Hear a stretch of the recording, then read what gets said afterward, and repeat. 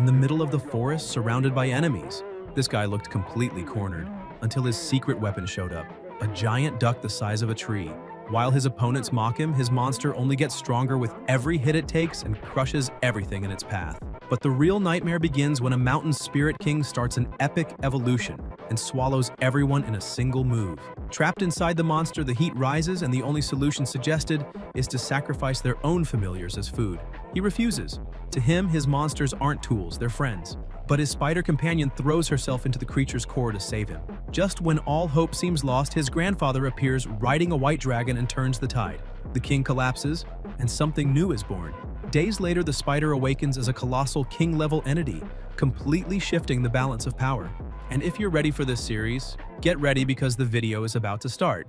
3 years ago, Earth underwent drastic changes.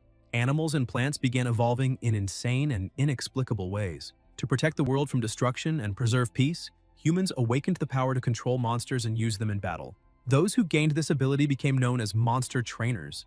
A woman slammed the blackboard, demanding the class's attention and shouting that monster trainers should focus more. Her name was Murong Cheye, teacher of Class 3, second year, at Chang'an 3rd Secondary School. She explained that this event marked the beginning of a new era for Earth and reminded everyone that it would be on the exam. The bell rang and the teacher ended the class, warning that the monster breeder exam would take place the next day and recommending they watch it with their parents. Leaving school, a boy named Gao Peng, 18 years old and a student of Chang'an 3rd Secondary School, walked deep in thought. His greatest goal was to become a monster trainer. However, something strange had been happening. Ever since turning 18, he started seeing panels floating before his eyes. One of them read, "Dear host, congratulations on successfully activating the Monster Evolution System. This system can help you identify relevant information about any creature. Please make good use of it." The system displayed precise details: species, level, grade, attribute, condition, weakness, and even the requirements for future evolution. Gao Peng arrived home wondering if he was going crazy from stress. As he climbed the stairs, he heard a noise and looked to the side. There was a strange spider. The system immediately identified it. Species: striped gray plate spider. Level 3. Grade: normal. Attribute: wood. Condition: healthy, irritated. Weakness: fire. Upgrade requirement: excellent grade. He stared at the panel, astonished by how real it seemed, remembering it was Grandma Chen's pet spider. Teacher Murong had said that kind of spider was usually docile, but suddenly, it leapt from the wall toward him. He shouted that there was nothing gentle about it and dodged quickly, running upstairs while calling for his grandmother. Sure, the spider wanted to eat him. The creature shot webs but missed, and Gao Peng realized how fast it was, panic rising. He wondered what to do, then remembered the system message. Its weakness was fire. Quickly, he lit a lighter and threw it, causing a small explosion that set the spider ablaze. Yet he realized the weak fire wasn't enough. Burning, the spider became even angrier, jumping up the stairs with killing intent. A red warning flashed before his eyes. It was just more enraged. Desperate, he ran faster, shouting that he only had one floor left. If he made it, Dazi would help. He sprinted with the spider close behind, its legs clattering against the steps, fear pushing him to keep moving. Finally, as he reached his door, the spider leapt to grab him. Gao Peng shouted for Dazi, who flung the door open so hard it hit the creature straight on. The impact sent it flying back, and another monster emerged, making the spider tremble with fear. The protagonist stood beside Dazi and asked with a half-smile if it still wanted to fight. The spider backed away and then fled, climbing up the walls until it disappeared. Peng watched and commented that it sure ran fast, but he'd let it go this time. Anyone who makes a contract with a monster can communicate through a mental link. Dazi, still grumbling, said he was starving and asked why his master came home so late, nearly fainting from hunger. The creature had two forms: combat and rest. Out of combat, its body shrank to conserve energy and heal minor wounds. Peng reassured him, patting his familiar and saying he'd make something to eat soon. He asked Dazi to hang the bag on the rack and headed to the kitchen. The boy grabbed a knife, spinning it between his fingers, muttering it was time to show his true skills. He then sliced meat and vegetables with incredible speed, and within minutes, a fragrant, nutritious dinner was ready.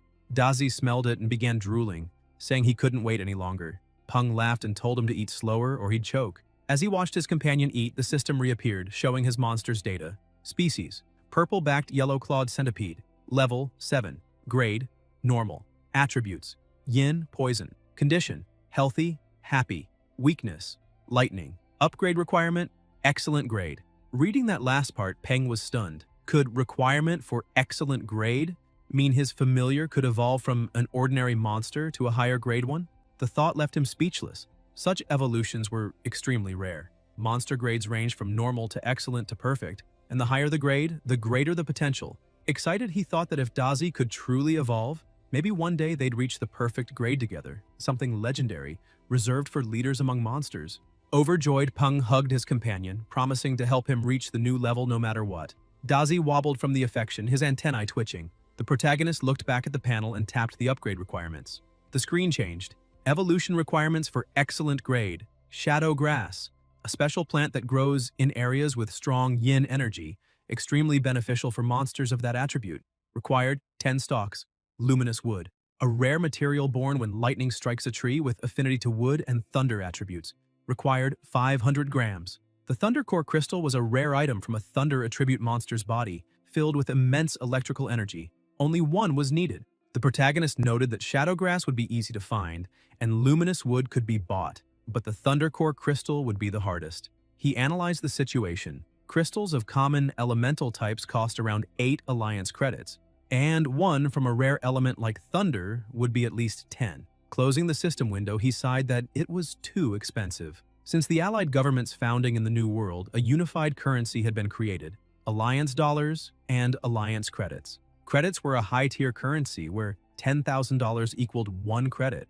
When his parents died in that accident, the government had granted him 20 credits in pension. Now only 11 remained. With that, he could still afford the materials for Dazi's evolution, but they'd be left with no money to live on. After eating, Dazi went to his master, complaining he was still hungry. Peng stared at him in disbelief, asking if he really was a centipede. Annoyed, Dazi stood up and demanded more food.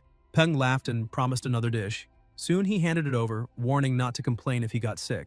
Watching Dazi devour the meal, he thought money truly was the biggest problem in the world. He had the recipe for evolution, but no resources to make it happen. Frustrating. Suddenly, an idea struck him. If the system was real, maybe he could become a true monster breeder. Discovering how to evolve a monster's grade had always been a mystery breeders tried to solve. And if he could access that information freely, he could become the greatest breeder of all.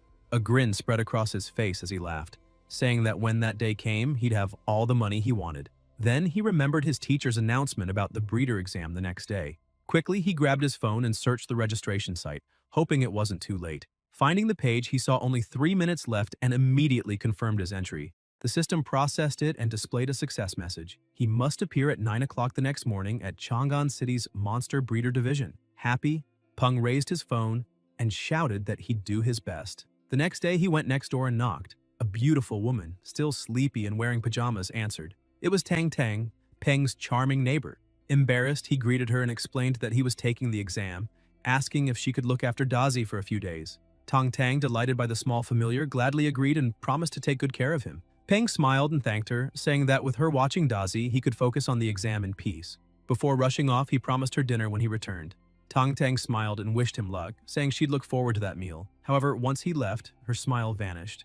She looked at Dazi with disgust, muttering that he was weak and ugly and wondering how Peng ended up with such a pathetic familiar. Dazi becomes irritated by the scornful look and prepares to attack, but Tang Tang quickly crouches, runs her hand over his head and strokes him, teasingly saying that Grandpa will be furious when he finds out about this. Inside her apartment, her phone rings. It's a call from her grandfather, the president. As soon as she answers, Tang Tang explains that she had called earlier only to report something.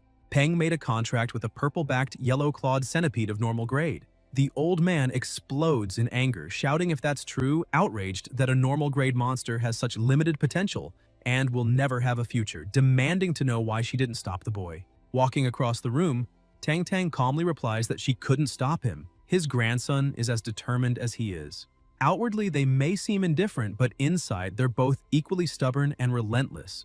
She reminds him that the centipede was left behind by his daughter and son-in-law, Peng's parents. With a sharp tone, she asks if the old man still hasn't finished what he set out to do, adding that perhaps it would be better to eliminate the disobedient and replace them with the obedient, since talent is something the world has in excess. She then looks out the window and sees Peng running down the street, sighs, and apologizes for saying too much, assuring him he doesn't need to worry because as long as she's around, the boy will never be in danger. She hangs up. In the president's office, a woman rushes in, asking if he called for her. With a cold expression, Ji Han Woo orders her to inform the experimental department that they have a 5-month deadline. If they fail to deliver results by then, they no longer need to exist. Regarding the Qinghai branch, he gives Li Ye 7 months to solve the problem, or he'll go there himself. The secretary trembles, bows, and says she'll carry out his orders immediately. Ji Han Wu, now calmer, picks up the phone, looks at a photo of himself with Peng, and murmurs that he'll set everything right within a year at most.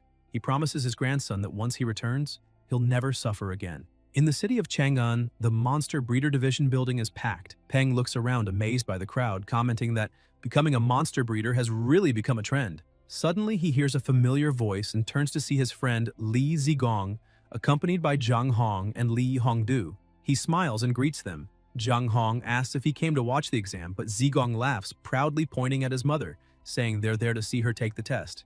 Even though she's failed 3 times before, he insists she'll pass this time. Hongdu lightly taps her brother's head, calling him an idiot. Zigong complains that she hits him so often he's actually turning stupid because of her, and she retorts that he's always been stupid, it has nothing to do with her. Slightly embarrassed, Peng interrupts the banter and reveals that he's also taking the exam. The 3 of them are surprised, and Zhang Hong places a hand on his shoulder with an encouraging smile, saying it's great to see him so determined, that he believes in him, and that maybe today they'll witness the birth of the youngest monster breeder in Chang'an. Peng laughs awkwardly, saying he's not that talented but will give it a try.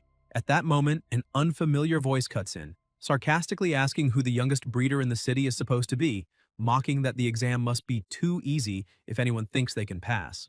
Zigong gets angry and asks what that idiot just said, but his sister tries to hold him back. The man keeps provoking, saying it's ridiculous for a foolish kid to think he can become a monster breeder. Peng stares at him coldly and replies that if someone could become a breeder just by talking, that man would already be the best in the world. The blonde man gets annoyed and tells him to wait. Soon he'll see what that means. Zigong asks who that idiot is and how anyone could be worse than him, and Zhang Hong answers that it's Wang Shu, heir of the Wang group, someone who has failed the monster breeder exam 4 times. So seeing a young newcomer like Peng must have gotten under his skin. Suddenly the doors open and people begin shouting, announcing that the exam is starting. The head examiner of the Chang'an City Monster Breeder Division, Feng Shu, steps forward to welcome everyone. He declares that the exam will begin immediately and instructs everyone to enter and collect the written test in an orderly line. Inside the division hall, Feng Shu welcomes them again and explains that the evaluation consists of 2 parts, a theoretical test and a practical test.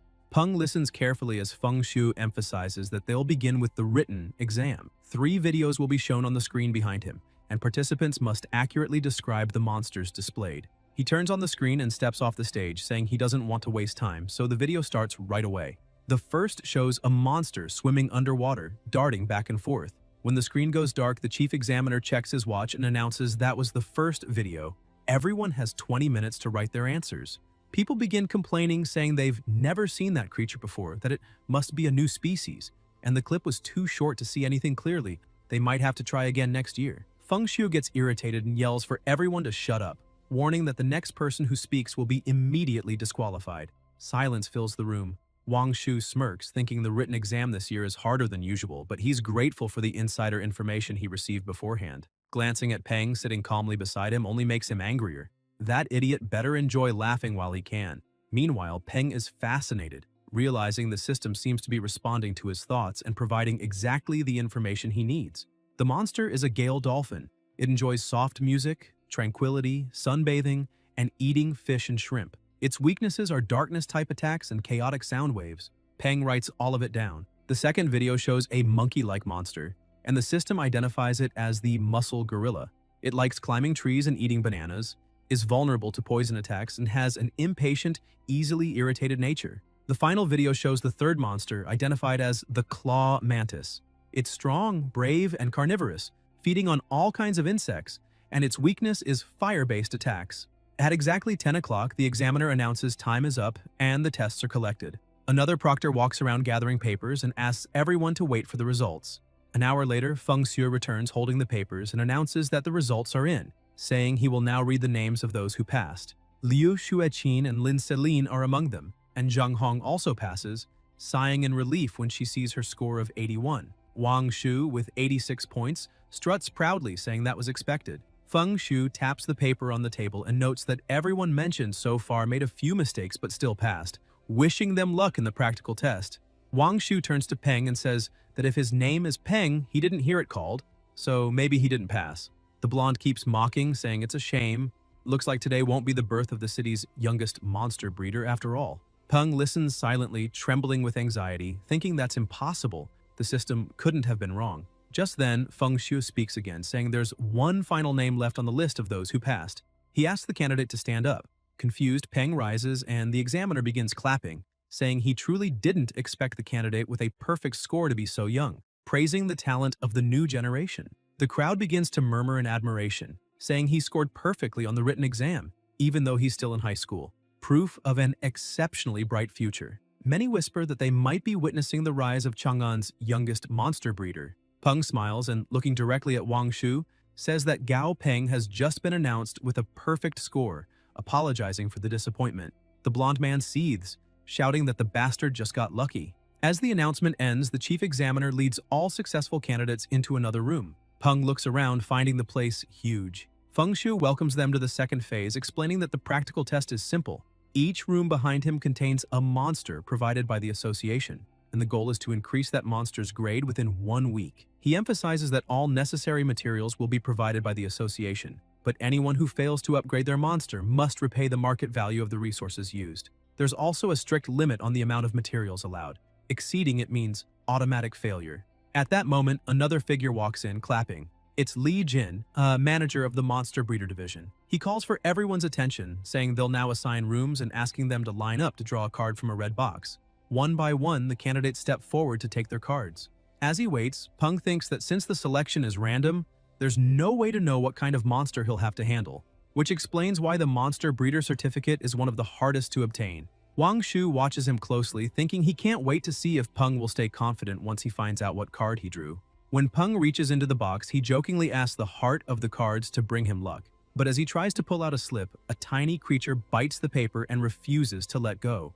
Both he and Li Jin notice the odd scene. Smiling, Zhang Hong says she got room 6 and asks Peng which one he picked. Peng smiles back and shows that he got room 10. Feng Shu then orders everyone to head to the rooms corresponding to their cards, declaring the practical exam officially begun. Peng walks to room 10 and is greeted by a man who introduces himself as Zhou Yuan. Peng shakes his hand with a polite smile, saying he'll be counting on his help. As Zhou Yuan swipes his card and opens the door to the 10th room, a terrifying roar echoes from within. So powerful it makes the floor tremble slightly. The moment Peng steps inside, the system immediately identifies the monster. Species: Red River Monkey. Level: 10. Grade: Normal. Attribute: Earth. Condition: Sick, dying. Weakness: Yin. Then another notification appears listing the requirements to evolve it to excellent grade. Peng grows uneasy and asks what happened to that monkey. Zhou Yuan explains grimly that it underwent countless experiments, which caused conflicting negative energies to build up inside its body. In truth, the creature should have been put down, but due to a lack of available test subjects, it was assigned for this trial. Earlier, Zhou Yuan had questioned the manager, asking why, among so many healthy monsters, they'd pick this one. On the phone, Li Jin told him not to worry. He had his own reasons. In that same call, he was speaking with Mr. Wang, assuring him that everything was going as planned and that the candidate wouldn't pass the practical test, not even if he were the greatest monster breeder in the world. Back in the present, Zhou Yuan sighs and says the monkey has only survived this long because of its incredible will to live, but the chances of recovery are extremely low, far beyond normal difficulty. He offers to help Peng register for the next exam, allowing him to start directly in the second phase. But Peng looks at the monkey locked in the cage, breathing weakly, body trembling, eyes filled with tears. He thanks Zhou Yuan for the offer, but firmly says he won't give up so easily. Zhou Yuan smiles faintly, saying he understands, and allows him to enter. As soon as Peng steps through, the door closes behind him. The monster, lying on the ground, trembles as tears roll down its face. In its mind, flashes of painful experiments and voices calling it useless torment its thoughts. It screams in despair, staring at Peng with raw suffering. Peng slowly approaches, places a hand on the monkey's head, and gently tells it not to worry. Just trust him because he'll do everything he can to help. Using the system, Peng analyzes the Red River monkey's evolution path, and the results shock him. The first screen shows the normal path, purify bodily impurities, and evolve into an excellent grade Red River monkey. But then a second screen appears, darker, surrounded by a shadowy aura, offering an alternative. Yin path. Absorb yin energy to eliminate the body's weakness to the yin attribute. High chance of evolving into a new species and achieving excellent or higher grade. Peng can't understand why this creature has 2 evolution routes, but new windows appear listing the requirements for each. For the normal evolution, 5,000 grams of spiritual aura herb, 4,500 grams of concentrated aucuba scent, 10 bottles of first-class antidote, 5 elite-level monster crystals of the wood attribute, 2,500 grams of spirit-calming wood powder, 10 bottles of heart-cleansing dust, and 10 kilograms of tranquil leaf tea. For the distorted yin evolution, 250 grams of black candlegrass, 1 elite-level carrion attribute monster crystal, 2 or 3 pouches of luminous powder, 1 or 2 skull mushrooms, and 3 stalks of withered grass. Peng compares both lists and realizes the normal path demands an absurd number of materials, far exceeding the limit allowed by the examiners. He reasons that his choice makes sense. It's easier to continue painting on a stained canvas than to scrub it clean and start from scratch. So, he decides to take the risk and choose the distorted path. The system updates and displays the yin evolution formula. Mix a portion of black candlegrass into the creature's 3 daily meals for 3 days. Then feed it the carrion-type crystal and place it in a bath containing sulfuric acid solution blended with luminous powder, skull mushrooms, and withered grass. After that, let the process occur naturally. Reading everything carefully, Peng calls Zhou Yuan and hands him a note. Zhou asks if that's the material list, and when he reads it, he's stunned by the names. Black candlegrass, skull mushrooms, withered grass, all toxic ingredients. He frowns and says every one of them is highly poisonous, asking if Peng intends to raise the monkey's grade or kill it. Peng calmly replies that desperate times call for desperate measures, assuring him he knows what he's doing before closing the door. Zhou Yuan storms off, pacing anxiously, muttering that this boy couldn't possibly have gotten a perfect score on the written test. He's just a fool with a bit of theoretical knowledge, acting like a genius. 3 days pass. In room 2, one participant has already failed. In room 7, another candidate also failed, lamenting that the monster's grade almost increased, but she couldn't figure out what went wrong. In room 8, someone else loses it completely, shouting that nothing makes sense. He followed every ratio perfectly, yet nothing worked.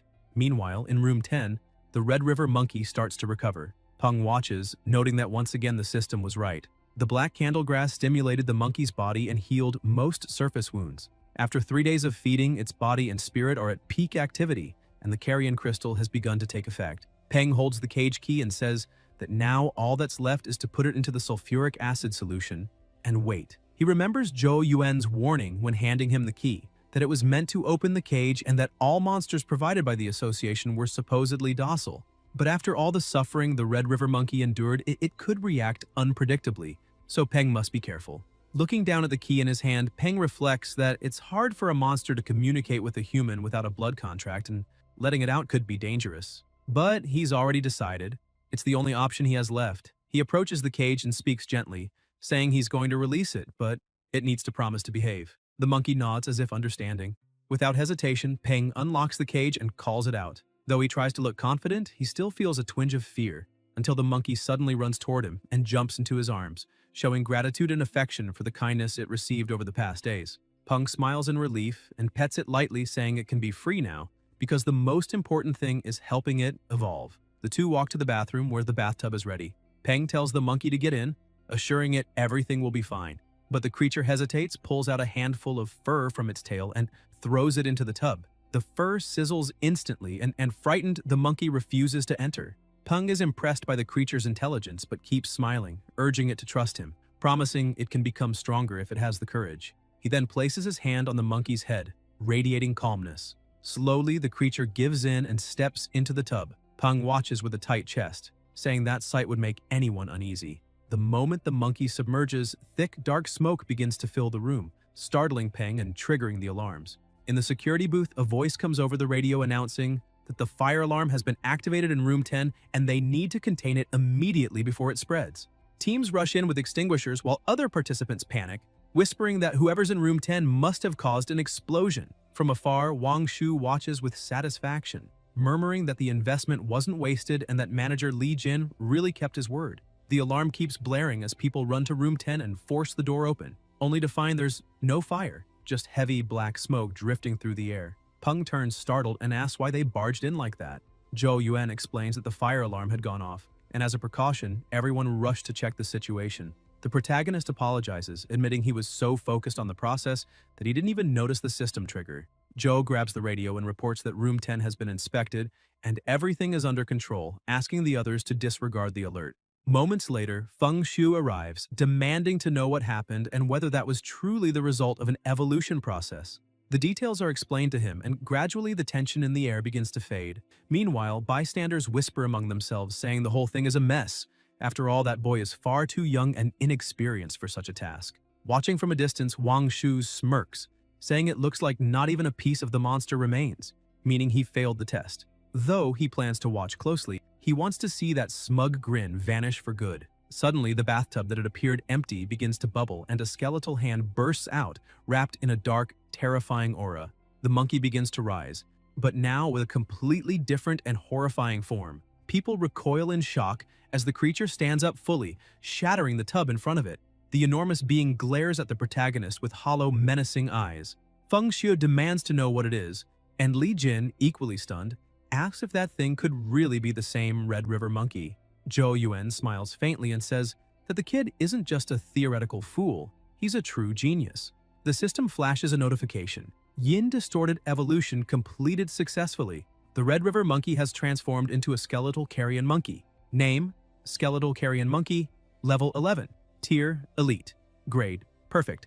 Attribute: Undead. Condition: Weak but animated. Weakness: Light. Peng's face lights up in disbelief. It actually worked. He's overjoyed but mutters that the system is ridiculous. This was only supposed to be a qualification test. In the future, with enough materials, he could evolve and mass-produce creatures like this. Scientists gather around, noting that after the evolution, the creature's body has grown massive, the gas surrounding its bones is incredibly resilient, and the bones themselves look as strong as steel. Li Jin comments, amazed, that this must be an entirely new, uncatalogued species, and more than that, an exceedingly rare undead type, making it a priceless discovery. Feng Shu smiles, observing that undead types are indeed uncommon, even among the allied government's ranks.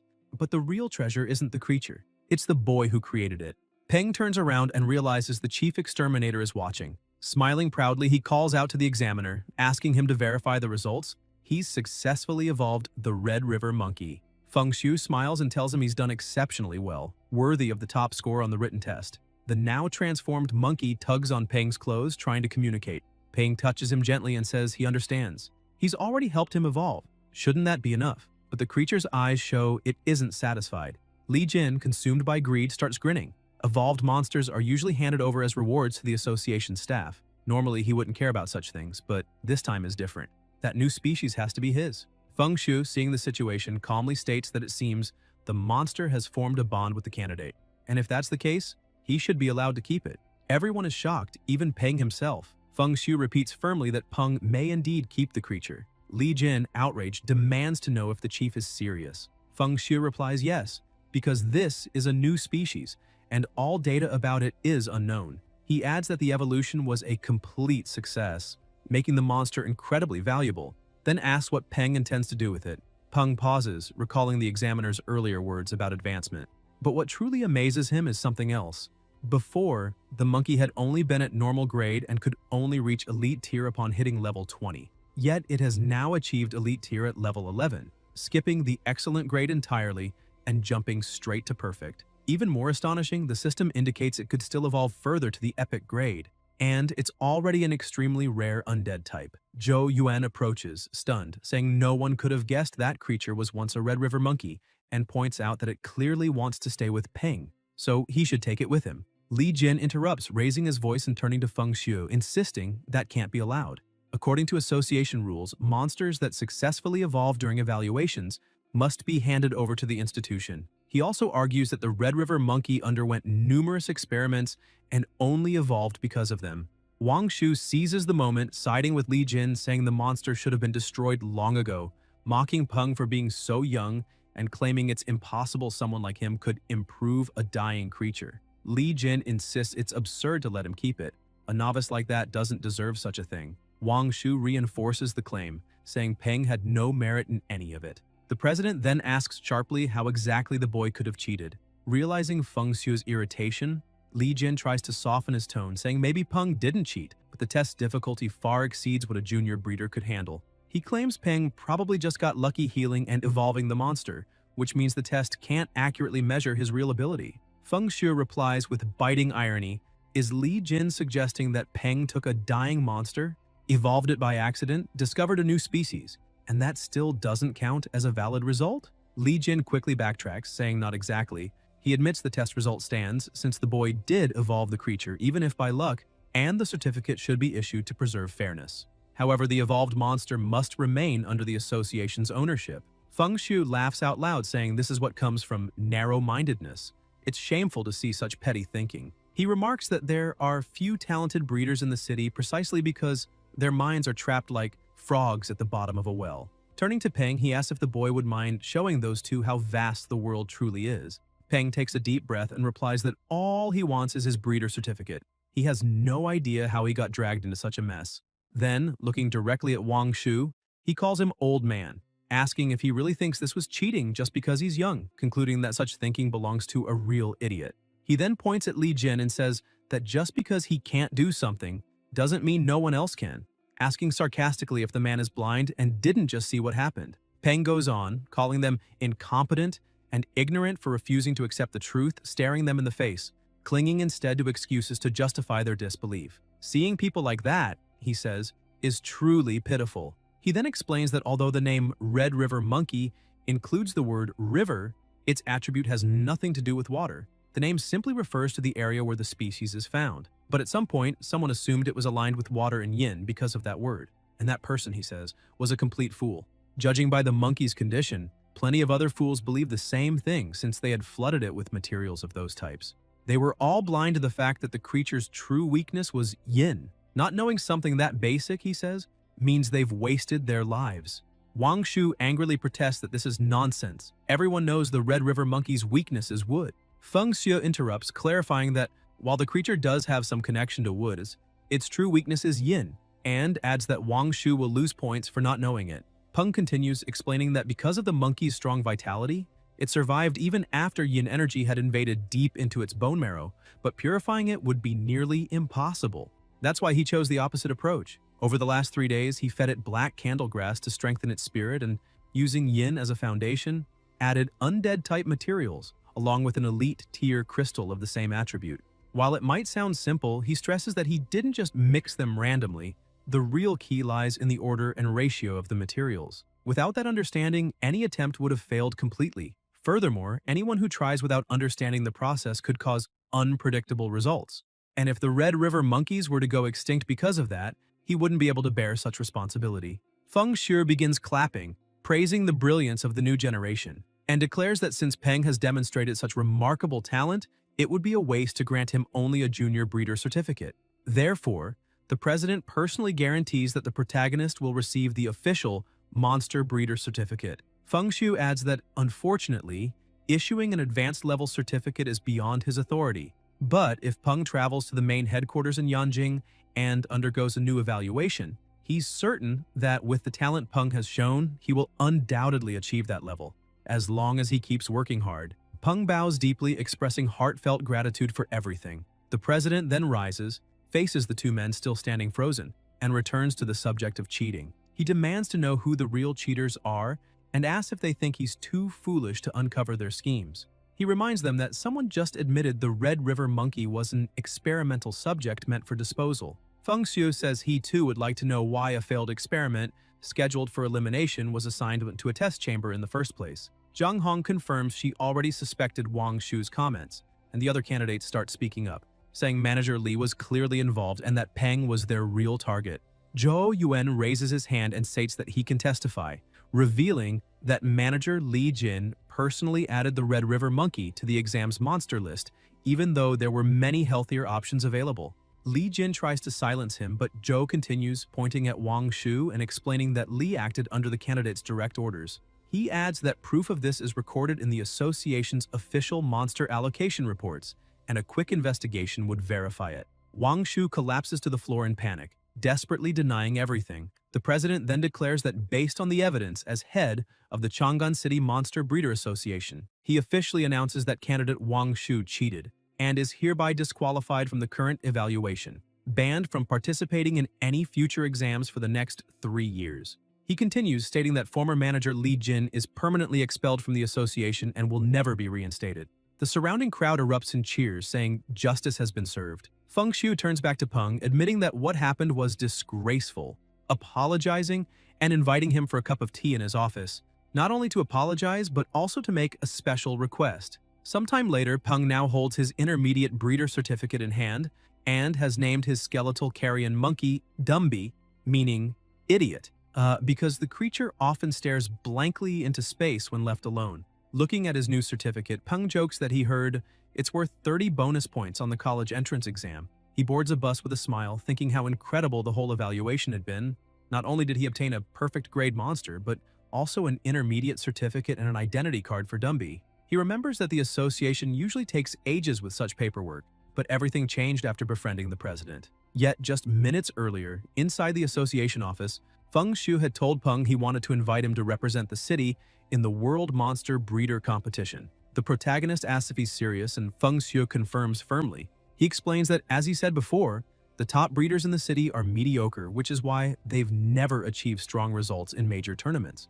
But if Peng represents Chang'an, everything could change. Feng Shu emphasizes that the world has only been different for 3 years, meaning both old and young stand on equal ground. Thus, the World Monster Breeder Competition has no age limit. The president, now excited, slaps the desk and exclaims that in terms of potential, young talents like Peng have an overwhelming advantage. Peng tries to hide his growing interest, but his expression betrays him, and Feng Shu teases that it would be a shame for him to refuse, especially since the top competitors receive large cash prizes, with the top 10 earning at least 10,000 alliance credits each. Feng Shu then looks aside, slightly embarrassed, admitting that he was selfish for wanting Peng to join so suddenly and that he'll take full responsibility for it. But Peng interrupts him, telling him not to say another word. With a determined expression, he declares that with great power comes great responsibility, and for that reason, he'll accept the invitation to protect the city's honor. Back in the present, on the bus, Peng sits deep in thought, wondering whether he should really enter such a competition, as everything seems complicated. Around him, passengers whisper in awe at his familiar, marveling that it's such a rare undead creature. But as always, there's someone foolish enough to do something stupid. One man leans closer out of curiosity and loudly asks what would happen if he pulled a bone from the monster. Without thinking, he reaches out to try. In an instant, red threads shoot out from Dumby, wrapping tightly around the man's arm. Within seconds, the undead completely restrains him without even turning his head, while Peng, lost in thought, is still daydreaming about the 10,000 credit reward for placing among the world's top 10. After all, someone poor like him can't afford to ignore that kind of opportunity. Dumby rises and stares at the man who dared to touch him, raising a hand toward his eye, ready to strike. Peng quickly calls his name, and the undead instantly releases the man, returning obediently to his master's side. Peng sighs, muttering that with both him and Dazi around, he has no choice but to join the competition. After all, Dazi eats too much, and now, with Dumby's size, feeding them both will be tough. Smiling, Peng jokes to his new familiar not to worry. It's his own fault for being such a genius, so young and talented that even the heavens must be jealous. The passengers keep whispering, amazed that the boy hasn't even signed a formal contract yet and still commands absolute obedience from the creature. Many wonder who this mysterious prodigy is that no one in the city had ever heard of before. After getting off the bus, Peng says it'll be good to talk to Tang Tang and tell her everything that happened. Suddenly, something rushes toward him. Dumby senses the danger and pushes him aside, blocking the attack. The undead looks back concerned, checking if his master is unharmed.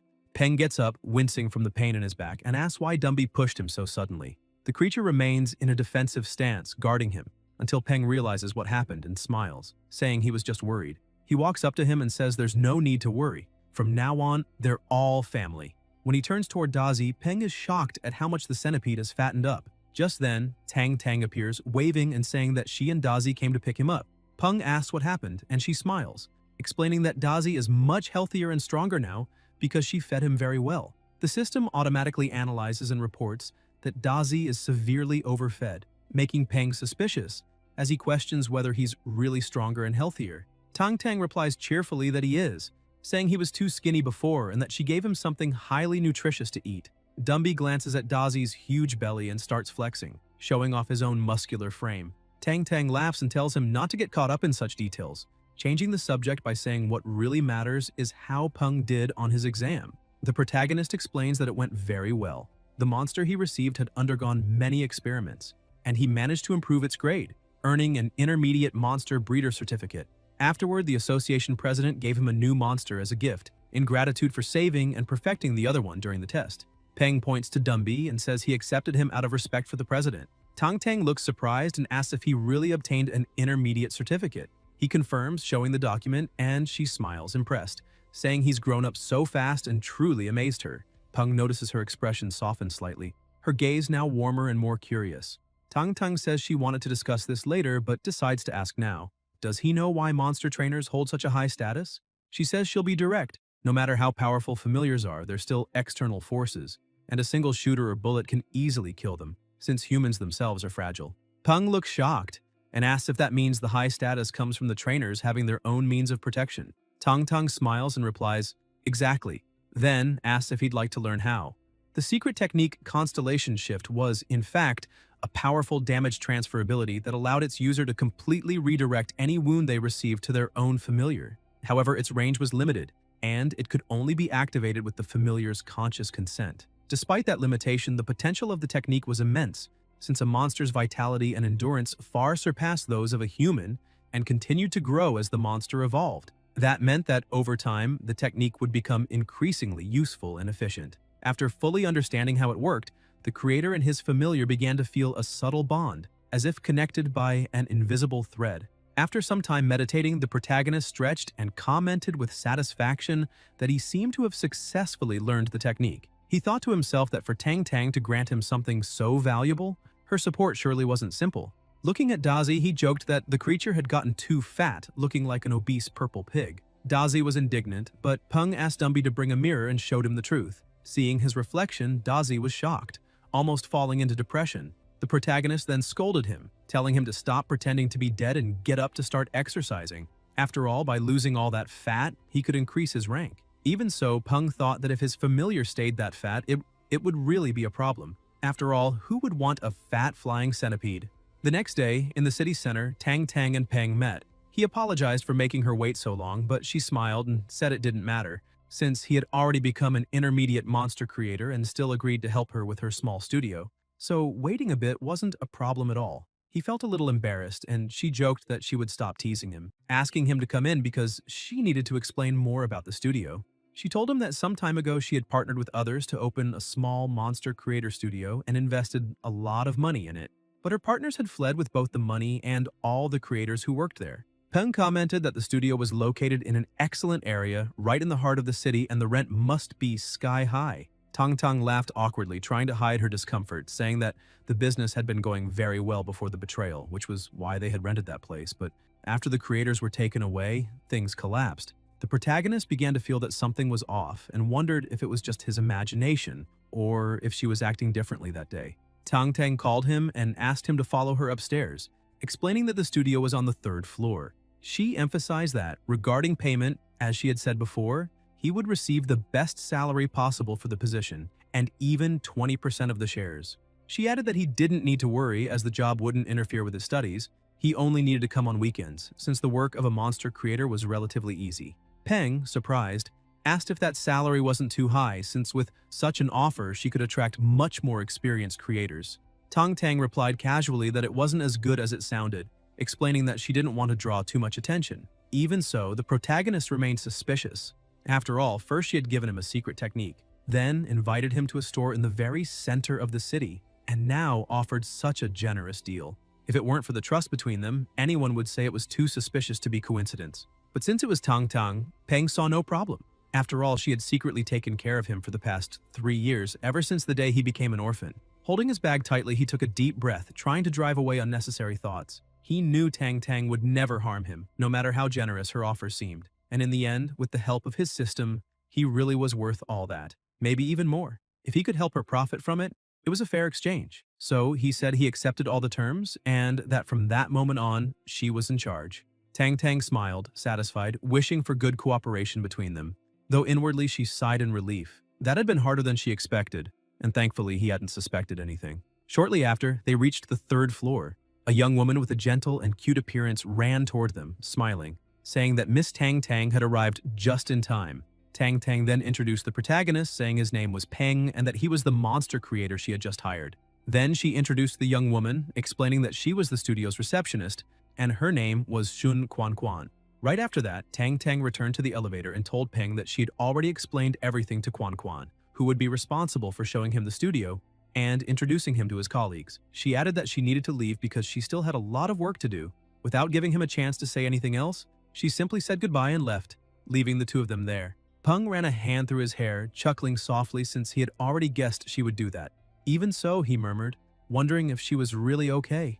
Quan Quan kept her charming smile and asked him to follow her, saying they would handle his registration. While filling out the information, she glanced at Peng discreetly, surprised that someone so young was already an intermediate monster creator. Deep down, she thought Tang Tang had probably been deceived. Meanwhile, Peng sat reflecting on how the studio operated. If he wanted to generate profit for Tang Tang, he would need to set a fair service rate. Unlike other creators, he had the system, and following its instructions, his creation success rate would be practically 100%. Therefore, it wouldn't be fair to charge the same as everyone else. Although he wasn't obsessed with money, charging less would be a waste, and in a way, even disrespectful to the system itself. So he decided to charge 3 times the maximum price normally asked by an intermediate creator. When the registration was complete, Quan Quan approached him and handed over the certificate, saying the process was finished. Peng thanked her, but the receptionist looked at him with slight concern and asked if he really intended to charge 3 times the maximum rate. She explained that maybe he didn't know how a studio worked, but warned that such a price could hurt their reputation. Peng frowned and asked what she meant by that. At that moment, the door suddenly burst open. A man rushed in, looking irritated and desperate, saying he would get straight to the point. He stared at Peng and declared that if Peng wanted to charge 3 times the maximum rate, he would have to prove he was worth the price. Stepping forward firmly, he stated that if Peng could heal his familiar, no matter how long it took, he would pay 10 times the requested amount. He repeated with conviction that if his familiar truly recovered and advanced in rank, he would pay 10 times the fee without hesitation. Quan Quan panicked the moment she heard the offer since that amount was absurdly high, and she desperately begged the man to calm down. Peng, however, remained calm and confident, saying it was fine. He remarked that this would be his first client and that, for that reason, he would give a generous discount, charging only 3 times the normal rate, not 10. The man looked at him in surprise and asked if he was really that confident in being able to heal his familiar. Peng asked him to calm down, explaining that he could only give an accurate answer after examining the creature's condition. The man then opened a box and with a worried expression revealed his small familiar. Quan Quan stepped closer anxiously as the animal began whimpering in pain and trembling in its owner's hands. The man looked at Peng in despair, asking if he could do anything. The system immediately activated the analysis. Purple electric rat, conflicting variant, level 19, elite tier, excellent grade, lightning attribute, condition, minor injuries and weakness due to mud contamination, promotion requirements for perfect grade, incomplete. Moments later, a red warning flashed across the system panel. Danger detected. Resolve the conflicting variation immediately. Peng widened his eyes and, unable to contain his irritation, shouted at the client asking what he had fed the rat. The man, startled, replied that he had given it blood jade ganoderma, thinking it would trigger a mutation and help it evolve. But the result had been the opposite. Now, desperate, he asked if there was still a chance to cure it. Peng began reasoning. The electric rat had already been in the process of evolution, but the forced attempt caused a conflicting variation between the lightning and blood types, leading to the collapse. The system reappeared, displaying the variant evolution plan. 5 shadow fruits, 5 grams of scarlet maple from the well, 50 grams of golden lightning leaves, grind and boil into soup. Add 1 bloodbat crystal core, elite tier. Peng realized that if he followed the system's plan, he could turn the conflict into a complement and trigger a unique variant evolution. He then asked Quan Quan to gather the ingredients as quickly as possible and turned to the client, asking if he knew the creator's rules. They used their own materials, but the client had to reimburse everything afterward. The man agreed immediately, so willing to pay whatever it took. Peng approached the small rat and spoke to it calmly, promising that he would make it evolve successfully. Once everything was ready, they went to the treatment room. When the preparation began, both the client and Quan Quan were horrified by what they saw. The man, pale as a sheet, asked if that was really how Peng intended to heal the electric rat. The scene was absurd. The little rat was lying on a chopping board, and Peng, holding a huge cleaver, looked as if he were about to slice it up. Seeing that, both of them shouted in disbelief, calling it madness. But Peng, unfazed, grabbed the rat and threw it straight into the boiling pot. The client tried to stop him, and Quan Quan nearly fainted, crying that this would cause a massive loss. Even so, Peng continued stirring the pot calmly, and after a few seconds, he lifted a ladle of the broth and, with the most serious expression in the world, asked if the client would like to taste a sip of the rat soup. claiming that, according to legend, it nourished the yin and restored the yang. The man began to panic, but Peng simply smiled and told him to relax, explaining that it was just a joke to lighten the mood. Then he lifted the lid and asked the man to take a look. Mr. Ma leaned in curiously, and to his astonishment, what was inside wasn't soup at all. It was a medicinal bath Peng had prepared for the familiar. The heat was only meant to help the creature absorb the medicine more effectively. Even so, the client kept watching with his heart pounding, trying to stay calm. The protagonist covered the pot again and with a confident smile said that the heavens were about to bless that rat, so it needed to boil a little longer, about 10 more minutes. Mr. Ma thought about how there were only 2 advanced monster creators in the whole city, both prestigious and impossible to schedule. That was why his only option had been Peng, an intermediate creator. But if the boy made a mistake, he wouldn't forgive it. 10 minutes later, the client returned to the room and asked if it wasn't done yet or if it was taking too long. Peng calmly replied that it was almost time. Suddenly, the pot began to shake and rumble, and Peng announced that the moment had come. The lid flew off, a small explosion burst out, and the rat leaped from the pot, trembling and radiating energy throughout its body. In an instant, it destroyed everything around it with incredible speed. The client began shouting with joy, celebrating that it had worked, and that his familiar had truly evolved. Quan, however, panicked as she watched the treatment room being completely destroyed. The system analyzed the monster again and displayed name, Purple Blood Electric Rat, level 20, tier Elite, grade, perfect, attributes, lightning, and blood. Peng crossed his arms and remarked that the client was very lucky. His familiar had reached perfect grade with dual attributes, and with a bit of training, it could even advance to commander tier. Mr. Ma, overwhelmed with emotion, apologized for having been rude earlier and thanked him sincerely. Peng replied professionally, saying there was no need for thanks since the man was paying for the service. He then handed him the invoice, including the consultation fee and materials, and the cost of the damage to the treatment room. He called Quan Cutie and asked her to send the list of materials to the client's home, explaining that the cost would be deducted from his commission. Mr. Ma, still excited by the result, asked if Peng could examine another of his familiars and whether he had time the next day. However, Peng refused. The man insisted, saying he would pay 3 times more since money wasn't a problem. Peng then asked him to calm down and explained that wasn't the reason. He simply had school the next day and wouldn't have time. The client was confused and asked if it was some kind of association training or a lesson with a renowned master. Peng packed his things and, with complete composure, said that he was still in his 3rd year of high school and needed to go home to do his homework. Mr. Ma was left completely stunned, unable to believe that someone so young could possess such talent, muttering to himself that students these days were terrifying. Quan was also speechless, remembering that Tang had bought the studio just a few days earlier for an enormous sum, fired all the previous monster creators, and told her to keep it a secret from Peng. But now, seeing this, she understood that he was a true super genius. Meanwhile, inside her home, Tang held something in her hands and commented that it was the last remaining crystal core. She ordered her familiar to deliver it to the right destination. An open window led in the wind, and in the protagonist's room, Dazi rested peacefully. Tang's small familiar threw the crystal core through the window, and both it and the other creature watched the scene unfold. Dazi quickly darted forward, swallowed the core, and within seconds began to feel something strange. Dumby, alarmed, tried to help him. Meanwhile, Peng was walking home calmly, mumbling that those 7 kilos of yin cedar needles should be enough to feed Dumby for a month. He reflected that his familiar had already reached perfect grade, and if it continued evolving, it could reach epic grade, something so rare he had only read about it in books or seen on TV. Even so, he decided it would be better to ensure proper nutrition before thinking about new evolutions. On the other hand, Dazi's case was more urgent. To evolve, he needed a crystal core from a level 10 or higher thunder-type monster, an extremely hard-to-find item, and even if he found one, he probably couldn't afford it. Suddenly, a loud crash echoed from his house. Peng froze, recognizing Dumby's cry, and realized something might have happened. He ran frantically, knocking things over on the way until he reached the door. When he opened it, he saw Dazi rolling around wrapped in an unstable aura. The system immediately ran an auto-analysis. Yellow-clawed, purple-backed centipede. In evolution. Current grade, normal. Level 8. A large amount of Thunder Titan centipede meat has been consumed along with a Thunder Titan centipede crystal core. Condition. Requirements met for one of the evolutionary paths.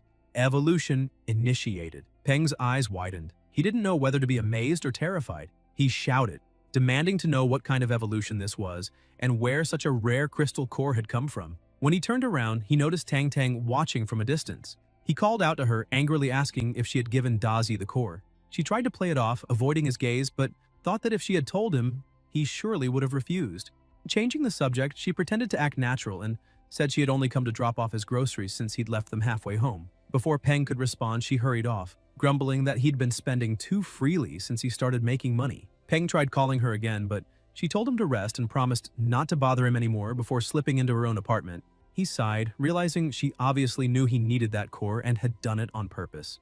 Turning back to Dazi, he gave his familiar a light tap on the head, scolding him for being such a glutton and eating whatever he found. Sitting down beside him, he opened the system and remarked that it didn't matter anymore. What really mattered now was finding a way to accelerate the evolution. He rummaged through the clutter in the room, muttering that nothing there would work until he found something interesting, a purple poisonous flower. Holding it up, he said that if he ground it and mixed it into a medicinal broth, it might help with the evolution. He quickly prepared the elixir, handed it to Dazi, and told him to drink it at once. The little monster swallowed the liquid and suddenly, its eyes gleamed brightly. A powerful surge of energy burst from its body, lighting up the entire apartment and shattering the windows. The transformation began instantly. Dazi's body grew larger, his claws and shell became tougher, and amid the blinding light, he successfully completed his evolution. The system analyzed again and reported that Dazi had now become a purple-backed thunder centipede, level 9, excellent grade, with thunder and poison attributes. To reach perfect grade, he would need to grind a silver leaf into powder, mix it with water, and make Dazi drink it daily for a week, as well as provide a crystal core from a commander-level thunder-type monster. Peng sighed in relief, saying it was finally over. He hadn't expected Dazi to advance to excellent grade so easily, and remarked that this was the benefit of having someone amazing backing him up. Suddenly, Dazi collapsed from exhaustion, and Dumby rushed over in concern, checking if his friend was okay. The protagonist was surprised since Dazi usually picked on Dumby, yet he was showing genuine worry. Peng reassured him, saying Dazi was just tired. Then he offered Dumby some food, telling him that despite his looks, he was very kind, and that's why Peng had bought that meal especially for him. Dumby took a piece carefully, tasted the delicious flavor, and soon began eating eagerly. Peng smiled in satisfaction and told him he was a good boy, asking him to just keep eating. He added that Dumby had gone through a recent evolution, so it was best to let him stabilize for now.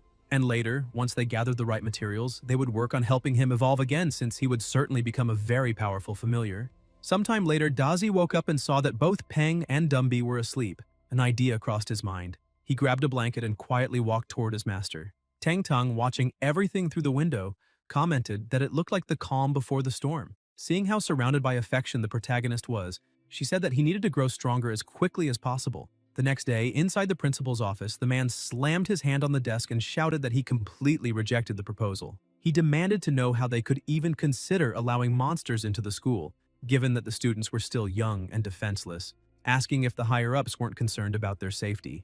Another man tried to calm him down, explaining that in times of peace, such an age might still be considered childish, but in ancient times, people that young were already taking up arms to protect their families. The principal was shocked, asking if things had truly come to that point, and the superior replied that, although new technologies were being developed all around the world, progress was still slow. And if things continued like this, when the day came that their current technology could no longer face the threats ahead, it would already be too late for regret. Meanwhile, in the classroom, Peng felt uneasy as everyone stared at him. One of the students turned around and asked if it was true that he had earned an intermediate creator's certificate.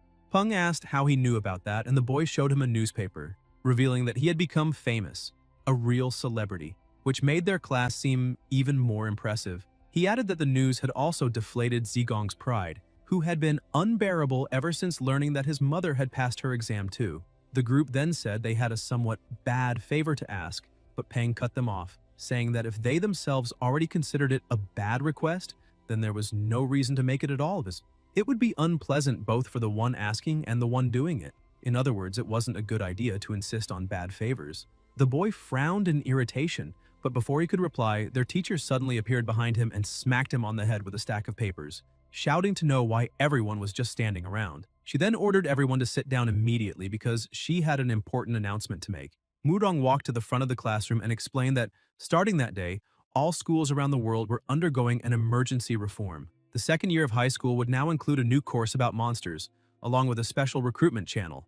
It was a joint project between the Ministry of Education and the military, and the top students could be directly recruited into prestigious academies or military institutions. She informed them that military instructors would arrive soon and that any students interested in joining those academies could begin training that very afternoon. Murong added that anyone who wished to become a special student should meet her after class to register. The entire class was stunned by the sudden announcement, whispering among themselves that such a direct collaboration with the military wasn't normal, raising suspicions that something serious might be happening, perhaps even outside the city, since they had heard rumors that the situation out there was tense.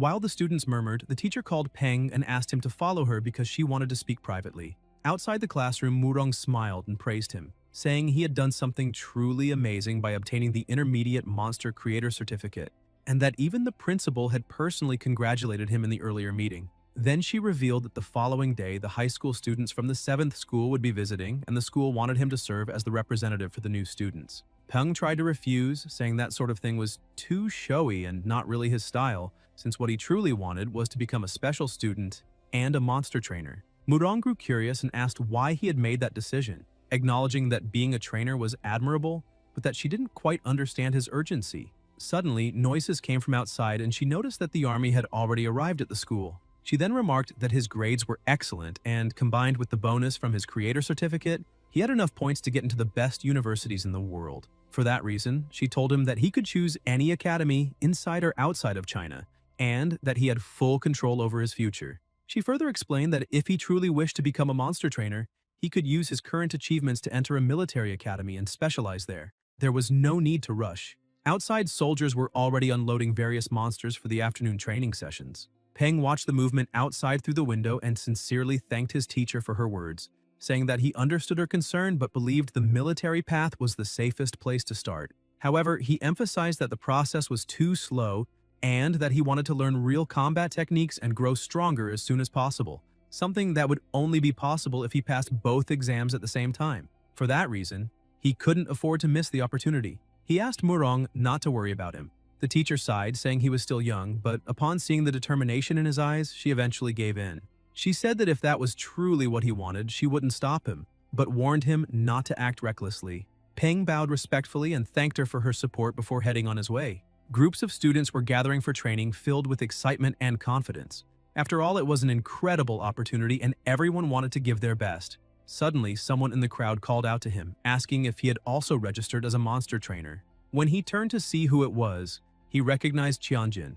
The boy ran up to him enthusiastically, saying that he was already a monster creator and that his grades were excellent too. Curious, Peng asked why he wanted to register. With bright eyes, Qianjin replied that it was his childhood dream. His favorite animated movie had been God's favorite treasure, and the monsters in it were amazing. That's why he wanted to become one with the strongest trainer and couldn't miss the chance. Peng teased him, asking if that strongest trainer happened to be a man, would he still want to become one with him? Annoyed, Qianjin said it was just a figure of speech. Peng ended the teasing and told him it was fine, but they needed to keep moving, since the training field was just ahead. When the group of students arrived, they were stunned by the sight of the muscular soldiers. It was the first time they had ever seen people so imposing and serious.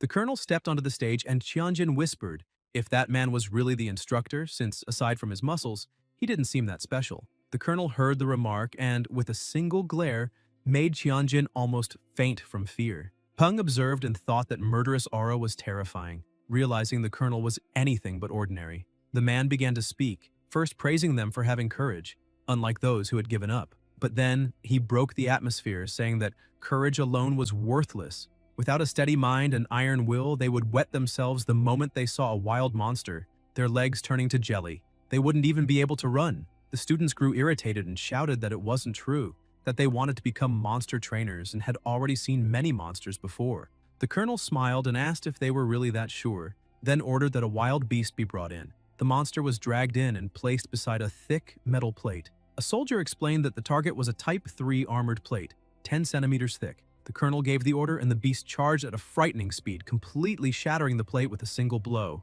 The students stood speechless and terrified at the display of power. Even Peng was shocked, wondering how something so thick could be destroyed so easily. The colonel asked if they had all seen that, explaining that this was the power of a trained familiar, and that the monsters they would face in the future could be even stronger. He then said this was their last chance. Anyone who wanted to quit could leave right now. People started walking away and Peng was surprised to see that almost everyone left. Apparently, they had only come for the excitement of the moment. The colonel shouted, asking why they looked so down, saying that what they had done wasn't wrong. He smiled and told them that those who went back should study hard because studying was also a fine path and they weren't deserters. They had simply made the rational choice to return to class. The colonel then turned his gaze to those who remained, his eyes wild and his aura so heavy that everyone felt the air grow thick. He said that those who chose to stay were different, but warned that if anyone quit now, they would be true deserters. And he hated deserters more than anything. He asked if they understood, and with trembling voices, the students answered yes. The colonel yelled for them to repeat, saying he couldn't hear them. The group, terrified, screamed in unison that they understood. By the end of the day, Peng arrived home and collapsed on the couch, completely exhausted. Even though he had prepared himself mentally, he hadn't expected it to be that tough. Despite his fatigue, he noticed his familiars were upset and hungry, so he went to the kitchen. As he walked, he recalled Colonel Chen's words. Within a month, every institute in the city would conduct elimination tests until only about 1,200 students remained. The cut rate was brutally high. When Peng opened the refrigerator and found it empty, he began rummaging through the cupboards, wondering aloud where all the yin cedar needles had gone. Only one remained. He walked into the living room confused and asked what had happened. Dazi pointed at Dumby, saying he had eaten everything. Peng approached and calmly explained that next time, if Dumby wanted more, he just needed to ask. Dumby lowered his head embarrassed, and Peng patted him gently, saying he wasn't angry. He just wanted him to let him know. Then he sat on the couch and opened the system, checking the data.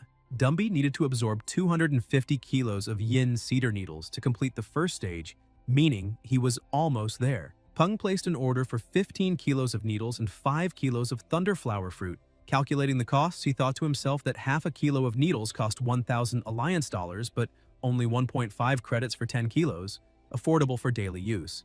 Even so, the faster Dumby ate, the faster he would evolve, which meant the materials would become increasingly expensive and rare, perhaps even requiring a legendary crystal, which would be like burning money. And then there was Dazi, the glutton, who needed 100 kilos of thunderflower fruit to reach perfect grade. Fortunately, those fruits were cheaper. Half a kilo cost only 100 alliance dollars. After finishing the calculations, Peng held his head and murmured that supporting a family really wasn't easy. The next day, upon arriving at school, he was stunned by the sight before him. The place looked like a true monster park. Students and creatures everywhere, even a colossal body occupying half the courtyard. Peng approached a girl and asked if that was her familiar, complimenting how healthy it looked, but telling her she'd need to make some space. Confused, the girl asked what he meant, and he explained that her monster was completely blocking the gate. The girl made a desperate face, remembering that she had bought it when it was small and cute, but it had grown out of control. She pouted, almost crying, saying it wasn't like that when she bought it. Peng sighed and asked if she really didn't understand what he had just said. At that moment, a soldier appeared asking what was going on, and if her familiar was indeed blocking the path. With a grin, the man turned towards Silver and said, the monster was his now. The wolf growled, releasing a fierce aura, and the giant pig began to tremble in fear until it finally stood up, clearing the way. The soldier commented that it looked like the show was over and that they could now begin real training. Everyone gathered in the training field, and he explained that he knew some wished they had formed more familiars to build a complete squad, but that today's focus would be on their own combat abilities. Even though this was a basic step, it was essential, because no matter how powerful familiars were, if they didn't listen and obey commands, they were useless, and everyone had just seen a clear example of that. The girl with the pig looked visibly embarrassed. The officer crouched down and told them that if they wanted to train their familiars, they first needed to understand their habits and preferences to build a proper bond. As an example, he mentioned his own silver moon wolf, explaining that he always bought the armored black pork it loved and fed it personally. He even joked and slept beside it every day. Thanks to that, the wolf now trusted him completely and obeyed every order. Everyone recalled how the colonel's familiar had shattered a steel plate with just its tail. But the soldier explained that originally the tail hadn't even been the wolf's strongest weapon. It was only after months and months of training that it became tougher, faster, and more precise, turning into an additional attack method alongside its fangs and claws. That was the colonel's training style, developing multiple forms of attack. Next, Lee was called to demonstrate his own familiar's abilities. He explained that his was also a silver moon wolf, like many others, but due to a different training method, it had evolved differently. Throwing a rock forward, the wolf dashed at lightning speed and shattered it completely with a single bite. Peng was impressed by the power of that strike. The officer then continued, saying that familiars were divided into 5 classes: attack, defense, support, healing, and control. However, it wasn't uncommon to train a familiar for more than one role. For example, the green demon vine could be used for both defense and control. Finally, he clapped his hands and said that the basics had been covered, so the official training would begin. The first exercises were simple. Start by testing bite strength on wooden blocks and gradually increase the difficulty. While a group of monkeys unloaded a truck, the soldier explained that all those materials were for the students to use during training, so they didn't need to worry about resources. He emphasized that anyone who had already chosen their training style should register and collect the appropriate supplies. The protagonist began thinking about the best way to train Dazi. Since he was strong in offense, perhaps the ideal would be to strengthen his defense. However, he had no idea how to begin training that aspect. Peng, on the other hand, watched the small monkeys curiously as they carried enormous crates and concluded that they had likely specialized in physical strength. Suddenly, he remembered seeing a file at the studio about a species of mutant monkeys with sparse hair known as boxing monkeys. They were incredible attackers but extremely weak defensively. According to the document, these monkeys were trained by their own parents from birth, going through a harsh process where they repeatedly struck their bodies against tree trunks, then against piles of stone, facing tougher challenges as they grew. Over time, their constantly wounded skin dried and hardened, forming a natural armor of calluses and scars. As adults, they developed powerful muscles and a tough hide, capable of protecting them even from heavy impacts against rock. Inspired, the protagonist studied the training materials and thought he might adopt a similar method to improve Dazi's defense. After selecting the equipment, he walked over to his familiar, who was lazily lying in the shade of a tree. Calling him over, Peng said he had chosen their new training method, explaining that it was for Dazi's own good. Better to feel a bit of pain now than suffer for life. Holding something in his hand, he assured him it would only hurt a little, and smiled as he raised a hammer, saying that Dazi just needed to trust him because it wouldn't be that bad. Terrified, Dazi started trembling and bolted in panic. The protagonist ran after him, shouting that he didn't need to run, that it wouldn't hurt, and that it was all for his own good, insisting that it hurt him emotionally too. When he finally caught up, he sighed, complaining that the hammer was so heavy it had nearly broken his own arm. A week later, at 7 in the morning, the alarm went off. Peng turned it off and rolled over in bed, mumbling that he wasn't training today. He'd sleep a little longer. But a thunderous roar made him jump up immediately. Annoyed, he left the room grumbling that Dazi could stop making such a racket already, heading to prepare breakfast. While cooking, he commented that his familiar had indeed grown stronger, though completely exhausted physically, so something he found deeply unfair. Even so, he noticed he had improved a bit himself, gaining strength and speed. Even his cooking, like making pancakes, seemed faster. Looking at his two familiars, he remarked that it was good Dazi hadn't eaten junk during that time, since he had grown and now reached level 10. Still, Peng admitted he wasn't entirely sure if that method had truly increased Dazi's defense, remembering that he had nearly broken his arms in the process, and that feeding Dumby had almost bankrupted him. At that moment, his phone started ringing. Dumby noticed and brought it to his master, who answered on speaker. On the other end, a voice asked if he was speaking to Peng and introduced himself as Liu Senlin, general manager of the Blue Shield Security Company. Peng greeted him and, confused, asked why he was calling, since he didn't even know that company existed. Senlin replied that on behalf of the company he wanted to arrange an in-person meeting as the matter could be very beneficial for him, and asked if he had any time available to talk. Back at the studio, Quan welcomed Peng and informed him that the guest was already waiting. When he entered the room, a man stood up and asked if he was Peng. The protagonist confirmed and returned the question, wanting to know if he was really Senlin. The man smiled, saying it was a pleasure to finally meet him in person, and reaffirmed that he was indeed the general manager of the Blue Shield Insurance Company, as mentioned on the phone. Senlin explained that he was there to ask if Peng would be interested in working for the company as a consultant monster creator. The protagonist was surprised by the offer, but gestured for him to sit first. Once they were both seated, Peng asked why the manager had sought him out, pointing out that there were advanced monster creators in the city, while he was only an intermediate one. He said he didn't know what kind of reputation he had earned to make the general manager of a major security firm personally come to him, but he was sure it was some kind of exaggeration. Senlin laughed, saying Peng was being far too modest, and admitted that while there were indeed a few advanced creators in the city, one of them being the president of the Monster Creators Association, Mr. Chen, someone like that obviously wouldn't have time to act as a consultant for a small company like his. The other was Mr. Guxian Lin, who already worked full-time as a government consultant. That was why, among all the intermediate creators, Senlin preferred to trust a talented young man like Peng rather than anyone else. The protagonist replied that if that was the case, then before proceeding, he wanted to make his conditions clear. The negotiation would only continue if they were accepted. First, he explained, He had classes from Monday to Friday and, unless in urgent situations, should not be disturbed during the week. Second, he would accept the consultant position, but he would not sign any exclusivity agreement, although he guaranteed he would never assist any competitors of Blue Shield. Senlin smiled and said that was perfectly fine, accepting the terms, and then showed him a contract asking what Peng thought of the part-time model they had prepared. The protagonist began reading and was surprised. The contract was almost too generous. There were no mandatory clauses, the salary was 500 credits per year plus commissions, and an additional 50 credits for every successful evolution of the company's demonic mantises. That made Peng think that the owner of Blue Shield must be an extremely wealthy person. After carefully reading it and finding no disadvantages, he decided to sign. At that moment, someone knocked on the door. Quan Quan entered and announced that Mr. Ma, who had an appointment with him, had arrived a bit early. The general manager stood up, saying that since the contract was signed, there was no need to take more of Peng's time. They shook hands, and Senlin said he was very much looking forward to the collaboration between them. The protagonist thanked him for coming personally. As the manager stepped into the elevator, he called someone, reporting that the contract had been signed and that Peng had chosen the part-time model. Though he still didn't fully understand why there had been such insistence on that young man, he remarked that there were so many creators in the city, why go through all that trouble? He was interrupted by the person on the other end, listened carefully, and then replied that he understood. Meanwhile, in the treatment room, Peng was examining one of the monsters and asked the client if that was the familiar he had mentioned during his last visit.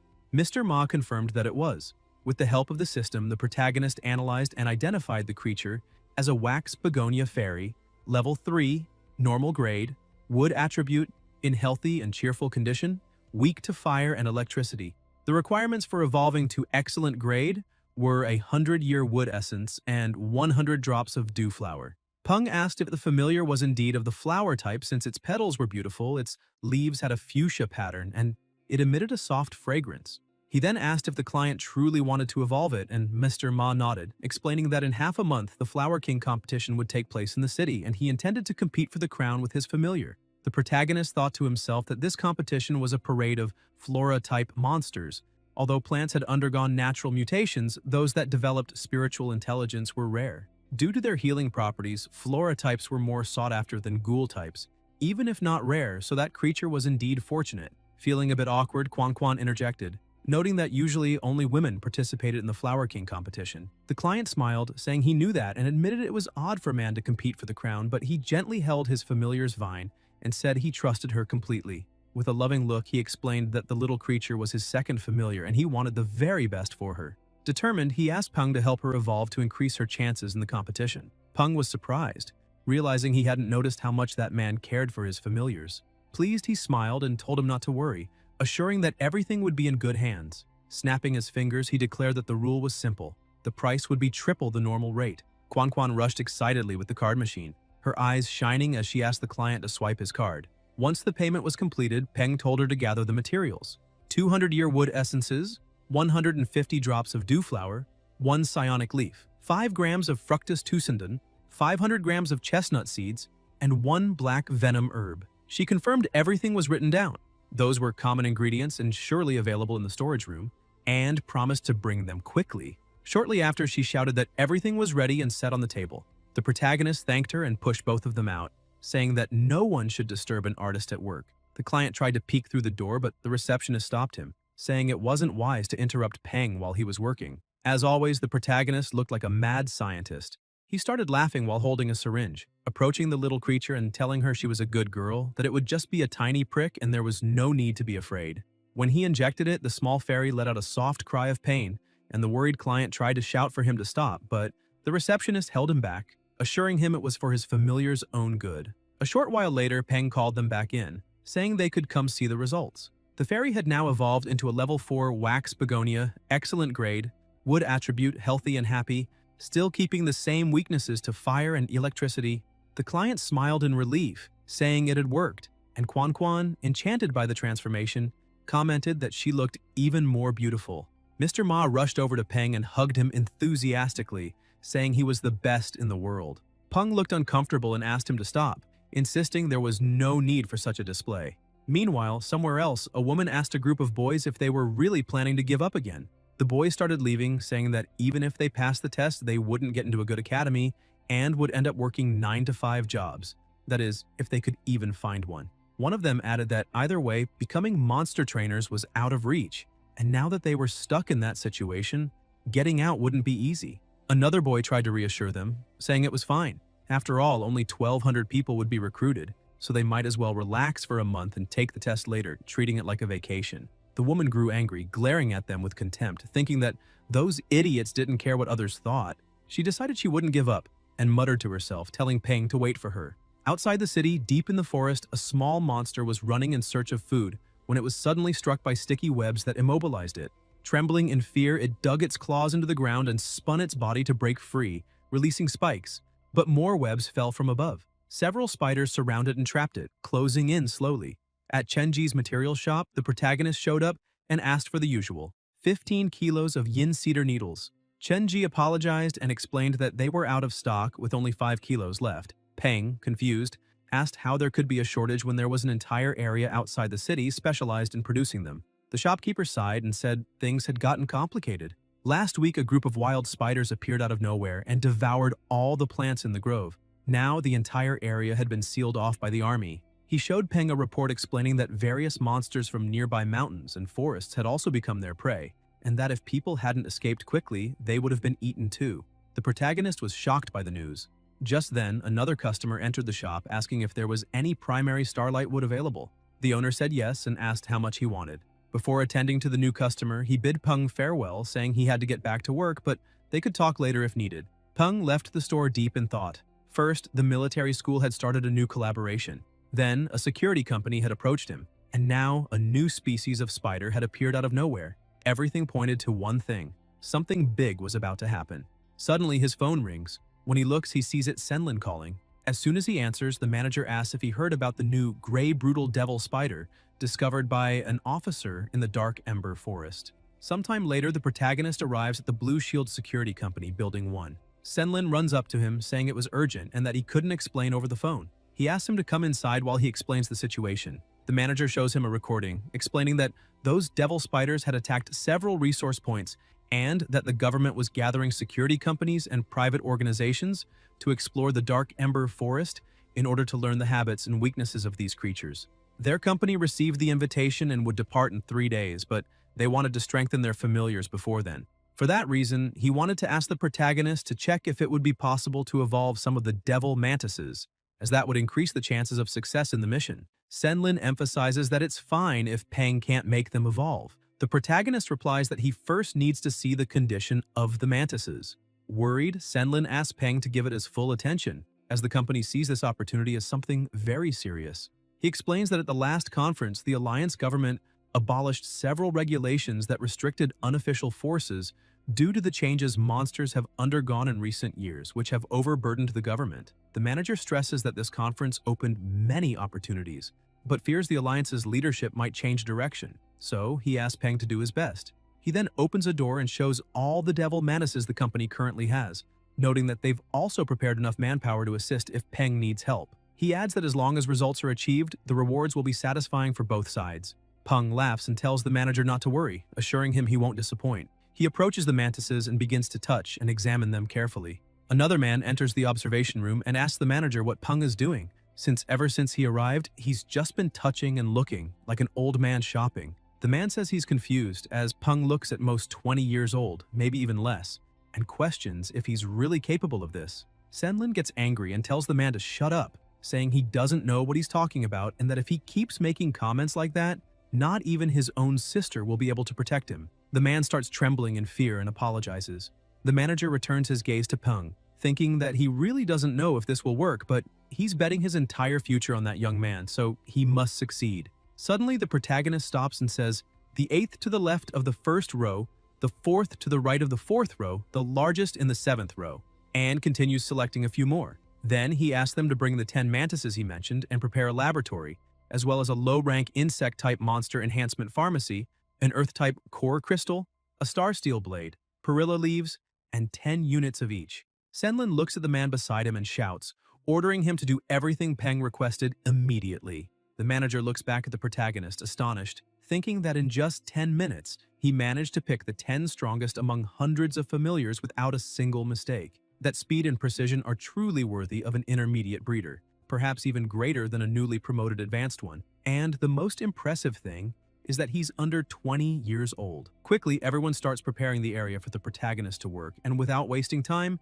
he begins mixing potions, pills, and other preparations. As Senlin walks through the corridors, he hears someone shouting that it worked. Shocked, he wonders if Peng really succeeded and rushes to the room to confirm. One of the mantises starts undergoing a transformation, its body expanding until, within seconds, the monster becomes much larger and incomparably stronger. The people cheer, exclaiming that it evolved. The man who had doubted earlier approaches the manager, saying it's unbelievable and that he truly has a good eye for spotting geniuses, because that monster had turned into a 4-winged jade devil mantis, commander level, reaching the perfect grade, which only proves how extraordinary Peng is, a true national treasure. The next day, Peng is training Dazi and asks him to repeat the exercise. When timing it, he notices the time was 7.47 seconds, meaning 0.4 seconds faster than last time. As a reward, the protagonist calls his familiar, saying he'll give her some of her favorite dried worm. While training, he notices some people around laughing and chatting during practice. Looking around, he realizes that several students have already started slacking off and making a mess. But the instructors only care about the hard-working ones, completely ignoring the lazy ones. Still, he thinks that the lazy are the least desirable on a battlefield, so there's no reason to worry about them. Suddenly, a woman calls out to him. She approaches, saying she's noticed how dedicated he is in training. It's Mu Tiaying, Peng's classmate. He's surprised to see she's taller than he imagined and thinks that if she were a man, she'd be a real brute. He thanks her for the compliment, and Tiaying explains that she'd like to form a team with him. Confused, Peng asks why she wants to do that with him in particular. She clarifies that in the intermediate and final stages of training, the students will form teams to battle, and scores will be based on collective performance. Since no one else is as diligent as him, and no one seems willing to team up with her, she decided to invite him. Peng thinks the girl is pretty straightforward and that it'll be easier to talk to someone like that. He then asks where her familiar is. Tiaying smiles, tells him to wait a moment, and whistles. A massive rhinoceros comes charging toward them, stopping right beside her. Slightly embarrassed, Tiaying pets the creature and says that this is her girl named Lotus Seed, an iron rhinoceros. Peng and Dazi are impressed by the size of the familiar, and Tiaying points out that before he agrees to team up, there's something he needs to know. Lotus is extremely shy and sometimes even gets scared of small monsters.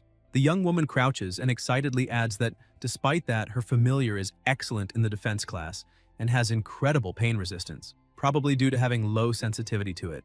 Peng starts thinking that forming a team with that girl might not be a bad idea.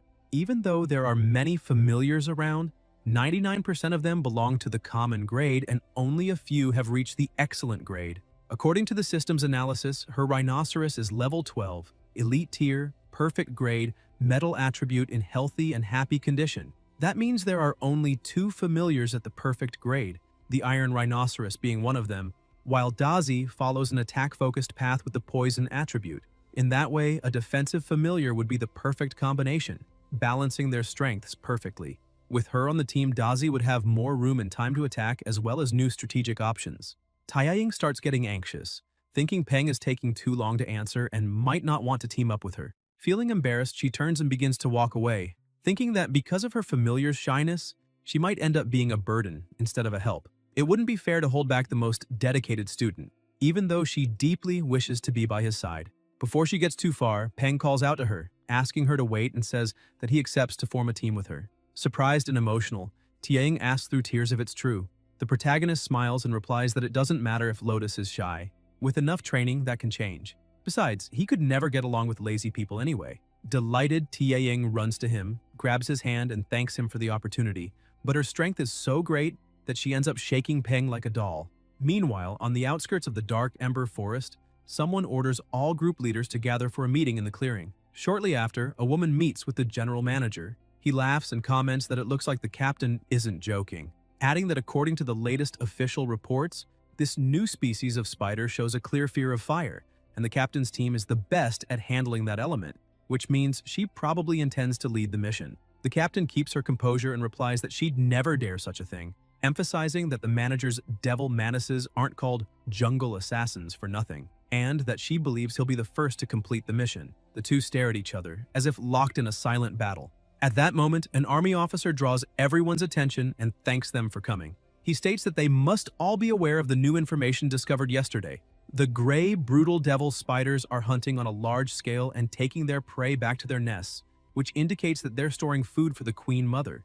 Once she has enough food, she'll create a new order of spiders and might even attack the city. That's why the mission is of utmost importance, and cooperation among all teams is essential, since the top priority is completing it and ensuring that the rewards benefit every group involved. Some of the captains comment that they understand the military's concern, since the fear is that internal conflicts could jeopardize the progress of the mission. Something perfectly reasonable, as disputes between teams only cause problems and could ruin everything. The captain then approaches the manager and asks what he thinks. He calmly replies that he's in no rush and, for now, prefers just to observe. The officer begins shouting, saying that since there are no objections, they'll proceed with the mission as planned. They'll handle the first spider suppression. He gives the order, and within 3 hours the cannons fire, wiping out several of them. Senlin remarks that the military first tried to convince them with words and now with firepower. Even if they act out of duty and responsibility, he doesn't fully agree with their methods, though he chooses to stay silent. He continues saying the government already knows how critical that mission is.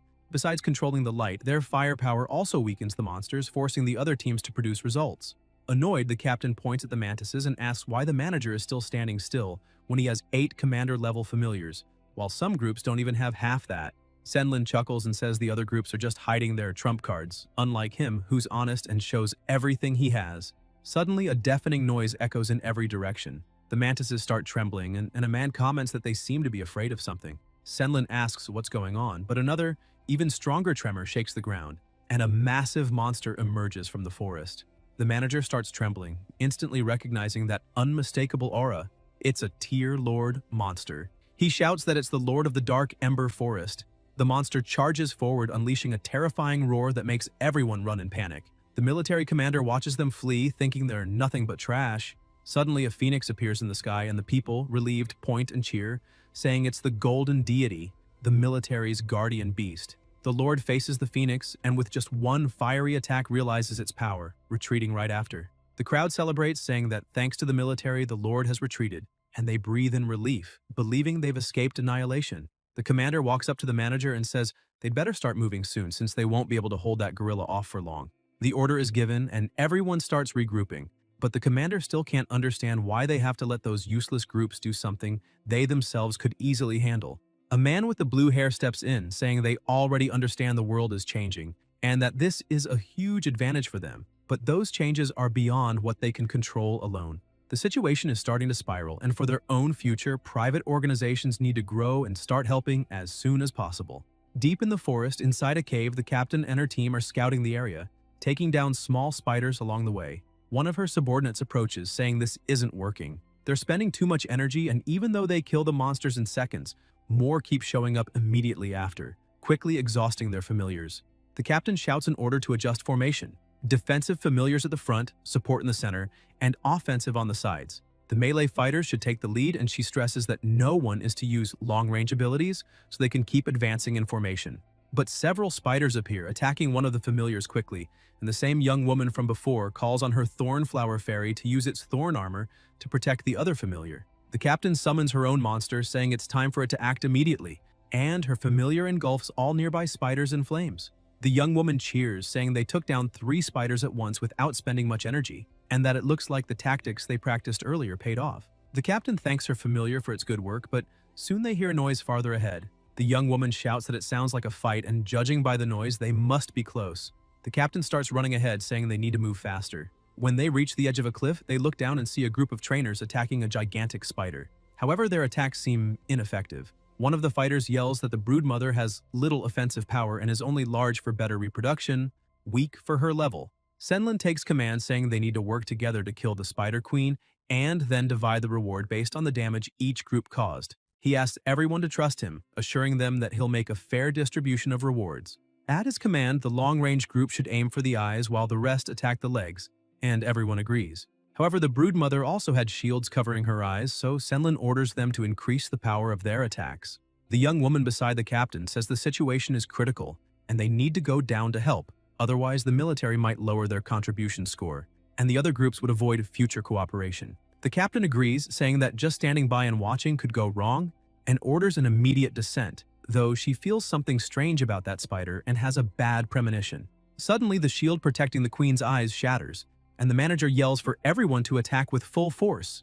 The mantises charge forward and strike accurately. The broodmother begins to rage, and the captain immediately senses danger. A monstrous pressure bursts forth, making everyone's ears ache. Some even start bleeding from their eyes. Senlin, also affected, shouts, asking who the idiot was that said the spider wasn't good at attacking. But then he recognizes the aura. It's the same as the Lord's. He leaps onto one of the mantises and yells that the spider is evolving into a tier lord. They interrupted its evolution. He orders everyone to retreat immediately, as there's no chance of defeating that monster. Outside, the military and agents wait. Some comment that more than 3 hours have passed and no one has returned, assuming it'll take at least 5 more. Suddenly, the commander senses something off, and the agents report that something is coming toward them. At first, they think the group finished the mission early, but the commander instantly understands what's really happening and orders all troops to prepare for battle. Senlin appears, shouting for the soldiers not to shoot. He's not an enemy. Upon landing, he collapses from exhaustion, and someone runs up to him asking why he's alone, where the others are, and what's going on. The manager stands up angrily, grabs the man by the tie, and demands to know if the government is trying to get them killed. They'd been told the broodmother wasn't dangerous to attack, but she was actually evolving into a tier lord. The commander intervenes, asking him to calm down and explain.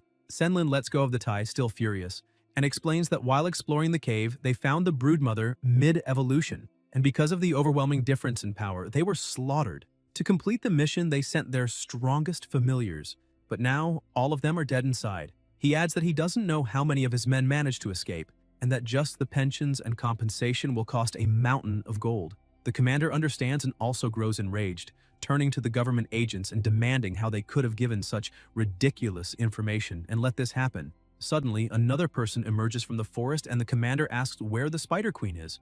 Did she follow him? The man answers that he's not exactly sure what happened, but he thinks the broodmother went after the others and they split up to escape after leaving the cave. The soldiers exchange glances as more survivors begin to appear, apologizing for failing to protect the rest. They barely escaped becoming spider food themselves. The commander says that if they had known earlier that the spider was evolving into a tier lord, they could have sent stronger reinforcements. He adds that if they'd managed to tame the Spider Queen, she would have been a tremendous asset to the military zone. But the government made a grave mistake this time. However, since the spider failed to complete its evolution, it's now useless, and they don't need to worry anymore, because 2 tigers can't live on the same mountain. The Lord of the Dark Ember Forest won't allow another tier lord in his territory. Sometime later, back at the academy during training, Dazi was evolving rapidly, which sparked envy among some students who scolded their own familiars, saying that if they trained as hard, they could also evolve better. Peng begins to wonder whether what happened was bad luck or good fortune. After all, Senlin had encountered 2 tier lord monsters and 1 almost lord just from accepting a government mission. That showed how much more dangerous the wild zones were becoming. The selling price of a normal tier monster's body was very low, and an elite tier's was only slightly better, only worthwhile in large quantities. That's why he needed to make Dumby and Dazi advance to commander tier as soon as possible, and then go hunting in the wild zones. Once they advanced, his reputation as a monster breeder would be established, and he could go to Yanjing to obtain his advanced monster breeder certification, 1 main profession, monster trainer, and 1 secondary breeder, which would allow him to follow his path. Dumby had already reached level 14, but unfortunately, no one had completed the mission he had posted in the Monster Hunters Guild, and he had already used up all his yin cedar needles. Now, Dumby just sat in front of the refrigerator every day staring at it. As for Dazi, after all the training, she had reached level 13. That's when Tiaying arrived and showed him the defensive familiar training guide she had mentioned before. Peng takes the guide and starts flipping through it, realizing that Tiaying didn't choose to form a team with him by chance. She seemed well prepared, and with those notes, they could plan tactics based on their familiar's traits. On one page, it said, "For a defensive familiar, a will of steel is far more important than physical defense. Therefore, rigorous and intense training is required." Peng smiles, wondering if she's really serious, and when Tiaying notices his expression, she asks what's wrong. The protagonist simply replies that it's nothing. He just thinks she's going too easy on Lotus. Suddenly, the loudspeaker announces that all students must gather in front of the stage as there would be no individual training that day. Once everyone assembles, the instructor announces that it's the last day of the first training phase, and before starting the second, he'll reveal a list of names. He begins, Liu Keshu eliminated, Xie Jiangyi eliminated, Hu Yantian eliminated, and lastly, Wu Yonghuan eliminated. He orders all the named students to leave the field immediately. Some begin shouting, claiming it's unfair and demanding to know why they were eliminated. The instructors grow angry and ask if they have a problem with that, saying they've been watching everything they've done for weeks and should already know they've been fooling themselves. One instructor turns to Zi Jiangyi and asks if the phone is more important than training, while to Hu Yantian he asks if it was comfortable sleeping during practice, adding that from tomorrow on she'll get to rest in a softer bed. He goes on saying that if they can't even put effort into the first phase, there's no reason for them to stay, because the second phase involves real combat. Anyone keeping that lazy attitude will not only be useless, but also endanger their own familiars' lives through sheer incompetence. The students are startled upon hearing that real battles are next. One of them, excited, asks if they'll fight real monsters and brags that his teddy is strong and will easily win against anyone. Another snaps back saying that Mutt looks like a joke and would probably panic at a scratch, adding that if he wants to fight, he should face something like his own yellow-tailed Scorpion King. The two start arguing and taunting each other. One of the instructors orders everyone to form groups of 5 as they're about to begin real combat training, each group under a designated constructor, and tells them to hurry up. The same two arguing students run to Peng and Tia Ying's side, saying the others should find their own groups because they've already chosen theirs. The students organize into groups, and then the head instructor appears, smiling and greeting the protagonist. He introduces himself formally as Zhang Renbai, saying he'll be their team's instructor. With a menacing air, he laughs and asks who wants to be the first constructor, revealing the first monster, a steel-bristled boar, level 9, normal grade, slightly injured but aggressive. The two young men look terrified and ask if they can pick another monster. Renbai shows another one with a calmer appearance and asks what they think. The protagonist observes and recognizes it as a bloodthirsty hyena, level 10, excellent grade, wounded and on high alert. He evaluates that since it's of excellent grade, it's stronger than the boar and even has poison resistance, but the injuries make it unstable. He thinks that if that hyena catches the scent of blood and goes berserk, it'll be far more dangerous than the boar, so he decides not to let the instructor switch monsters. He raises his hand and steps forward, saying that if no one else wants to, he'll go first. Renbai releases the boar and the protagonist prepares for battle, ordering his familiar to charge. The boar charges furiously, trying to attack, but Dazi moves swiftly, dodging nimbly and climbing onto the monster's back. With a firm bite to the head, Dazi makes the boar scream in pain, turning even more violent. The beast spins its body and slams Dazi hard, throwing him to the side and shaking the ground. The two boys watching grow tense, thinking the protagonist is about to lose. Peng quickly analyzes the situation. At first glance, his familiar seems at a disadvantage, but the system shows something different. The steel-bristled boar is now poisoned. Its condition changes from slightly injured to injured, which means Dazi is starting to take control of the fight. The poison was injected along with the attack, and the more the boar moves, the faster it spreads. Moments later, the boar starts trembling and collapses, its condition now severely injured. The two boys and their familiars are stunned, not understanding what just happened, since the boar seemed to have the upper hand. Renbai explains that the boar's face has turned bluish, and judging by that, it's been poisoned. The chubby boy, confused, asks how that's possible. One of the instructors approaches Peng and congratulates him, saying he's passed the day's training since his centipede displayed good combat instincts and an effective toxin. However, the instructor warns him not to overuse poison, or his creature might become dependent on it and end up powerless against enemies immune or resistant to venom. Peng thanks him for the advice and begins feeding his familiar, while the instructor, impressed, comments that the centipede acts more like a trained dog than an insect. Renbai declares that the steel-bristled boar can still fight and asks who will go next. The black-haired boy steps forward, saying he'll be the second and that his scorpion will surely finish the boar off. The chubby one mocks him, saying that's obvious since his lazy scorpion could only win against a drowning dog. The dark-haired boy snaps back, saying that's exactly why his scorpion is perfect. It's meant to take down filthy dogs like his. The instructor, annoyed, orders them to stop arguing and continue the training. The second combatant commands his scorpion to advance, telling it to use its stinger and poison the boar to death. The boar, already on the verge of collapse, is quickly finished by the scorpion, and the boy bursts out laughing, saying the result was expected. His yellow-tailed Scorpion King won easily. But then, something unexpected happens. His familiar starts trembling, foaming at the mouth, and collapses unconscious. The boy screams in panic, asking what happened and why his powerful Scorpion King suddenly fainted. Peng explains that it happened because the scorpion was poisoned, and the boy, shocked, asks how that's possible. Taiying clarifies that the protagonist's centipede venom was still inside the boar's body, and not all poisonous familiars have resistance to toxins. The boy realizes that his own familiar ended up poisoning itself. The chubby student bursts out laughing, mocking that the scorpion is as dumb as its master. The dark-haired one points to the side and snaps that the fat one laughs too much, but doesn't even watch his own familiar. Turning around, the boy sees his dog about to bite the boar and rushes to grab Teddy, shouting that he can't eat that. Meanwhile, Tianying walks up to Peng saying she has a question, while the scorpion's trainer hurriedly gives his familiar an antidote. Renbai, clearly irritated, mutters that dealing with this team won't be easy. Later, when Peng returns home, he finds Dumby opening and closing the refrigerator repeatedly, as if believing food might appear out of nowhere. The protagonist feels sorry for him until his phone rings. Answering it, he realizes it's the association, probably about the needles he ordered. The voice on the other end informs him that the mission has been completed and the items are ready for pickup at the scheduled time. Peng quickly puts on his shoes and runs out excitedly, saying they finally arrived. If he went much longer without the needles, he might have had to change Dumby's entire evolution route. Outside, a robot is waiting with the delivery while a few people watch from a distance. One of them tells the boss that this is the kid who spent a lot of money to get the yin cedar needles.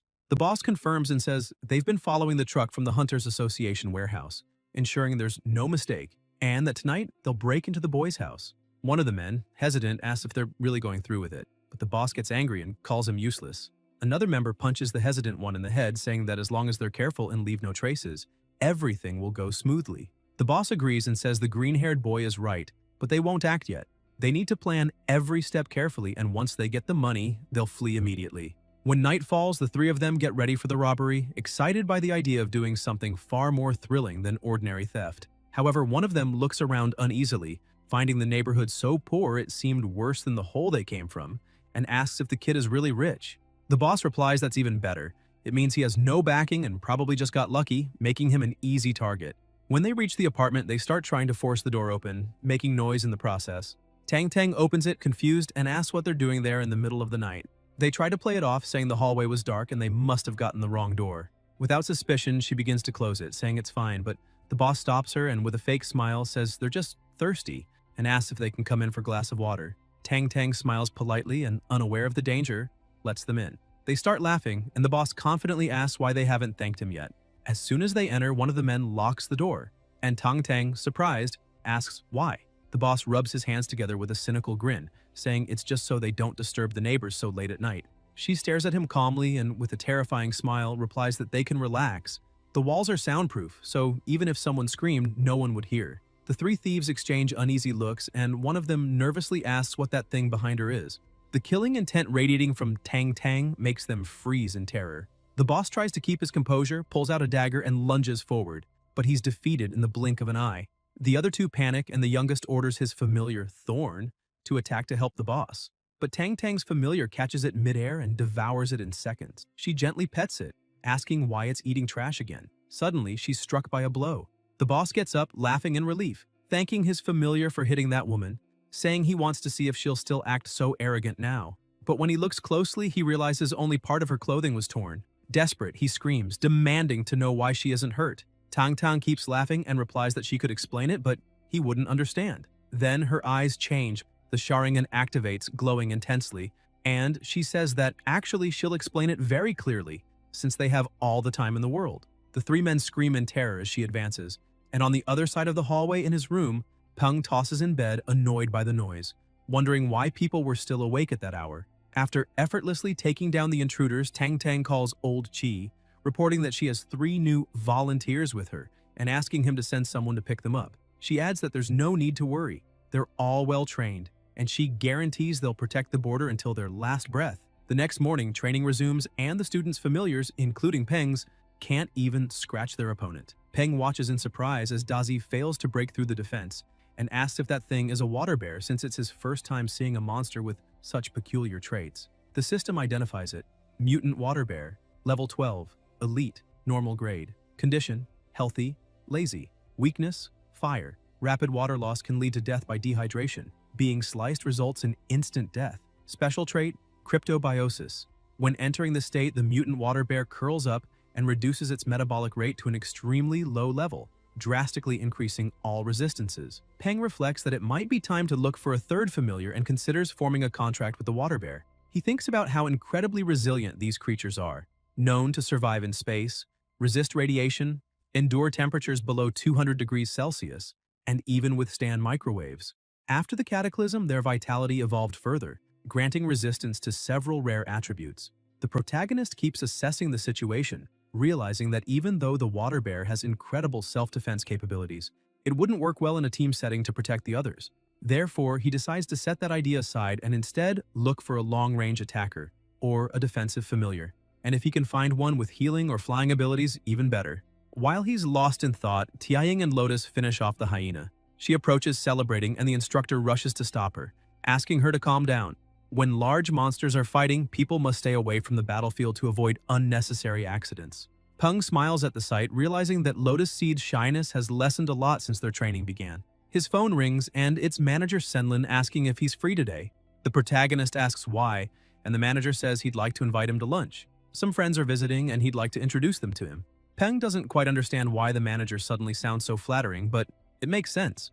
After all, since the Dark Ember Forest incident, the company had suffered great losses, and since Peng is now an intermediate-level monster breeder, Senlin probably wants more of his help in the business. Peng agrees to go and tells the manager to meet him at the school gate after classes in the late afternoon.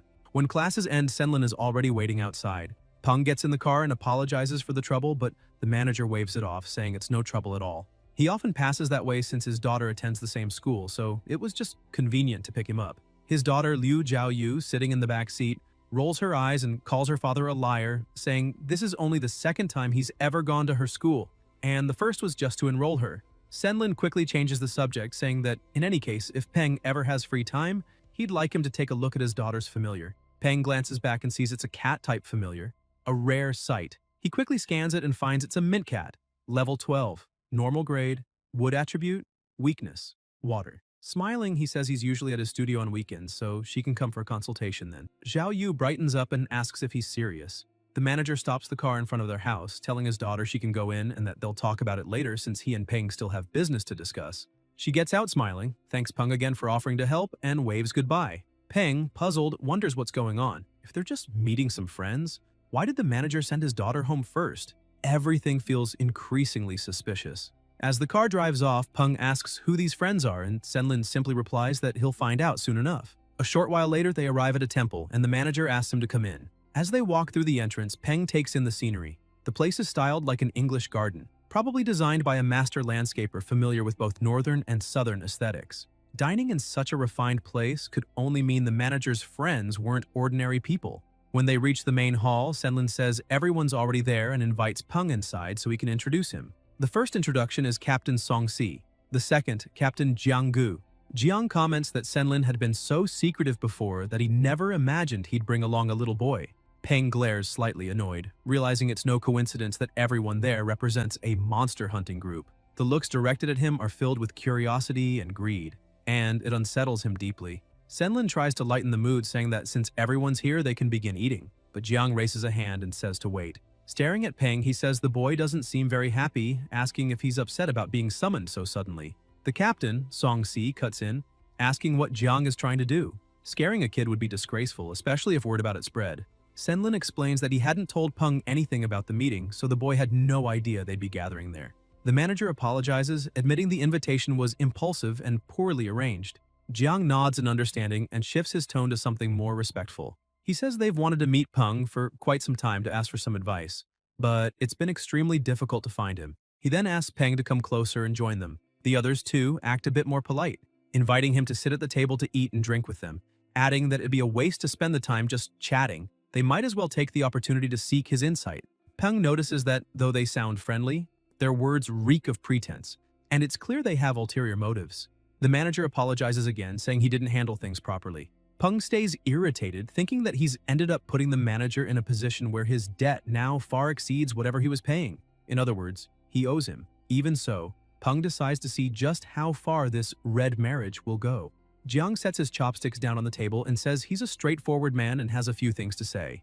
Jiang points out that the rumors about the protagonist describe him as an extremely talented young man with a 100% success rate in monster evolutions, and he asks if Peng is really as miraculous as people say. Peng laughs and replies that it's not quite like that. All that fame comes from Examiner Feng Xu's care and guidance, but adds that if they ever need help, they can visit him at his studio or through Senlin's company for a proper consultation. The captain smiles, saying Peng's words are quite straightforward and that since he's a friend of manager Senlin, then he'll consider him a friend as well. He emphasizes that it's only natural for friends to help each other, So why would they need to involve a company in between? The others echo the same sentiment, treating him as though he were just another friend, and claiming that mixing business with friendship isn't right. Peng starts to grow irritated again, realizing these people are treating him like an idiot.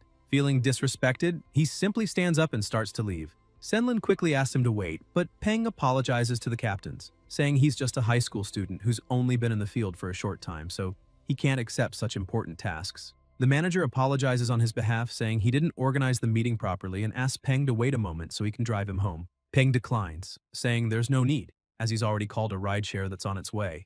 A few minutes later, the car arrives and he leaves. Some of the guests comment that he's just an ungrateful brat, while others defend him, saying he's still a kid and not worth getting angry over. Senlin apologizes to everyone again, saying his intentions were good, but things didn't turn out as he expected. The others eventually accept his apology, saying they should get back to dinner. After all, the manager had gone through the trouble of arranging the meeting, and the real fault lay with that immature young man. Jiang pats Senlin on the shoulder and says that this time he helped lure Peng in and build ties with the other groups.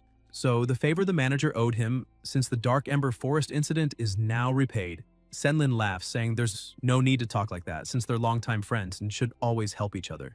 Jiang denies it, saying favors are favors, and they are not friends. As he walks away, he thinks that Peng had helped the manager tremendously.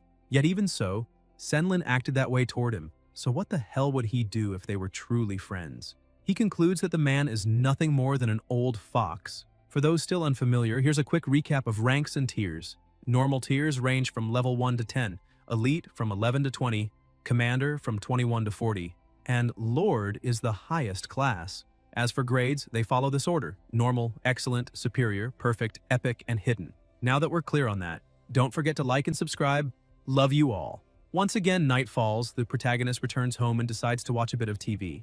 On the news, the Alliance News Channel reports that the Blue Magic Genetic Enhancement Serum released by the United Dragons Group is a scam with severe side effects. In the Neon region, there have been multiple cases of malicious mutations in familiars that use the serum. The United Dragons Group has announced a global recall of the product. Even just watching through the broadcast, Peng's system analyzes the familiar shown in the footage and identifies from the image that its status is injured, as its blood vessels have been damaged.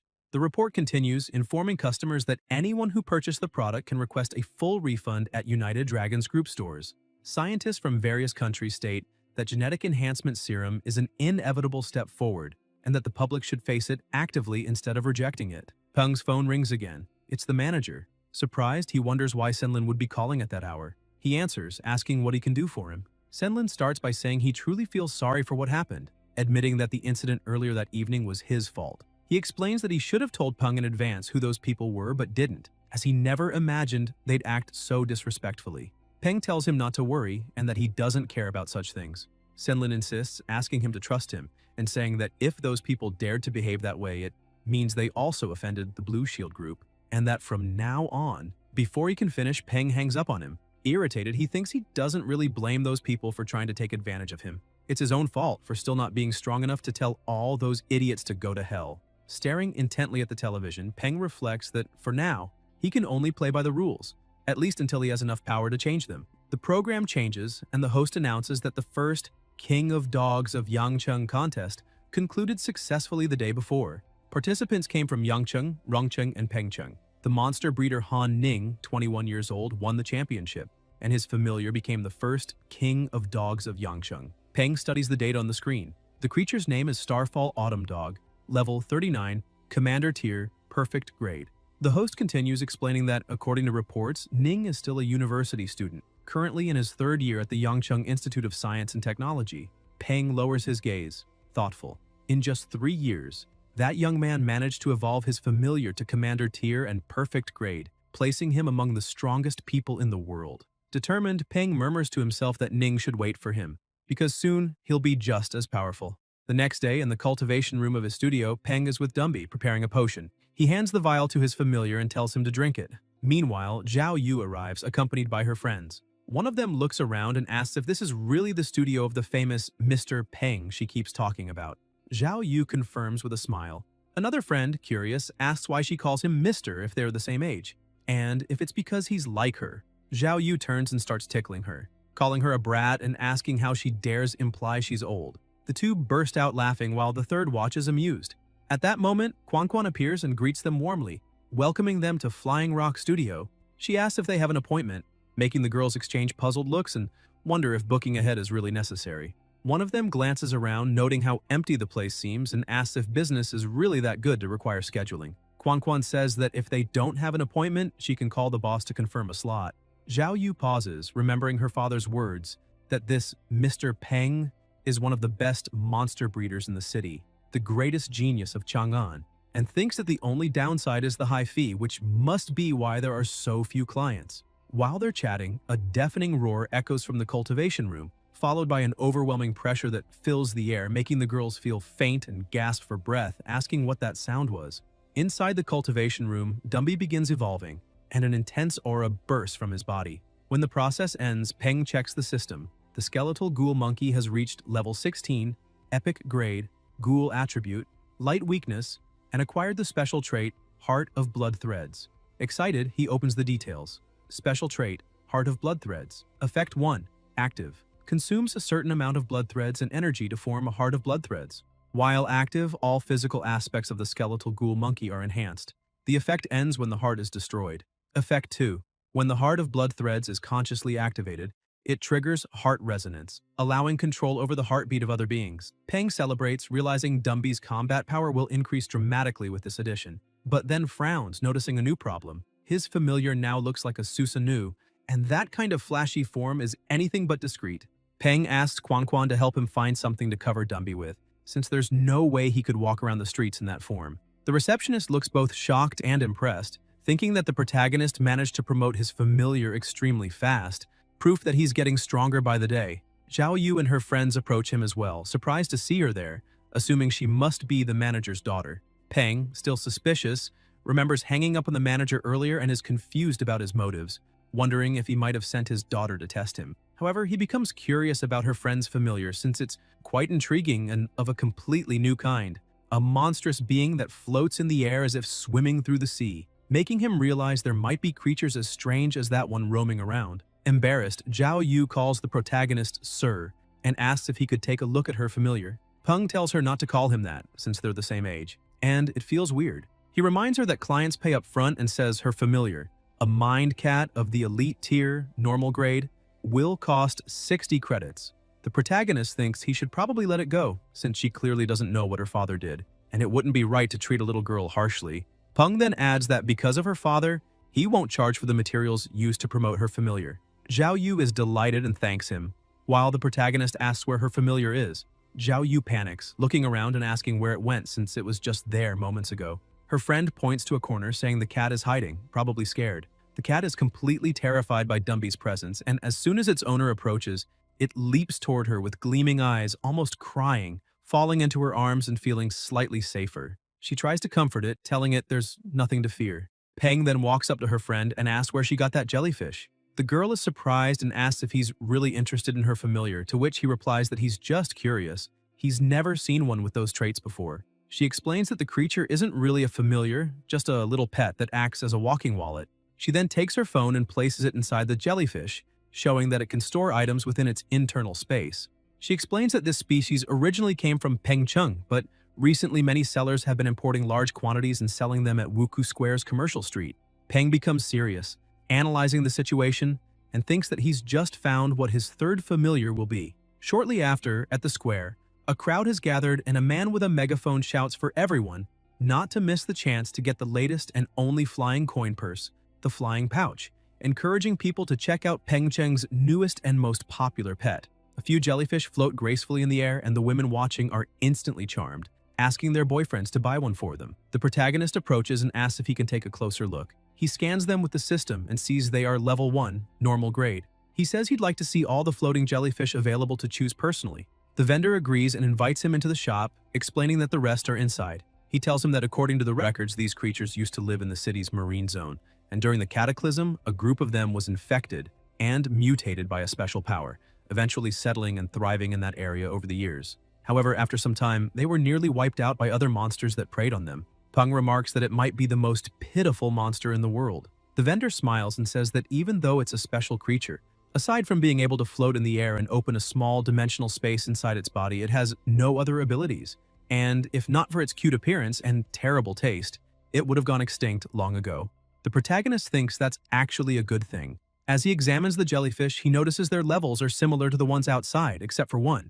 This one is noticeably livelier than the rest. He asks how much it costs, and the vendor praises his sharp eye, saying the boss identified it as a rare mutant species, a perfect grade floating jellyfish king with a speed mutation, available for 100 credits. Peng laughs and tells him to be more reasonable with his business, saying he knows it's different, but calling it a floating jellyfish king is too much. He'll pay 50 credits. The vendor agrees, saying that's perfect and that it's great to find someone who understands how things work. The protagonist feels the same way and completes the payment. The vendor adds that if he has any friends interested in buying a floating jellyfish, he can send them to his shop and he'll offer a friendly discount. Peng thinks about how the man immediately asked for 100 credits and made up that floating jellyfish king story, wondering if he'd really give anyone a discount or just charge them even more. Still, he laughs to himself, thinking he didn't come out losing. The analysis shows the following traits. Name, floating jellyfish. Level, 4, grade, excellent. Attributes, space and poison. Preference, fruit juice.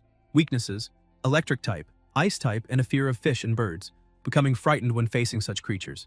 Peng holds his new familiar, pleased that it's of excellent grade and has dual attributes of space and poison, concluding that his team of familiars is growing well. Because the creature looks like a balloon, he decides to name it Silly. Sometime later, back in his apartment, Dazi is asleep when he hears the door open and his master announce his return. He rushes to see and Peng proudly presents the new family member. Dazi freezes, grumbles, and locks himself away again, slamming the door shut. The protagonist wonders where Dazi learned to be so jealous and annoyed says he'll deal with it, shouting that he bought dried mealworms, his favorite, as well as dried poisonous worms and starflower leaves. Dazi hears that and his eyes light up. Peng goes on saying he also bought a crystal core from a thunder-type commander tier monster, very expensive, and that he paid 301 credits for everything, enough to feed an entire family. Dazi slowly opens the door and Peng starts laughing, asking if he wants to eat. The familiar replies yes. Peng shakes his head, saying it won't be that easy. After all, he slammed the door in his master's face. Dazi panics, begging for the food while Peng gives his rebellious familiar a lesson. Dumby just watches the new member curiously. After finishing Dazi's education, the protagonist leaves, grumbling that he was gone for only one day and the house is already a mess. He approaches Silly and notices it's still too weak. He needs to gather enough mental power to form the contract. He focuses and gets closer to the jellyfish, who flinches, while thinking that Silly's consciousness space is much smaller and weaker than Dazi's was at the beginning, which is a problem, and that the new familiar's mind feels restless. Forming the contract now would be like a kidnapper trying to take a child. He concludes that he needs to get closer to Silly so it can lower its guard. Then he gets an idea. He'll take it to school the next day to build a better bond. And Dazi nearly dies of jealousy upon hearing that. The next day at school, Tianying greets the protagonist, surprised by his new look, and Peng greets her back with Silly tied to his head like a hat. The other girls laugh and ask what kind of ugly hat that is. The protagonist draws a bit of water from the jellyfish and offers it to his friend, asking her to drink some chilled mineral water. Tianying, startled, asks what that hat is, and Peng laughs, explaining that it's not a hat but a floating jellyfish, a monster with spatial ability. Tianying strokes the lotus flower and says she's heard of that monster before, noting that they're usually shy, but she tells him to forget that for now and asks if he knows what monster they'll be facing today. They walk over to the cage to check and he mentions that it'll be a bit tough. It's the purple metal scorpion. Tianying asks if he'll be the first to fight again, and the other students comment that it looks like the extra points for the first victory of the day will go to him once more since he's strong and has a high win rate. They say they can only learn from him to earn points like that someday. Peng turns and says he can't always be the first in the team. That wouldn't be fair to his classmates. And he'll let someone else go first, surprising the class.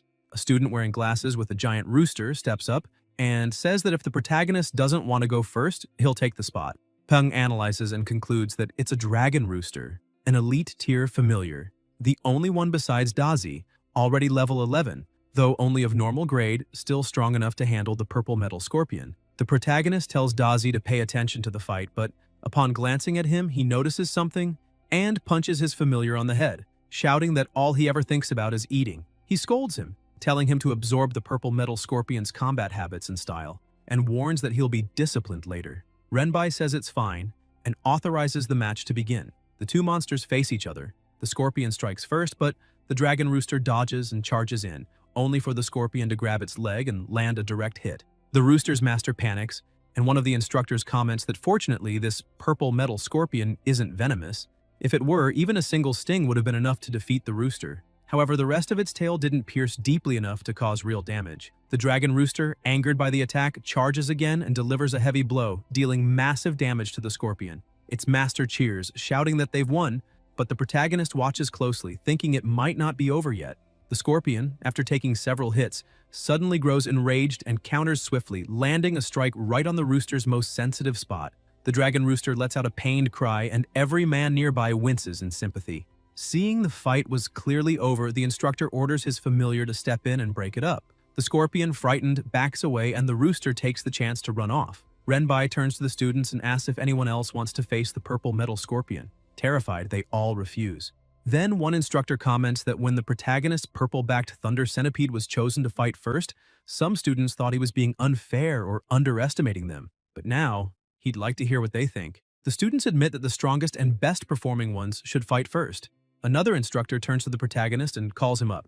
Peng replies that it's fine. He'll take the fight. The cage opens again and Dazi steps inside, staring at the scorpion for a moment. Tiaing looks worried, saying that although Dazi is strong, the scorpion's power is no joke either. The protagonist grows tense, realizing she's right. The scorpion likely still has a trump card hidden. With trembling hands, he thinks he can only trust his familiar now. The fight begins. Dazi dodges the first strike, but the second one hits. Enraged, he counterattacks with a powerful blow that leaves the scorpion dazed. Seizing the opportunity, Dazi unleashes a fierce assault, leaving all the students stunned. Within seconds, the scorpion status display shows it severely injured. Peng cheers as his familiar secures another victory. Tiaing beams, her eyes shining, saying it was expected. Even when it looked dangerous, Dazi never lost control. The protagonist walks up to her with a confident smile, saying everything went according to plan. Though deep down, he's about to have a heart attack from the stress. Concerned for the defeated monster, Renbai asks him to recall Dazi, reminding him that they don't have many training monsters available. And if Dazi eats one, Peng will have to pay for it.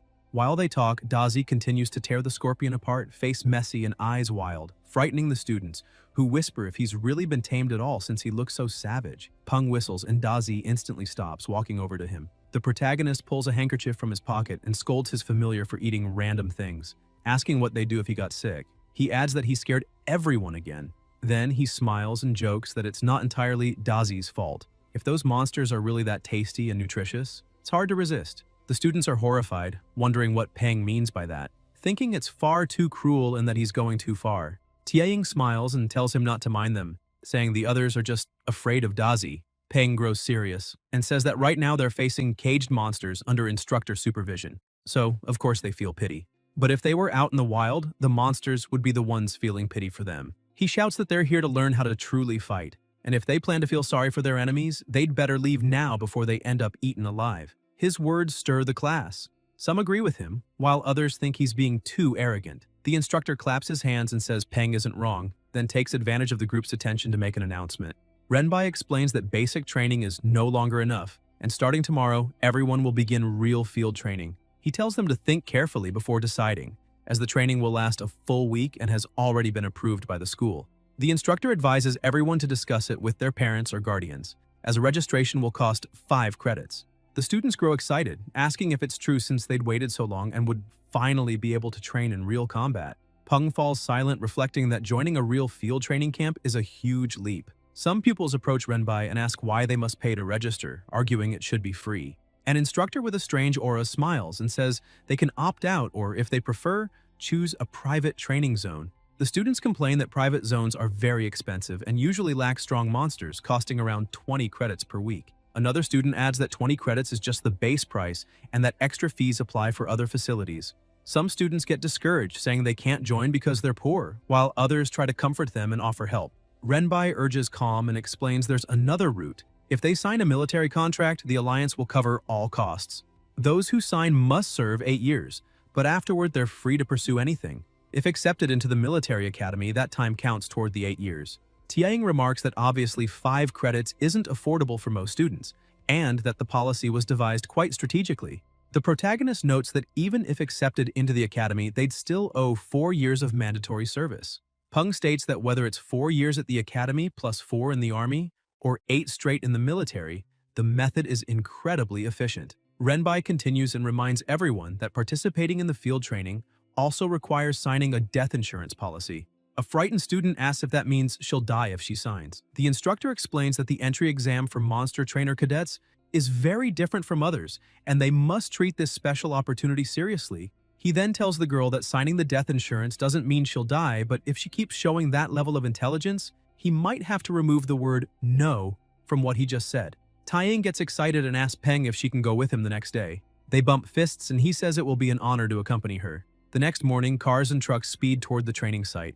Everyone is impressed by the beauty of the place until the vehicle runs over a rock, startling everyone inside. The driver laughs and looks back apologetically, saying he hadn't seen the rock. Peng remains silent, merely observing, thinking that's how a driver behaves when he dislikes noise. He remembers earlier, before leaving, banging on Tang Tang's door with no answer, and that she didn't pick up her phone. Still, he thinks there's no reason to worry because she isn't weak, so it's unlikely something bad happened. Perhaps her disappearance relates to the secret she never wanted to reveal. Suddenly, the vehicle brakes sharply, throwing the students to the sides. Irritated, some scold the driver, saying it was too much and he couldn't treat people that way. The driver apologizes again, insisting this time it wasn't on purpose as they had just arrived. Everyone disembarks and forms a line before Colonel Chen. He explains that the valley behind him is the jungle training base, and that every inch of the territory has been inspected, leaving only normal and elite-level monsters. No commander-tier monsters nearby. The colonel then shows a watch and explains it's an identity timepiece they must all wear. It has a tracking system and an emergency button, and their mission is to survive for a week inside the valley. Chen emphasizes that nobody may abandon the field before training ends because doing so will be considered desertion. After explaining everything, he asks if anyone has questions.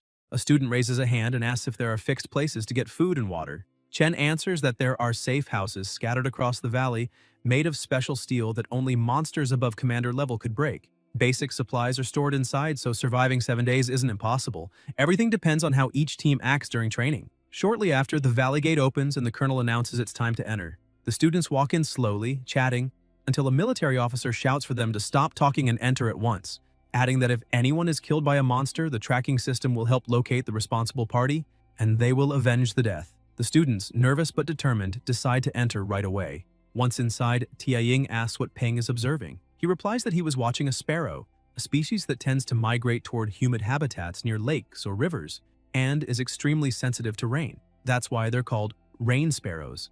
They always fly in the direction where the weather is about to change. Taeying says she remembers that most of the city's weather forecasting towers raise rain sparrows.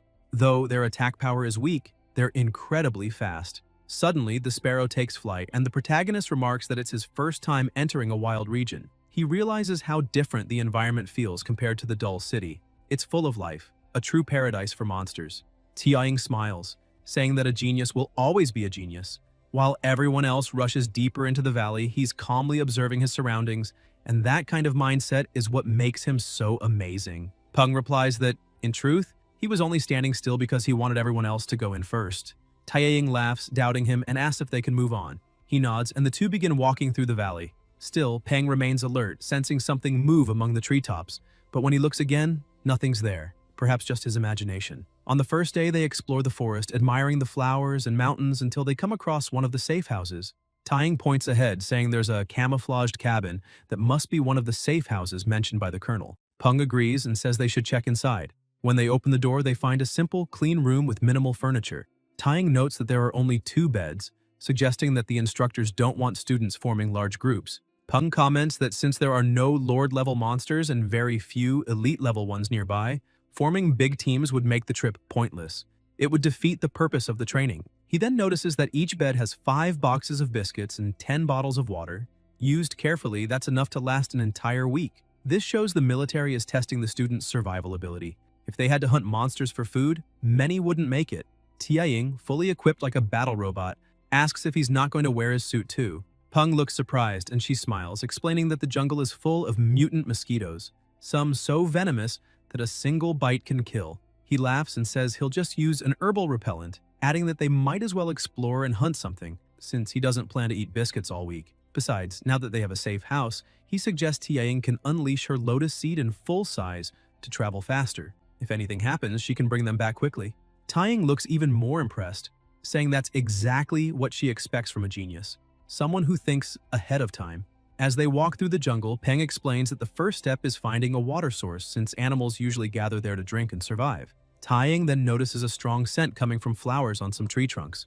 The fragrance is intense but mixed with a rotten odor, making her head throb slightly. The protagonist grabs her arm and signals for silence, telling her to command her lotus seed to strike the tree with full force. Confused, Taiying looks at the tree, seeing nothing special, wondering why he'd want her to attack it. But when she sees his focused expression, she remembers that Peng's instincts have always been accurate, so she decides to trust him and gives the order. In that instant, something in the tree shifts almost imperceptibly, as if trying to hide. The lotus seed shoots forward at high speed, smashing into the trunk, knocking a snake loose. It tumbles through the branches before hitting the ground. Taiying gasps, realizing something had actually been there, and thanks Peng, saying that without him, they might have been caught off guard. She asks what kind of snake it is, since its camouflage was practically invisible. The protagonist explains it's a green tree snake, a species that blends perfectly among the branches. Its flesh contains toxins that can be consumed by other animals but not by humans. Then Peng begins to wonder if he could still make use of it, remembering the technique Tang Tang had taught him. In theory, any damage he takes can be transferred to Dazi, so perhaps the same principle might apply to toxins too. He says that if this works, it means he can eat that meat. And he remembers hearing that the more poisonous a snake is, the tastier its flesh becomes. Suddenly, he hears something moving in the branches behind him and turns around, but unfortunately sees nothing. He begins to wonder if he's really hearing something or just imagining it since it feels strange. Behind the tree, the snake is trying to crawl away quietly. Taiying calls out to him, saying there's a lake nearby. She walks over, dips her hand in the water, and comments that it seems perfectly clean with no dirt or toxins. Peng smiles, pleased, saying that's great. Now that they have a clean water source, their chances of surviving the 7 days have increased drastically. Suddenly, a small frog appears beside him and spits something out. The saliva lands near his foot and starts to sting. Shocked, he asks what that was and uses his system to analyze the little creature. The system replies, name, blue-skinned frog, level, 2, grade, normal, preferences, spitting saliva at other animals, weakness, electric type and earth type, hates when other animals spit saliva back at it. Peng thinks the frog must be insane. It loves spitting at others but hates when someone does the same to it. He wonders who would be stupid enough to spit back. After thinking for a moment, he decides to ignore it since the frog isn't worth the trouble. The most important thing now is figuring out how to make use of the lake. But as he's thinking, the frog spits at him again. The protagonist gets irritated while the frog mockingly croaks at him. Peng gathers all his determination and spits back at the frog, feeling like a fearless fighter, thinking he gave it a chance. But since it didn't appreciate it, it's just an idiot. He even brags that since he has a system, he already knows its weakness. The little frog starts trembling with rage, and the familiars, along with Taiying, have no idea why Peng would do something so ridiculous. Suddenly, the frog starts crying and screaming loudly.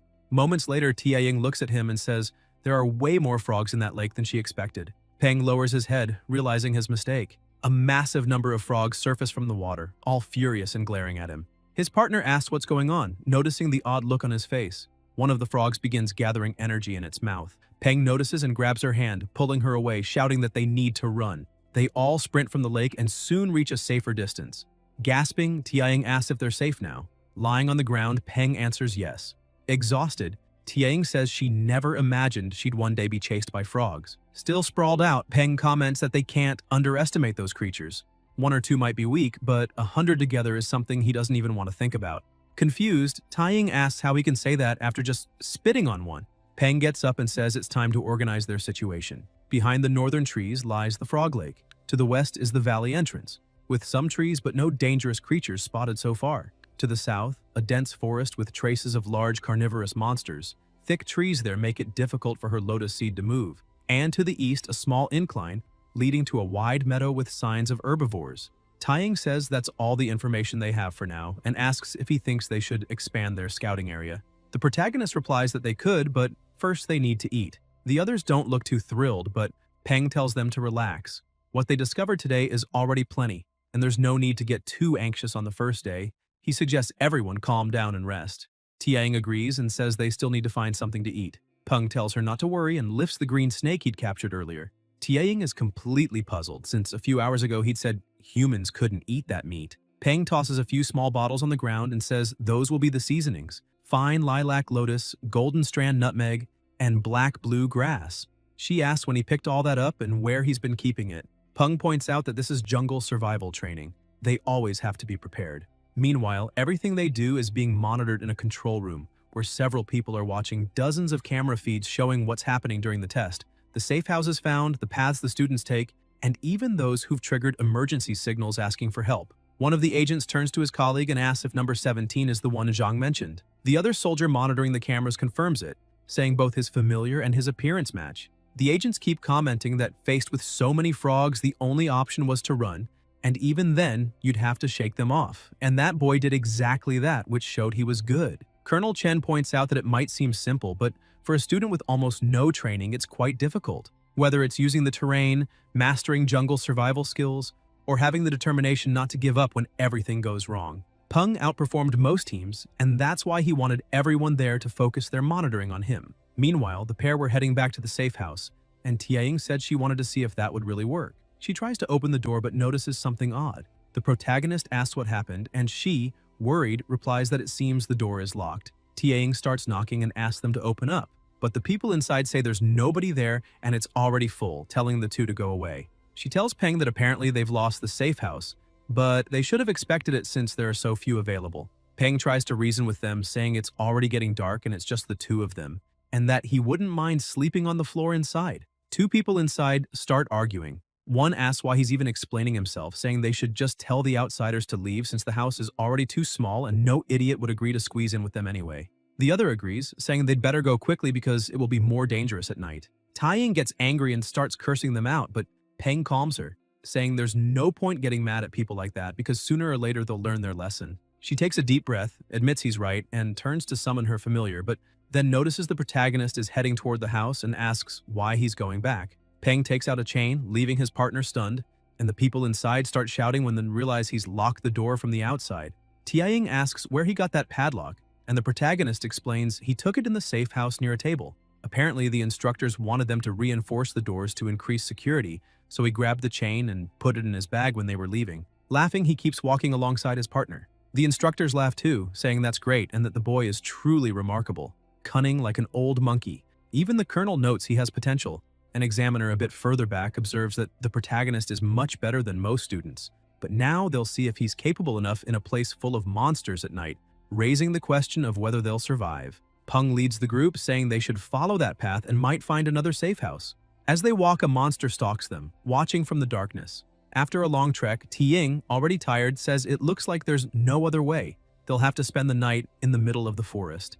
The protagonist agrees, saying they shouldn't keep exploring because it's late and they haven't found a cave, so they need to stay at the top of that tree. The trunk stands vertical, and if they branch out about 3 to 4 meters above the ground, they can build a simple shelter there. Taiying agrees, saying it sounds good. The lotus seed strikes to fell the tree, and then the protagonist sets up camp, and within minutes, everything is ready. Taiying breathes a sigh of relief, saying they're finally done. And when she looks ahead, she sees her partner has fallen asleep quickly. She looks at the familiars and sees they're both asleep too. She pulls a blanket from her bag and thinks she'll try to rest a bit as well. Higher up, among the trees, someone watches the two and comments that they're very brave to sleep in the middle of the jungle without a fire or a night watch. She smiles, saying she'd like to see how far they'll go, but is interrupted by a noise and turns quickly as something approaches.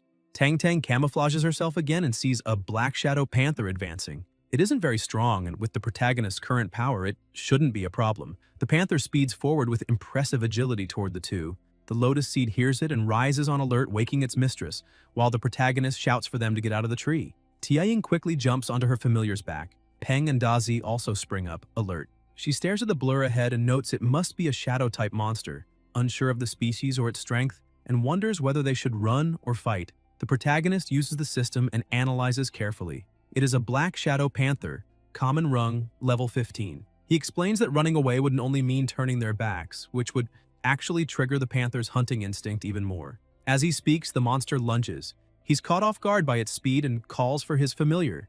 Dazi jumps in front and tries to land a hit but misses. The panther appears behind them, ready to strike. But that's exactly what Dazi wanted. He unleashes his electric power, stunning the panther, then bites down hard, leaving a deep wound. Peng is astonished to see his familiar using electricity to paralyze the enemy, realizing that it's slowing the panther down. All that training truly paid off. Even when facing a higher-level monster, Dazi still manages to maintain the upper hand. The panther writhes, counterattacks just enough to break free, then stumbles away, trembling as if something else were watching it. When it looks back, it sees a massive serpent darting toward it.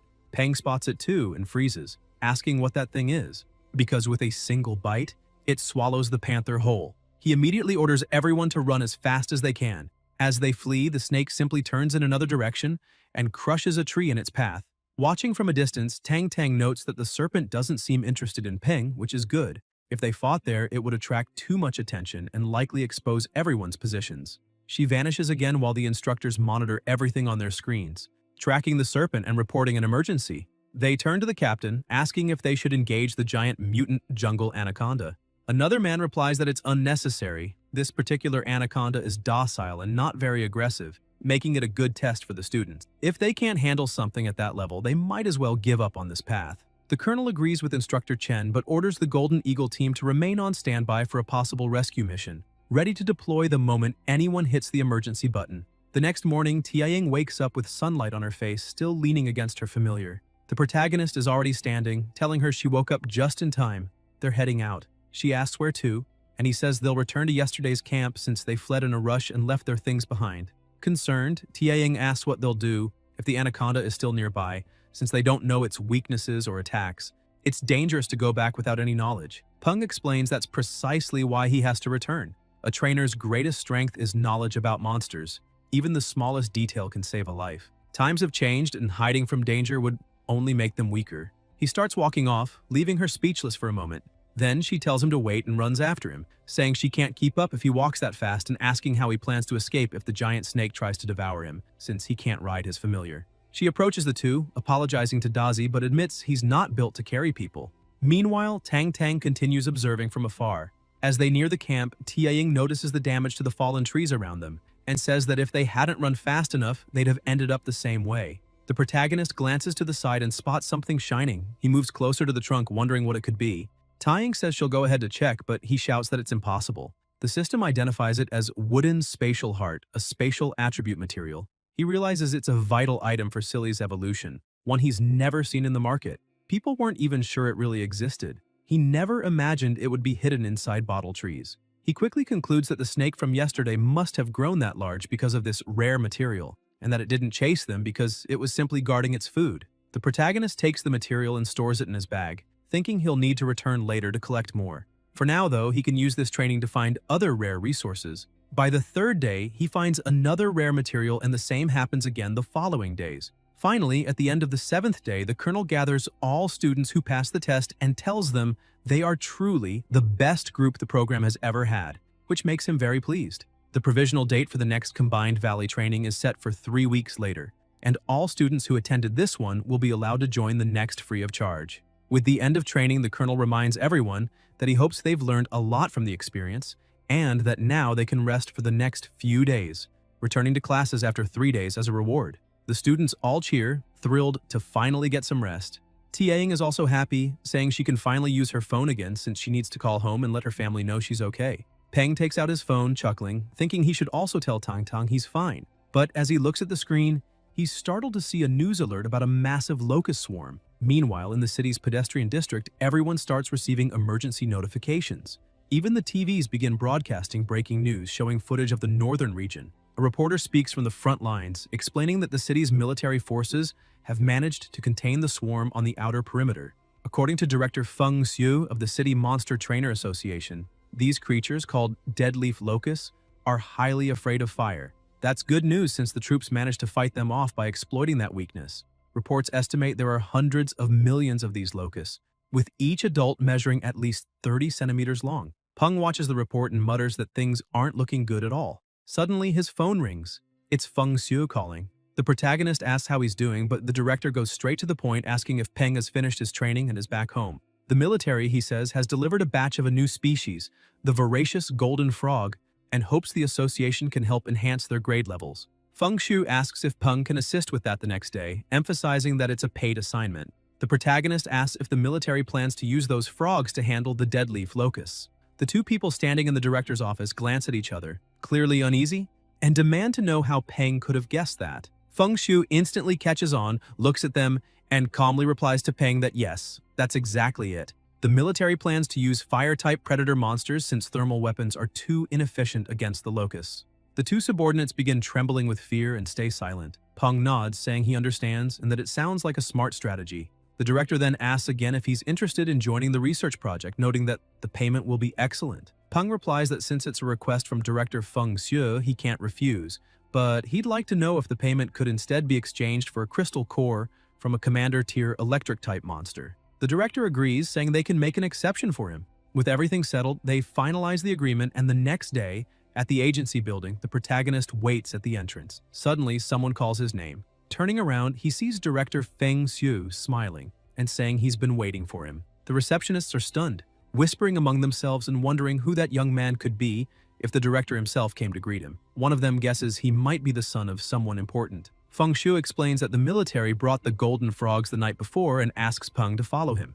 In the elevator, Peng asks if the director stayed there all night. Feng Xue confirms, saying he spent the night examining every single frog but hasn't found any clues yet. When they reach the floor, the elevator doors open, and Peng is stunned by the size of the facility. The director welcomes him and introduces the experimental base of the Monster Trainer Association. Right in front of them lies the laboratory. He shows Peng the voracious golden frog, and the protagonist observes closely, noting that it must have evolved from the horned frog, which explains its terrifying jump and earth attribute. One of the researchers calls him over to check something. Peng walks up and examines the setup and asks what it is. The scientist replies that those are grilled deadleaf locusts with fennel, one of the golden frog's favorite foods, and asks Peng to try feeding them. Peng grabs one of the skewers and, to everyone's shock, eats it himself. He comments that the sauce is thick, but not greasy, and that the crispy crust perfectly complements the tender meat, giving the grilled locusts a solid 10 out of 10.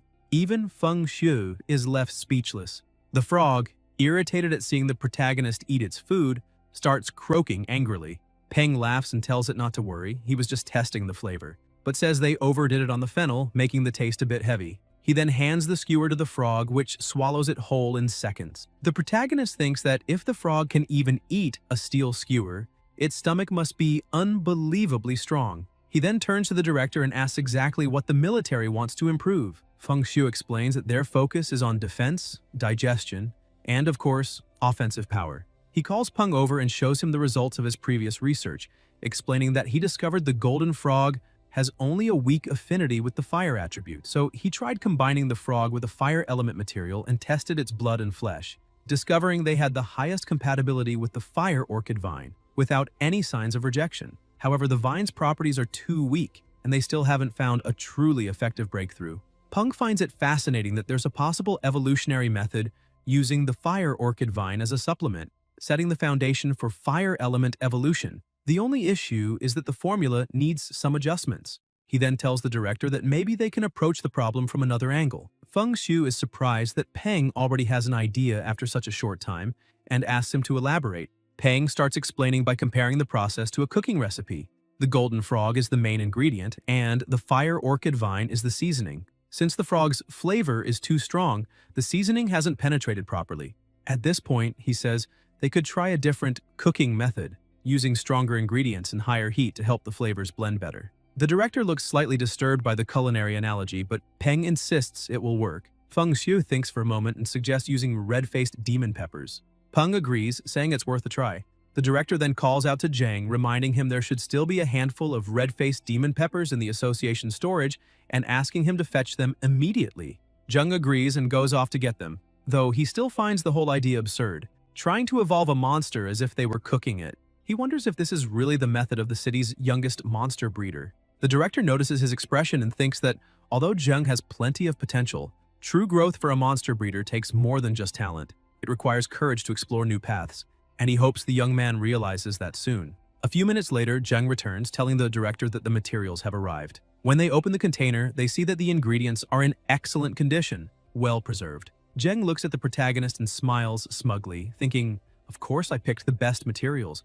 This way, when the experiment fails, Peng won't be able to blame the ingredients. Feng Xue begins the preparation, and as he extracts the demon pepper's juice, he notices the color is too strong and asks Zhang to fetch some suhemu, wang ginseng, and angelic yuemu. The protagonist watches silently, thinking that some ingredients are still missing, but saying so now would be suspicious, so he decides to wait for the results.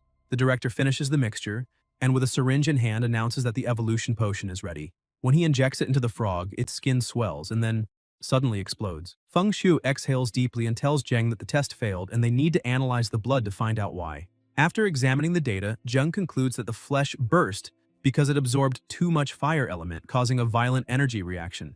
The fire energy didn't fuse properly with the blood and tissue. The director had already suspected as much. Jung continues, explaining that based on prior experiments, if there had been even a chance of success, there would be traces of the fire element in the exploded tissue. In that case, they could have just refined the formula and adjusted the proportions. But the complete energy conflict means the two forces simply can't merge, making the test a total failure. Feng Shu cuts him off, saying it's too soon to declare the idea wrong. They need more data, so they'll keep testing. Jung tries to argue, but the director orders him to stop talking and prepare for the second test. The second and third tests also end in explosions. The people around start murmuring, doubting the protagonist's abilities, whispering that this is already the third failure in a row and that something must be wrong with his formula. Some say maybe Jung was right from the start and that Peng, being so young, was simply overestimated, exactly as Peng intended. He smiles and walks up to the director, saying that after so many attempts, maybe it's time to double the main ingredient. Feng Shu pauses, thinking it's a bold move, but Peng, confident, reminds him that he's already trusted him once, and all he's asking for is to trust him again. Feng Shu asks which other materials Peng plans to use. Peng explains that they'll need black soft earth, a soul-type material with earth attributes that possesses moisture and yin properties. It would help the golden frog protect its internal organs. Then they could add sparrow saliva wood to supplement the red-faced demon pepper, since wood feeds fire and fire generates earth. The director hesitates for a moment but ultimately decides to test it. They begin the process immediately, preparing everything with meticulous care. Soon after, Jung analyzes the data and shouts for the director. This time, a large amount of fire element has successfully fused with the flesh. Feng Shu smiles, saying it's unbelievable. The formula worked. The protagonist then suggests they move on to a live test, explaining that since many of these ingredients must be digested to be truly effective, testing only the flesh and blood won't yield accurate results. Feng Shu agrees, so they move to another frog's cage and Peng gets ready to inject the potion. He remarks that although they've done small-scale meat sample tests before, they still owe the frogs something, so they can give them more grilled locust skewers as a treat. As soon as the potion is injected, a strange smoke begins to rise from the frog's body, spreading throughout the room. Everyone panics, but the protagonist remains calm, saying the ratios have already been set. They just need to keep adding the materials at timed intervals, or he'll handle it himself. Feng Shu assures him it's fine. He wants to observe the process closely. Peng takes the chance to hand him the syringe, asking if he can step out for some fresh air. Feng Shu takes responsibility and lets him go. Outside, Peng mutters that demon pepper really is strong, but now he just hopes no one suspects that he already knows the final formula. He's only been suggesting changes gradually, as the tests yielded partial results. And besides, the director has been helping him. Still, he needs to be cautious. This is the first recorded evolutionary experiment of a golden frog with the fire element, and he's just a high school student with no authority who supposedly didn't know the recipe beforehand. Suddenly, the lab doors burst open and people rush out coughing through a thick cloud of smoke. Peng notices the smoke has turned red, meaning the formula worked. Then, from the haze, a huge frog emerges. Jung cheers, shouting that it worked. Fire and earth, dual element, they've done it. Peng, however, quietly analyzes it with his system, thinking that while the fire element is present, as a dual attribute creature, it'll only be able to fully embrace one path for now. The system scan displays all its stats clearly. Monster name, Magma Fire Frog, level 19, grade, excellent, attribute fire, weakness, water, description, evolved from the voracious golden frog. In order to adapt to its revolutionary path, its earth attribute was discarded, transforming it into a pure fire-type monster. During the evolution, its body suffered extensive internal damage. Large portions of muscle were corroded by fire energy, weakening its physical strength and jump capability, while slightly reducing its evolutionary potential. Meanwhile, on the city's northern border, troops were already positioned for battle. The commander called for all units' attention. The target had appeared in Sector A3. They were to prepare for immediate engagement. Through binoculars, they could see the swarm of locusts approaching. The commander ordered the use of white phosphorus bombs, and all tanks fired simultaneously. The results were effective. The bombs worked perfectly. Smiling, the commander shouted that they just needed to keep it up to crush the swarm. But his expression quickly turned to shock as he saw the insects starting to form a sandstorm again. A massive sand tornado began advancing toward them, rendering their attacks useless. The storm was absorbing the blasts. An urgent transmission was sent out to all forces. The deadleaf locust had begun forming a firestorm, and all incendiary bombing was to cease immediately. The soldiers grew uneasy, asking what they could possibly do if they couldn't use fire anymore. One of them clutched his weapon tightly and declared that behind them were billions of lives. Those disgusting insects could not be allowed to pass. He shouts for everyone to open fire. If they can kill even one, that will be enough to honor their families. Suddenly, an army of red frogs appears on the battlefield.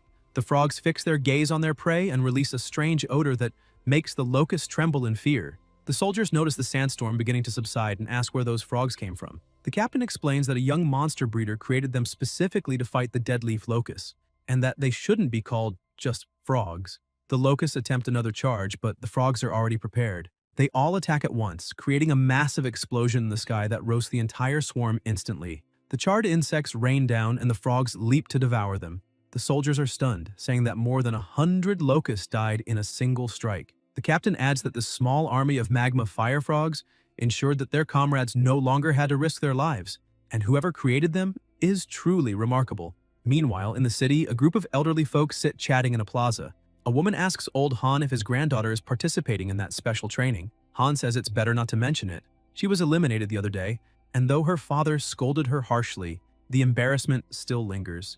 Suddenly, a military jeep speeds into the square and stops right in front of them. The woman asks who the jeep could be looking for. Han replies that judging by the direction, they're heading to the 6th floor and wonders if they're after that boy, Peng, since a similar vehicle came for him last time. The woman says that the last time she saw him, he was walking around with a skeleton. The old man asks if it was some kind of ghoul. Another elderly lady joins in, saying she saw it too and that the skeleton had ghostly flames swirling all around its body. Han asks her if by chance she means the skeleton belonging to Peng, the young man who lives right above her. The old woman laughs and says that skeleton is the protagonist's familiar. It may look scary, but it actually protects people and helps out. A rather cute creature, really. The others seem unconvinced, so she changes the subject and asks her spider to help thread a needle. Han comments that her spider is very handy and asks if it has a name. The woman replies she hasn't named it yet.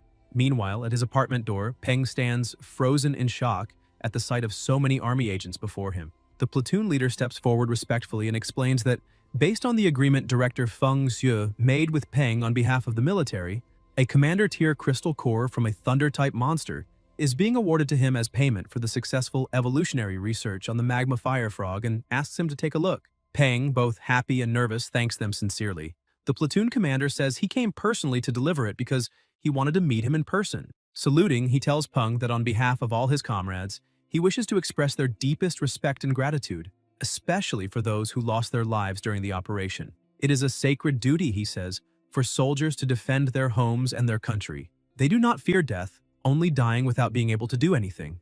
After this heartfelt gesture, the soldiers depart, and Peng watches them through the rubber window. At that moment, he realizes he's been given a gift, the system, and maybe it would be worthwhile to participate in more experimental projects to help the military. Still, he understands that the system is merely a tool. The most important thing is to strengthen himself as quickly as possible so he can protect himself, and only after that think about protecting others. He senses something approaching and looks down to see Dazi hugging his leg. Smiling, he pats his familiar, saying it seems Dazi sensed his mood and came to comfort him. Then he adds that the main material has just arrived, so it's time to upgrade Dazi's grade. He heads to the kitchen and starts preparing a special soup. When it's done, he returns with an unsettling smile and tells his familiar to drink it immediately. Dazi hesitates, sniffs the bowl, then gathers his courage and drinks. He drops the bowl to the floor, and an aura of electricity envelops his body, even frightening Peng. After a few seconds, the aura fades, leaving Dazi scorched and motionless. Peng stands silently for a while as Dumby, nervous, pokes his friend to see if he's all right. Then he gets an idea. He goes to the fridge, takes out some metal needles, and tries to get Dazi to eat them to recover. The protagonist approaches and tells him not to worry, that they should leave Dazi alone for now.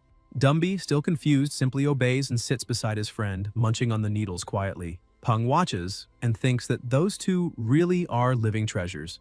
Then he decides it's time to form the contract with Silly. He calls her, but she doesn't want to come closer. He smiles and says he has some delicious juice with him. Silly immediately rushes over and hugs the juice. Peng thinks that the three of them are truly a trio of gluttons. He pricks his finger, touches the jellyfish, and begins to focus. Silly's consciousness is still a bit weak, but he notices she's brave, approaching him without even being called. Apparently, all the good food he gave her wasn't in vain. He places his finger on her consciousness, telling her to become his new companion. The contract appears, and he continues, saying she will become his partner, and that he'll give her the power to never fear anything in this world again. Silly responds that she doesn't want power, she wants juice. Peng can't believe it but ends up agreeing, promising her liters of juice. Thus, the contract is complete. The next morning, Zhu Ying was sleeping peacefully with her familiar when a shadowy figure began calling her, asking her to get up because it was time for breakfast. She wakes in fright and looking ahead sees that it's her parrot telling her to wake up and eat. Zhu Ying says he's a good boy, since ever since the old man passed away, the bird has been her only companion, and she thanks him. She remembers that ever since her daughter's accident, she had no will to do anything, and that it had been difficult for the old man to handle the meals every day until he eventually left too, especially breakfast, because he would wake up early every morning to make it and wake her up. When she finally recovered and could take care of him, he was gone. Now she doesn't know how she's still alive or how much longer she'll keep going, and that's why she's grateful to the parrot for giving her a reason to keep living. She smiles as if she already knows something, thanking the parrot once more for staying with her all this time. However, she adds that the old man has been waiting for her for a long time and that she needs to go be with him. Suddenly, a blue energy begins to fill the room. The old man appears beside her and places his hand over hers, saying he's there to stay with her. Xiu Ring starts trembling and crying, and the old man extends his finger, saying that from now on they'll never be apart again and asking if she agrees. She holds his finger and says she'll never leave him again. Suddenly, everything returns to normal, and it's actually the parrot touching her hand. In his apartment, Peng was sleeping soundly until he woke up to Dazi's complaints of pain. He stands up and asks what's wrong, and when he looks down, he sees Dazi rolling back and forth on the floor, saying his head hurts a lot. The protagonist quickly gets up, worried, asking if something went wrong with the evolution, but he's surprised when he looks at the system and sees that his familiar is now at perfect grade and that the tooth replacement process is underway. He shouts in disbelief. He didn't even know a centipede could replace its teeth, and starts wondering if the centipede's genes mutated after the cataclysm. After all, the world has changed so much that common sense doesn't work the same way anymore. He tries to calm Dazi, telling him not to be afraid because that headache is necessary for his growth, and that he just has to endure it. He starts walking and calls Silly, who rushes to him and rests on his head. He checks the system, wondering which evolution route to choose for her, support or maybe combat. If he picks the route that uses the wooden spatial heart as the main material, she can evolve into a spirit of wood jellyfish, gaining dual attributes with healing and spatial powers. However, if he enhances her spatial attribute, her combat strength will be terrifying, but if he gives up combat power for support, he might regret it later. All these paths require time, money, and effort, though the support route would be a little easier. After thinking for a while, he decides it's best to go with the support route and evolve her into a spirit of wood jellyfish. Once she grows stronger, he can choose any route he wants, but for now, this one will help the most. As he leaves the apartment and passes through the plaza, he notices some people standing still and asks why there's such a crowd. The people are murmuring, wondering what's going on and if they're seeing things. Suddenly, a light begins to shine in the sky, and some say it might be a ghost, that it must have come to take Grandma Xiu Ying, and that it must be the old man. When he looks up at the sky, the protagonist also sees a completely blue phoenix, and the system instantly identifies it. Name: Soul Guardian. Level: 25. Grade: Perfect. Attribute: Soul. Description: a powerful desire keeps this monster in the mortal realm, allowing it to take on multiple forms, and once that desire is fulfilled, it returns to the underworld. One of the bystanders says they saw everything. The two began to rise, their bodies on the metal support turned into a point of light and flew away. The parrot and the old woman were definitely gone. The protagonist thinks that it seems the grandmother really passed away. Suddenly, he remembers that she had a gray striped plate spider, and that, after its master's death, a familiar is no longer bound. If it chooses to return to nature, that's fine, but if its temperament changes and it starts attacking humans, its fate will be sealed. Peng begins running toward the grandmother's apartment, saying he needs to get there as fast as possible. When he arrives, he's out of breath and sees that the door is locked, with no sound coming from inside. He starts wondering where the spider might be hiding. Judging by the striped plate spider's habits, it should be. Looking up, he sees it in the same place as always. Using telepathy, he gives Dazi the command to act, and when the spider begins to approach, Dazi quickly wraps his master with his body. The spider bows before them, trembling, and the protagonist feels a bit disappointed, asking if it really came down just out of fear of Dazi. Shaking with fear, the spider recalls Xiu Ying saying that she was old and would soon die, and that she didn't want to sign a contract again. She had apologized, saying she didn't want to give the spider a name so it wouldn't feel tied down, as she gently stroked its head. The same memory flashes through Peng's mind, and he says it must be hard to lose the old woman. With a faint smile, he kneels down and extends his hand, saying that if the spider wants, it can come with him. Later that day, people are confused, asking what that thing is.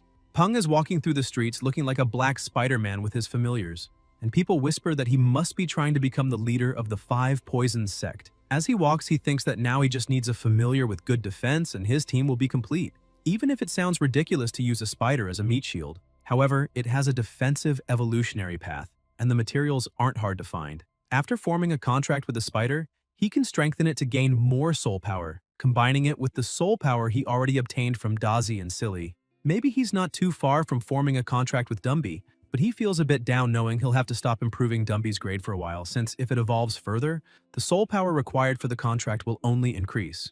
When he arrives at the studio, he greets Quan Quan with a good morning, and she replies by calling him boss. Peng is confused since she's never called him that before. She usually addresses him as Mr. Gao. She keeps calling him boss, her eyes sparkling with a charming expression, saying it's been a long time since they've seen each other. The protagonist finds it strange, and suddenly Quan Quan's aura begins to change. She says that lately many people have been looking for him, and that several clients keep asking when he'll be available. Even when she tells them he's busy, they insist, and she can't even get through to him anymore. Peng realizes she's completely irritated and asks her to calm down, saying that now he actually has plenty of free time. Somewhat nervous, he shows her a list and says he'd like her to prepare some materials first, and afterward he'll treat her to milk tea. Quan Quan snatches the list, clearly annoyed, and walks away, leaving the protagonist standing there. He sighs in relief as Dazi mutters that he's a real scoundrel. Inside the lab, Peng is about to form the contract with the spider and tells her not to worry, asking her to trust him because he'll give her a good life. After sealing the contract, he gently pats her and says it's time to begin the evolution.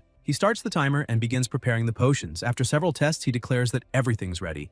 Approaching, he notes that her body color is gray, a gray-striped plate spider, and says that after evolving, she'll become an armored gray spider. Since Silly and Dumby's names both end with Y, he decides to name her Stripey. He holds up the potion, saying this is the carefully crafted evolution potion he made himself, and that she'll get stronger with just a single bath. He pours the potion into the container holding the spider, and something begins to happen. The protagonist suddenly feels intense pain, realizing it's being transmitted through the soul connection, part of the suffering Stripey is enduring at that moment. He grits his teeth, thinking it's fine because pain is the path to strength, and they have to accept and endure it. Quan Quan opens the door, calling him boss again. He turns and asks what happened, and with a mischievous look, she says the client has arrived, and he looks like a very rich one. Peng smiles, saying he's on his way while thinking that now he has one more mouth to feed and needs to make money as soon as possible. Looking to the side, he sees a client accompanied by a bodyguard, and upon checking with the system, he remarks that it's interesting.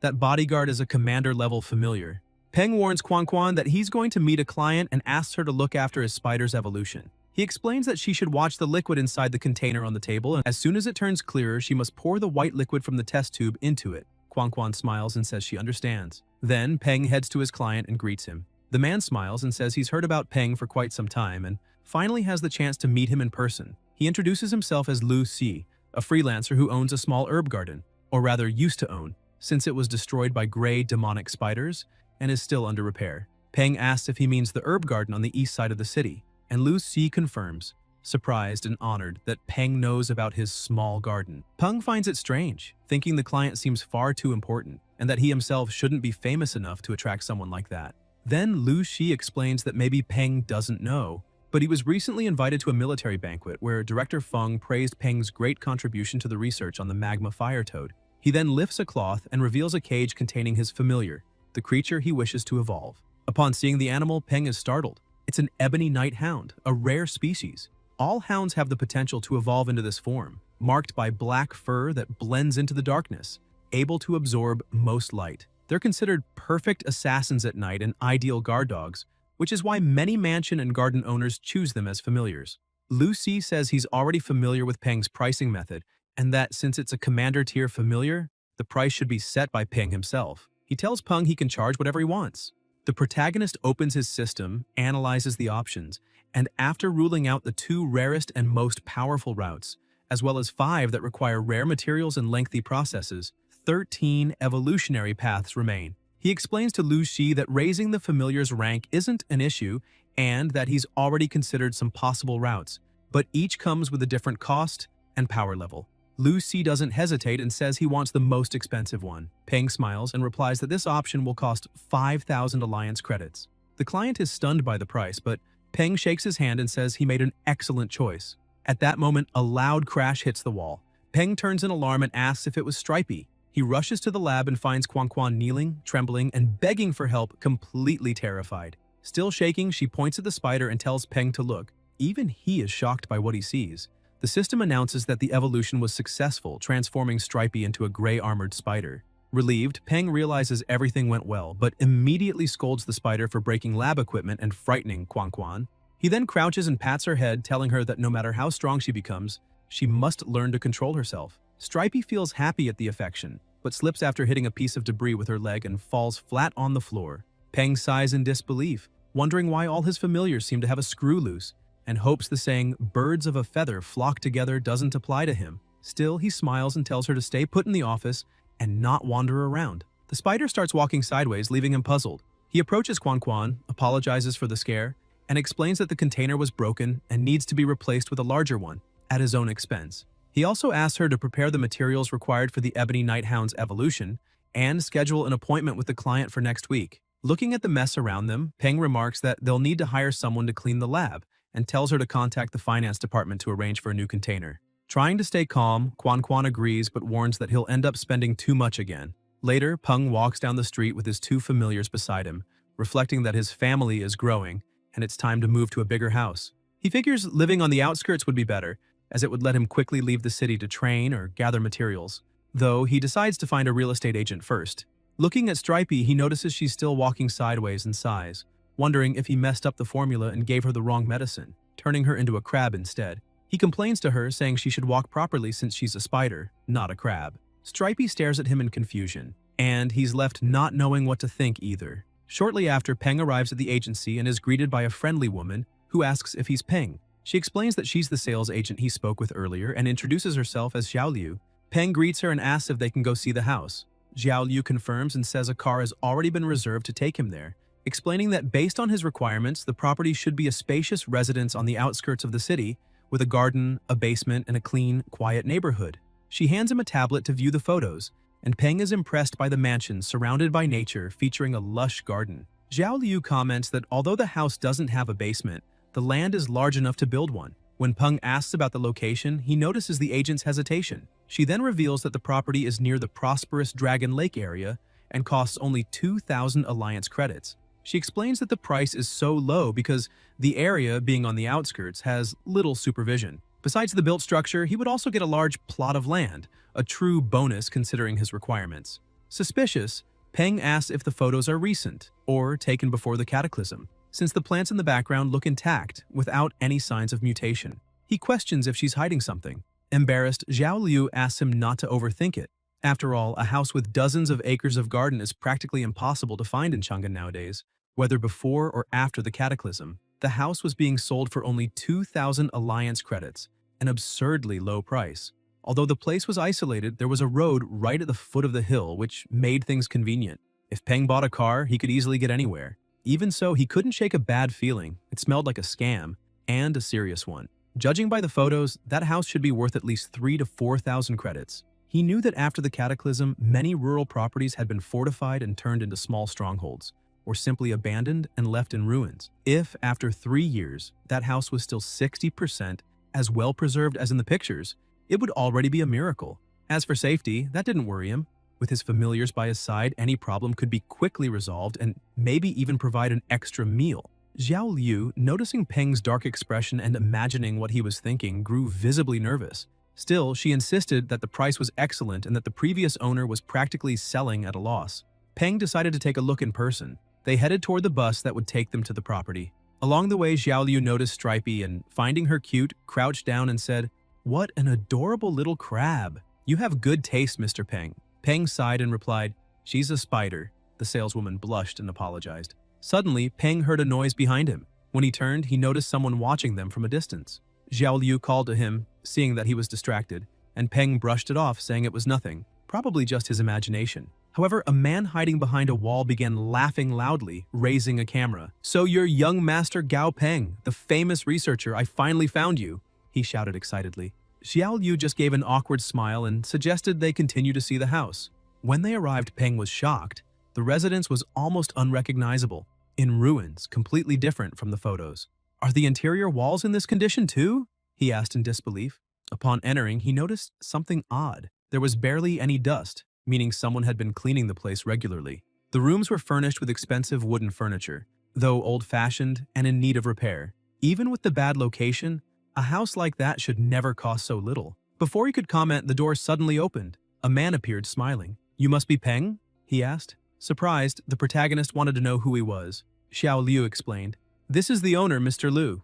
The man laughed heartily and said, "I heard you had just arrived, so I rushed over." Peng found it strange and asked why the hurry, also wondering if they had met before. Liu replied confidently, "Come now. Who in this city doesn't know you? Director Feng's ace, the hero behind the last military operation." He handed Peng a business card. "I also work with familiars. If you're interested in collaborating, I can offer a 20% discount." Peng stared at him, surprised. The man really knew how to do business. Liu then asked what he thought of the house and explained that it was well maintained since he hired someone to clean it every month. If Peng wanted to buy it, he'd just have to pay a renovation fee and could move in immediately. "Quick and easy," he assured. Peng crossed his arms and replied honestly, "I'll be straight with you, Mr. Liu. The price you're asking is certainly tempting," Peng said. "But there's a problem. This house is worth at least 4,000 credits, even with the poor location. 2,000 is far below market value." He stared at Liu seriously. "So I'd like you to tell me the real reason behind such a low price." Liu placed a hand on the table and said that the house had actually been bought for his parents after they retired, since they were simple rural folk not used to life in the big city. That's why he purchased a home on the outskirts. He wanted them to live peacefully. They had worked hard for him their entire lives, and now that he was successful, he naturally wanted to repay them, ensuring they could enjoy a happy old age. But the monster horde ruined everything. They didn't even get to spend a single day in the house, and ended up dead.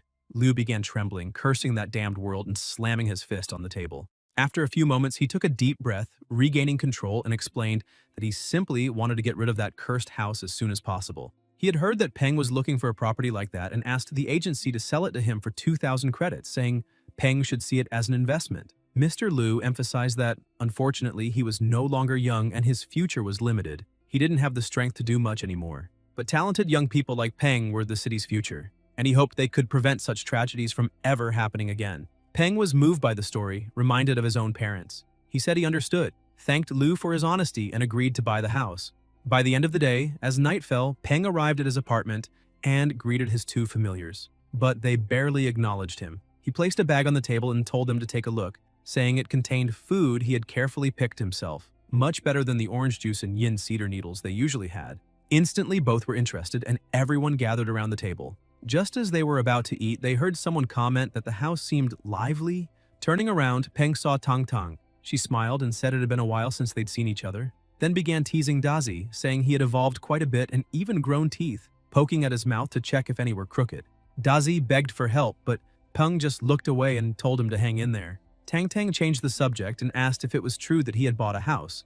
Peng smiled and said she found out fast, but explained that the place still needed renovations, so they wouldn't be moving just yet. She grabbed his hand and scolded him, saying he should have asked for her help since she knew many people, and he didn't have much experience. He could easily be deceived. He tried to explain himself, but she turned away, saying she was leaving. Still, her words echoed in his mind, and he began wondering if that man had fooled him with that tragic story. As she closed the door, Tang Tang muttered to herself that it was perfect, because when he moved, she would move into the house next door. The next morning, deep in the forest, Peng observed the surroundings with his familiars and realized they were close to their destination. The Bottle Tree Grove shouldn't be far. Stepping over dry leaves, he reflected that it was the last day of break granted by the academy, and that he needed to gather all the required materials as quickly as possible. If he didn't find the wooden space hearts that day, he'd have to wait until the weekend, delaying his plans. Suddenly, he sensed a presence behind him. Turning around, he saw a gray sand-brown lynx. The system identified it, level 13, normal grade, wood attribute. The animal stared at him for a moment, then lunged. Peng warned his companions to stay alert. The lynx charged quickly, but Dumby shoved the others back and stepped forward, countering the attack and forcing the enemy to retreat. He took a stance and declared himself the lynx's opponent. When he lunged, the beast panicked and tried to flee, but Dumby used the threads from his heart to bind it, and, with a swift and precise strike, eliminated it instantly. The protagonist watched in surprise, realizing Dumby was far stronger than he had imagined. The skeleton stared at his own hands in confusion, unable to understand how he had won so easily. Peng noted that Dumby still couldn't control his own strength. After all, he had never fought since his evolution, and concluded that it was probably time to take him to the academy for training. Then Peng turned and said it was time to head to the grove. Dumby silently gazed at him. Even if he didn't understand what his master said, He knew that boy wished him well, and that was enough. Peng then started teasing Dazi, saying Dumby had been faster than him. Dazi, annoyed, snaps back that if that stupid skeleton hadn't interfered, he would have finished off the kitty first. Peng smiles and says it's fine, since he knows just how amazing Dazi really is. After searching for 3 hours, Peng explores all the areas where the bottle trees grow and finally finds a few of them. Near the trees, there's a green tree snake, a species that seems to favor that type of environment. The moment Dumby spots it, he swiftly catches the snake and splits it in half, pulling out its core and showing it to Peng. The protagonist studies the crystal with curiosity, wondering if it really is a green tree snake's core, but reminds himself that this was just a secondary goal. The real mission is to find the wooden spatial heart within the bottle trees. Still, Dumby had acted on his own without needing any command. Peng then tells him to punch one of the trees. Dumby gets ready. Even the tree itself seems to sweat nervously. With a powerful blow, he knocks it down with ease. Everyone gets excited and Peng tells him to keep going. Meanwhile, on the other side of the forest, a group of people advances quietly. One of them asks the leader if the boy is really there. The leader replies that the information is reliable and that they just need to keep searching. Suddenly, the small familiar on the leader's shoulder raises its antenna and points in one direction. One of the men asks if Tutu saw something. The leader explains that the familiar detected a strange sound coming from that way. He's not sure if it's the boy, but they need to check it out either way. Soon, another sound echoes and one man remarks that it sounds like someone practicing boxing. The scarred man laughs, saying only an idiot would train boxing in the middle of a forest full of monsters. The leader, serious, warns them not to get distracted, reminding them they can't afford to miss any clue. After all, they landed a well-paying job.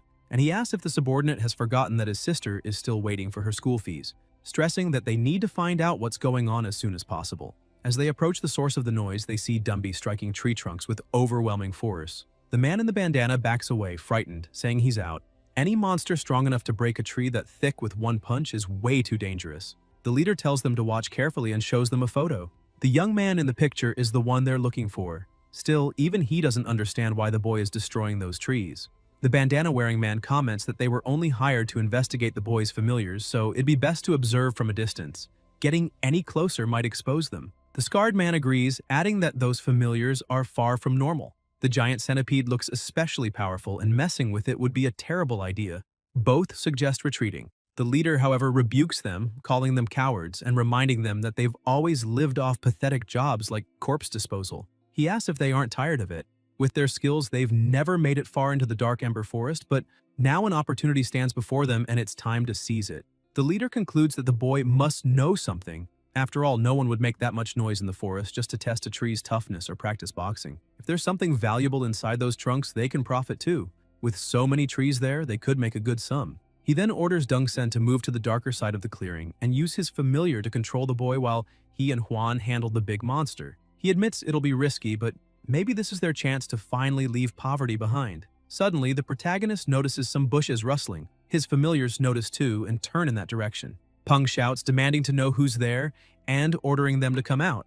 The leader, realizing they've been spotted, thinks they're in trouble. Still, he steps out of the shadows, laughing, greeting Peng with fake friendliness and saying it's just a coincidence they ran into each other there, asking if he needs help. Huan watches his leader, thinking that, thankfully, he reacted quickly. But Peng doesn't buy the story. He recognizes the familiars those men have, the amateur stinger bee and the skull butterfly, both dangerous forest creatures.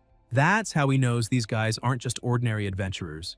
Dumby senses the stranger's presence and warns his master. When both look toward the sound, the leader turns pale, baffled that they managed to detect hidden people. Trying to hide his unease, he insists there's nothing to worry about, saying that's just his brother, and they're not bad people. At that moment, Dongsen bursts out from the bushes, claiming he'd gone to the bathroom and just got back. The system identifies the familiar beside him, a mithril mantis, level 18, elite grade, excellent quality, gold attribute with an electrical weakness. Peng observes the creature, realizing it's a rare mutation, but quickly notes that Dazi would have the advantage, so there's no need to worry. With a firm resolve, he replies that he doesn't need any help, especially not from people like them. The leader forces a smile and says that if that's the case, fine, they'll leave. Huan looks puzzled and asks if they're really retreating. The leader explains that now that they've been discovered, they've lost the element of surprise, and if they fail, they might just end up creating a powerful enemy for nothing. He points out that the boy may be young, but already has 3 strong familiars,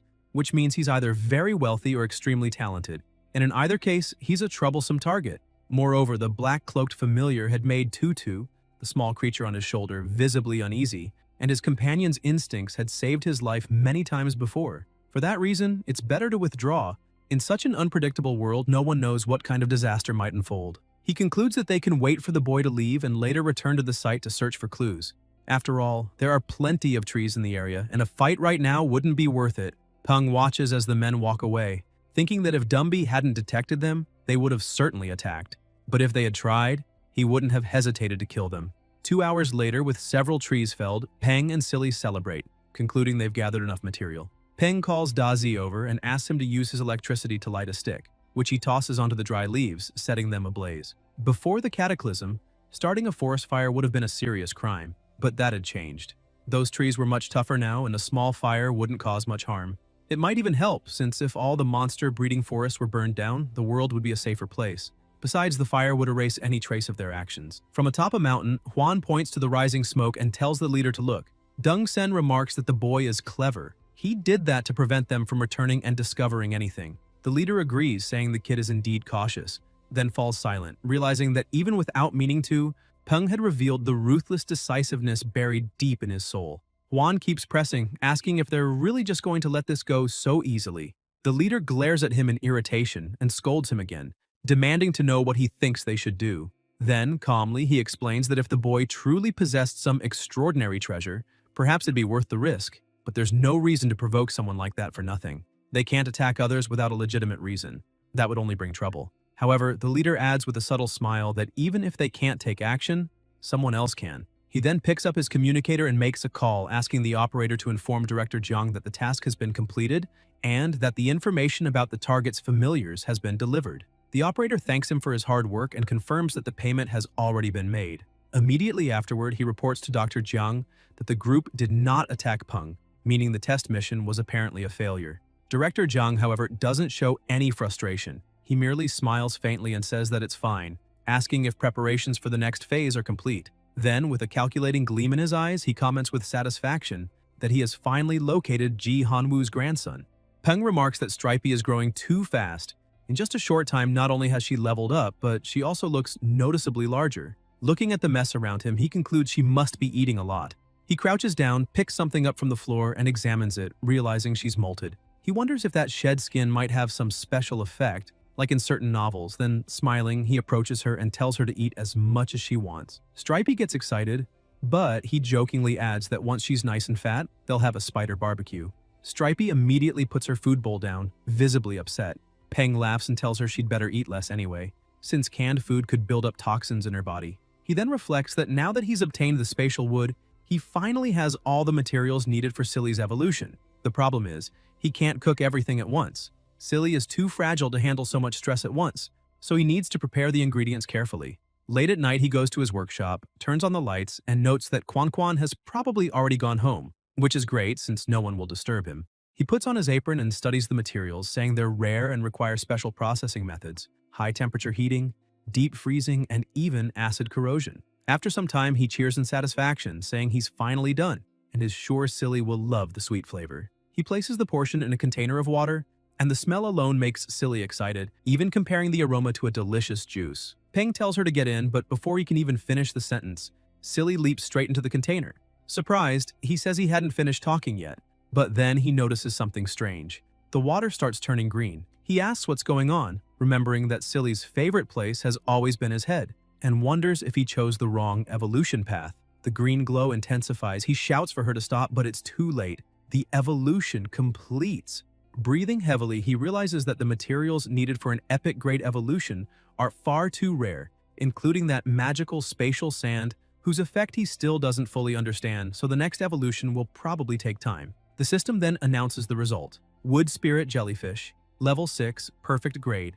Attributes, Space, Wood, and Wind. Condition, Healthy and Happy. Weaknesses, 1 word electric, 2, Ice. Peng notices that after Silly's evolution, his own spiritual power has increased significantly, and if he keeps training, he'll soon be able to form a contract with Dumby. While thinking this, Silly stares at him with shining eyes, and even when he tells her not to come closer, she ignores him and returns to her favorite spot, the top of his head. Suddenly, Peng's phone starts ringing. When he checks it, he sees it's the decoration company recommended by Tang Tang.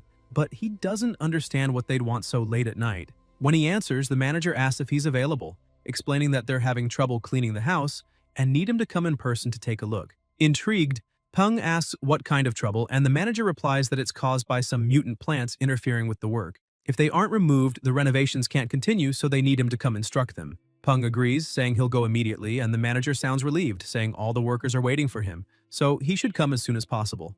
At that moment, Peng finds the situation odd and asks if he really said all the workers are there, wondering why they'd be working so late. On the other end of the line, the real manager Li is being forced to speak. Trembling, he says that's just how his business operates and pleads for Peng to hurry. Once the call ends, Dr. Jiang praises the manager, saying he did a good job and just saved his own life. Still suspicious, Peng mutters that it all sounded strange and tries calling Tang Tang, but her phone doesn't answer. Unsure what to do, he decides to play it safe and takes Dazi and Dumby with him, calling silly as well as he rushes out the door. Half an hour later at Peng's new house, one of the men approaches Dr. Jiang and asks why Peng hasn't arrived yet, suggesting he might have caught on.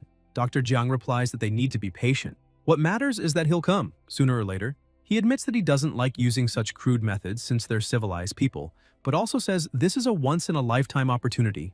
Ji Hanwoo has a living grandson, and if he hadn't exposed that secret, he would have died believing that old man was alone in the world. The man with glasses comments that many others are probably interested in that secret, and once they find out, they'll definitely try to eliminate the boy in secret.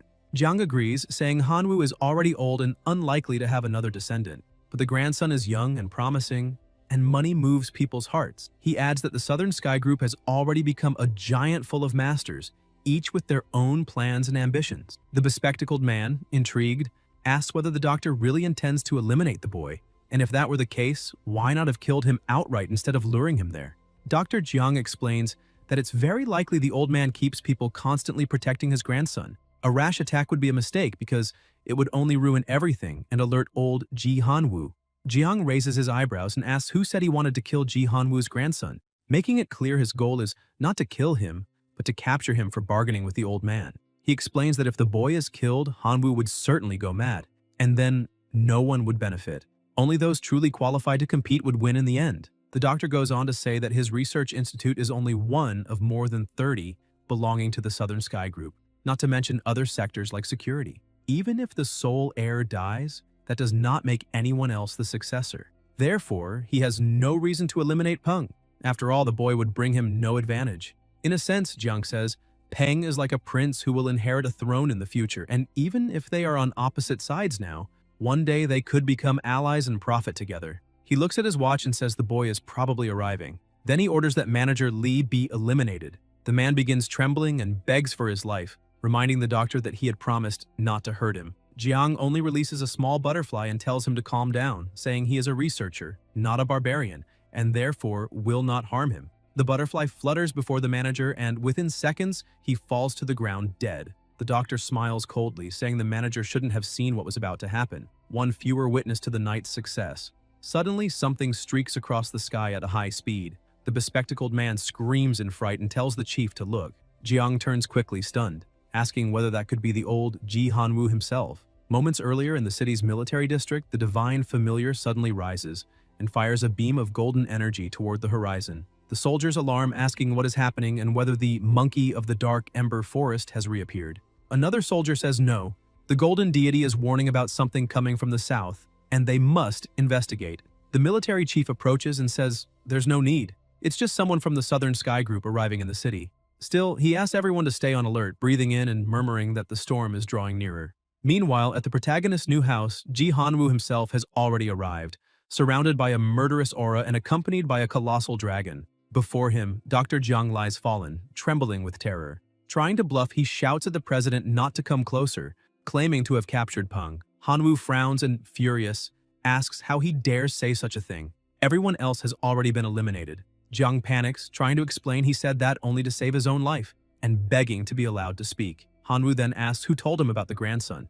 Jiang, in a panic, says he told no one, but confesses he set a program to send Peng's information to all group employees if he died. The old man stares at him coldly and replies that that was not the question. Faced with silence, Jiang realizes the danger and cries out that it was Secretary Liu who told.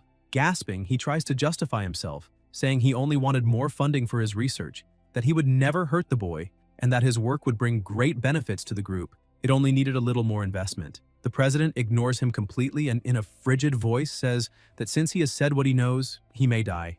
Jiang falls into despair and begging for mercy and shouting that he recognizes his mistakes, but it's useless. A roar echoes along with the sound of destruction, and his screams of terror are heard in the distance, announcing his inevitable end. The president surveys the wreckage and murmurs that Jiang was a complete idiot because he is Ji Hanwoo and would never bow to a threat. With a touch on his bracelet, he contacts the team and orders an investigation into everything related to Jiang Yilong. He says it's possible Jiang actually set up the program mentioned, so if they find anything similar, they must destroy it at once. If they can't, they must notify him immediately, because Peng is the rightful heir of the Southern Sky Group. An absolute fact. However, it would be a huge problem if that information became public before the right time. As the doctor's screams fade, Hanwoo stands motionless, listening in silence, and remarks that he rather enjoys this kind of simple, brutal world. Tang Tang approaches, calling him Professor, and he turns with a faint smile, saying she must have endured difficult times. After all, when he returned from abroad, the group was in complete chaos, and he still hadn't fully regained control. He recalls that after Peng's parents died, he had to hide his grandson's existence, and the only way to keep the boy safe was to let him grow up far away, sending Tang Tang to guide and protect him in secret. Now that the group is nearly stable again, Hanwoo says it might be time to bring his grandson back, but he considers that the path the boy is currently walking is a much more effective form of growth. The boy's talent has far exceeded every expectation he ever had.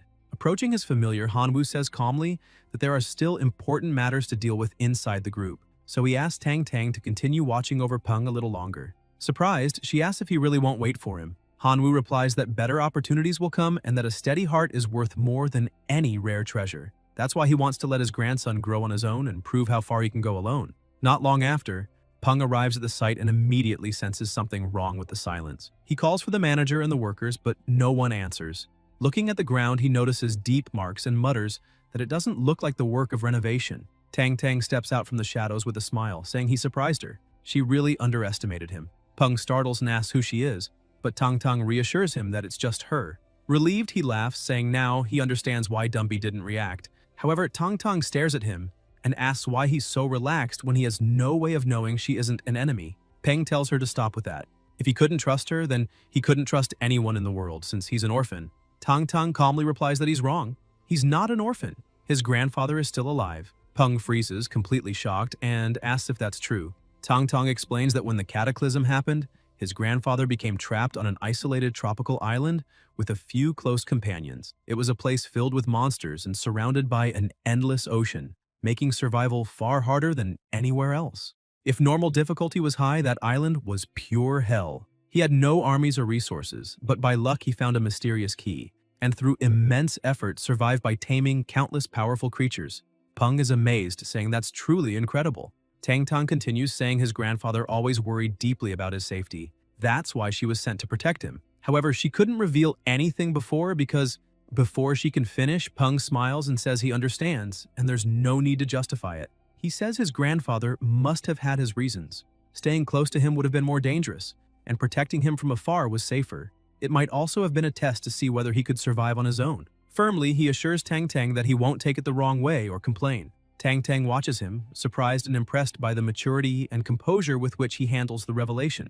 Excited, Peng starts asking questions, eager to know what kind of familiars his grandfather has, their levels, and how strong they are.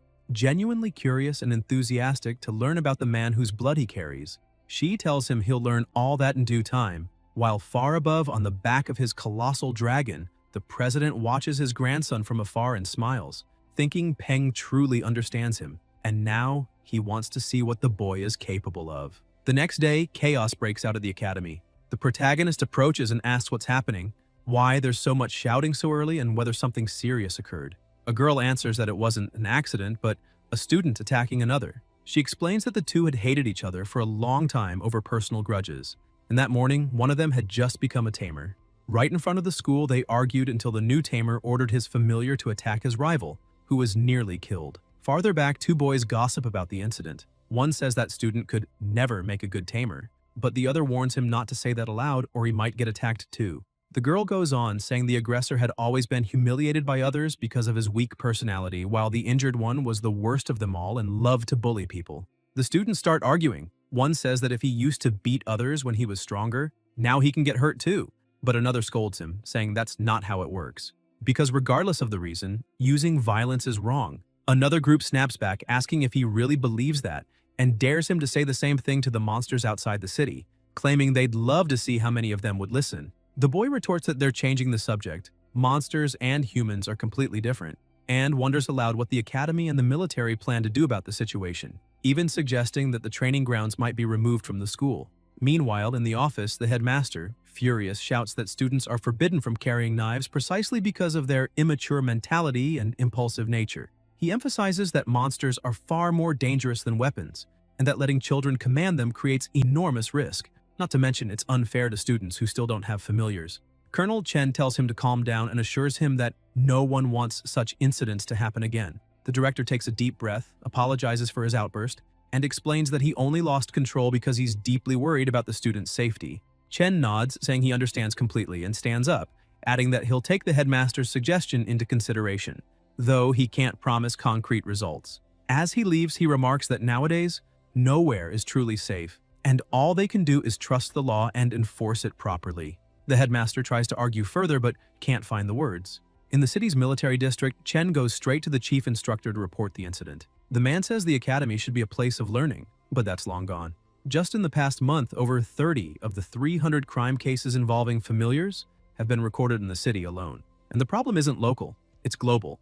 In Huaxia, they still maintain the lowest crime rate, but Western countries are in crisis, relying on powerful tamers to preserve peace and order. Chen lowers his head, saying he understands, and the chief instructor places a hand on his shoulder, saying he knows how he feels. But the Alliance won't stand idle and let things worsen. They'll act soon because extreme times demand extreme measures, and there's still much work ahead.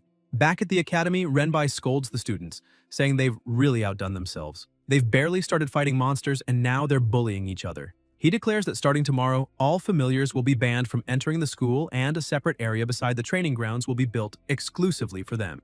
Meanwhile, Silly is stuck on Peng's head, humming non-stop, making it impossible for him to hear properly and drawing everyone's attention. Peng starts trying to pull her off while the little jellyfish clings tightly, begging him to stop. Annoyed, he mutters that he's heard jellyfish soup tastes pretty good. Terrified, Silly grabs a juice bottle and pleads with him to drink fruit juice instead of jellyfish juice. At that moment, Renbai calls for attention and announces that in 2 months, the college entrance exam will begin. He reminds them that time waits for no one, and that the results of these final months of training will directly influence their final grades. He warns them not to underestimate the importance of a good performance, since major groups, the military, and the government always prioritize candidates with high scores.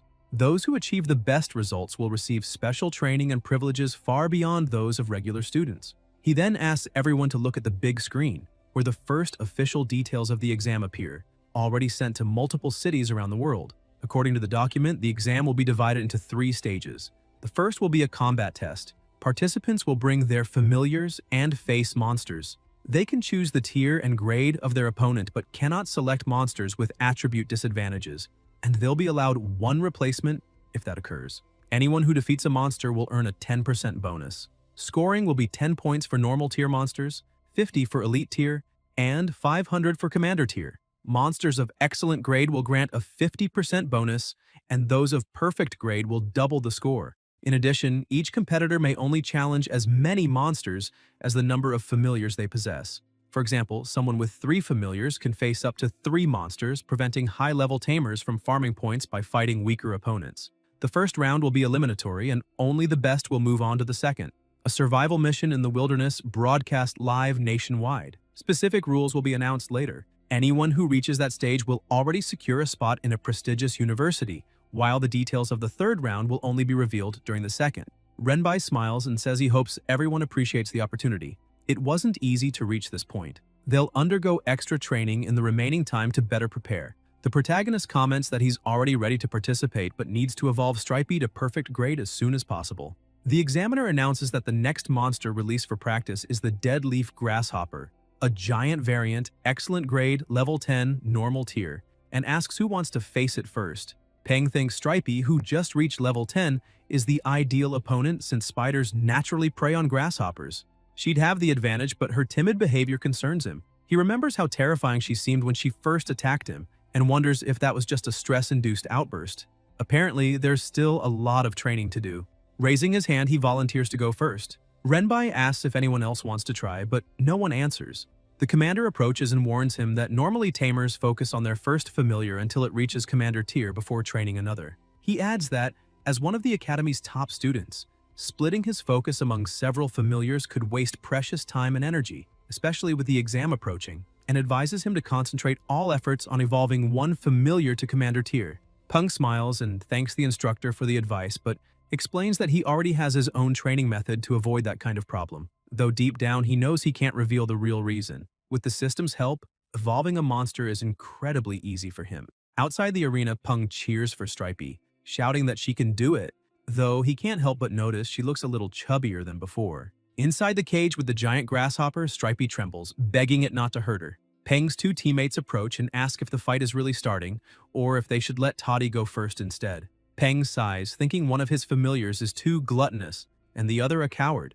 A perfect duo, in the worst possible sense. Now he understands what the instructor meant about personality differences. In the first battle, Dazi charged in recklessly without hesitation, while Stripey chose to flee and beg for mercy. If the floor weren't cement, she probably would have already dug a hole to hide in. He reflects that if she wants to survive, she'll have to experience a real fight. Suddenly, the deadleaf grasshopper lunges and with a quick movement grabs the spider and throws her high into the air. Peng panics, realizing that fighting in midair is a huge disadvantage for her.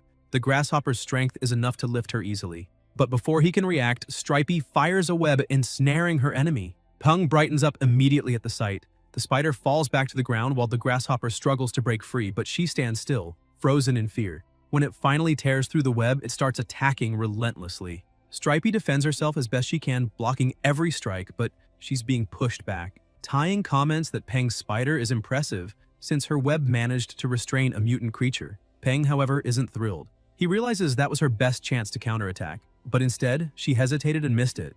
Even though the grasshopper is mutated, its attacks haven't injured her, which proves she's much stronger than she thinks.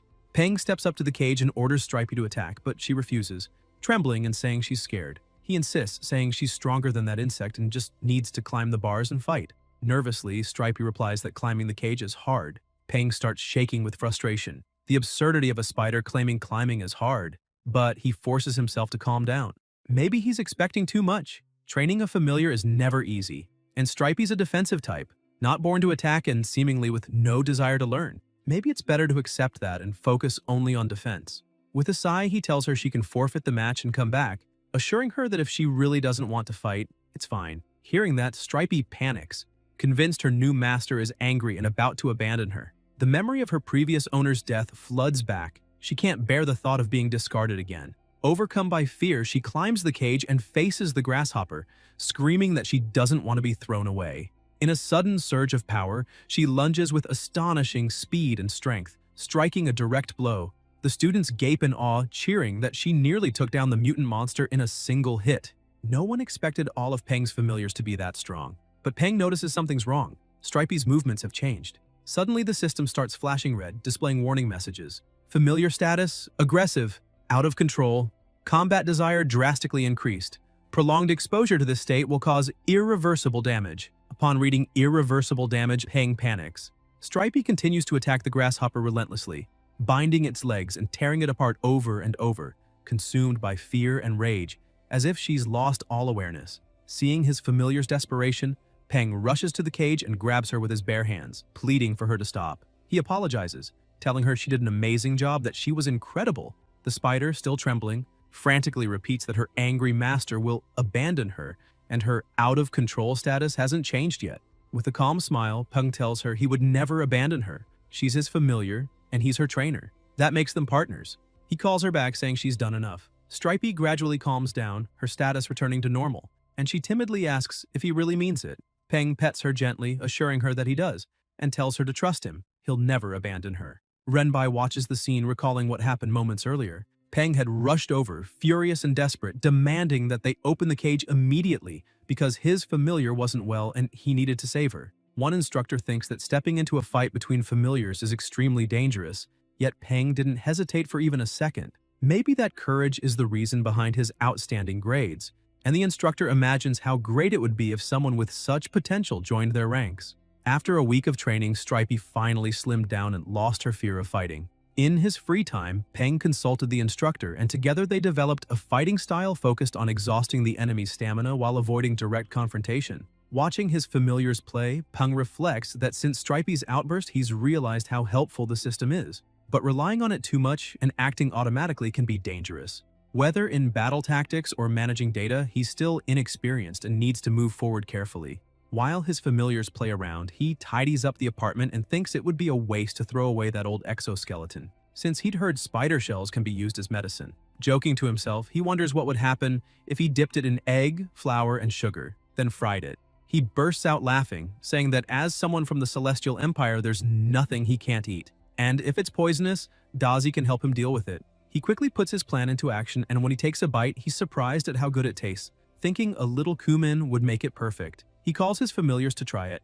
Dazi tastes it and says it's delicious, while Stripey hesitates, saying this food made by her master tastes strangely familiar. Later, Peng takes off his apron and thinks that since Stripey's level has increased, his spiritual power should have grown too. Maybe it's time to form a contract with Dumby. Without hesitation, he begins the ritual and asks Dumby if he's willing to officially become his familiar. Dumby agrees, and the contract is sealed. Peng celebrates, happy that his spiritual strength has grown. Smiling, he tells Dumby that from now on, they'll be partners for life, and his new familiar is deeply moved. The next day on the bus, Peng reflects that it's finally time for their second jungle training. Last time, they ran into a terrifying snake, so this time he plans to be more cautious.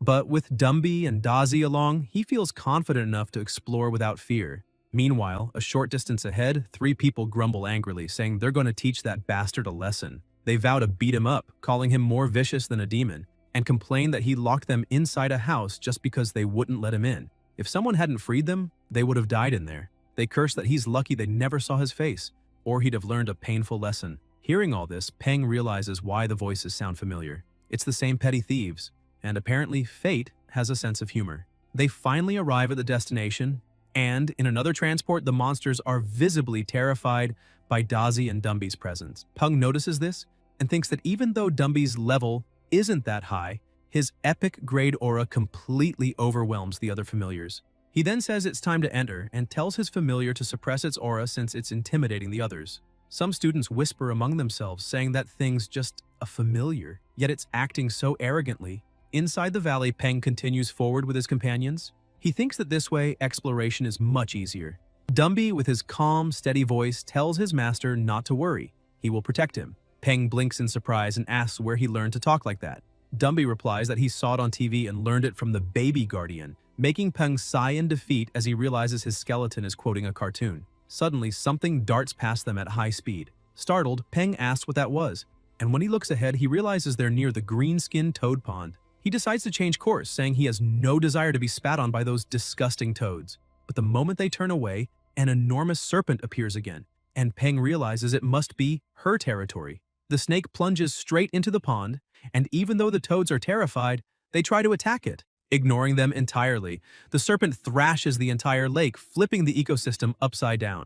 Peng watches from hiding, thinking that even though it's only level 20, its power rivals, or even surpasses, that of a commander-tier monster. Fascinated, he notices something moving in the water and wonders if it's a tadpole, momentarily mesmerized by the sight. Suddenly, the serpent bursts upward and swallows dozens of toads in one bite. In that instant, Peng understands that this predator is the reason the toads never upset the ecosystem's balance, all thanks to her periodic visits. When the snake finishes its meal and slithers away, Peng finally exhales in relief. Life isn't easy for anyone, he thinks. Even if Dazi isn't far behind it in level and Dumby is of a higher grade, it's best to avoid a direct fight. Then he asks Dumby to do a little favor. The bushes rustle, the toads stare curiously, and within seconds, one of them becomes food. Peng takes a bite and is surprised. The meat is tender and crisp, and the sweet sauce with a hint of lemongrass is absolutely wonderful. No wonder the serpent loves eating toads. Their meat really is delicious. While they eat, Dazi suddenly stops, tense. Peng asks what's wrong, and a horse emerges before them. He's stunned to realize they've found a blacklight horse. The system quickly identifies it. Blacklight horse, level 14, excellent grade, darkness attribute, weakness ice.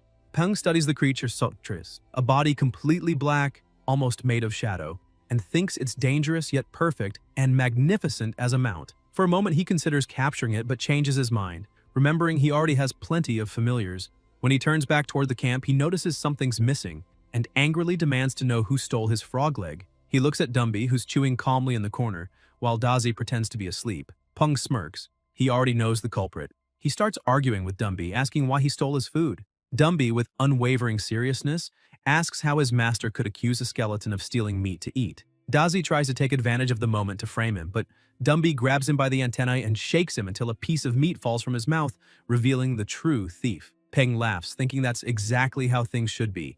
Only Dumby can keep Dazi in line. Suddenly, Dumby senses imminent danger. He grabs his master and his companion and pulls them back quickly. Peng, confused, asks what's happening, but then sees the serpent approaching and wonders if this is some kind of sneak attack. Dumby manages to retreat just in time, and Peng, still shaken, realizes that if his familiar hadn't reacted, both he and Dazi would have been swallowed. Looking at the serpent, he grows irritated. That cursed creature has provoked him twice now. He turns to Dumby and asks if he can kill it. Upon receiving the order, Dumby focuses solely on executing it. He climbs rapidly through the trees, locates the serpent, and leaps toward it without hesitation. The snake notices but has no time to react. The monkey's strike shatters its defense and knocks out one of its fangs. Dumby keeps attacking, each punch echoing like cannon fire. The system reports the serpent as lightly wounded, but he doesn't stop. Soon, the status changes to moderately wounded, and Peng, watching from a distance, is once again astonished by his familiar's strength. Dumby delivers an even stronger blow, sending the snake flying. It starts thrashing wildly, and the system flashes red, warning that the wild anaconda has entered berserk mode. Alarmed, Peng yells for Dumby to be careful, but a gust of wind engulfs him, forming a furious whirlwind that hurls him against the trees.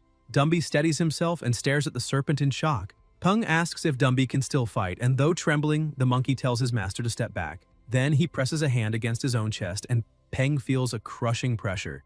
Dumby has activated Bloodline Heart, the ability awakened upon reaching epic grade, allowing him to control the enemy's heart. The serpent lunges in fury, seemingly ready for a suicidal attack, but Dumby smiles and without hesitation crushes his own heart, destroying the snakes at the same time. The creature collapses before him, nearly lifeless, and without mercy, he finishes it off. The soldiers observing are left speechless, and the examiner remarks that to defeat a giant variant of a jungle anaconda, that familiar must have the power of a commander tier, if not more. He asks to see the boy's data, but the agent reports the file is locked.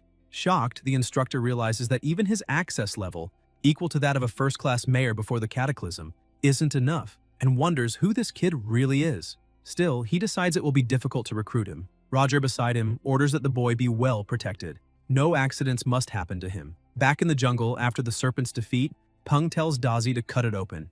As the creature's belly is sliced, a strange sound echoes, like tearing paper. Inside, they find thick vines running through the body, explaining how such a massive anaconda could move among treetops without creating craters when it fell. Dazi pulls out the serpent's core and hands it to Peng, saying it's for him. Peng smiles, praising Dazi for a job well done. Then he glances at Dumby sitting under a tree, thinking that the explosive burst of power he showed was thanks to the Bloodline Heart. Still, he's relieved knowing the heart regenerates over time. Without that passive effect, Dumby seems much weaker than before. He reflects that the Bloodline Heart is useful for far more than just increasing strength. It all depends on how much Dumby can develop it. Suddenly, a thunderous roar echoes through the forest, and Dazi comments that it must be the big guy from last time. Peng looks puzzled for a moment before realizing he means Tianying and the Lotus Seed. On the other side, an intense battle is raging. Tianying shouts for her teammates to watch their surroundings. Wei Wei asks Wen how she's doing, and Wen replies that her ankle hurts badly. The ground shakes as the monster charges again. Tianying reacts quickly, commanding the Lotus Seed to block the attack. The plant-like familiar shields them, giving Tianying time to grab Wen in her arms and shout for Wei Wei to run. But as they flee, another monster appears ahead, throwing Tianying into panic. Now there are two enemies.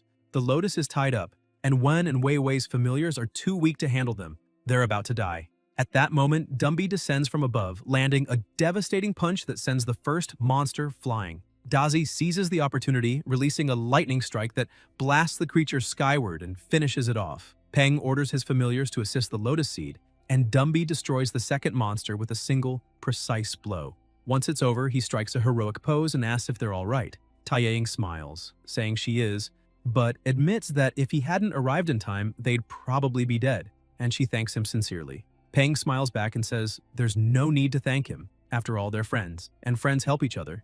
At that moment, an announcement echoes across the valley, informing all participants that the Wild Valley simulation training is over. They exchange surprised looks, and Tianying asks if something happened. Peng says maybe the appearance of that kind of worm was unusual, and other monsters might also be behaving strangely, but reassures them that everything's fine and suggests they return. The three agree. Sometime later back in the city, Peng recalls the instructor's words.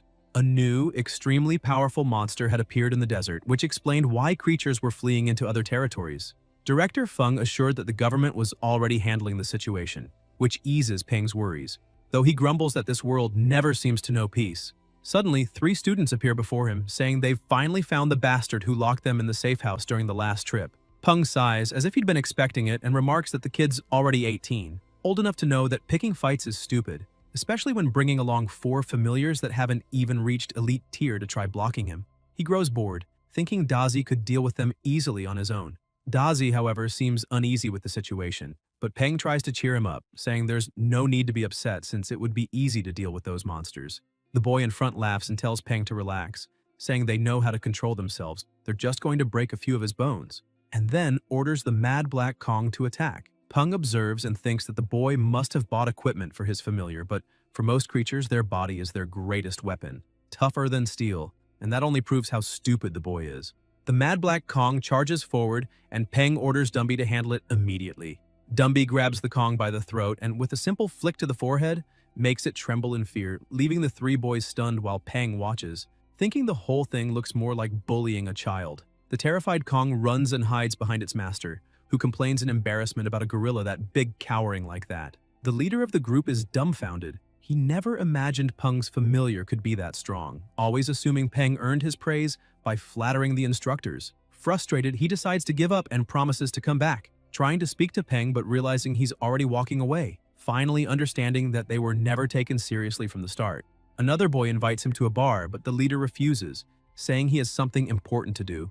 He takes out a cloth, sternly scolds his familiar, and says that jealousy and anger only hold them back. They need to get stronger and train harder so they can take their revenge when the time is right. Later, in the studio, Peng thinks that he needs to neutralize the reagents and that if he follows everything correctly this time, it will work. He wakes Stripey asking if she wants to become stronger, and without hesitation, the spider dives into the container again. Peng comments that everything's ready now, it's just a matter of waiting, and laments that the system only gives him instructions. It doesn't provide materials or handle the process for him. He was lucky this time since all it took was boiling everything in a pot. But for the next levels, even the familiars will have to help with the refining. Proportions, temperature, duration, and control. Everything has to be exact, and it'll be a real challenge. Meanwhile, outside, 2 thieves approach the studio.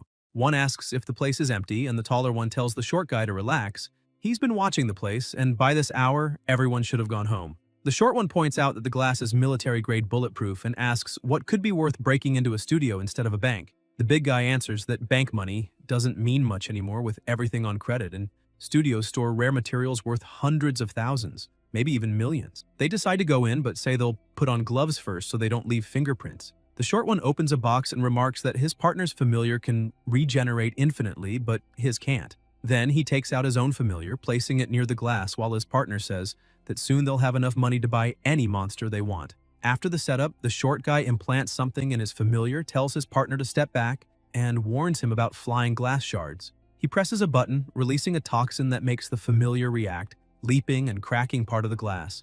Peng hears the crash, turns around, thinking the sound came from the entrance, and rushes to check the cameras, but notices the lenses are covered. Someone must be trying to rob or even kill him. He quickly calls the police to report the break-in. Inside, the thieves complain they don't have time and need to search fast. Hearing noises behind a door, they follow and find a lab full of rare materials, deciding to start there. Upon entering, they spot Stripey inside the container. The big guy jumps back and asks what that thing is, while the short one says he doesn't know, but it must be valuable, so they should break the glass.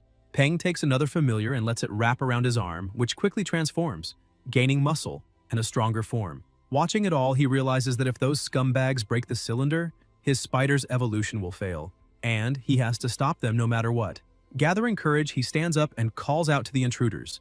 The 2 turn, startled, and ask who's there, while Peng raises his hands with a smile, saying they must be tired and asking if they'd like to sit down for some tea. The thieves glance at each other, and the short one rushes Peng with a hammer, telling him to drink this instead. The blow lands hard, knocking Peng unconscious to the ground. One of the thieves asks if the kid is dead, but the short one laughs and says that if he isn't, he soon will be.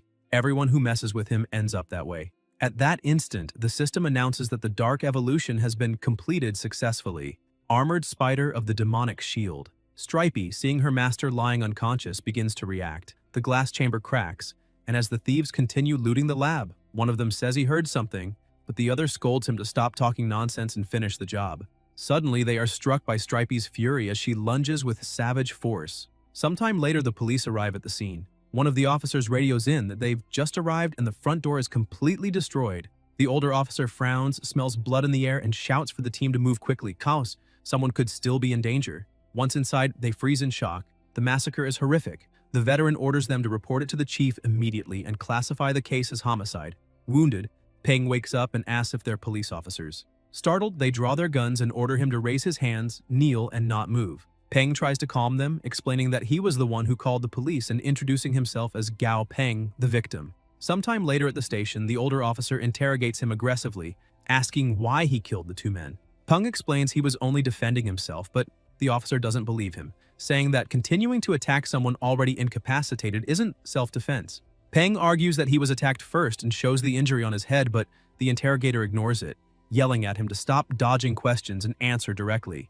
Then someone knocks on the door and the police chief enters, informing them the interrogation is over. The forensic report just came in. The two criminals broke the glass, invaded the property, and attacked Peng, who merely retaliated. He's free to go. Tang Tang, standing beside the chief, watches silently. Outside, Peng asks if her grandfather knows what happened, and Tang Tang confirms, saying the professor was furious and worried when he heard Peng was involved. She then changes the subject, asking about the damage and whether he wants to go to the hospital. Peng says he's fine, it's just a head injury, and admits he did that on purpose, knowing that without a visible wound, he'd be accused of murder instantly. Tang Tang sighs in relief and agrees that he did the right thing, but reminds him that kindness toward the enemy is cruelty toward oneself. Finally, she tells him to go home and rest while she takes care of the rest. At home, lying in bed, Peng begins to feel a strange presence. Suddenly, something moves in the darkness and attacks, but he reacts in time, dodging and shouting to know who's there. When he finally sees the intruder's face, he's shocked. It's one of the thieves. He stammers, asking in disbelief if the man wasn't dead. The thief, wearing a grim smile, replies that he's come back from hell to fetch him. Advancing again, he says Peng doesn't need to pretend to be innocent. Even if the spider was the one who killed them, Peng knew he could have stopped her. According to him, if Peng had simply restrained them with webs and waited for the police, they'd still be alive. Peng glares at him and replies coldly that it doesn't change anything. They tried to kill him, and he just did the same. That's how the world works. The strong are always right. Suddenly, a heavy hand lands on his shoulder. The hammer-wielding man appears behind him, ready to strike, saying he should repeat those words to the devil himself down in hell. The blow comes, but before it lands, Peng wakes up in a fright. Sitting up in bed, he takes a deep breath and realizes it was only a nightmare. Still, he feels uneasy, wondering if he's afraid the two really might come back for revenge or if it's just guilt. In the end, he admits his will still isn't strong enough. Looking at his familiars, he thinks that in this world, one either becomes a victim or becomes stronger. The effort is the same. The next morning, everyone gathers for the colonel's announcement. He explains that the previous day, the world government united the 12 largest monster trainer organizations and leagues across the planet, creating new mandatory control measures for all trainers. The Monster Hunter Association and the Monster Breeder Association also joined, forming the Hunter Department and the Breeder Division. In addition, a new official classification system for familiars was introduced, divided into 4 tiers: Normal, Elite, Commander, and Lord. All trainers can apply for certification based on this system, and in missions or competitions, those with official certificates will receive priority. The Colonel also announces that the year's first official trainer admission exam will be held jointly with the Monster Trainer League and the New World Government. And as the exam approaches, training difficulty will increase. The day's challenge is a blue bat with the skull-shaped wings, classified as Elite Tier. As an incentive, the Colonel says whoever defeats it may keep it. The system then displays the target's data. Blue bat of the skull wings. Condition: healthy, state, sleeping, level 20, tier, elite, grade, excellent, attribute, ghoul, weaknesses, light and wind. A young man tells the instructor he would like to be the first to fight, explaining that his familiar is an electric shine bear in its growth stage, level 18, and excellent grade. When it reaches maturity, it will evolve to commander tier, but its grade will drop to normal. Its attributes are electric, it's healthy and happy, but it does have one weakness: If it eats the water spirit fruit, it will get diarrhea and lose strength in all 4 limbs. The instructor agrees and tells him to do his best, but another boy comments that this is Chen Hanqiao, the same one who managed to evolve his familiar into an electric shine bear during training, which proves how talented he is. The protagonist watches and thinks that with an excellent grade and level 18, that bear really is very good compared to the other familiars. With everything ready, the bear enters the cage and unleashes a powerful roar, but the enemy bat stays asleep. Not understanding, the bear starts hitting the cage furiously until the bat finally wakes up and instantly flies behind it, attacking with devastating sound waves that completely destroy the bear in a matter of seconds.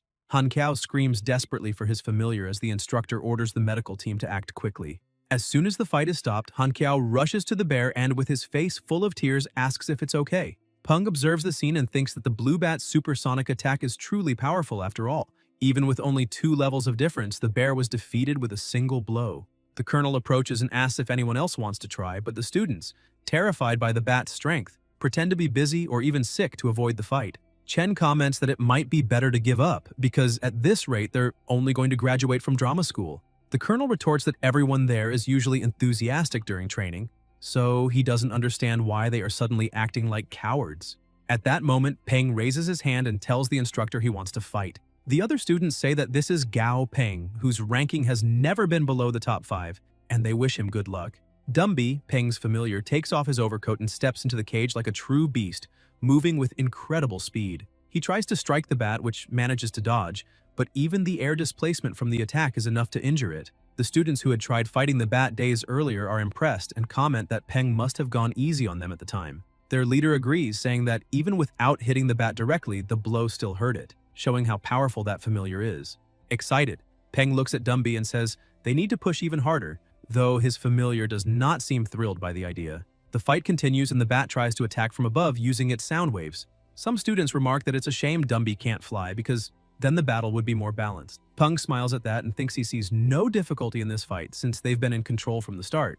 Even without being able to fly, Dumby is much stronger and tougher than the blue bat, so the longer the battle lasts, the greater his advantage becomes. Besides that, the gorilla is only waiting for the right moment for the bat to slip. Suddenly, the bat lets its guard down and Dumby moves quickly, attacking from behind and slamming it to the ground with brutal force. The students get excited when they see the bat bleeding and say it was arrogant for thinking no one could stop it. Completely defeated, the bat is lifted by the legs by Dumby, while everyone shouts Peng's name, amazed by his strength and calling him incredible. Once the fight ends, Peng goes to the colonel and asks if he really can do whatever he wants with the blue bat, and Chen answers yes, since that was the agreement. The protagonist then turns to his classmates and asks if anyone is interested in that blue bat with skull wings, saying he is selling it for 500 alliance credits. He emphasizes that this is a rare opportunity, and no one knows when they might get another chance to obtain a first-rate familiar, so they shouldn't let it slip away. Tiaing approaches saying she'll buy it, and Peng asks if she really wants that bat, explaining that blue bats with skull wings can't fly high or fast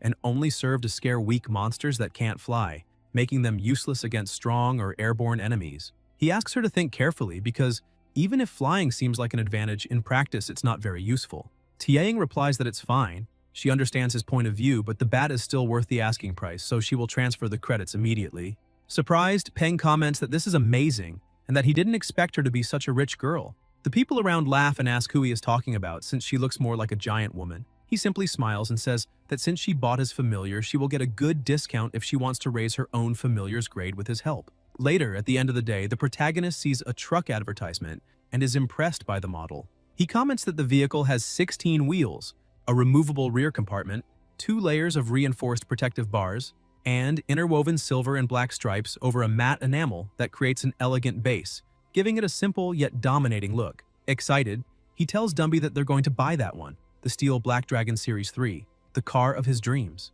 The driver's seat is wider than that of a regular off-road vehicle. The interior is luxurious, and there is enough space to store all his familiars. Fired up, he starts shouting in the middle of the street that this style suits him perfectly, strong and dominant, the qualities of a true man. While he's shouting, Tang Tang watches him from a distance, catching his attention and embarrassing him. Laughing awkwardly, he tries to change the subject and asks if she's taking that cat for a walk. Tang Tang explains that she found it completely dirty, with short fur and a green slime coming out of its nose. Peng immediately uses the system to assess it and discovers that it's a Night Shadow cat, level 36, Commander tier and perfect grade, with the Shadow Power skill at level 2 and a weakness that prevents it from eating white catnip, as that would leave its limbs unbalanced and turn it into something indescribable. The cat meows, visibly uncomfortable, and Peng comments, impressed, that this familiar is perfect grade and commander tier, pointing out that her familiars are truly incredible. The cat meows again, and Tang Tang, a bit embarrassed, says it's fine, that its fur was already a little long when she found it. The animal jumps from her arms and starts walking around the plaza, and Peng, not really understanding what happened, says that it's quite energetic. She agrees, saying the little thing is temperamental, but there's nothing to worry about.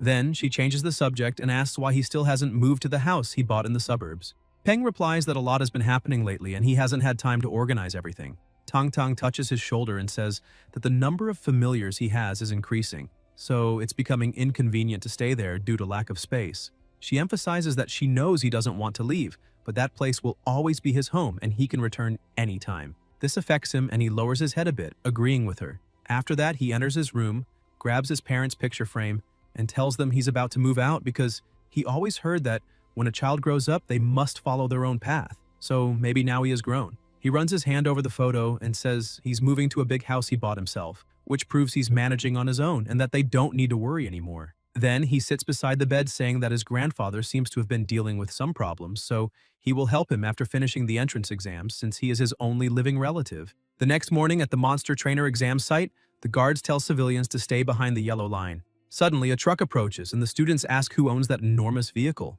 Peng gets out, opens the cargo hold, and lets all his familiars out, saying they have finally arrived at the exam location. The instructors in charge ask all candidates to line up, enter in an orderly fashion, and present their entry tickets at the checkpoint. Soon it's Peng's turn, and he greets the examiner and hands over his ticket. The guard explains that the protagonist and his familiars will pass through 2 doors separately, because if there is a blood contract with the familiar, the machine's light will turn green and the candidate will be allowed to enter. Suddenly, a red light turns on and the instructor tells the other student to try again. But that young man's familiar begins screaming and acting uncontrollably. The guards quickly report a situation at Passage 8 and request immediate backup. In seconds, wolves appear and neutralize the familiar with ease. An instructor goes to the student and asks why the familiar suddenly went crazy. The boy kneels down with tears in his eyes, saying he was wrong because that was his father's familiar, and he had taken it while his father was at work. He explains that he just wanted to pass the exam and begs the instructor not to take away his qualifications. An instructor grabs his arm and tells him to stand up immediately, saying he is a man and must not kneel, because above all else is dignity. The young man thanks him, but the examiner says he shouldn't be thanking anyone yet, since the rules exist to be followed, and everyone was warned beforehand that the exam does not allow familiars that aren't their own. The offenders are disqualified without hesitation, and the examiner tells the boy to leave and try again next year. As he is dragged out, he does everything he can to stay, saying he doesn't want to go, but the instructor simply orders the guards to remove him. The protagonist, who had been watching everything, wonders how that boy even had the courage to try cheating on such an important exam. The examiner speaking to him hands him a card and explains that it is his identification badge, telling him not to lose it.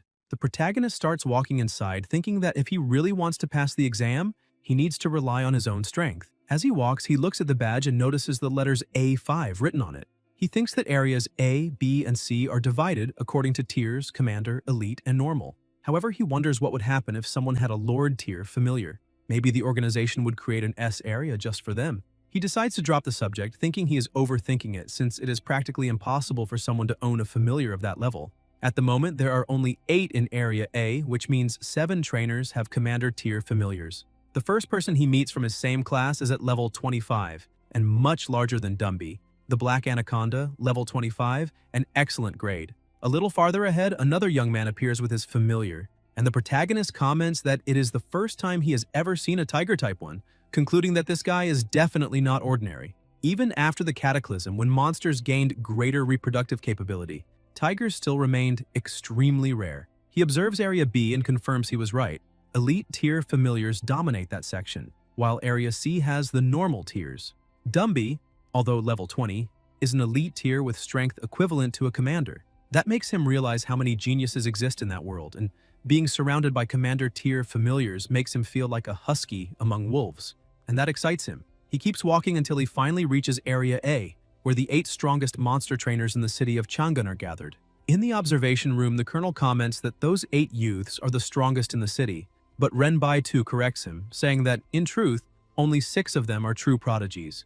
The other two are 21 and 20 years old, and their familiars probably only reached commander tier recently, making them much weaker than the real geniuses. The colonel, a bit confused, asks who could even measure something like talent, pointing out that all he knows is those are the only 8 youths in Chang'an with commander tier familiars. The army's chief instructor then explains that all nations on Earth noticed the signs a decade ago when monsters began appearing in places previously uninhabited. They thought they could control the situation, but they failed. And to avoid mass panic, the records and textbooks claim the changes had happened only 3 years earlier. That is why he does not want any accidents during that exam. Those youths represent the future. All subordinates place a hand to their heads in a gesture of respect and loyalty, assuring him that the soldiers stationed there were chosen through a rigorous process. Every second of the exam will be monitored by individual cameras, each supervised by a specific person, and if anything happens, both the operator and the superior will be punished. In Area A, the protagonist prepares for the first test. The instructor tells him to get ready, and the cage opens, revealing a giant lakeside scorpion, level 22, commander tier, weak to the electric type and with an unarmored underside, making it vulnerable. Peng orders Dumby to attack from below, taking advantage of the enemy's weakness. The familiar rushes forward quickly, dodging the first strike. The scorpion becomes irritated and attempts to attack again, and the protagonist comments that this opponent seems to have fast reflexes. Dumby loses balance and falls to the ground. The scorpion prepares to strike, and the protagonist grows a bit tense, thinking this was already expected, since overcoming the tier difference between them won't be easy. But at that very moment, Dumby begins resisting the attack, and the system notifies that the protagonist's familiar has leveled up, reaching level 21 and being promoted to commander tier. Peng is thrilled with the news as Dumby starts standing back up, and the protagonist observes, thinking that now they are evenly matched, although the giant scorpion still has a slight advantage due to its grade. It is a true one-on-one, and he cannot call any other familiars into battle. Moreover, when a monster is promoted to commander tier, it gains several incredible powers and its strength increases rapidly during that period. The giant scorpion can control the nearby water and keeps using it to corrode Dumby, leaving the protagonist a bit desperate, unsure what to do at that moment. Suddenly, the system shows that his familiar has gained a new skill. Using the telepathy monster trainers share with their familiars, Peng tells Dumby to reinforce the most important joints and use the remaining blood threads to quickly strengthen his legs. His familiar obeys and begins following the instructions. The system announces that the bones have been greatly strengthened, and that both defense and attack have been enhanced. The monkey's name changes to Deathbone Monkey, and the newly acquired skill is Hardened Bones Level 1. With his power increased, Dumby manages to land a kick on the opponent's head, seriously injuring it. The protagonist thinks this is great because now, with the exclusive strength gained from the blood threads and his familiar's new skill, the giant scorpion's exoskeleton couldn't withstand it. Although Hardened Bones is not as impressive as controlling rivers or fire, it matches perfectly with Dumby's rough and straightforward fighting style. Even after taking a direct hit and suffering a severe head injury, the giant scorpion tries to counterattack, which impresses the protagonist, but his familiar grabs the enemy's tail and throws it far away, showing overwhelming strength. With the blood threads wrapped around his body, Dumby's attack becomes extremely powerful, striking a vital point and ending the battle. It is checkmate, the victory is theirs. The protagonist shouts that his familiar did an excellent job. Dumby looks at his master, runs to him, hugs him, and thanks him, saying that if it weren't for him, he would still be a monkey locked in a cage. However, the protagonist scolds him, telling him not to say that because that victory is the result of Dumby's own effort so far. Meanwhile, Dazi starts getting jealous, annoyed that they've been hugging for so long. He shouts that the protagonist promised it would be just 1 second, but that second passed long ago and he jumps, saying he wants a hug too.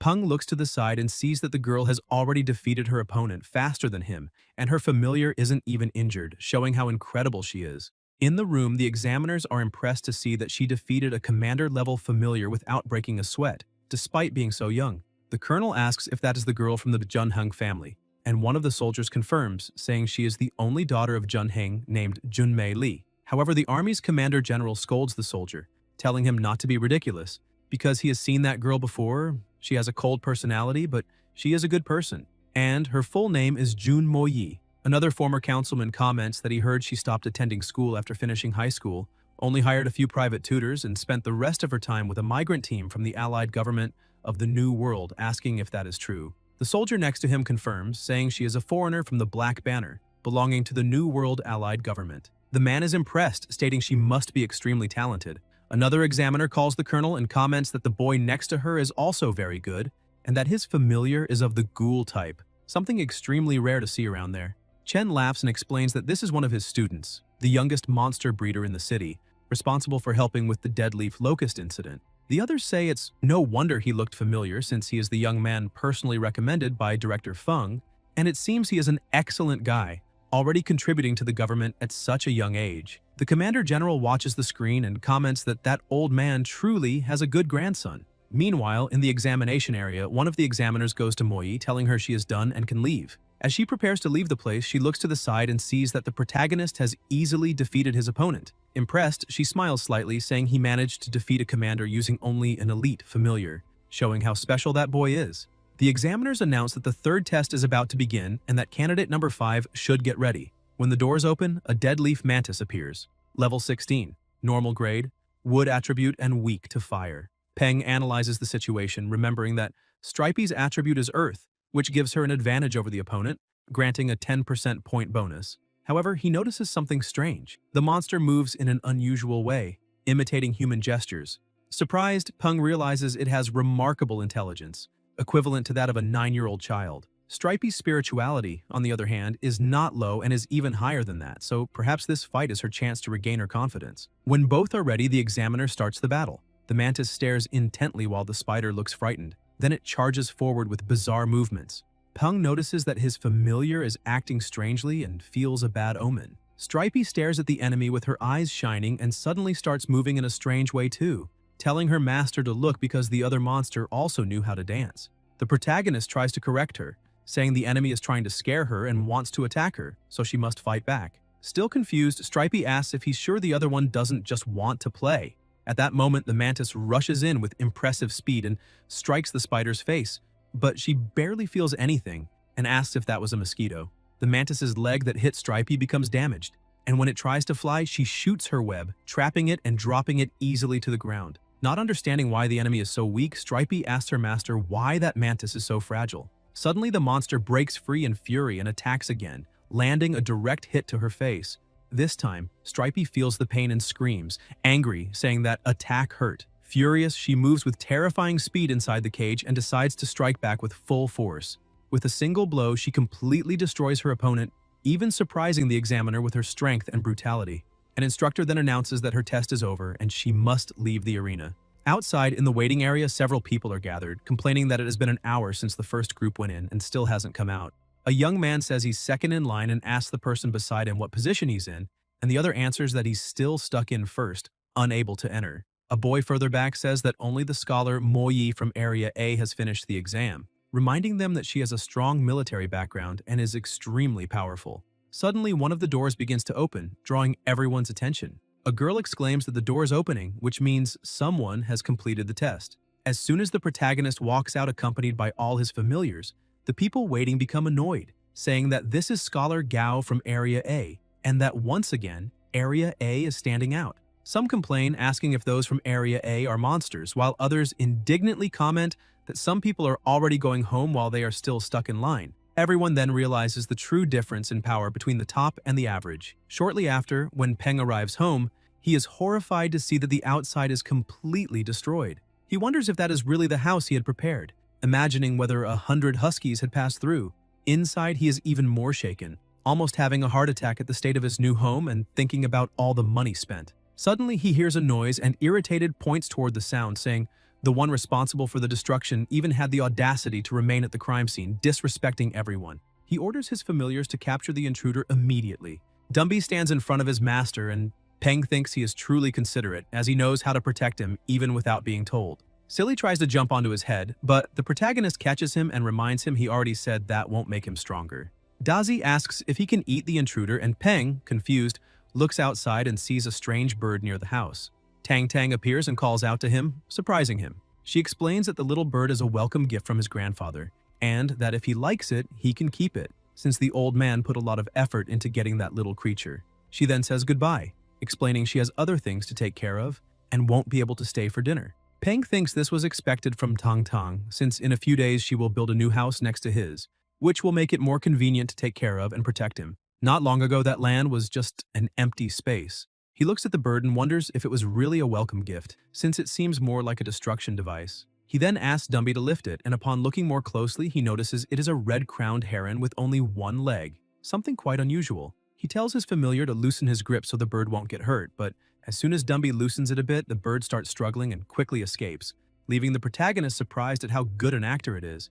Even so, he decides to show who's in charge, so the little bird will understand its place. Turning to Dazi, Peng says they're going to turn the heron into dinner, and upon hearing that, the bird starts crying. Peng laughs and asks if it will keep pretending to be tough, saying it is nothing more than a tiny insect. When things calm down, he decides to analyze what that bird actually is. Using the system, he discovers its information. Monster name, Flaming Red Heron, Infancy. Level 6, Epic Rarity. Upon being promoted to Commander grade, its rarity will become perfect, and when it reaches Lord grade, it will become Excellent. Fire attribute, Special trait, Dormant. Promotion requirements: 500,000 Divine Blazing Crystals, at least 3 Primordial Mysterious Fruits, and 1 Fire Marrow Pulp. Peng is surprised to see that the heron has epic rarity, realizing how generous his grandfather was. He begins reflecting that although the Flaming Red Heron has the same rarity as Dumby, it will automatically reach Lord grade when it grows.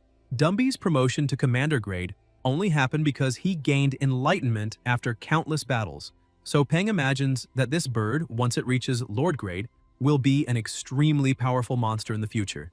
Dazi keeps staring at the new member, wondering what he would look like roasted, but the protagonist scolds him, saying that once someone enters his home, they become part of the family. Then he offers some larvae to the bird, leaving Dazi completely shocked to see that his master is giving his own larvae to another creature. While the other familiars show jealousy, Peng crouches down smiling and asks the new companion what he thinks about having a name. Since the word flame appears 3 times in its title, he decides to call him Flamey. After giving him a name, the protagonist touches the bird's head and comments that he would like to see if they can already establish a contract. As soon as the ritual begins, his consciousness is carried into another dimension. He thinks that perhaps the brightness of that dimension is related to the familiar's intelligence, and that those glowing points around must be Flamey's memories. As he observes them, Peng sees everything the little one went through and gently holds him in his hands, feeling compassion upon realizing he too had lost his mother.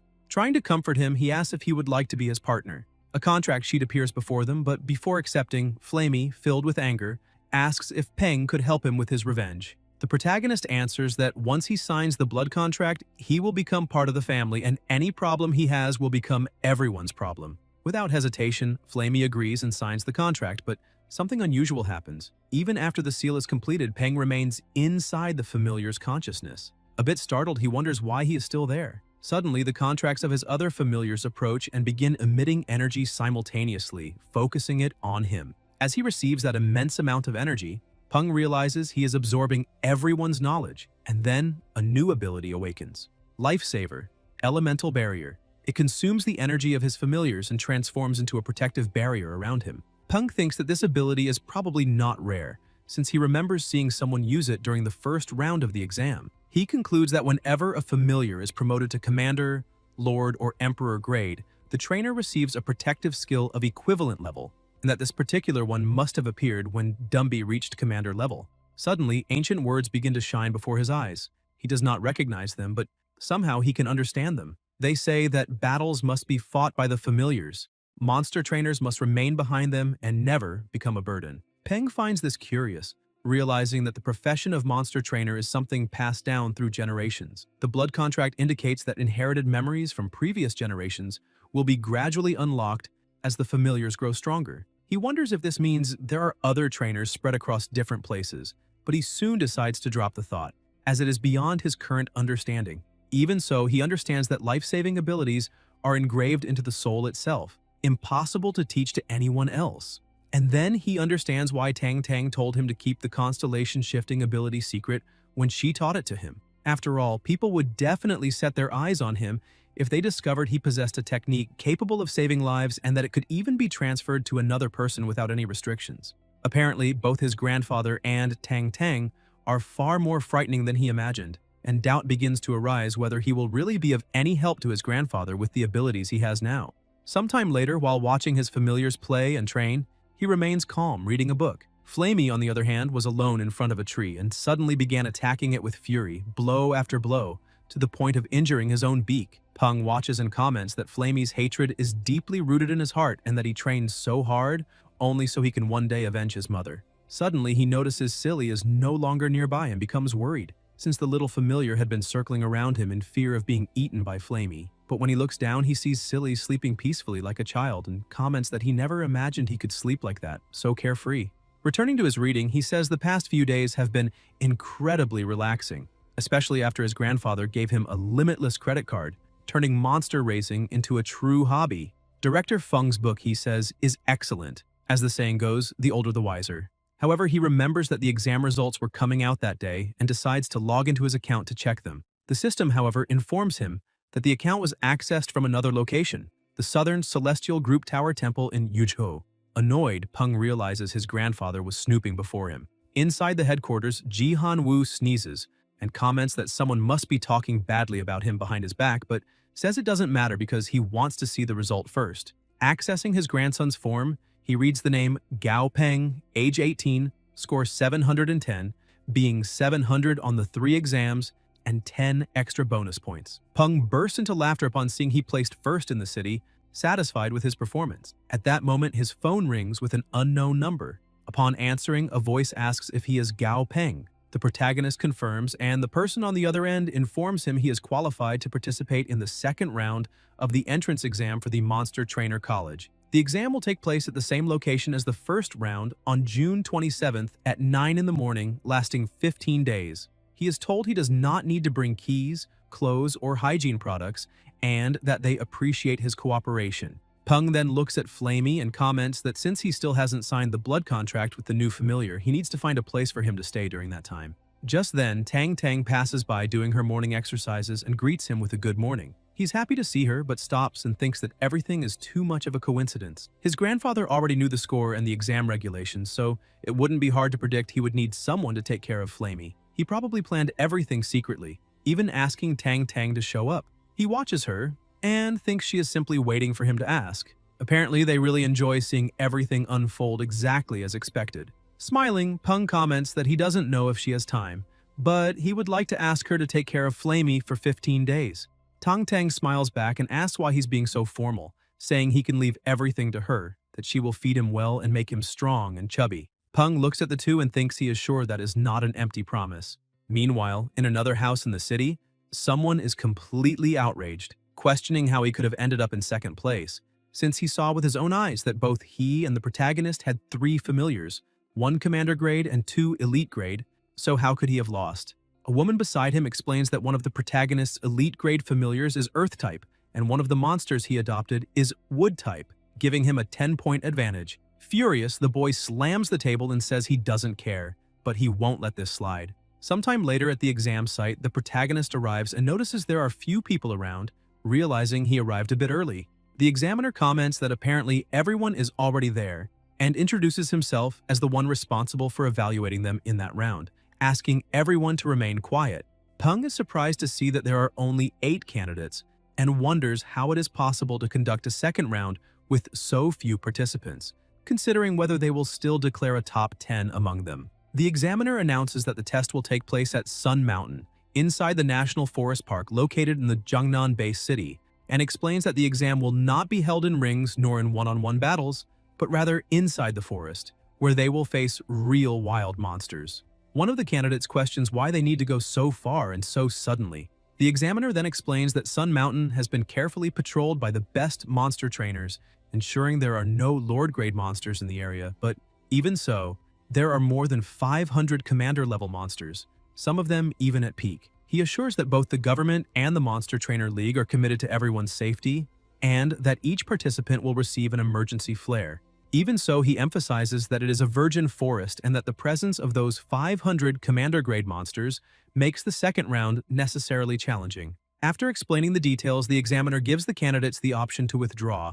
2 people step forward and one of the boys apologizes, saying he thinks the exam is too dangerous and asks if they can leave. The instructor replies that it's fine, that he completely understands and that there is no shame in that, then asks if anyone else wishes to go. Moi raises her hand and asks if she needs her parents' permission to participate. The instructor answers that by the rules, she doesn't need anyone's consent, though he knows her parents are not ordinary people. Hearing that, Moi is satisfied and says she wishes to participate, and the instructor responds that there's no problem, stating he's just a humble trainer. A few moments later, when he sees that everyone has decided to stay, the examiner declares that they will represent the city of Chang'an and will compete alongside candidates from the military cities of the Huaxia region. So they must do their best and make the city proud. Peng is surprised to learn that other regions will also participate. One of the boys approaches him with a smile, introduces himself as Wang Zhenshan, and asks for the protagonist's name. Peng answers, saying it's a pleasure to meet him. Hearing the name, Zhenshan shows admiration, saying he knew Peng was the #1 in the city and that he had always wanted to meet him. He then hugs him and comments that all the other candidates there come from rich families, sons of politicians, new millionaires, or powerful monster trainers, which means that only the two of them are the fools in that place.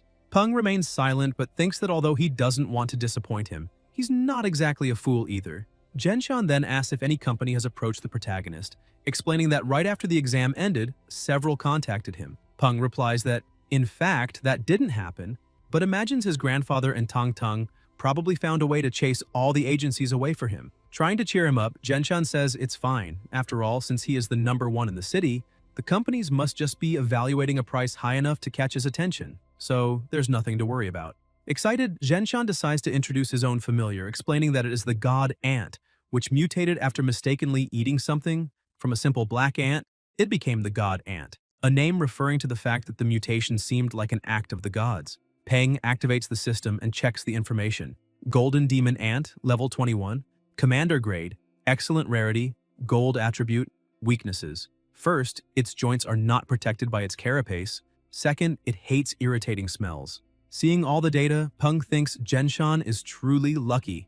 After all, as the saying goes, the poor rely on mutation and the rich rely on technology. He reflects that it is extremely difficult to train a familiar to Commander Grade solely through talent and individual effort, because if the trainer does not come from a good family or have resources, he will never obtain the items needed to boost the monster's growth. Even so, he doesn't understand why the system displayed the name Golden Demon Ant. This makes him wonder how the system decides these names, since it can show designations that don't appear in books or records, as if it had some sort of prophetic ability. While he is thinking about this, a plane approaches and the instructor announces that everything is ready, informing everyone that the transport has arrived and they must prepare, because they will depart immediately. The plane lands, and already in the base city of Jingyan, the people watching comment that they really mobilized a huge group of people for a simple test, and even used military aircraft to transport them. Someone cuts in asking what he really knows, because those are the best and brightest among thousands of candidates, and the military region definitely needs to protect that kind of genius. As the protagonist steps off the plane, he looks ahead and is surprised, asking if all those people are candidates for the exam. Since there are so many, something close to 200, meaning almost every kind of family is present. Some people are shocked, asking if that familiar is made of granite because that is extremely rare. And the guards tell everyone to move back a little and stop taking pictures. That is the rock monster converted into a vine, level 23, normal grade, stone attribute, conditions healthy and shy, weakness shadow-type monsters, and fear of having its picture taken. After things calm down a bit, the protagonist moves forward and two guards open the door for him. A man appears saying that once all candidates arrive, they will hand out consent forms to participate in the second round, and they need to sign to acknowledge the possibility of death. The man emphasizes that the location of that war test will be far from the city, and even with their emergency outpost, there is still a 10% mortality chance in that exam. The man says this is no joke because the estimated mortality rate takes into account commander-level familiars. So they must think carefully since they are responsible for their own future. After saying all of this, the papers begin to be handed out and the protagonist starts reading, thinking that his alliance credit is a bit low for large companies, and judging by the looks of it, that test is really dangerous. The paper also stated that the second round uses a point system. Inside Sun Mountain Forest, there are many destiny pillars set up, and destroying these pillars and killing monsters will grant points.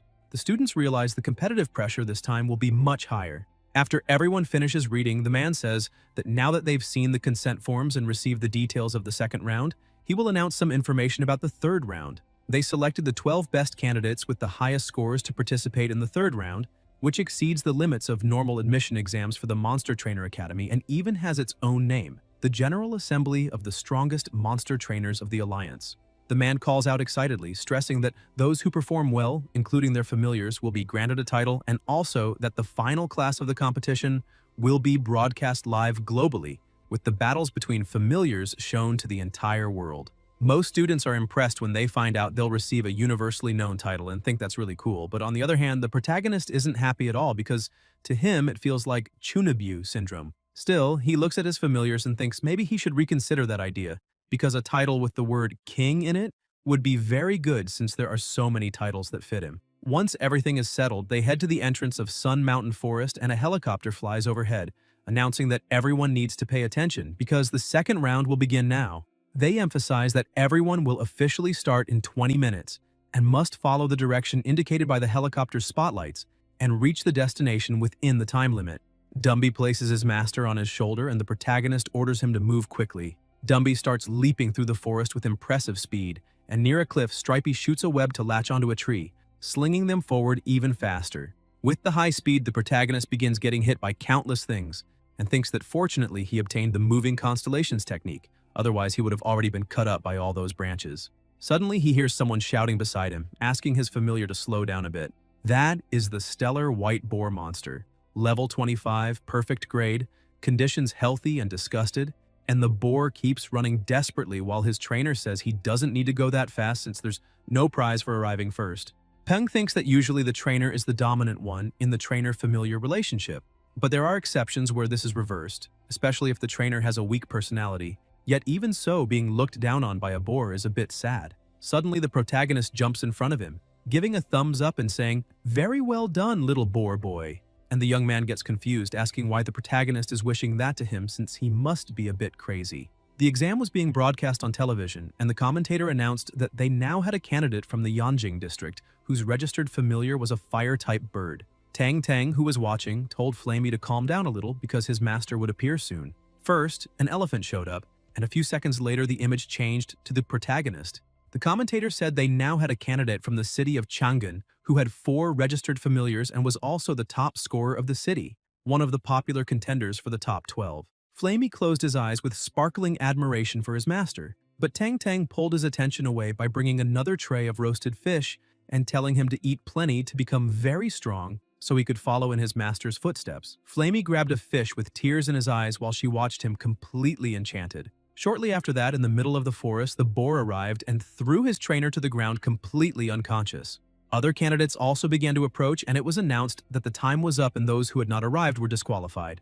Before everyone entered Sun Mountain, something had to be said. The army began explaining that right after the entrance, they had placed field combat backpacks with compressed biscuits, canned food, and bottled water, which would provide an extra hour of survival in emergency situations, and each person could only take one bag. The chief examiner said there had been a total of 197 candidates for the second round exam, and in the end, 150 of them signed the agreement. So he was satisfied because this was a higher percentage than expected, and it seemed there weren't many cowards among them. He stressed that he already knew some had wilderness survival experience and were proficient in it, while others had rarely been outside the city, but that didn't matter. Everyone had to remember that the forest would be completely different from anything they imagined, so the best advice he could give was to survive. Only by surviving would they be able to earn a high score. After saying all that, he wished everyone good luck and officially began the second round of the exam. Back on TV, a presenter welcomed everyone to that special program, and with the tracking device on each candidate, they could see their exact location. Viewers commented that the man beside her was Duan Wu from Cloud Dragon of Didu, and a young viewer said he didn't expect him to participate in that kind of show. Another asked if he was famous, and the guy replied that the powerhouses in Didu were usually older, but Duan was among the few young powerhouses there and was quite well known. The presenter explained that to earn the highest number of points, they could clearly see that most candidates headed toward the center of the forest, and the point pillars were basically located in its central region. At that moment, the participant with the highest score was Moyi, and the top candidate was a girl, which was definitely unexpected. So she asked her partner what he thought. Duan said that wasn't bad at all because he believed that species of snake was a black anaconda. The scales of the black anaconda were shiny and its body well built, so its grade must be quite high.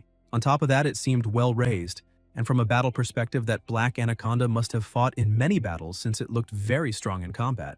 The presenter felt a bit embarrassed because she had been asking about the trainer, not the familiar, since there was nothing to say about a huge snake when the audience wanted to see talk about a cold beauty. Still, she smiled awkwardly and said his analysis was correct as always, a true professional. But she thought to herself that everyone had said Cloud Dragon Dwan was known for being hopelessly single, and his performance that day really lived up to his reputation since he seemed to have an innate ability to stay single. She changed the subject, saying that now that they had seen who was in first place, they would switch to the candidate in last place, and asked everyone to look at the screen. The image changed to the top of a rock in the middle of the forest, and people were impressed, saying that candidate looked very cautious for choosing high ground, maybe making preparations. The presenter asked the cameraman to zoom in, and as soon as they looked, they saw the protagonist lying down with his familiars without worrying about anything at all. The presenter was shocked, saying that apparently this candidate really didn't care, but Dwan said that was just laziness. The presenter couldn't understand his comments and thought that if he kept answering like that,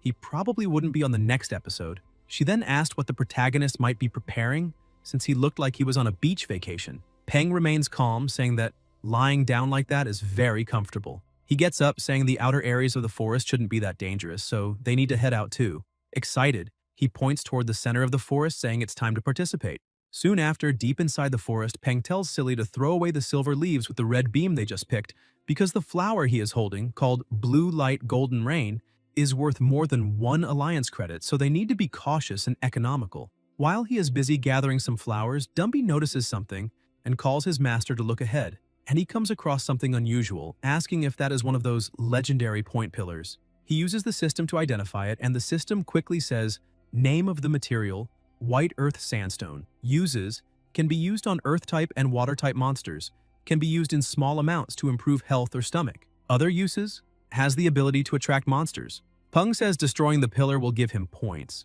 but he doesn't know what to do about that because a monster known as Phantom Woodvine, level 22, normal grade, poison and wood attributes, weakness fire type, is lying there motionless. He says that since he arrived, that vine hasn't moved an inch and wonders if it's pretending to be an ordinary vine because it really looks like one, which is interesting. He adds that if the monster likes acting so much, he'll give it a chance to win a Golden Horse Award and tells Dazi to make fire, channeling his electric energy into some leaves that drift toward the vine. The monster thinks an experienced hunter must remain patient as the fire approaches, and suddenly a small spark lands on it, but it keeps thinking it just needs to endure a bit longer because an elite hunter must remain calm. However, the fire begins spreading and the monster jumps up, screaming that it can't take it anymore because it's too hot.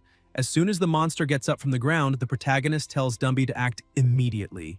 Dumby grabs one of the roots, but is quickly wrapped by others, and some leaves swipe past trying to cut him. Peng smiles, saying that when hunting, the phantom woodvine wraps its prey with its tendrils and uses its sharp leaves like blades to tear the enemy apart, making them bleed to death or crushing their organs and bones with pressure. But this monster had terrible luck meeting Dumby, since every blow that hit him didn't cause any harm and only tickled, because a vine of that level trying to cut Dumby's hard bones was like using a thread to polish an object. He orders Dazi to finish it quickly, and the familiar charges forward, cutting all the vines in its path before releasing its lightning to scorch the monster completely. The protagonist comments that he didn't expect such an easy victory, but even though it was commander level, the monster had only recently been promoted and stood no chance against Dumby and Dazi. While he speaks, Dumby shakes Dazi in annoyance from the scare he got, and Dazi calls him an idiot, saying he was only helping. Peng tells the two to stop and orders Dumby to crush the object, and he destroys the pillar and the sensor hidden inside, which sends an immediate signal.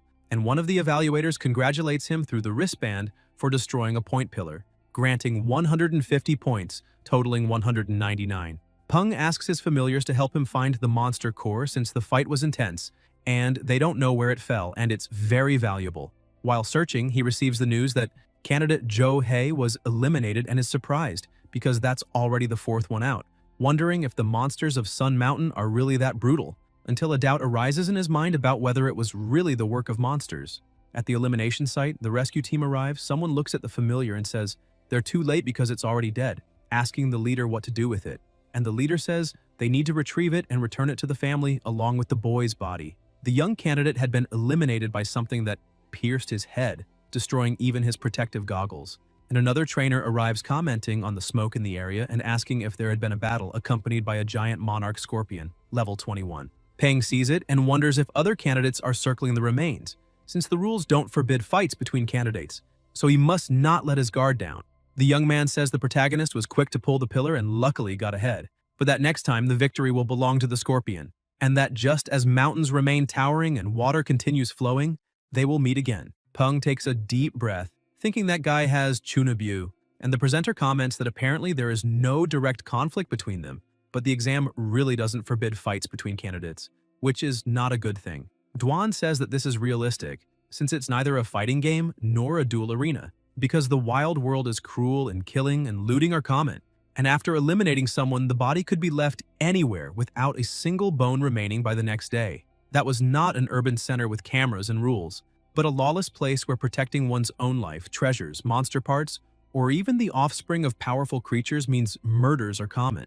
A little deeper into the forest, the protagonist starts smelling something rotten, along with an abnormal silence that makes everything even stranger. He tells all his familiars to stay on maximum alert for any suspicious movement while they collect materials. When Stripey senses something moving in a bush, and a tiny rabbit jumps out.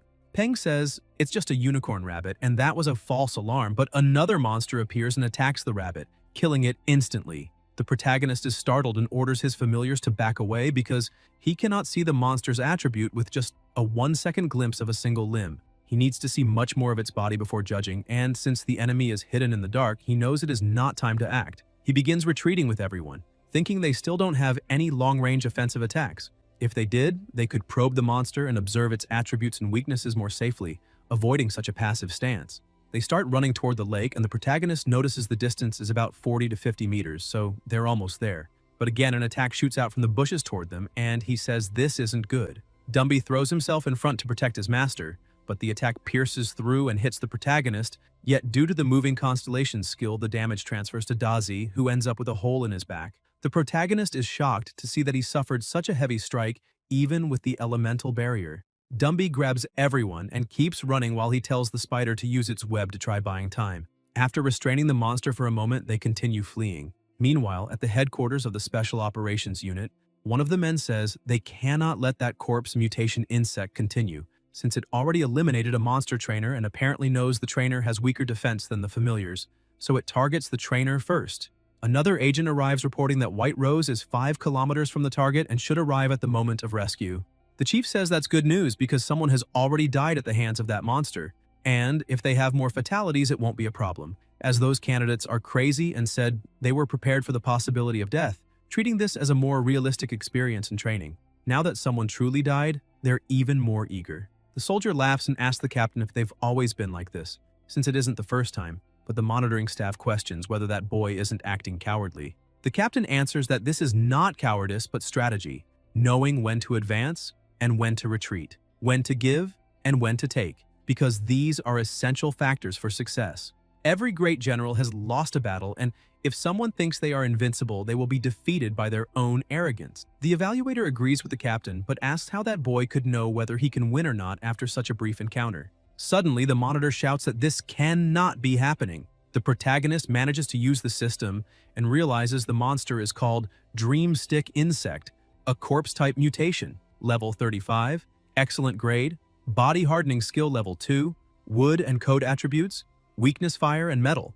On the center of its abdomen there is a white spot the size of a grain of rice, and hitting that spot can cause fatal damage to the Dreamstick insect. Peng remains worried because locating such a tiny weak point could cost his life, so maybe it is better not to fight and keep fleeing. The monster prepares to attack again and strikes Stripey with precision. Peng turns around shouting for his familiar who lies motionless on the ground, and with a trembling voice, Stripey only asks his master to run and save himself. Seeing that scene repeat before his eyes, the protagonist loses control and shouts that they will no longer act rationally because they will finish this right here and now. He states that on the monster's abdomen, there is a white spot the size of a grain of rice, and that is its weak point. Dumby is also overwhelmed with rage upon seeing his companions and brothers suffer like that, and his master heartbroken. So he becomes furious and unleashes all his power, starting a direct exchange of blows with the monster. Peng thinks that the main attack method of the dream insect is using its extendable limbs like spears to impale enemies,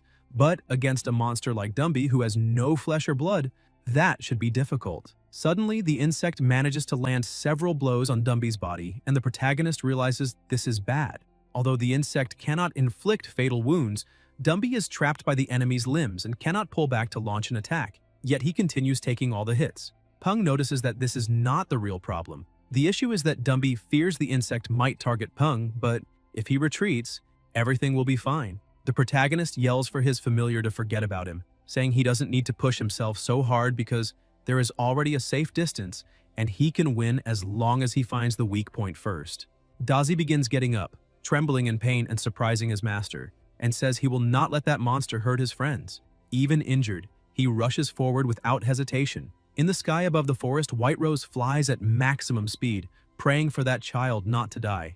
Peng keeps fighting the monster and coordinating his familiars, telling Dazi to aim straight for the abdomen. The moment he locates the weak point, the insect strikes and flings him upward, then pierces through Dazi's body with its claw. The protagonist panics at the sight, and Dumby refuses to accept that his closest companion is in such a condition. Consumed by fury, he snaps the bones of the insect's limb, tears off a piece, and jams it into the opponent's eye. The insect tries to defend itself and lands a blow that sends Dumby flying backward. The protagonist thinks they must escape from that fight immediately, because even though the dream insect seems loose and bleeding after losing an eye, it has not suffered any real severe injury, and its combat power is still far above theirs. Besides that, Dazi, Stripey, and Dumby have all suffered varying levels of wounds, so he questions what to do now. Dazi stands once more, gathering electricity, even though his body barely responds.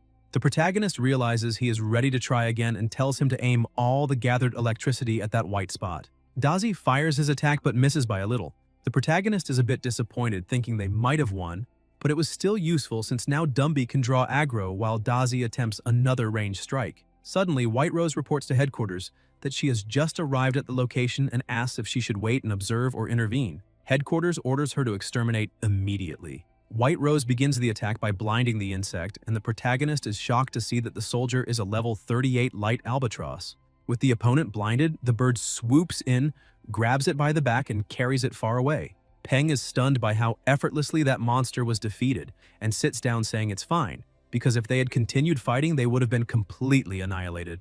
The examiners feel relieved, saying they were lucky White Rose was fast, and another evaluator comments that the boy isn't bad because, if he isn't mistaken, those two familiars are both commander tier, and having two familiars at that stage is extremely rare. The captain says that even so, defeating that dream insect with only those two familiars would still be extremely difficult.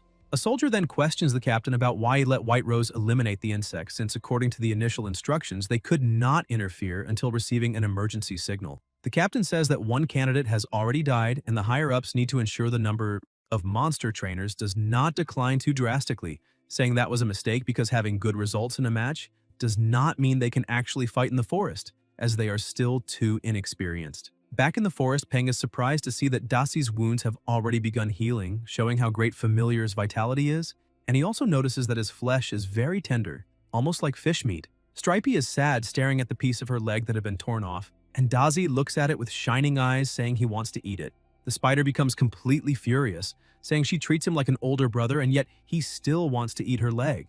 Dazi explains that after eating, the flesh grows back faster, Stripey becomes hesitant, and the protagonist gets irritated, saying that even after suffering such a severe wound, his familiar is still thinking about eating, and he cannot believe Dazi truly wants to devour a companion's leg. The spider ends up giving in with a trembling voice, and says that if her friend wants to eat, then fine. But suddenly, everyone looks at the protagonist and he asks what is happening. Shortly after, they resume walking, and another notification is sent saying that candidate Pan Feng has been eliminated. Peng comments that another candidate has fallen and says they need to find some food for Stripey and decide what to do after she heals and regenerates her leg. During the night, they find a place to camp, and he says many candidates were eliminated that day, so to get the highest score, they just need to survive a bit longer. He laughs, saying there are many point pillars scattered along the outer edge of the forest, and since everyone is rushing toward the center, no one will compete for the ones farther out. Destroying the pillars near the outskirts will already be enough. Besides that, the familiars need to rest to heal their injuries, so he emphasizes that everyone must be extremely careful,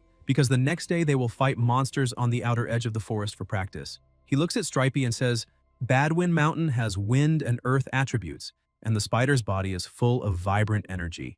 After eating and completing the regeneration process, she will likely evolve to level 20. The protagonist regrets not having had enough time to train her, because although she has good defense compared to familiars of the same level, she was helpless against a commander-level familiar. He notices her skin has begun to harden and thinks the molting process should be complete by morning. Then he lies down and tells everyone to sleep well because they worked hard that day. The next day, Stripey's carapace begins to crack, and she wakes up fully healed. The system shows the monster's condition as healthy, excited, level 20. Peng says that's great because Stripey is completely recovered and even her leg has grown back, and she reached level 20, putting her one step away from commander level. Once she reaches that stage, he will have 3 commander level familiars, and with Stripey's defense and her crowd control, she will fill the missing roles in the team. With everyone recovered and happy, he says it's time to look for more point pillars. Walking a bit further, they find one and destroy it quickly, but right next to it, near a small stream, he observes a frog and wonders why it looks so familiar. Using the system to analyze it, he sees it is a blue-skinned frog, level 8, normal grade, healthy, happy, fast, a monster sunbathing peacefully, weakness, electric, surrounding noise. Peng thinks the names are very similar, and maybe that's the cousin of the green-skinned frog. It spits and he dodges, thinking he already expected that, and wonders why the system doesn't display this disgusting hobby of theirs, because this spitting habit is also part of the blue-skin nature. While he's staring at the dwarf frog, he hears a noise and looks at the drone. The presenter asks if everyone remembers the person behind the salty fish emoji pack, highlights that this examinee still hasn't been eliminated, and asks if they should check his current ranking. He is currently in the top 15 with a score of 1,765. People are impressed seeing he actually managed to reach the top 15. Duan says that ranking isn't bad because only 120 examinees are in the forest. The top 15 includes the points of those who've already been eliminated, and the requirement to reach the 3rd round is to be in the top 12. So he is very close and definitely has a good chance. Once again, the presenter makes a strange face, saying they will be rooting hard for that examinee to reach rank 12. Just as Duan said, she points out they will now check the higher-ranked examinees, and, as expected, Moi is in 2nd place and managed to earn another 40 points recently. And apparently most candidates earned the majority of their points by eliminating monsters instead of destroying point pillars. Sometime later, a notice is sent saying the exam is ended, all points will stop being added and will be recorded, and all examinees must move to the safe zone and wait for transport.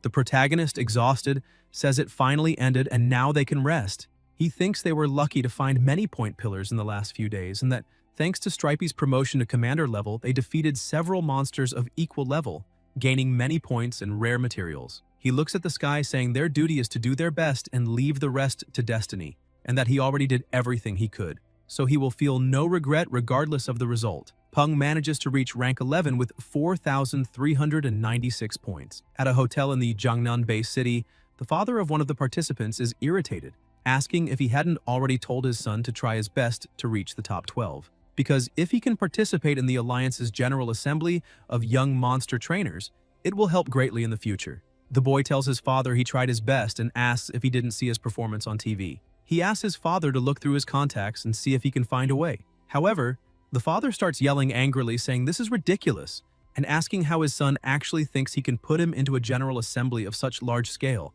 since he is not all-powerful, and demands to know when his son will start meeting expectations. The father stresses that now they are being watched, and the moment they make a single mistake, everyone will attack them like hungry dogs and destroy them. He tells his son to forget about this for now and give him time to think, because it's better to keep a low profile in the coming days, and he cannot go out with those trash friends. If he sees him with those people again, he will break his son's legs, and that is a promise. Meanwhile, the protagonist is walking when he receives a notification saying that the General Assembly of Young Monster Trainers will be held in 3 months. The candidate's performance was unsatisfactory, so the government decided to give them 3 months to grow, and now the age limit is 20 years and 3 months. The protagonist wonders what that is, and if they are crazy, because the measure seems meant to prevent people from turning 20 before the assembly due to the delay. Zhenshan approaches shouting and calling the protagonist, saying he has been looking for him for a long time and asking if he wants to have dinner since they are all from Chang'an City and should have a small gathering. He hugs the protagonist, saying they will have dinner together, and even Moi, who never smiles, agreed, though she was behind him nearly attacking him. Peng feels a bit embarrassed but decides to join. Zhenshan, excited, says it's time to go because he knows a good seafood restaurant nearby. A blonde man approaches, asking if he could talk with the protagonist for a moment, but he walks past him. Surprised, the man hands him a card saying the password is 66, and inside there is about 1 million Alliance credits, and that regardless of how the conversation goes, that is payment for taking the protagonist's time. Peng is surprised, saying he didn't know his time was worth so much. The man says there is a cafe in that direction and invites him to go. Peng smiles and asks him to wait a minute, Suddenly, Dumby shows up outside and the man is shocked. The protagonist explains that this is his familiar, who has always been a bit cowardly since childhood. So he needs to hold the familiar's head every night or he cannot sleep. And now he is there looking for him because he couldn't sleep. The man smiles, saying that is very thoughtful and precious because they always need to be careful no matter what they are doing. Shortly afterward, the two go to the cafe and once seated, the blonde man says the reason he is there is to make a deal with the protagonist. Peng, curious, asks what kind of deal. The man places a card on the table saying someone is willing to give him a huge amount of money in exchange for withdrawing from the competition of the strongest young monster trainers of the Alliance, stressing that the amount is definitely higher than the reward for first place. And to show sincerity, he will reveal some privileged information. The man begins explaining that based on the information received, a monster trainer from the Mei district made a contract with a Lord-level familiar, and he is basically the favorite to win the competition. This means that even if Peng participates, he has no real chance of claiming first place, so he wants the protagonist to think about it carefully. Peng says he is just a poor orphan who lost his parents, and asks what there is to think about carefully, since it seems the man behind this is willing to pay a very high price, which shows how much he loves his own son. The blonde man says that is very good and asks if they can discuss the details, but the protagonist apologizes, saying that instead of the money, he prefers the chance to step onto a higher stage. The blonde guy says that it really is a shame.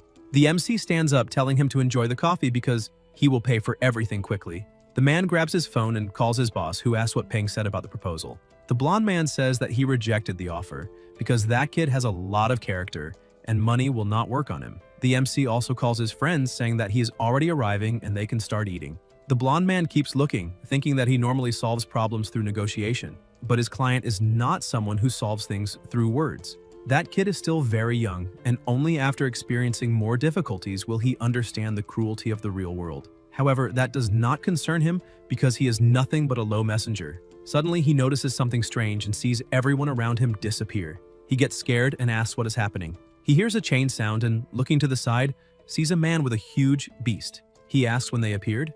Looking back, he sees another person with another beast. He thinks he did not imagine he would need to use his trump card so soon, and begins to question who set all that up. The two men stop in front of him, saying they suggest he stop fighting. They call him Mr. Zhang. The two emphasize that they already have his family member in their hands and they did not cause any harm to Zhang, so they kindly ask him to cooperate. Zhang realizes that he cannot contact his family member and did not even have the chance to prepare, and because of that, he is in big trouble there. One of the men says that there is someone who would like to meet him. Ji Han Woo enters the cafe, asking if he is Mr. Zhang. The woman throws the card that passes beside his face and hits the wall. The president apologizes for taking his precious time and says that card has 5 million alliance credits and the password is 65, and he should think of it as compensation for his time, emphasizing that he would like to know what he said to that innocent and naive kid. Zhang, a bit scared, tries to disguise it, saying that he only talked a little with him because he wanted to ask him to stop participating in the competition of the strongest young monster trainers of the Alliance. However, he asks who is innocent and naive, because those people are there because of the MC, and his relationship is also not ordinary. According to his research, the boy has no notable background, so how is it possible that he has relationships with people of such high status? Ji Han Woo begins to get irritated and approaches, asking how the boy responded. Zhang says that he refused and said that he did not want to miss an opportunity to expand his horizons. However, he wonders who this guy in front of him really is and realizes that maybe he could be.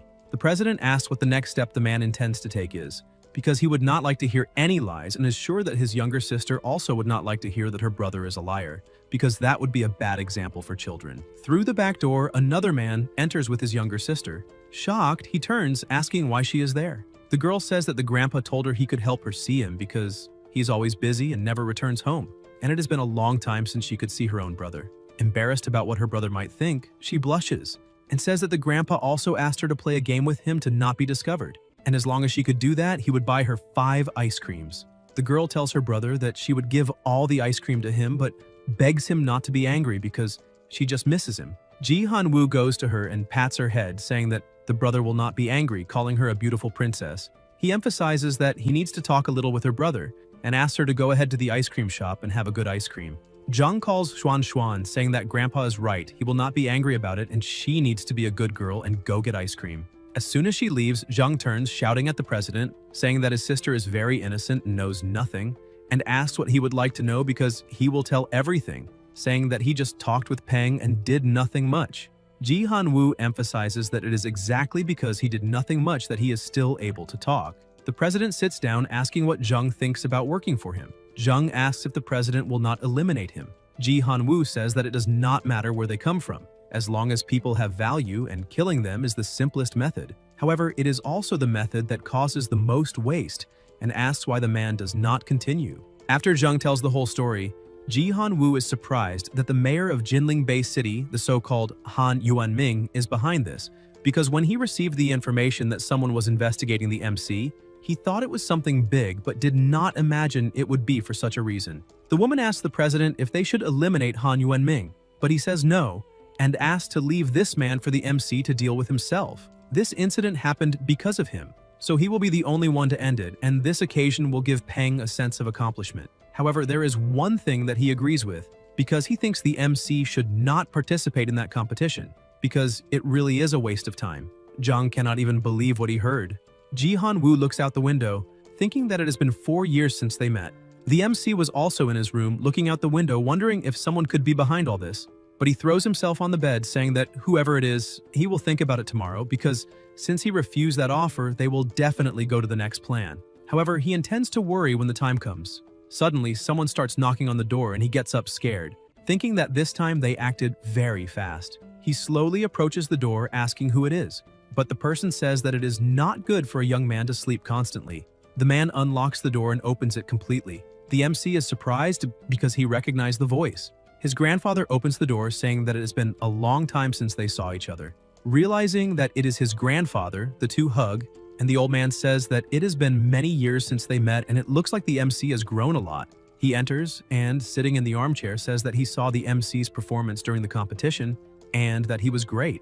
Besides being smart, he was brave. Peng said that actually he was not strong enough because he only managed to get point pillars on the outskirts. Ji Han-woo emphasizes that being able to preserve himself is the greatest success, and there is no shame in that. He emphasizes that his grandson is just like him, because when the old man started the Southern Sky Group, he also took a step back in certain matters. However, now he is back, and as long as he is there, no one will intimidate his grandson. Peng places his hand on his chest, showing respect, and talks about the group that his grandfather created, asking if there is anything he can help with, emphasizing he has experience in training familiars. His grandfather says that only some minor characters are fighting and cannot cause any harm to the group, and because of that, he would like to talk about something else, saying that someone tried to make him withdraw from the competition, and that person is the mayor of Jinling Bay City called Han Yuanming. His grandfather says that he already knows that the MC refused, but he has more than one way to disqualify Peng from the competition, and asking if he would like to leave personally was just courtesy before the war. The MC is surprised to see that the person behind all this is a mayor. He emphasizes that this situation became a bit problematic and asked what kind of war he can face. His grandfather says that first, Han Yuanming will ruin Peng's reputation. Then he will find a girl who will invite him for a meal, and after the two finish the meal, some things will happen, and then she will accuse the MC of trying to abuse her. After that, the rumors will begin to spread, and the good kid that Peng was, with no background, will never be able to defend himself against such rumors. When enough people believe it, the rumors will become the truth, and will stay with him for the rest of his life. Ji Han-woo emphasizes that he would really like his grandson to take revenge, and because of that, he will help him with all his strength. And actually, it is even good to have this kind of motivation to strive. The MC thanks his grandfather for warning him and says that he will remember everything. Ji Han-woo starts laughing, saying that he will remember his grandfather's words or remember that person. The two start laughing together, but suddenly the old man stops laughing and, in a serious tone, says that now it is time for the main topic. He emphasizes that he really hopes the MC is willing to give up the General Assembly of Young Monster Trainers of the Alliance. Peng agrees immediately, saying that he will contact the organization early in the morning. His grandfather is surprised, saying that he is making the MC give up that great opportunity and he will not even try to fight against it. Peng says that he is sure his grandfather has his reasons, and because of that, he will listen to what he has to say. The president stands up, saying that his grandson is really a rascal. He goes to the window, saying that, as everyone knows, it has only been 3 years since the cataclysm, so the difference between individuals is not really that big. Age does not bring advantages to anyone. A person of 30, 40, or 50 years is on the same starting line. He asks his grandson if he really knows why he should pursue the title of strongest youth monster trainer, and emphasizes that perhaps it is better to remove the word youth from that title. Peng is surprised and says that if that word is removed, then the title would be strongest monster trainer. His grandfather says that is exactly it, because this is a different era, an era for the ambitious. Although the alliance controls the general situation now, it is only temporary. One day a conflict will arise. Peng asks if what his grandfather is trying to say is. Ji Han Woo interrupts his grandson, asking if he really thinks that if a person could command familiars to destroy mountains and hills and move rivers and oceans, that person would still be satisfied with normality and accept their current position. He emphasizes that a human's greed is always proportional to their abilities. Peng is surprised, thinking that he really cannot even imagine what the future will be like when that day comes. His grandfather emphasizes that it is exactly for this reason that he must strive to be the strongest among all, and participating in that kind of competition will only make him waste time, because a man must be more ambitious. The MC says that he has a question. He says that when that day arrives, there will be strong people willing to maintain order, but there will also be a group of people who want to destroy order. He asks his grandfather if he wishes to maintain order or destroy it. Ji Han Woo starts laughing, saying that the MC is very silly because of course his grandfather will protect him regardless of which side is right. He emphasizes that he also knows that his grandson, deep in his heart, is not happy about leaving the competition. He suggests that in 3 months, when the competition begins, he will recommend that the MC participate as a judge. Peng is a bit lost but soon speaks again. He says that he can help him fight for that position, but whether he succeeds or not will depend only on the hard work he will do in the next 3 months. Peng begins to smile, and Ambitious thinks that participating in that kind of competition is truly useless. But participating as a judge is interesting, because when the competition begins, the participants will be very happy to see a former competitor as a judge. At the airport reception in Chang'an City, Peng had just arrived. He thinks that he has finally returned home. However, he questions whether a place without family can still be considered home, because after handling some matters there, he will go straight to Yuzhou, as it will be better to enroll in the university there since he has the system. So which university he goes to does not really matter. Although he cannot help his grandfather, it is better to stay close to the elders. Suddenly his phone rings, and as soon as he answers, Feng Shu asks if he has already returned from Jiangnan and if he is free, because he has something he needs to ask the MC for help with, and emphasizes that it is something very good. Peng tells director Feng that he agrees to help, because anyway he has some business to attend to at the association. Feng says that he has already left the Monster Breeders Association. The MC asks why he left the association. The director says that the organization has changed a lot and is no longer the Monster Breeders Association he loved to work for. Now the association is a subsidiary of the Monster Trainer League. However, he does not want to talk about that and emphasizes that he is working for the military and that there is a lot to be done. Asking if the MC is interested, even though he cannot pay much for the work, he can still reward him with rare materials.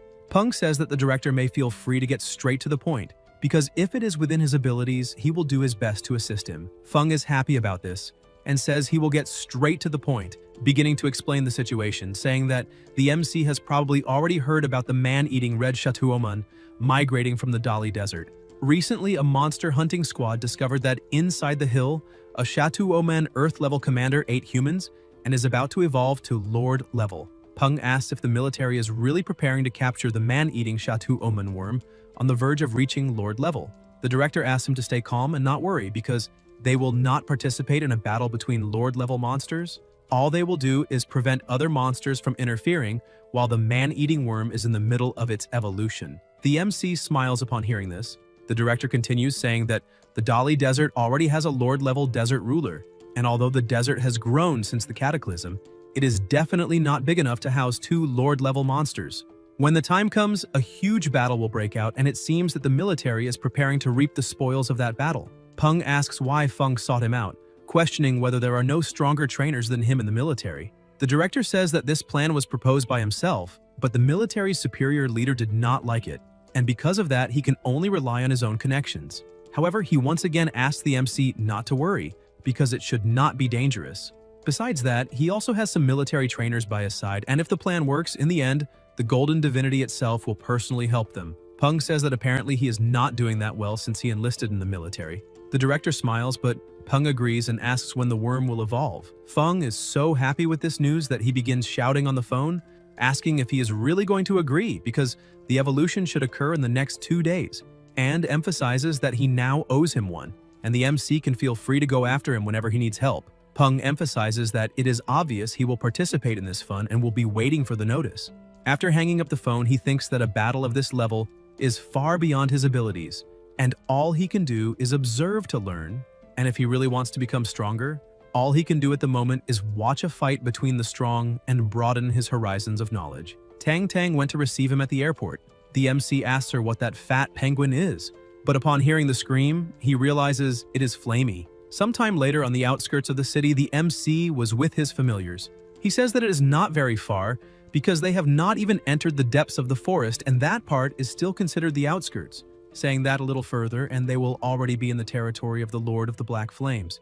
And the Lord always has an aggressive temperament, so it would be very bad if they provoked him. As they were walking, Peng looks at Tang Tang, surprised to see that she had such a strong familiar. With the system, he can identify the name of the monster. Shadow Japalura, level 39, perfect grade, monster ability, hardened skin level 2, special characteristics Shadow Assassin. It has a passive effect. When silent and still, it can perfectly blend with the environment, matching its fur and body temperature. Second effect, passive effect, its special fur can absorb sound waves and vibrations, allowing it to move silently and remain almost undetectable. He thinks that the attributes of that familiar really are incredible, and now he understood why his grandfather wanted her to go with him. On the other hand, the helpers the director brought are also not bad. The first guy introduced himself as Li King. His familiars are an iron spine boar at level 24 and a green-blooded venomous snake at level 21.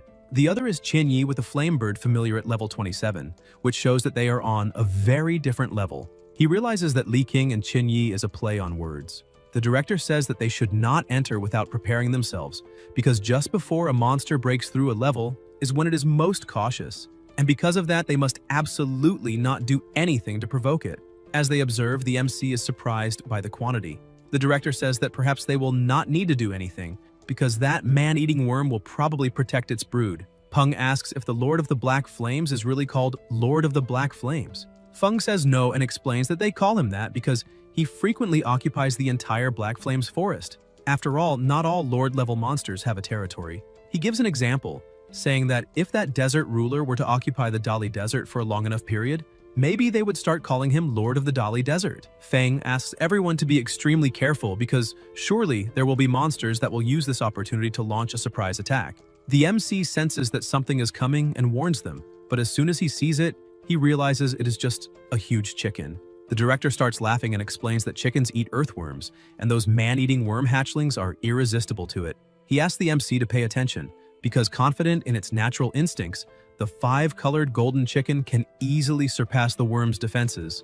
The chicken starts attacking the worms, but they quickly disappear. The MC asks where those plump worms that were there a second ago went. Tang Tang starts laughing. Feng explains that the worms can dig underground and the man-eating worm must be hiding below the surface while it is evolving, so it is normal that they cannot find it. He emphasizes that Peng really has a lot of talent. However, there is still much to learn. The MC thinks that the director is part of the elite of the monster breeding industry, and he would be in a lot of trouble if he appeared to have little experience. The chicken remains still trying to find the worms, but suddenly the ground begins to shake and break. The worms start to join together and grab the chicken's paw. Feng asks the MC to pay attention to that movement, because once the worms work together, the chicken will not be able to escape.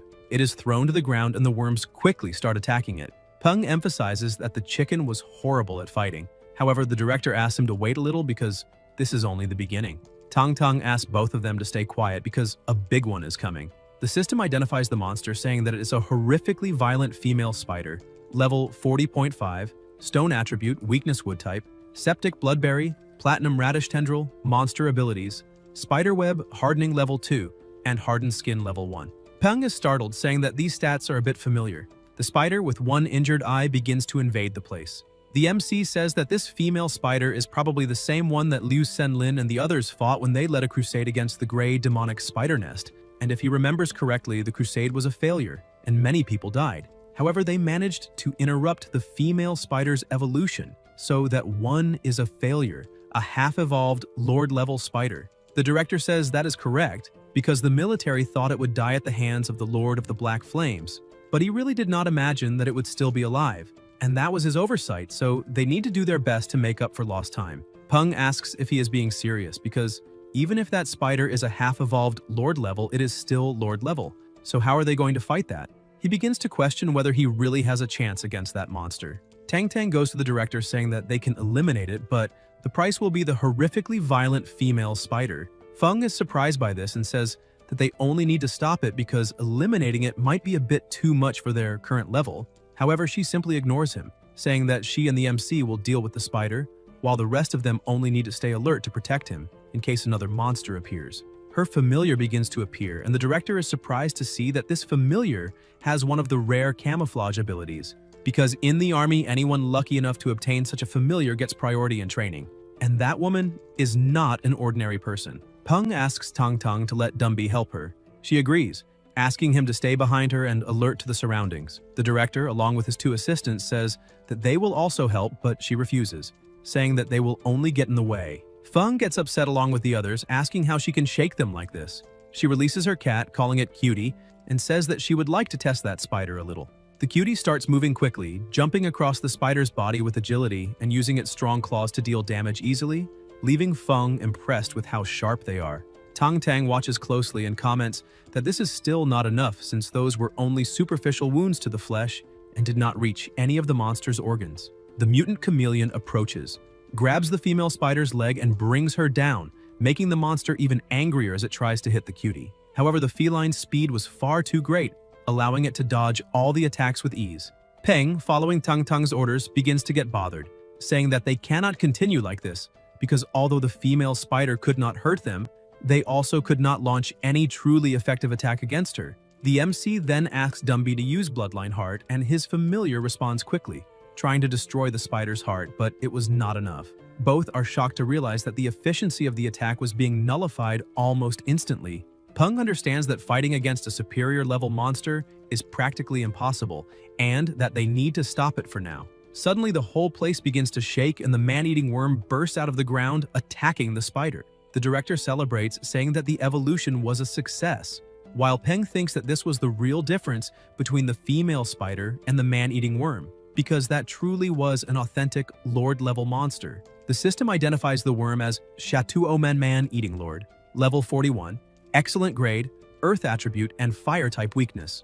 The worm lets out a thunderous roar and charges at the spider. Feng becomes worried, not understanding why those 2 monsters were fighting since the worm should not do that. That spider was only a failed pseudo-lord with almost 0 potential, so the worm should go speak with the desert ruler so the military could reap the spoils. But at the last second, the worm simply dodges the spider and begins digging, leaving the director surprised as it seemed it only wanted to escape through the tunnel. The female spider then starts attacking the ground and Peng bursts out laughing, saying that in her rage she caused the tunnel to collapse and now she lost all traces of the giant worm. Feng also celebrates, saying that is exactly what happened and it seems their mission was a success. Li King, who was observing the situation, asked them to look more closely because the spider is acting strangely, walking in circles for a while, and asks if she went crazy for letting the food escape. Tang Tang emphasizes that the female spider spent a lot of energy during the fight, so she is probably starving. They notice she is gathering the baby worms, throwing webs to catch them all and devouring each one. Seeing that scene, the MC's stomach growls with hunger, and he asks why it looks like the spider is eating soybean paste noodles. The 3 stare at him while Peng, confused, tries to understand what happened, and goes to Tang Tang saying that her injuries are not serious, but that they could not capture the spider. She tells him to relax because he has not seen anything yet. The cutie begins to growl and a dark aura rises around it. With a fast and extremely precise attack, it manages to amputate one of the spider's legs. The chameleon, which had been camouflaged in the shadows, appears releasing a poisonous mist and tears off another piece of the spider. She screams in pain and attacks both familiars at the same time, causing only minor injuries to them. The MC becomes worried and tells Tang Tang that the spider is still too strong and they need to retreat, but she tells him not to worry, reminding him that they cannot simply run away. A very loud noise echoes from the sky, and looking upward, he is shocked when a monster lands on the ground.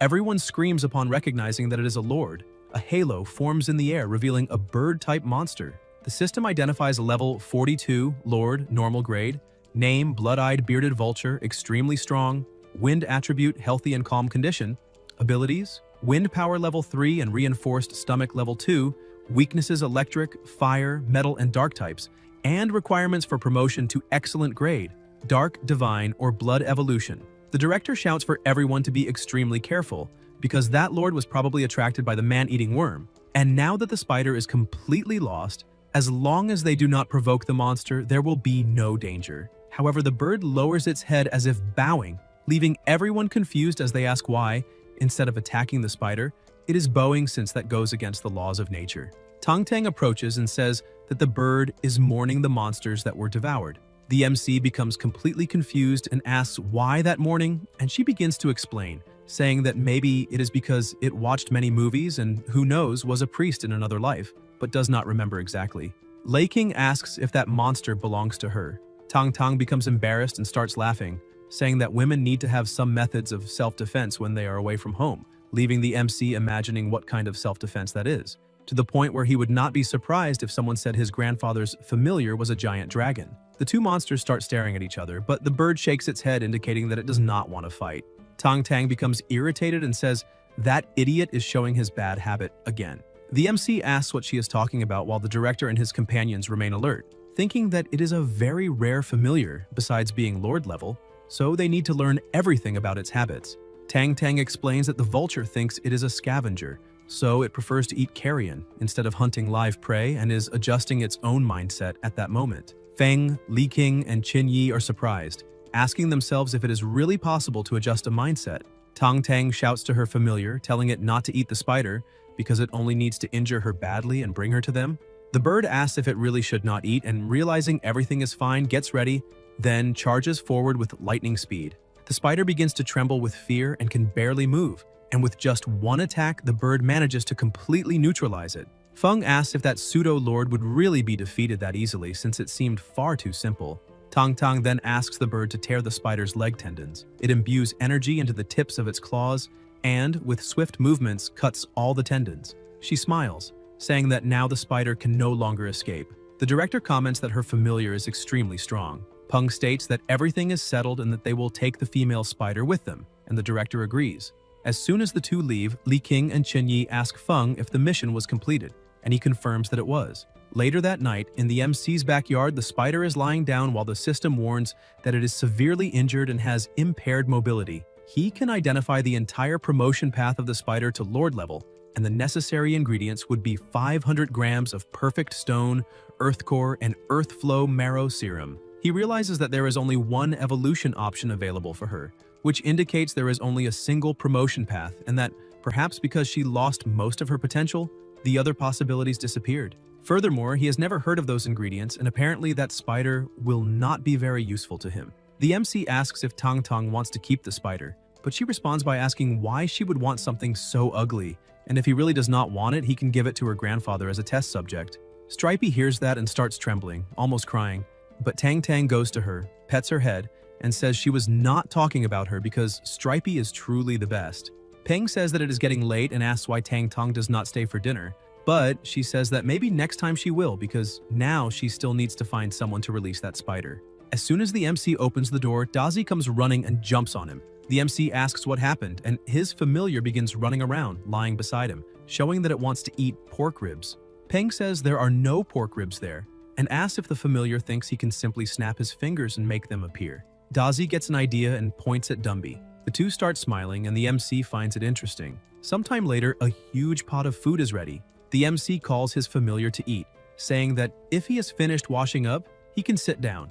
Dumby asks if that delicious-looking food was prepared for him, and, even remembering that he is only a skeleton and cannot eat anything, finds it charming that his master still thinks of him. Peng puts Dumby inside the pot and tastes the soup, saying that the flavor is not bad, and that apparently temperature means nothing to Dumby. Perhaps they will not even need to buy ingredients to cook pork rib soup anymore. After cooking for a while longer, the soup is ready, and he calls everyone to taste it. While his familiars eat, the MC looks at the moon, thinking that a new journey will begin in Yuzhou. Already inside the plane, the flight attendant announces that they are about to land. The MC looks out the window and says that they have arrived. At the airport, Tang Tang answers the phone and says that she understands and will talk to them later. Peng looks around, curious whether that really is the famous airport of the city, because it does not look much different from the one in his own city, except for the slightly more advanced technology. Tang Tang explains that the president is busy and cannot pick them up, but has already sent someone to meet them so they can go. The MC asks if something bad happened, but she just smiles and says it is nothing serious, asking him not to worry.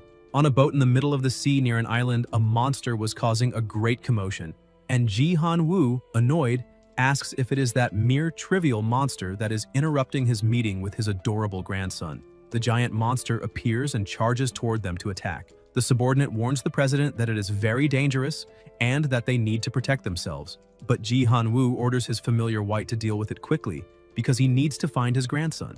The dragon appears and bites the monster's neck. A huge mist takes over the area, showing only the monster's silhouettes, and in a few seconds the creature is completely destroyed. The president shouts for everyone to be careful because the body of a monster of that level is very valuable. People begin to move and the shopkeeper's battalion approaches, saying that the cables are ready and now the Blue Monkeys team must get ready. The monkeys grab the cables and dive into the sea to secure the monster's carcass. After tying everything up, they ask the crew to pull.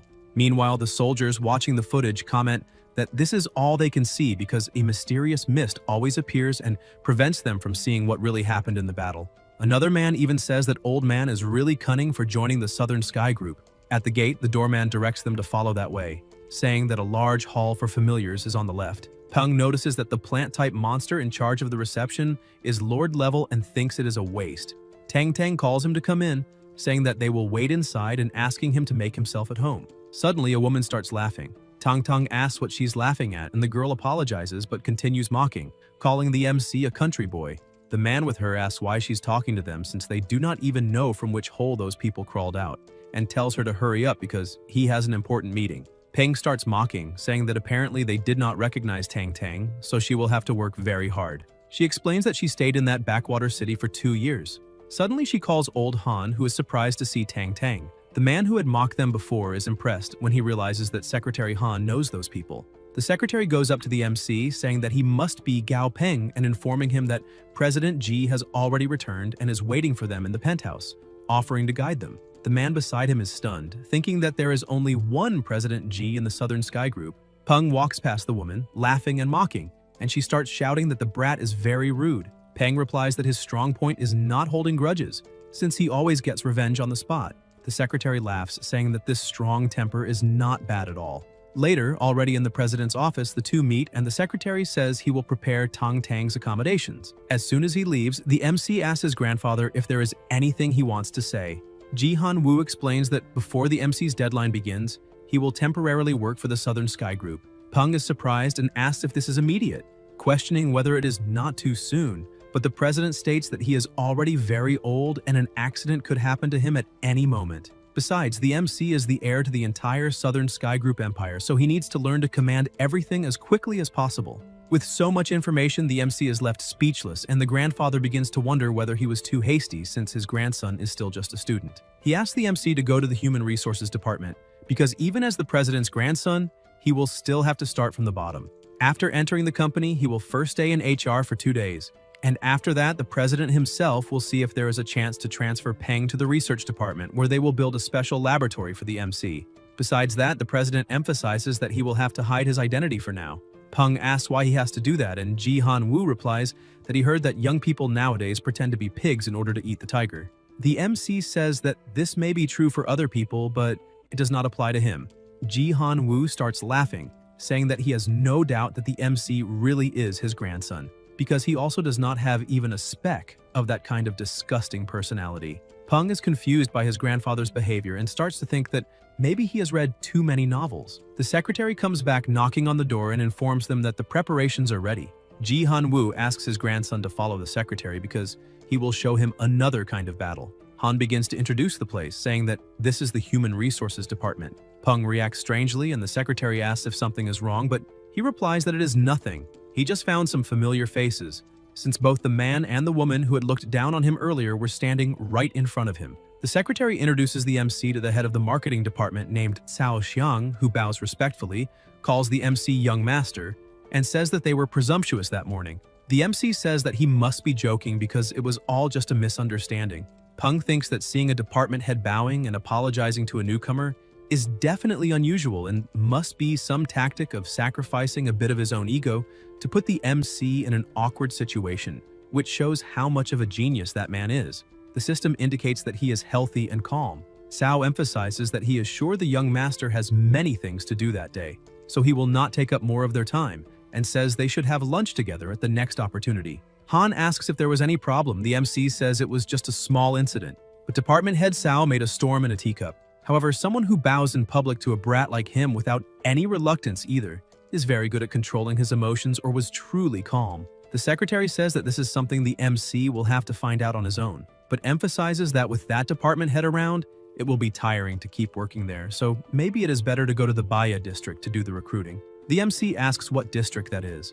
They get in the car and head there. The secretary explains that Baya is one of Yuzhou's districts that suffers from a lack of economic development. He continues, saying that many people died there during the cataclysm, drastically changing the whole social structure, and the residents who still live in the area are those who could not adapt to the changes. Peng asks the reason for the name Baya, and the secretary explains that before the cataclysm, that was where people looked for jobs of all types and industries. Some residents were dissatisfied with the current situation, so they worked hard and left the district behind. Shortly after, they arrive at their destination, and Han comments that this is the branch for that district and that they are responsible for human resources. The MC notices some movement to the side and asks who those people are. Han explains that this is the district's recruitment hall and that those would be the best people. But seeing the MC's expression, he says that was a joke, since many there lost loved ones or had their homes destroyed and because of that are reluctant to sign blood contracts. They believe it is a curse from Devilland and are just trying to survive with no hope for the future. The secretary then says it is time to meet the new co-workers and introduces Section Chief Wang from HR and the branch manager Shuo. The man calls the MC Young Master and the woman calls him Director. Peng feels a bit uncomfortable being called Young Master and tells Wang that everyone there is a co-worker, so it is better for him to address him based on his position. The section chief replies that there is no problem and that he can do as he wishes. The secretary starts to leave, telling the MC that the place is a bit messy but should be easy to manage, as it is a good place to develop someone's skills, and wishes him good luck. He adds that the president left other orders, so he needs to go now, but says the MC can call him anytime if needed. Peng asks Wang to show him around a bit, but he calls him Young Master again. They go inside and Wang explains that they just arrived from the branch's warehouse and that this is the training center for familiars.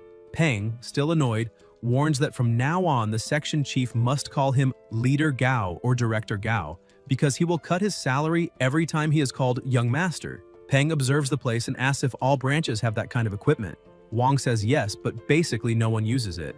When the MC asks who would be able to use something like that, Wang replies that the security department staff and the Central Bureau security have more advanced and luxurious training equipment and also do regular training in the forest. The MC says he has seen enough and tells Wang to return to work, but first asks about recruiting workers from the district. Wang tells him not to worry because there will be specific employees who will report everything about the progress of things, and that his only responsibility will be to handle direct recruitment and personnel transfers, so there will not be many matters for him to intervene in. After that, the section chief bows respectfully and says he will not take any more of his time. Peng keeps observing the equipment, finding everything strange since they said no one uses it. Yet it is full of training marks. He calls Flamey, thinking that this young familiar is destined for Lord level and that his growth is extremely fast. He has already reached level 20, and when promoted to commander level, he will have impressive combat power besides solving the problem of the MC not having a flying familiar yet.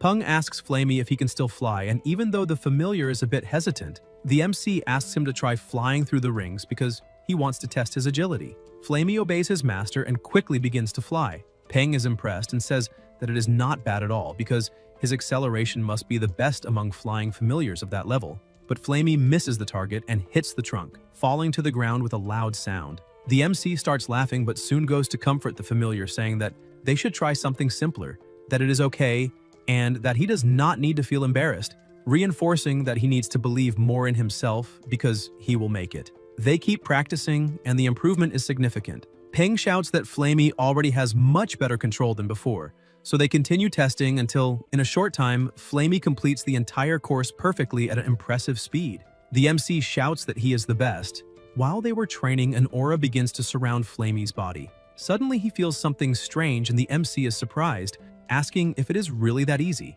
knowing that it is certainly the result of hard training and natural talent. The system notifies that Flamey's level has increased, now reaching level 21.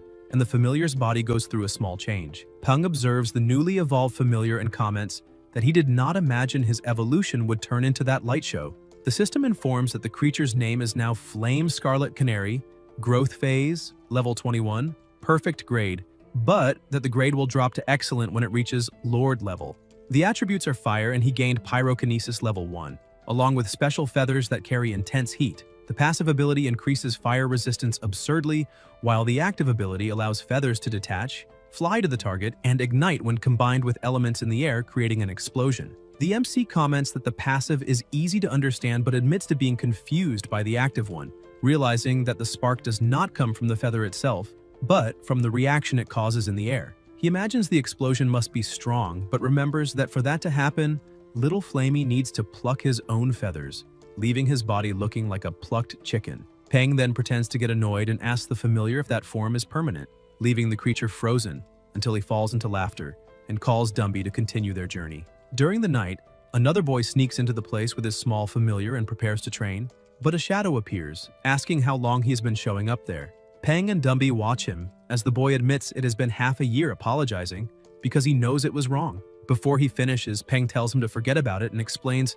that he does not want to see him entering through the hole anymore. The boy becomes downcast and thanks him for the time he used the equipment, calling Peng brother before turning to leave. Peng realizes that there are still residents of that place who have not given up on seeking light despite living in hell. So he asks the boy to stop and says that next time he can enter through the front door because he will receive an access card. He orders him to be there the next morning, and if anyone tries to stop him, he should just say he was invited by Gao Peng. The boy bows in gratitude and confirms he will be there. The next morning, Wang accompanies the boy to Peng, informing him that the guest has arrived and that the access card is ready. Peng thanks him and asks his name, receiving the answer that he is called Li Junzong. The MC points to the bathroom in the back so he can clean himself and wash his familiar before training. When analyzing the young boy's monster, Peng sees that it is a blood carrion rat, heavy metal variant, level 4, with minor injuries and exhausted, excellent grade, and gold attribute. Wang comments that the boy was very lucky to tame a sewer monster, and that without it, an orphan like him would not have survived. Peng asks why creatures exist in the sewers, and the chief replies that it might be better if he did not know, but that this district has many monsters that live off the garbage. The MC then asks if people simply let them multiply uncontrollably there, and Wang explains that at first, they used to come up to the surface, but after losing some members to monster trainers, they began to hide and never came out again. The MC begins to imagine the chaos a monstrous rat infestation could cause, while Wang comments that he has no idea how other cities dealt with it, but guarantees that in Yuzhou nothing gets out of control because President Ji has a familiar that lives in the sewers and feeds precisely on the creatures that inhabit the underground. Peng finds it curious to notice that humans dominate the surface during the day while monsters occupy the shadows, surviving on trash and what is discarded, creating a completely different balance than in the city where he lived before. After the bath, Junzong returns and joins the conversation, saying that there are many monsters down there and that people are afraid to go down, remembering that the last time he only dared to go because he was starving when he found the injured blood rat.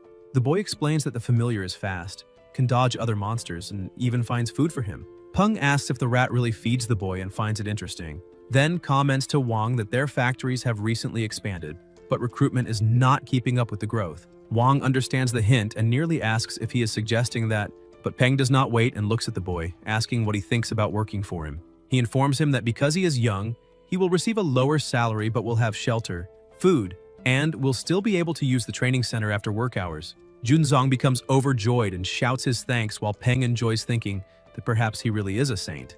At another moment in the dormitory, he notices that Daza evolved to level 25 after spending just one day with his grandfather, becoming shocked as he wonders if he used some top-tier ingredient. Even understanding that Dazi and Stripey are in a rapid growth phase, that jump seemed exaggerated, and he even considers leaving the two under his grandfather's care more often. But what really catches his attention is Silly, always out of combat, now at level 20, although stuck due to his own grade preventing the breakthrough to commander level. He remembers that Silly has wood attribute and should heal wounds when evolving into living wood water spirit, so he decides to test it using a lab rat. Half an hour later, he realizes that the healing is far too weak, so slow that a simple wound would close itself faster than the familiar can regenerate it since it only healed 1/3 in that time. Silly opens a little spot on his body and sucks a juice to drink, leaving Peng lying on the ground, frustrated, wondering how that ability could be so ridiculously weak while Silly keeps thinking he is extremely competent. Peng insists that the level is to blame, remembering that most of the materials requested from his grandfather are ready, and that when they return, Silly will be strengthened until he becomes useful in battle. He then notices Dumby sitting at the window looking at the moon with a heavy expression, and asks what happened. Dumby, with sad eyes, reveals that he wants to go back because he misses his daughter. The MC is completely stunned to discover that the familiar is a father, but soon pulls himself together and tells him not to be sad, assuring that the next day they will visit the girl without fail, already determined. The next day, at the Red Sand River, Chuanshu Peng was on a boat and was surprised to see that those boats were well used, and even so, such a small boat dared to sail on the Tom River, known for being turbulent. He asked one of the crew if there were monsters attacking that river, and the man replied that yes, but they did not need to worry because all the ships had red carp king scales on their hulls, and as long as they did not attack other monsters, no one would be attacked. The red carp king was very valuable. All they needed to offer were some monsters as tribute, and it would then provide scales that protected everyone during navigation. Peng thought he had never heard anything like that before, but he was not surprised either, because if the news spread that the government was unable to protect its citizens and was forcing people to form ties with monsters to ensure safety, the government's reputation would sink. To maintain the security of a city-state, it was necessary to have at least one Lord-level familiar or a powerful monster. Yuzhuo and Chang'an had the best monster trainers protecting their cities, so they did not need to worry about invasions coming from the nearby forests. But for smaller cities, it was very different. The sailor warned that they had arrived. Dumby started looking around and the MC asked if he knew that place. Looking at two trees, Dumby remembered the monkeys playing until the moment a net fell over him and he was taken away.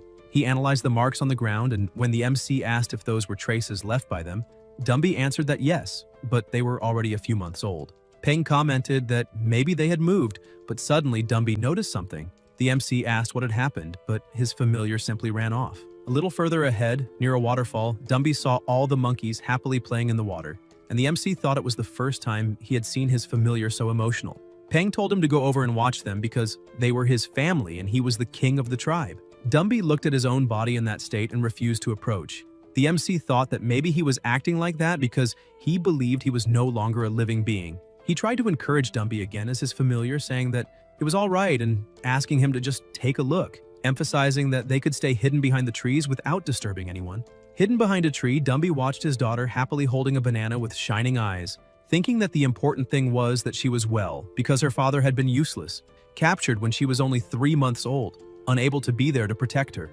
But even so, he still loved her. Peng was surprised to see that even a skeleton could cry and asked if Dumby really did not want to take his daughter with him, promising to give her the best life possible. However, Dumby refused immediately, saying that if she went with him, she would not be free, while there she could live in freedom. He walked over to the MC and said that with his master he was happy. Suddenly, a very loud noise echoed and the MC shouted that it must be hunters. Hearing that, Dumby remembered everything that had happened and lost control. 10 minutes earlier, a group of hunters was getting ready and asked Lee why they were going to hunt those Red River monkeys if they were not that valuable.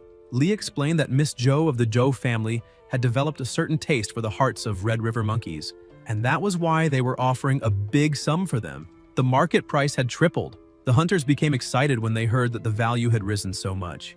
Lee then aimed at one of the monkeys, commenting that it had soft, thick fur and that you could tell from afar that its heart would be worth good money just by looking at it. Getting ready to shoot, he said that they were just normal-level monsters, lived on the banks of the Red River, and had practically zero chance of escaping.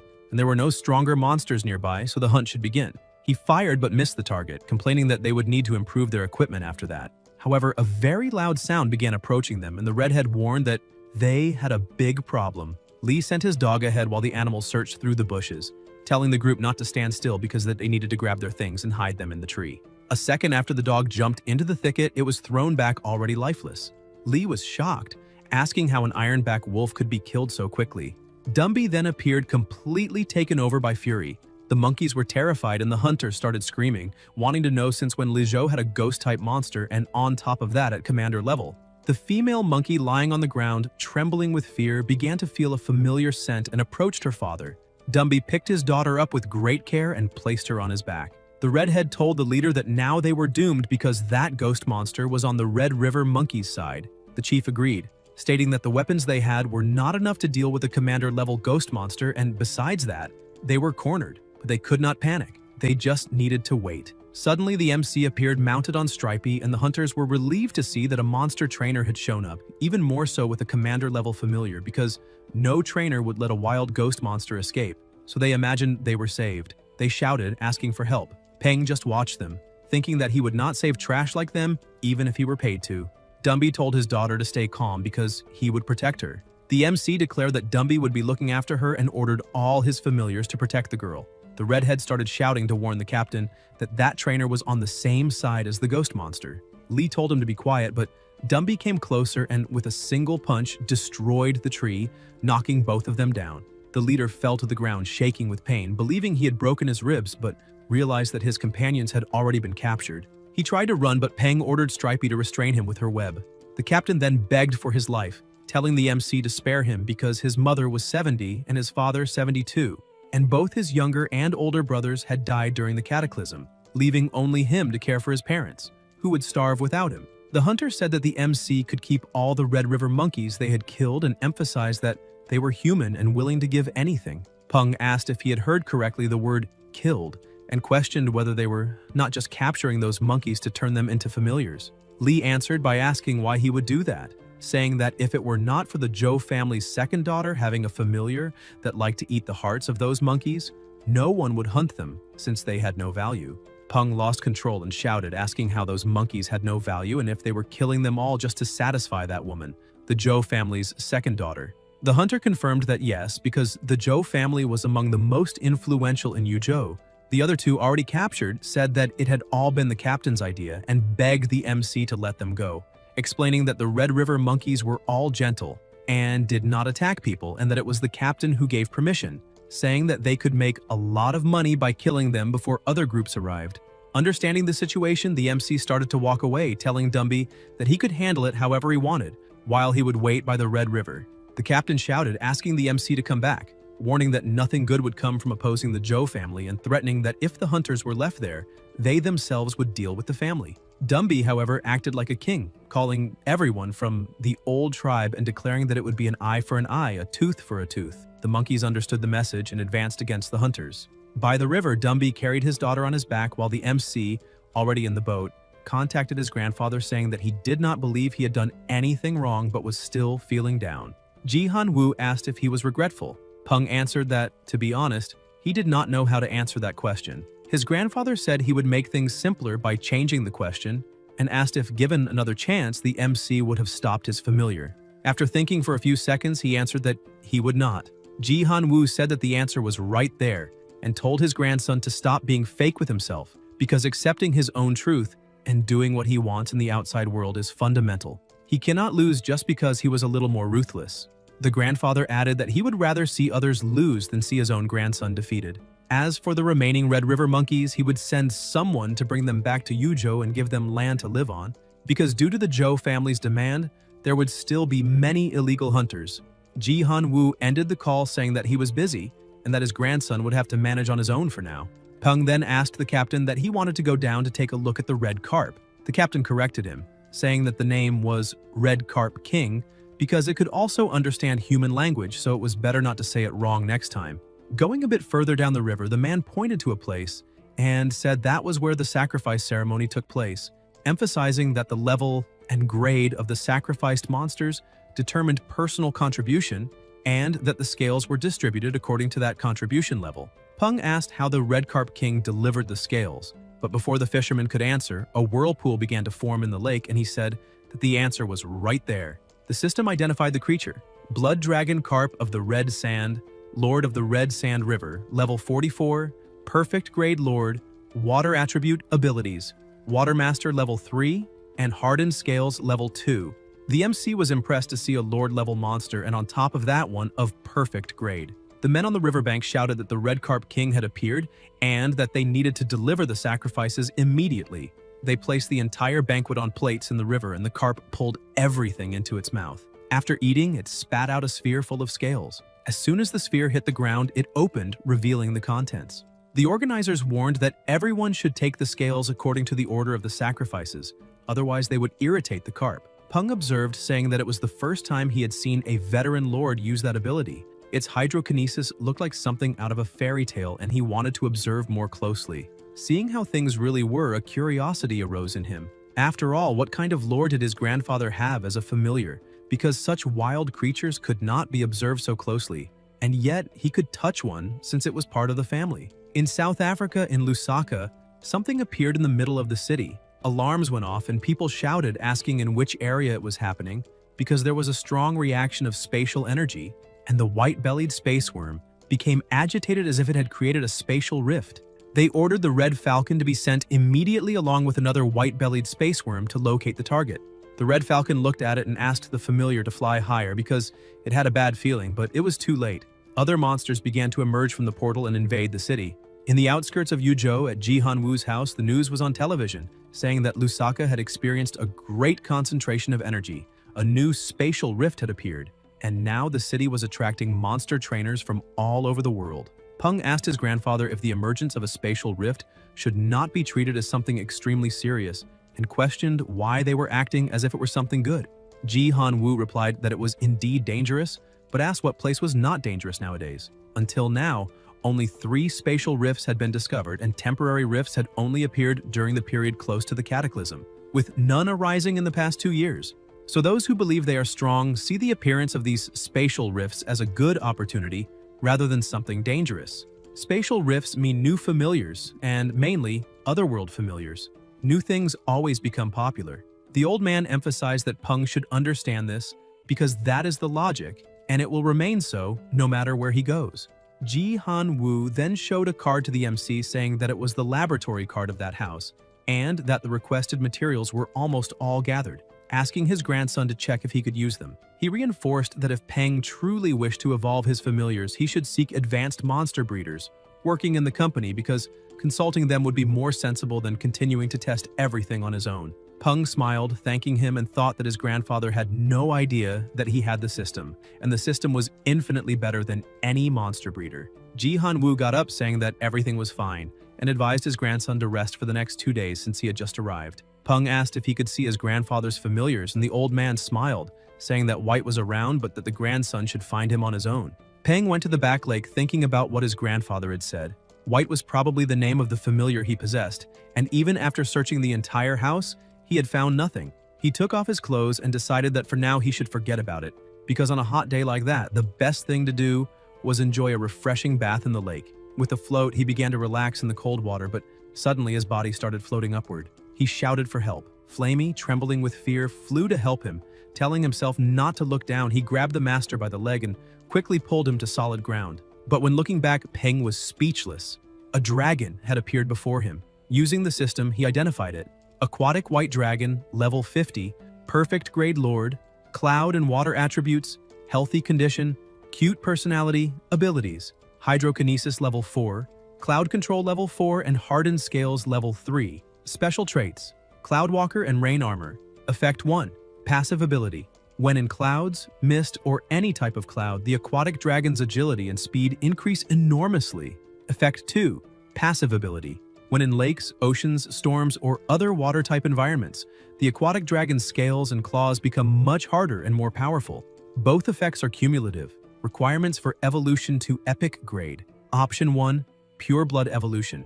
Option 2, calamity evolution. Option 3, water-type evolution. Peng was amazed, saying that although the Red Carp King and the aquatic white dragon shared dragon blood, the white dragon was clearly much stronger both in level and abilities. Its special traits were all passive. One increased agility and speed, and the other strengthened claws and scales, which made it clear how terrifying its physical capabilities were. He approached to touch it, thinking that it was the highest level familiar he had ever encountered. But perhaps because it was an ally, its aura was completely suppressed, as the MC did not feel any pressure coming from it. Still, when he tried to touch the dragon, just the monster looking at him made his whole body start shaking. He rubbed his eyes, saying that a sudden sleepiness had hit him, but in truth, he thought that the dragon had been a bit stingy, as if it did not even want to accept a pat. He turned, saying that he was going inside already, but the dragon placed its paw on him. Peng looked back and saw the white dragon acting hard to get.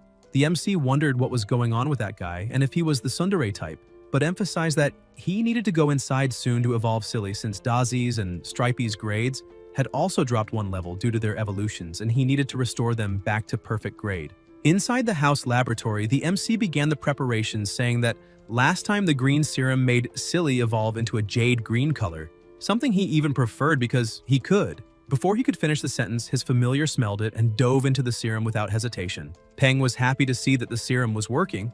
He He commented that the smell was really good and even familiar, something like a fruit, maybe an apple. Silly began to evolve and the system announced dimensional jellyfish, perfect grade, level 20, space and wood attributes, weakness against electric and ice types, fear of fish.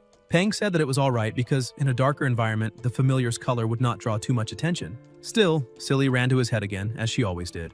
The next day at the training center, Junsong was already up and greeted the protagonist, who noticed he had arrived very early. He kept watching the boy, who was excited about his familiar and thought that he was always the first to arrive at the training grounds, but always the last to leave every day, which showed just how hard he had been working. Peng took the chance to train as well and told Flamey that they would do the same thing as before, except this time with 2 targets. He tossed them into the air and his familiar quickly managed to set both of them ablaze. He noticed that Flamey's flames had increased significantly since the previous week, and now even firing 2 continuous fireballs was easy for him, and from the looks of it, the training seemed to have paid off. However, training a fire-type familiar during summer was pure torture. Wang approached saying they had already begun the recruitment process as the protagonist instructed. They had opened some positions for orphans and children who had only one guardian, so when Peng had the time, he needed to take a look at the work. However, the protagonist said it wasn't necessary, and even though they were in a superior-subordinate relationship, he would use most of his time to train his familiars, so he would leave all the daily work to him. Wang said he understood and pointed out that many people in the company were talking about how generous the protagonist was, explaining that recruiting children had been illegal until a few years ago, but in today's world, giving these kids an easy job to do could mean the difference between life and death from starvation. Peng said it was fine, and that there was no need to thank him so much in front of the children. He told his subordinate to keep watching for promising talents and to notify him immediately if he found any. Character first, ability second. While they were talking, a small commotion was happening nearby. Wang said he heard that a monster had appeared inside the factory and several workers had gone missing, so their relatives had come looking for them. Manager Shuo was probably discussing the search and rescue mission with security supervisor Jiang. Peng kept observing and said that from the looks of it, the discussion wasn't going very well. He walked over asking the supervisor what the situation was and whether they had managed to find the monster. Shuo said the workers had been found and sent to the hospital. They had suffered serious injuries but were not in life-threatening condition. As for the monster, Jiang cut her off, saying that the creature was very agile and had hidden itself inside the sewer system. The supervisor began wondering who had told the protagonist that, because dealing with something that large while someone had no idea what they were doing made everything even more troublesome. Peng questioned how a monster managed to enter the factory through the sewer system, and whether the underground defenses had been damaged, because if that were true, they needed to fix it as quickly as possible. It would be a huge problem if more monsters came in through the same place. Wang said there were no defensive systems in the sewers. There was only an alloy gate that discharged the liquids produced by the factory. Peng grew irritated and yelled at the supervisor, asking why there was no defensive system and what the meaning of that was. The supervisor became slightly uncomfortable and tried to explain that they believed the water pressure would be enough to keep monsters from entering the factory, and they did have the gate. Peng cut him off and kept shouting, asking if he really thought they had time for that, because all he knew was that people had ended up severely injured during a job that was supposed to be safe, which made working with a clear conscience impossible. He told the supervisor to show him the way while Manager Shuo stayed behind to handle whatever was necessary. She agreed, but the supervisor looked displeased, thinking that the protagonist didn't know how to speak in public. Sometime later, out in the factory courtyard, Jiang pointed at a crack and said that was where the monsters had disappeared. Peng stared at it and thought there definitely wasn't any Lord-level monster in the sewer system, because he remembered his grandfather once had a familiar living there, and all potentially dangerous monsters had already been exterminated by him. He started approaching the crack, saying he would take a look, but the supervisor tried to stop him, saying it was better to leave this to the defense team. Peng looked at the supervisor and asked if he really intended to send that 4-winged demon mantis, because they weren't good in enclosed and dark places, so it wouldn't be suitable for the job. The supervisor felt surprised and irritated, thinking that the protagonist had no idea that he already knew this. If it weren't for that exact reason, he would have gone down there long ago. He thought that apartment brats like him were all the same. In the end, it was always the supervisor and his team who had to clean up their mess. He calms down and tries to smile, telling the protagonist not to worry because he believes in his mantis since it can adapt to all kinds of environments. Peng points out that he truly believes in the supervisor's abilities. However, all familiars have their limitations, and the 4-winged demon mantis is good for combat in open areas and wide spaces. Besides that, something big happened at the factory recently, and he needs Jiang to stay there and keep everything in order. The supervisor realizes that the protagonist is trying to help him, and apparently, he is different from the others. He ends up agreeing and asks the leader to be careful because although they are not high-level monsters, their movements are fast and agile, and they also climb walls, so he needs to be careful with the ceiling. The supervisor emphasizes that as soon as the protagonist goes down, he must walk west, and that way he will reach the alloy gate. Peng thanks him for the information and calls Dazi and Stripey to go down. Once inside the sewer system, he warns his familiars that they are not there to play. But as he walks, he notices he is not feeling nervous at all. Dazi senses something, and the protagonist asks what it is and if something is there. When he points the flashlight upward, he sees a giant roach. It jumps toward him, but his spider catches it and Dazi attacks, finishing it. Stripey smells the roach burned by the shock and says the smell is very good, asking his master if he can eat it. He says yes, and the spider quickly goes toward the roach saying it smells great, but as soon as she approaches, the roach manages to break free and flies away. Stripey gets upset, saying the food is flying away. Flamey looks at the roach and immediately thinks of the giant flying saucer. Without thinking twice, he fires a fireball, hitting the target and pulverizing the roach. The protagonist and Dazi start clapping, saying he was amazing. Peng goes to the system's control center, saying that normally the alloy gate should be tightly shut and only opens when the factory discharges water, and perhaps some monsters got inside while it was open and climbed against the current. He begins opening the gate, saying this is very strange because they managed to go against the current and pass through the gate, so what happened for these roaches to become so determined? As soon as he opens the gate, he sees a massive number of monsters in front of him. He starts thinking about what he should do, and suddenly he hears a noise. The roaches begin to attack. The protagonist tells Stripey to control them while Dazi covers the rear and Flamey incinerates everything. Flamey takes the deepest breath he can and attacks, destroying several roaches at once.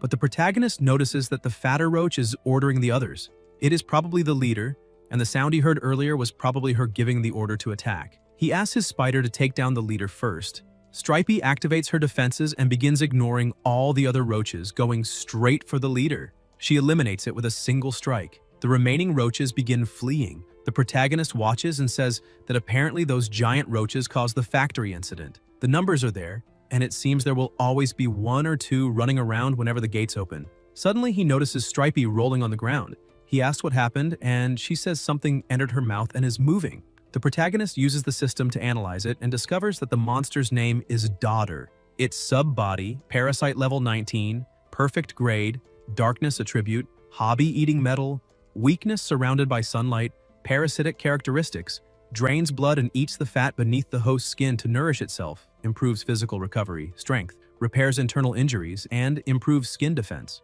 The protagonist realizes it is a type of parasitic plant, a sub-body, and its grade is very good, and its reinforcement attributes are not bad at all. He apologizes to his familiar, saying she is still young and he still has much to give her. Flamey, crying, goes to his older sister and starts pulling out the parasites and throwing them on the ground. The parasites on the ground suddenly open their eyes. The protagonist lets his guard down, saying he should mention that Stripey does not have the habit of cleaning her mouth often. The parasite tries to run, but the protagonist notices and tells Dazi that they are counting on his super sharp sense of smell to go drink tea at their new friend's house because if they follow that sub-body, they will be able to find the main body. But suddenly he hears a very loud noise that makes the whole place shake. The protagonist shouts, asking what is happening. Dazi says there is a very big guy behind them. Flamey points out that from the looks of it, this big monster does not seem to have any intention of hurting them. Peng grows thoughtful because the monster truly has no intention of attacking. And something appears, which the system quickly identifies as level 39. Peng gets a bit annoyed, saying that at level 39, if they fight, they definitely will not win. And he questions why a monster of that level had to show up in the sewer, since he really thought his grandfather's familiar had cleaned out that entire place. But suddenly it hits him that the monster did not intend to attack. So maybe it is his grandfather's familiar, and if his grandfather finds out, he will laugh a lot. Peng asks Dazi if he can remember the smell of that parasite because he took quite the emotional hit and now needs to make it worth it. They continue walking through the sewer system, and a bit farther ahead, the protagonist manages to find the parasite, which gets startled and tries to run. However, a wall of fire rises in front of it and Dazi rushes in from behind. Suddenly, another monster appears, being controlled by the parasite. Dazi tries to block the attack but is thrown back, and the protagonist tells him to electrocute that monster immediately. Dazi, irritated after getting hit, begins releasing all his energy, scaring the other monsters so much that it throws the parasites on the ground and starts running away. Dazi has no idea what just happened, and the protagonist says that this parasitic relationship seems more like a symbiosis. The black daughter cannot give a forced command to its host, but that is actually good because all he needs are abilities, not obedience. Looking at the parasite's body, he starts laughing, saying that on its own it is harmless. After returning to the surface, Wang asks how the situation is, and the protagonist says he already took care of everything, but needs someone to fix the crack in the ground. He hands the parasite body to Dumby, asking him to hold it, and tells Dazi and the others to go back first and rest. The parasite starts wriggling and suddenly jumps onto Dumby's face, who gets irritated with it moving around. The protagonist realizes the parasite is extremely dumb, since it is looking for blood and flesh on a skeleton, and Dumby simply crushes the parasite. The protagonist, annoyed, asks what he is doing, and his familiar says that thing was squirming and tickling him, and he did not like it. Peng thinks that in the end, it is better to forget about it because taming that creature in such a short time would not work anyway. He changes the subject and asks the department chief to find a bulletproof glass box to store it. Suddenly, his communicator starts ringing, and when he answers, he realizes it is his grandfather. He asks if something happened, and Jihan Woo asks if he can come back now. The protagonist asks what happened and points out that he had just arrived there and had not managed to do almost anything yet. But his grandfather says that the laboratory is ready, and he wants him to return to take a look. Peng gets excited and says he is already on his way. A while later, at Jihanwu Lake, inside a cave behind the president's house, they are examining the laboratory. Peng says it looks a bit too high-tech, and his grandfather says it is nothing special and asks him to touch one of those beams of light. As soon as he touches it, the door opens, and he thinks it is way too perfect. Seeing the interior, he becomes impressed. The president asks if his grandson is satisfied with the laboratory because if he is not, they can build another one. Peng starts smiling and celebrating, saying he is very happy to have his own laboratory. His grandfather says he would like to introduce two people, since they are the only advanced monster breeders in the company, Deng Yimiao and Zhu Heming. The older one introduces himself, saying it is a pleasure to meet the protagonist and that his name is Yimiao, while Heming seems a bit irritated, telling the president that he was in the middle of an experiment. Jihan Woo says he will increase that month's experimental budget by 20%, and Heming immediately starts laughing, saying the president is very wise. Jihan Woo introduces the protagonist, saying that this is his grandson, Gao Peng, an intermediate monster breeder. Yimiao is impressed, saying that being an intermediate breeder at that age is truly exceptional. Jihan Woo becomes very happy and proud with the compliments and starts laughing, but then he says it is not exactly like that, since his grandson's talent is only average, and he asks them to stop praising him, otherwise his grandson may end up becoming arrogant. The president explains to the protagonist that he invited those two people to help him with his experiments, and if there is any kind of experiment he wants to conduct, he can ask them for guidance. Peng is surprised and tells his grandfather that he would like to make some evolution agents first, since he managed to discover a few evolutionary paths for some familiars, and that is why they cannot directly create experimental drug agents for them yet. So, if they could create standard drug agents, they could definitely make a considerable profit selling them while increasing the reputation of the Southern Sky Group. The three remain silent, and his grandfather's expression turns strange as he asks if he is serious, saying that his grandson is truly exceptional, a real genius, and that he is very happy. The protagonist feels disappointed, thinking that his grandfather is really bad at acting since his skills are even worse than Tong Tang's. And he looks at the other two, imagining they must be laughing at him inside for saying such a ridiculous idea, considering that even an advanced monster breeder might not be able to produce a stable evolution agent for a familiar. Peng becomes even more motivated, thinking that he now truly needs to produce results to prove his point. With the help of the system, he quickly begins his research and in a short time manages to produce a potion. He tells the three that this is the new reagent he developed himself and calls it Blood Executioner. The main ingredients of that drug agent are blood fruits, golden thread fungus, and the organs of the black magic spider. And as for the test subject, it must be a common primate-type monster, the Black Raging Kong. Heming becomes confused, saying that the reagents for the two evolutionary paths of that monster are already well established. Yimiao points out that the ingredients the young master suggested are easier to acquire, and if this reagent can truly evolve that ape, then it will be a successful improved version. Peng begins smiling, thinking about the phrase improved version, and he decides that for the first experiment he naturally needs to leave everyone with an exceptionally deep impression. He starts the test saying that because the experiment is a bit intense, a large amount of anesthetic spray is required. They must wait until the monster is unconscious and then use the machine to inject the reagent. A massive amount of power begins to be released, and the two shout that this is a reaction they have never seen before. They think that the mere existence of such a strong reaction is already enough for future research, and even if it fails, they can still learn a lot from it, and from the looks of it, the president's grandson is truly impressive. Suddenly, the ape opens its eyes and begins breaking the outer shell, releasing all of its power. The system shows that the monster's name has changed to Blood Raging Kong, Special Blood Evolution Level 10, Classification Excellent, Attribute Blood, Preferences Silence and Soft Music, Weaknesses, First Bloodberry and Second Grasshoppers, Requirements for Advancement to Perfect Classification Number 1, Advanced Blood Revolution. Everyone begins shouting in amazement, saying it really is evolving. Yimiao approaches the president, saying that all of this is shocking, as he has never seen this type of evolutionary method before. Ji Hanwoo asks if they are saying that no one has ever discovered this monster, and Yimiao says that is exactly the case, because no primate-type monster like this is currently known. He asks Hemming to test the monster with the obsidian soul crystal.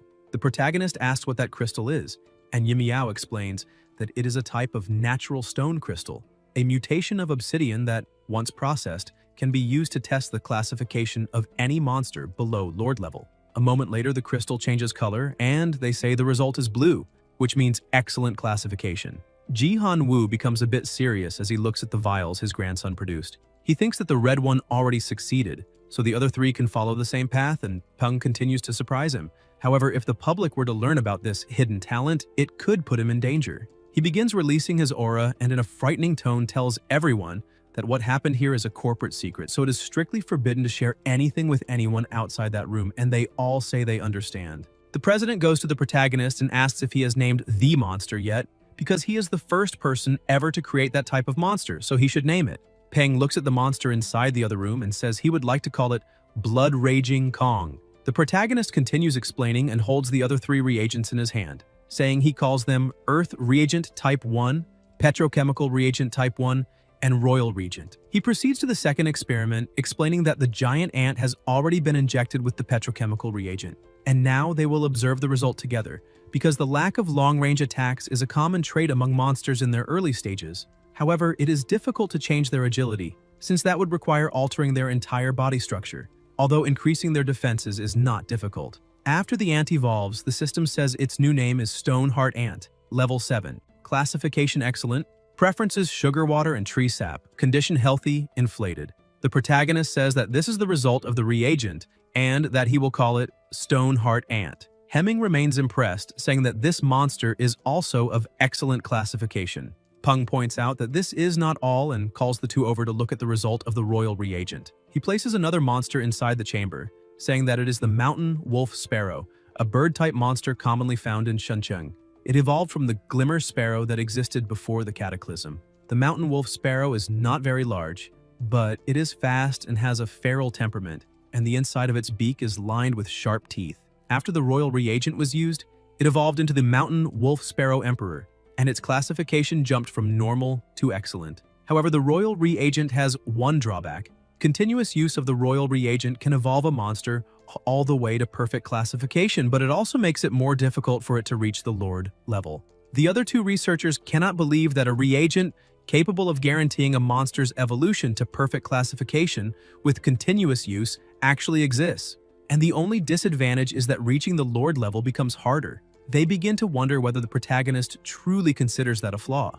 Peng continues explaining and talks about the Earth reagent, which can evolve the Golden Light Dog into the Earth Golden Light Dog. Its classification will improve by one tier, and its strength and endurance will also experience varying degrees of increase. The president starts laughing and tells his grandson that if he ever needs materials in the future, he just has to ask his grandfather. And in return, he only needs to share the results of future experiments and does not have to report anything to anyone else in the company. He orders the two researchers to prepare for mass production of the Blood Executioner reagent, the Earth reagent Type 1, and the Petrochemical reagent Type 1. And after that, they should sell them to the public. The royal reagent is more valuable, so it cannot be sold yet. The two bow, saying they understand and will return to their positions immediately. Hemming looks back, saying that young people these days are truly frightening, because he does not think the protagonist is far behind. Yi Miao agrees, saying that perhaps they will be surpassed in less than 2 years and that their path will no longer be so lonely. Peng continues looking at his laboratory, thinking that having his own lab is only convenient for producing reagents to give to his grandfather. With the system, he does not need to conduct experiments to research evolutionary paths for monsters, so Staying inside that laboratory is simply a way to enjoy the air conditioning and waste his time. He asks his grandfather whether any expeditions are being organized by the group lately. Ji-Han-woo asks if he is interested in the wild region known as the Wild and wants to become a word hunter. The protagonist starts smiling and asks if his grandfather does not think word hunters are cool. He begins explaining that a very special group exists within the monster trainer community known as word hunters. Every word hunter has their own title. They are celebrities in society, and they are one of the most unique and powerful organizations among monster trainers. Unlike most inactive trainers, they travel deep into mountains and explore unknown areas where humans have never set foot. They are the explorers of the world and the warriors of the wilderness. The army must defend the cities, maintain peace, and protect humanity, and nearly half of the known regions humans have explored so far were charted and patrolled by word hunters. Peng becomes excited and says that just thinking about it already fires him up. His grandfather says that his grandson has always been wild since childhood. Ji-Han-woo explains that it is not that the protagonist cannot go into the wild. However, he still needs to train his familiars more because the way they fight is still very crude. The true wilderness is not like a forest near the base city. Danger exists on every side, so before he gets permission, Peng cannot go, and if he disobeys, his legs will be broken and he will be bedridden. The protagonist feels a bit discouraged, thinking that he has the technique of the inconsistent constellations. So if his grandfather wants to break his legs, he will first need to break the legs of all his familiars. The president begins walking away and tells the protagonist to wake up at 6 in the morning tomorrow and bring all his familiars for training, a special training session. The next day, at 5:57, the two meet in the middle of the forest. Ji-Han-woo says that he told his grandson to arrive there at 6, and he really arrived exactly at 6, which shows he is punctual. And since he is so punctual, he will be rewarded with 30 push-ups. Peng is confused as to why he needs to do that, pointing out that humans can never defeat a familiar, and since they have the protection of monsters, there is no need. The president asks if he is sure about that and begins releasing his aura, breaking a tree with a single strike. Peng is shocked, thinking that it is completely insane, since even a black raging Kong at normal level would not be able to destroy a tree with one hit. Ji-Han-woo says that his grandson is still very naive to think there is no need to train because he has the protection of his familiars, asking whether he does not need endurance to run away from danger, because they are monster trainers, and protecting their own lives is the most important thing. As long as the protagonist stays alive, they still have a chance to change the tide of battle. Peng begins to understand the situation and thinks that his grandfather is not wrong. The president continues explaining and says that although the power returned from familiars is small, if the familiars become strong enough, the amount of power returned will gradually increase, and therefore, with the increase in the number of familiars, their levels, and their strength, a monster trainer will slowly surpass an ordinary human. And to break that tree, he only used 30% of his current strength. The president thinks that now, for sure, his grandson will admire him and worship him. The president's dragon familiar watches, thinking that the old man just wanted to show off in front of his grandson. Ji-Han-woo looks at Dazi, saying that he is an electric-type familiar, and that is quite the coincidence because he also has a familiar who can help him. The president calls the Thunder God and a monster emerges from the water. The system shows that it is the Thunder God Snail, level 39, epic classification, attributes lightning and water, conditions healthy and stable, abilities, Thunder Mastery level 3, Water Mastery level 2, Hardened Shell level 3, special characteristics, Electric Shell, effect 1, passive skill, Thunder Mastery +1, effect 2, active skill releases the stored electrical energy inside its electric shell, creating a catastrophic storm within a certain range. Requirements for the next legendary evolution, 1 Thorstone and 30 tons of healing water.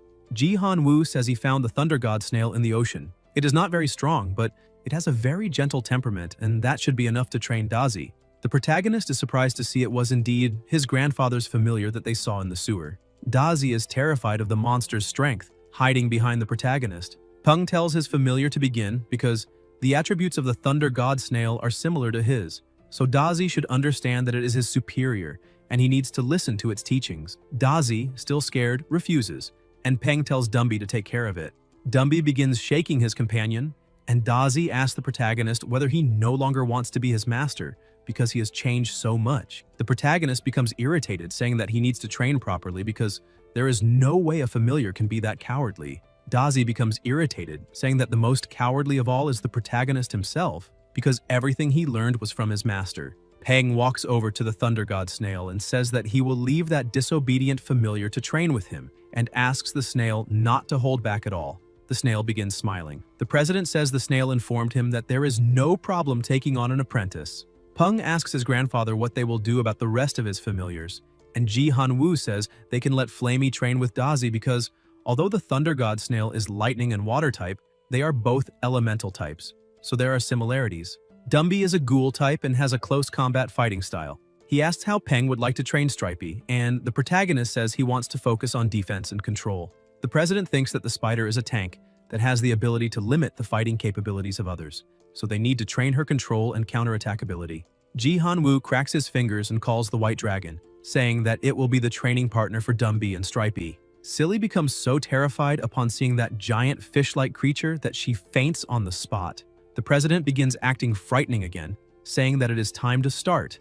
Dumby begins his battle but is immediately thrown backward with tremendous force. Stripey becomes alarmed at the sight and activates her Earth-type ability. The protagonist is impressed that she reacted so quickly and wonders if she is digging a hole to set up a trap, since he did not expect her to use tactics. However, she merely hides inside the hole, but the white dragon grabs her and flings her away. Stripey becomes extremely enraged and enters berserker mode. Peng becomes frightened, thinking that she has become unstable again, and he shouts that it will be a huge problem if she loses control. Stripey charges forward without hesitation, leaping at her opponent's throat, but the white dragon simply flicks her away with one finger. Dumby begins standing up again, releasing his power, and attempts to attack once more, but he is knocked back easily again. However, the white dragon notices that it was actually hit this time. Peng says that he managed to land a blow, and Ji Han-woo laughs, pointing out that the two still need more training. The protagonist thinks that although the difference between levels is extremely large, they are still being defeated too quickly. He looks to the other side to see how the other two familiars are doing. The snail begins demonstrating a bit of its power. Dazi says that his friend is very powerful and that he himself is not that strong. The snail says that what it just showed is what Dazi can handle at his current level, and then begins releasing even more power, saying that this is its true current strength. Dazi is extremely impressed. The snail continues smiling gently, saying that controlling electricity is a natural talent, just like how Dazi can walk with hundreds of legs because of the talent he possesses. Dazi will be able to do the same if he practices, but for Flamey to walk with hundreds of legs at once is impossible. The snail notices that Flamey became a bit irritated and asks if it said something wrong. Flamey asks what that has to do with him, saying he does not care how many legs they have since all the legs are short anyway. He puts some effort into it and manages to create a fireball. The snail becomes impressed, saying that Flamey really managed to create a fireball on his first attempt because even he had to try a few times before succeeding, yet that one-legged bird succeeded on the first try. He praises him, saying that he truly has great potential. Dazi begins feeling jealous, wondering what is so impressive about that. He shouts that all he needs to do is analyze the power hidden inside his body and that he can do it too. Gathering all his strength, he says that this is all of his power. Peng watches the two and smiles, saying that the next step is to slowly release the power within his body, and Dazi should be able to do it. His familiar tries so hard that the power ends up escaping from a very different place, leaving everyone stunned. The protagonist collapses to the ground, saying he gives up. Silly is still in shock, begging the big fish not to eat her. 15 days later, Dumby is already moving with incredible speed, dodging multiple simultaneous attacks. The white dragon tries hitting him with its tail, but thanks to the speed Dumby has reached, he easily avoids it, using the dragon's tail as leverage, striking directly and retreating like a martial artist. The protagonist celebrates his familiar's performance. Stripey asks if the battle is over. The white dragon praises his apprentice, saying he is not bad at all since his reflexes and speed have reached qualification standards. The water control ability the dragon just used is on the level of most commander rank water monsters. If Dumby can get close enough to enemies under such conditions, it means he has already won half the battle. As for the spider, he says she is only a tanker and just needs to withstand the attacks. Stripey becomes a bit upset and her master tries consoling her, saying that at least she is not afraid of getting hit. As for Flamey, after all the training, he can now control fire skillfully, which is impressive. Dazi still needs a bit more practice. On the other hand, Silly finally reached commander level in just half a month, and her portable storage space increased tremendously, now as large as the back of a big truck, meaning the protagonist's dream of having a portable warehouse has finally come true. Peng begins reflecting on the situation and says that they have basically achieved the training goals his grandfather set, and he has already prepared everything needed for survival in the wilderness, such as food, medicine, and tents. Then suddenly his grandfather appears and interrupts him, handing him a bag and saying it is for him. Peng becomes curious and asks what it is. Upon looking inside, he sees a map, a tablet, and a compass. Ji Han Woo says that the tablet is solar-powered. There is a digital version of the map inside it, and he can also use it to make calls if there is signal, since he has already taught his grandson how to use one. That is the map of the inner regions.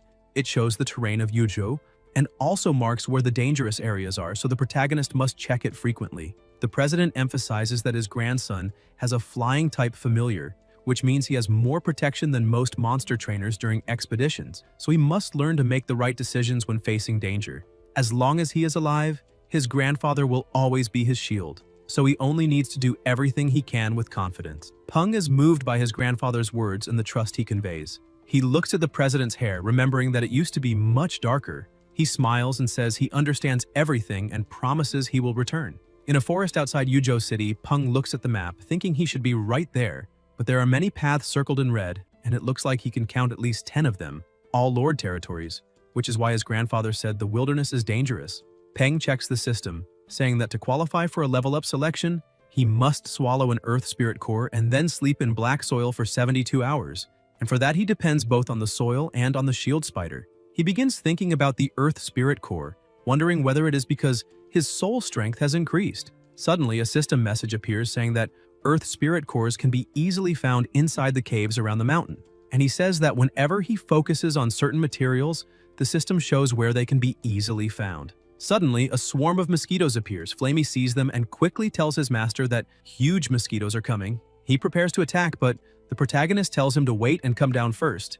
His familiar returns and asks why they should not attack, insisting that they should take advantage of the mosquitoes being off guard. But Peng says the forest is full of tricks and dense bushes, and they do not know where the mosquitoes might be hiding.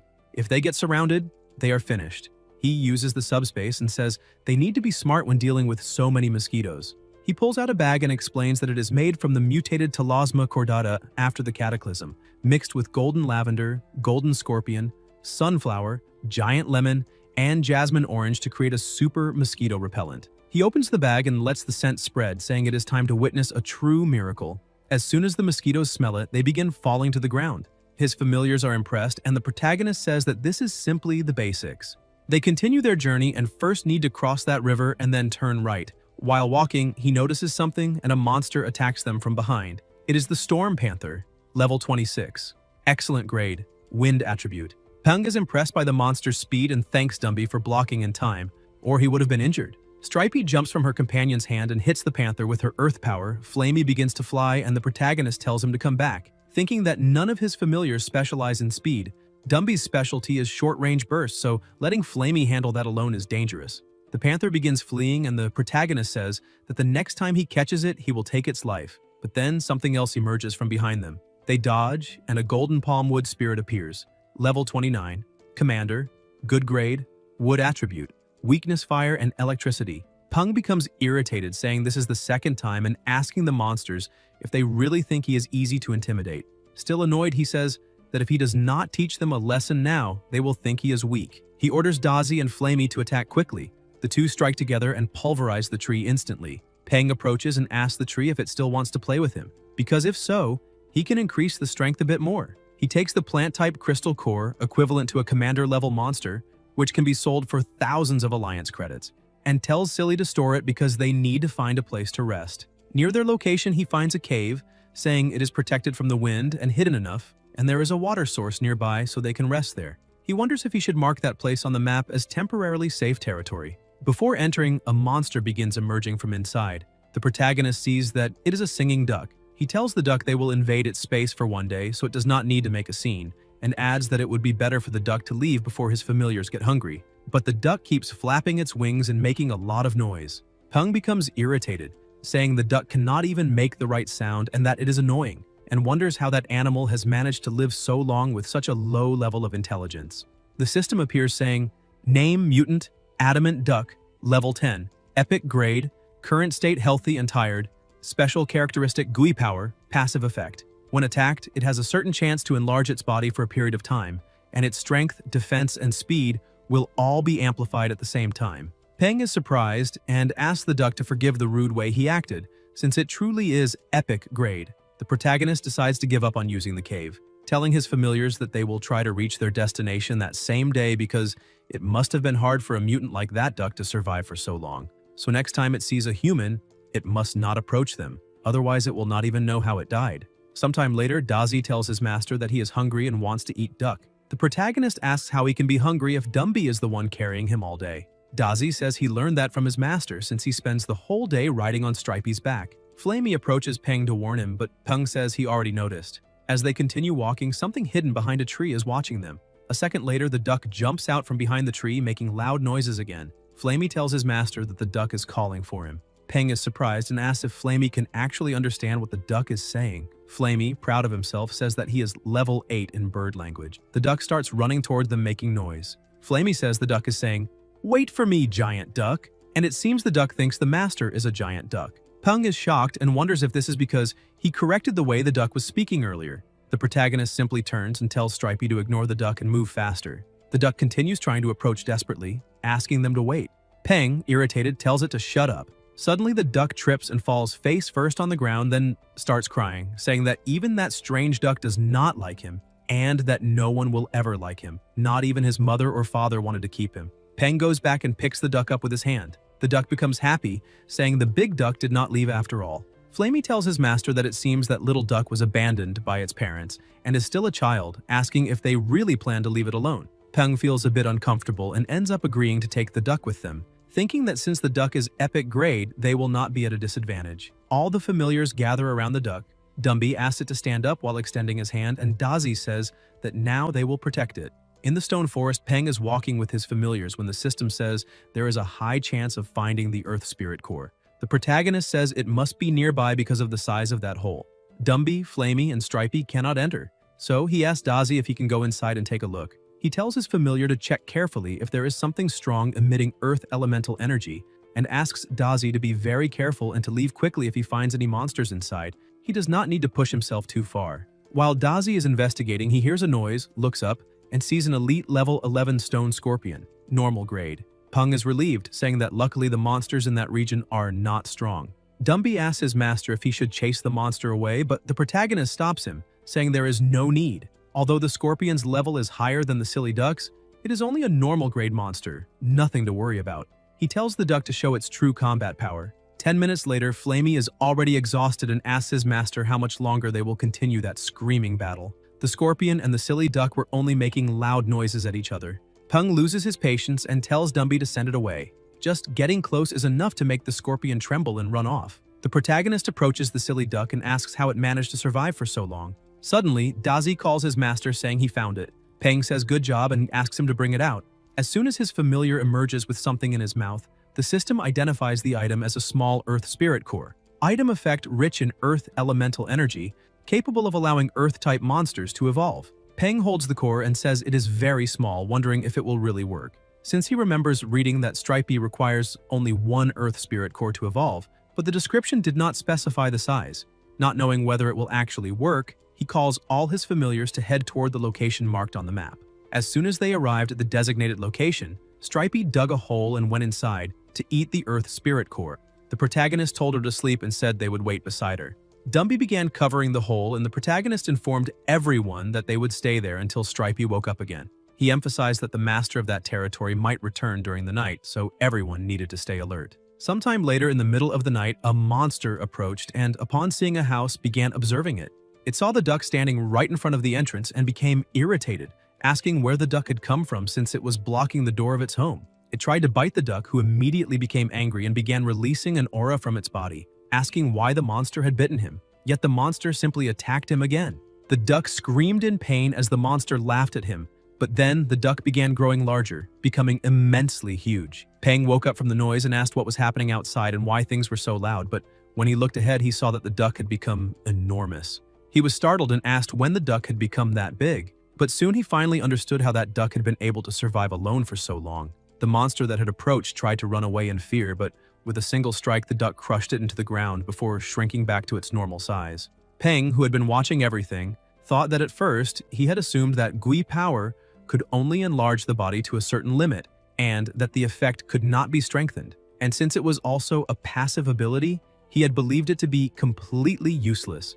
But after seeing it with his own eyes, it was truly a divine skill, the kind of fortune that blesses fools. He wondered whether he should attempt a blood contract with that silly duck. He asked the duck to come closer, and as the contract began, he entered the duck's consciousness. He was surprised to see that the duck's mental landscape was bright and colorful, and he remembered reading in Director Feng's book that such a scene represented a light and cheerful temperament. But when he looked to the side, he was shocked to see a tree with wings, flowers, and grass with eyes and mouths, showing that although the duck was dumb and silly on the outside, its inner world was extremely rich. Suddenly, the vibrant colors darkened, and the protagonist wondered why the duck's temperament was shifting so dramatically. He then saw the duck's memories.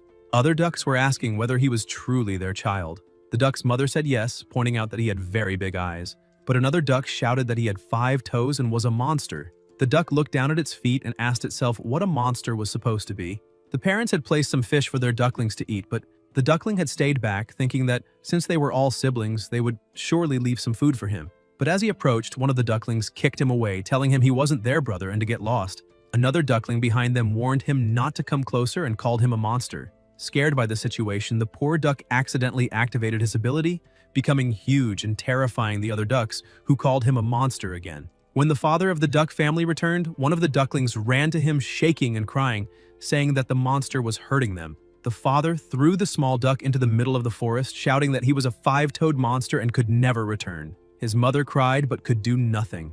Suddenly, the duck appeared in front of the protagonist, asking why everyone hated him, and why he was a monster just because he had 1 more toe. Peng began to realize that this was why the duck's cry had manifested earlier and why it had followed him after he taught it how to quack properly. Being driven out by his own parents had made the adamant duck extremely sensitive. Give him a little attention, and he would cling to you, since no one had ever shown patience to listen to his story. The protagonist approached and extended his hand, telling the duck not to think too much about it and saying that if he agreed to follow him, he would be able to eat fish every day as much as he wanted. The little silly duck filled his eyes with tears and called the protagonist Big Duck. With that, the blood contract was sealed. Peng smiled and said that now that they had made the pact, he needed to give the duck a name, and since its feathers were yellow, he would call him Goldie. Suddenly, a wave of energy began pouring out of the hole where Stripey was. She emerged and her form was completely different. The system stated that her new name was Earth Shield Spider. Epic category, Level 25 Commander. Earth Attribute Skill, Earth Mastery Level 2. Condition Healthy and Happy. Special characteristic Earth Spirit. The Earth Spirit core had replaced her heart, increasing her affinity with the Earth element, and making her lose the ability to fuse with other elements. Passive Effect 1 Earth Mastery Level 1. Passive Effect 2 Constantly under the protection of the Earth. And as long as she remained on solid ground, she would be able to absorb the Earth's power and form an Earth element armor around her body. The defensive power of the armor determined by her mastery level of the Earth. Peng celebrated, saying she had finally evolved successfully and even gained a new ability. With that, their mission on the mountain was a success, and it was time to return. Sometime later at the Yuzhou mansion, the protagonist had just taken a bath, and on his desk there was a note that read, "The company needs me. Eat breakfast before you start reading the documents." The protagonist began drinking the milk in his cup, saying that apparently his grandfather really liked worrying about him, even though he was no longer a child. He decided to look at the documents. Groups of divers had discovered an unknown glowing object at the bottom of Lake Shihai that was attracting large schools of carp toward it. The system, with just the photo, identified the name of the item as Forbidden Water Magic Stone. Peng thought that the ingredient he had mentioned to his grandfather yesterday for evolving the adamant duck had been found. The Forbidden Magic Stone was one of the ingredients needed to evolve it into a Forbidden Adamant Duck, and now he needed to obtain that Forbidden Magic Stone. Once the duck reached legendary level, that poor creature would be able to acquire a second ability. Suddenly, something began ringing, and he received a call from his grandfather, who asked if he had already checked the documents and whether that was indeed the ingredient he needed. The protagonist said yes and thanked his grandfather for finding it. Jihan Wu said that was good and that he would send someone to retrieve it and deliver it to the protagonist, so he only needed to stay home and rest. His grandfather insisted he had to go immediately as he had another meeting. After hanging up, the protagonist felt slightly disappointed, wondering if this was really how it was supposed to be, because shouldn't he be the one fighting with skill and strength in the forest against wild monsters to earn his reward? Becoming the enemy of some rich idiot chasing the same prize as him?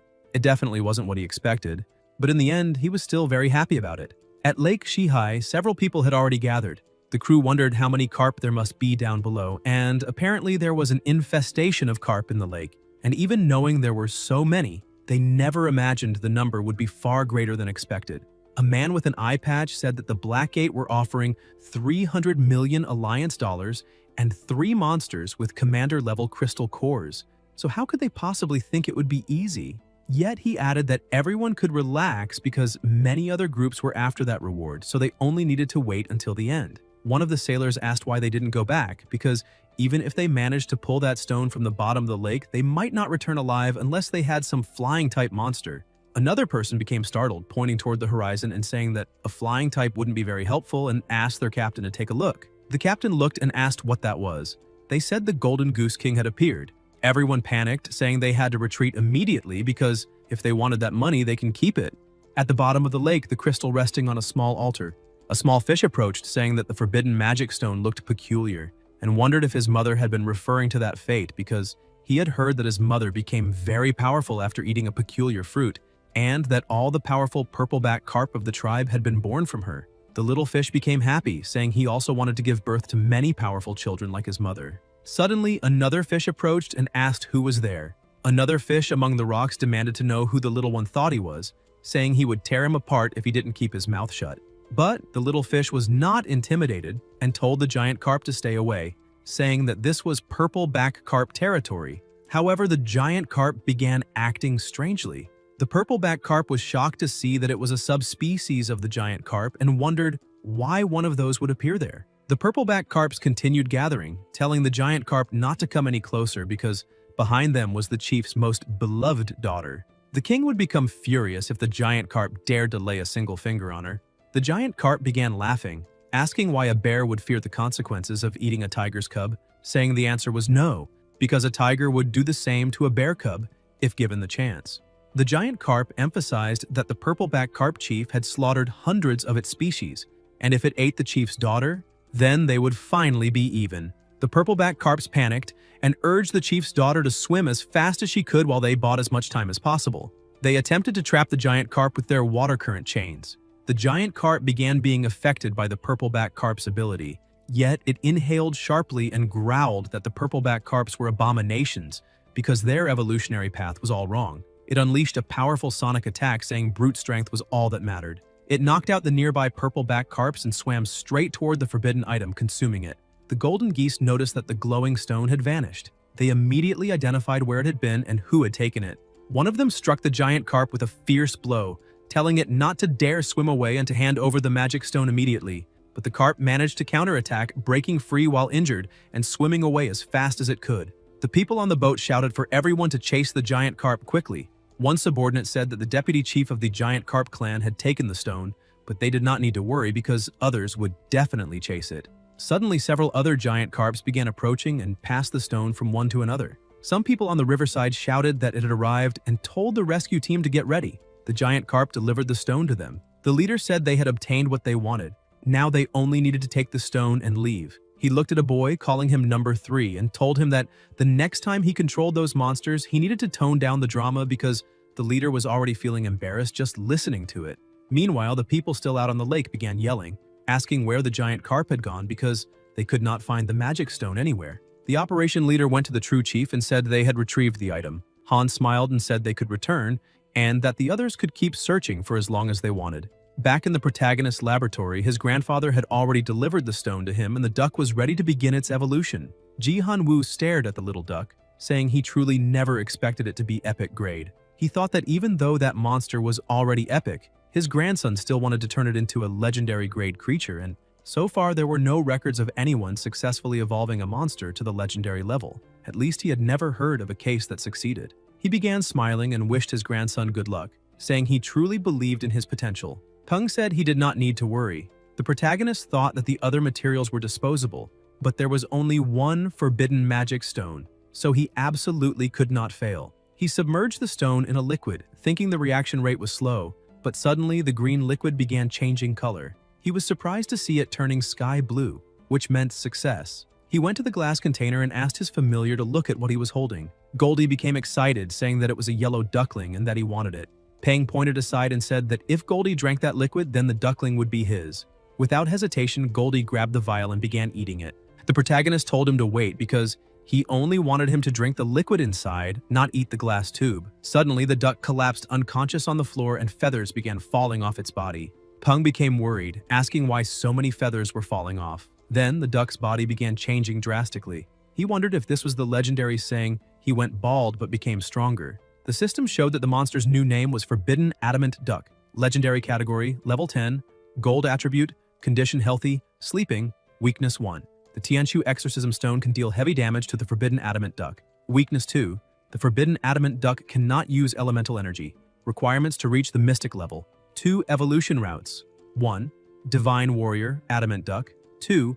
Ferocious Nightmare Suppressing Duck. He looks at the system, thinking that the level after Legendary is the Mystic one. The required ingredients are extraterrestrial Stardust Iron and a Central Star Magic Stone, and these things are so complicated that the protagonist even gets a headache. Just imagining where he will find such materials, he does not even know if it will be possible to obtain them on Earth, which is a problem. He decides to show the result to his grandfather. As soon as the old man arrives, he is shocked to see that the monster really advanced to the legendary level. He shouts, saying that it truly worked and that his grandson achieved something no one in the world had ever managed before. Ji Han-woo says they must keep this a secret. Telling his grandson to say that the duck was already legendary when he found it, the protagonist tries to argue, but his grandfather cuts him off, saying that everything is already settled and that even knowing his grandson has his own secrets, he does not need to share them, and he is not interested in knowing any of that. He turns away, saying that he will leave the responsibility of evolving the other monsters to the protagonist,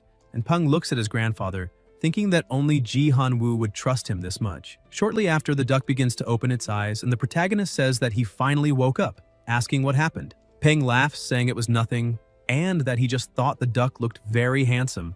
The duck stands up and walks away with a tough expression, and upon looking in the mirror, starts laughing, saying that this duck is the ugliest thing he has ever seen. But suddenly he realizes that the ugly duck is him. He gets irritated and asks the big duck what he did. Flamey scolds him, telling him to be quiet because the master worked hard to make him stronger, and explains that they are rare bird-type monsters that must behave politely.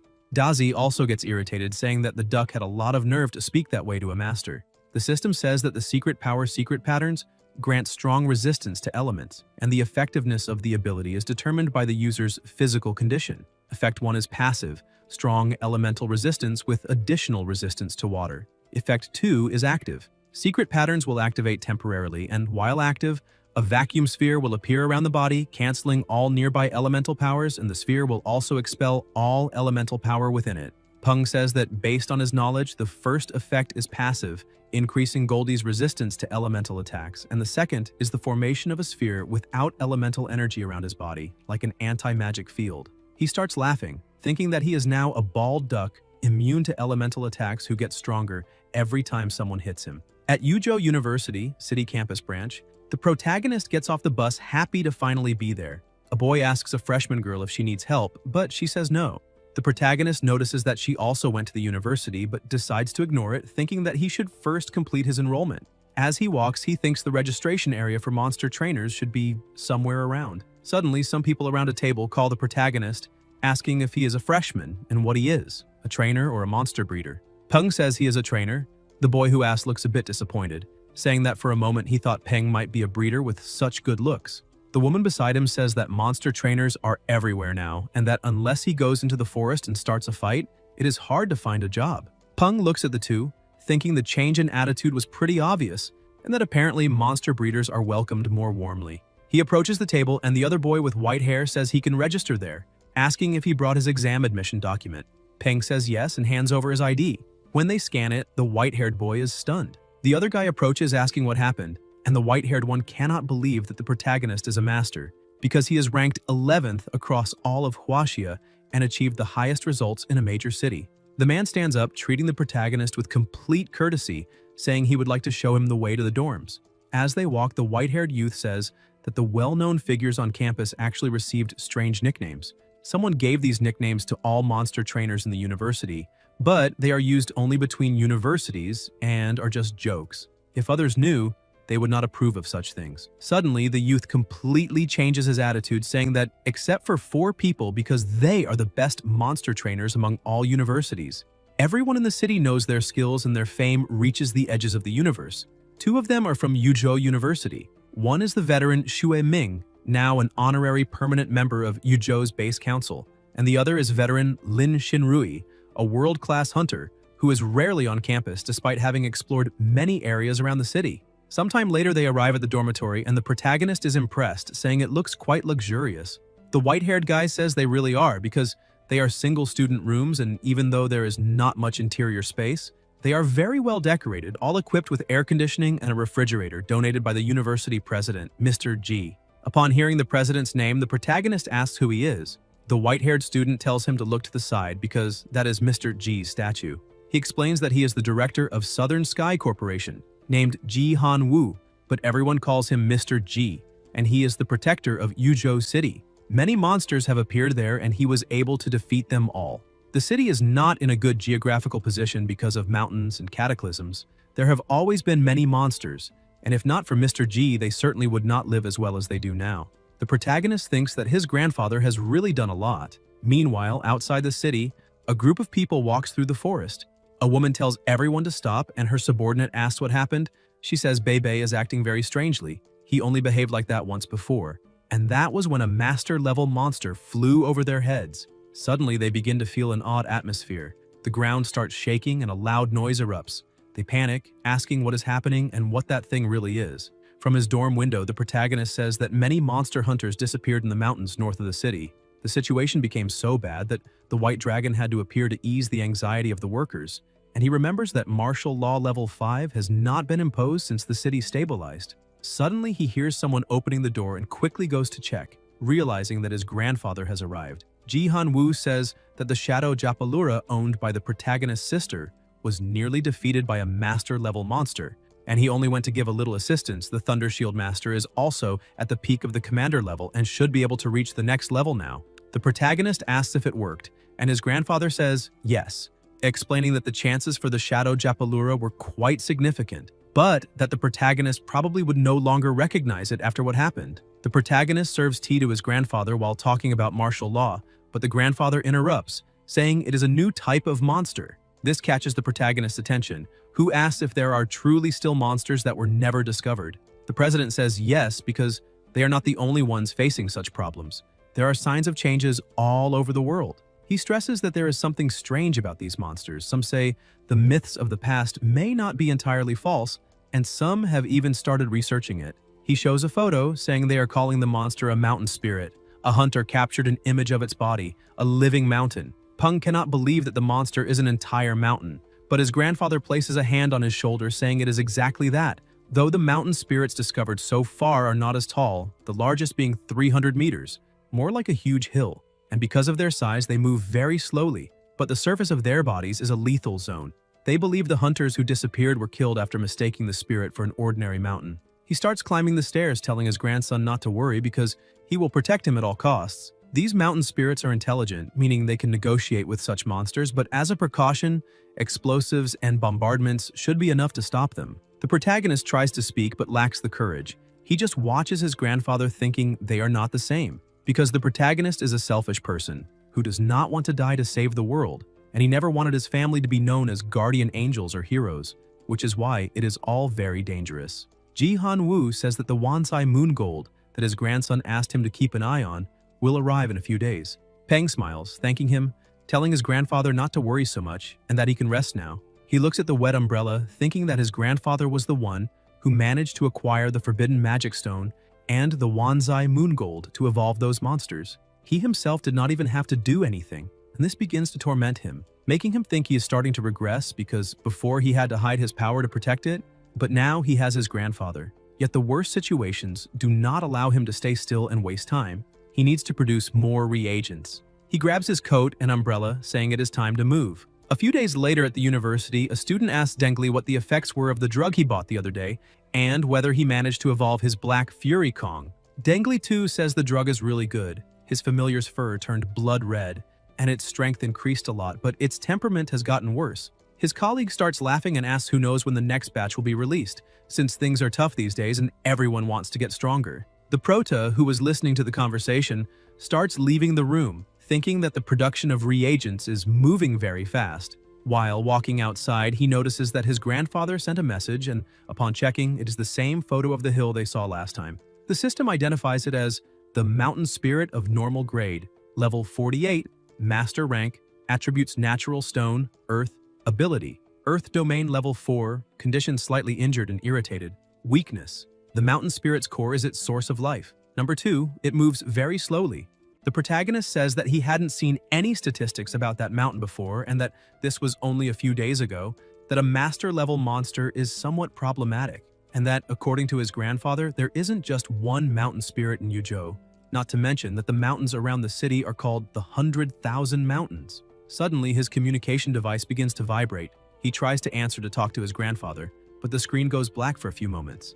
Then, his grandfather's image appears, slightly blurry, and Ji-Han Woo asks his grandson if he is still at the university. The protagonist says that classes are already over, so he is heading out. His grandfather tries to speak, but the protagonist interrupts him, asking why the signal is bad and where he is. Ji-Han Woo is surprised that the signal is poor. However, he says that this is to be expected, since he is at a very high altitude. Peng asks what he just said because the call is very bad and he can't hear his grandfather clearly, who only tells him to go back home because he will be returning soon, and then ends the call saying for his old friend, the White Dragon, to show them what they are capable of. Meanwhile, in the mountains, a group of people has just arrived. They inform the captain that the mountain spirit's core has just been taken. He says he understands and asks them to continue collecting samples, as he will report this immediately. He contacts the rest of the people, saying that this is the Yuzhou military base and that Mountain Spirit number 1 has been destroyed and its core taken by Mr. Ji-Han Woo. Everyone starts shouting, saying that Ji-Han Woo couldn't tolerate that monster's actions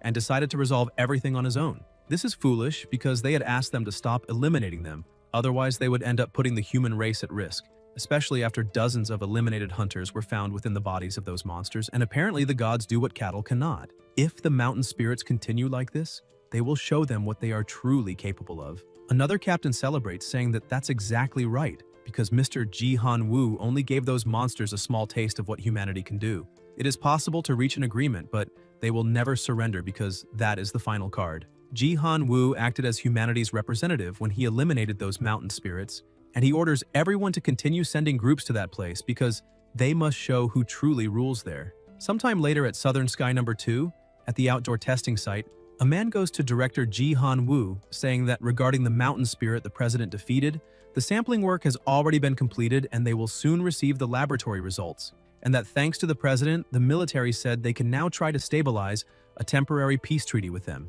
Ji-Han Woo points out that once they become conscious, they will realize they possess great power, and that the monsters could easily destroy all nearby forms of life, thinking themselves the great gods of the mountains.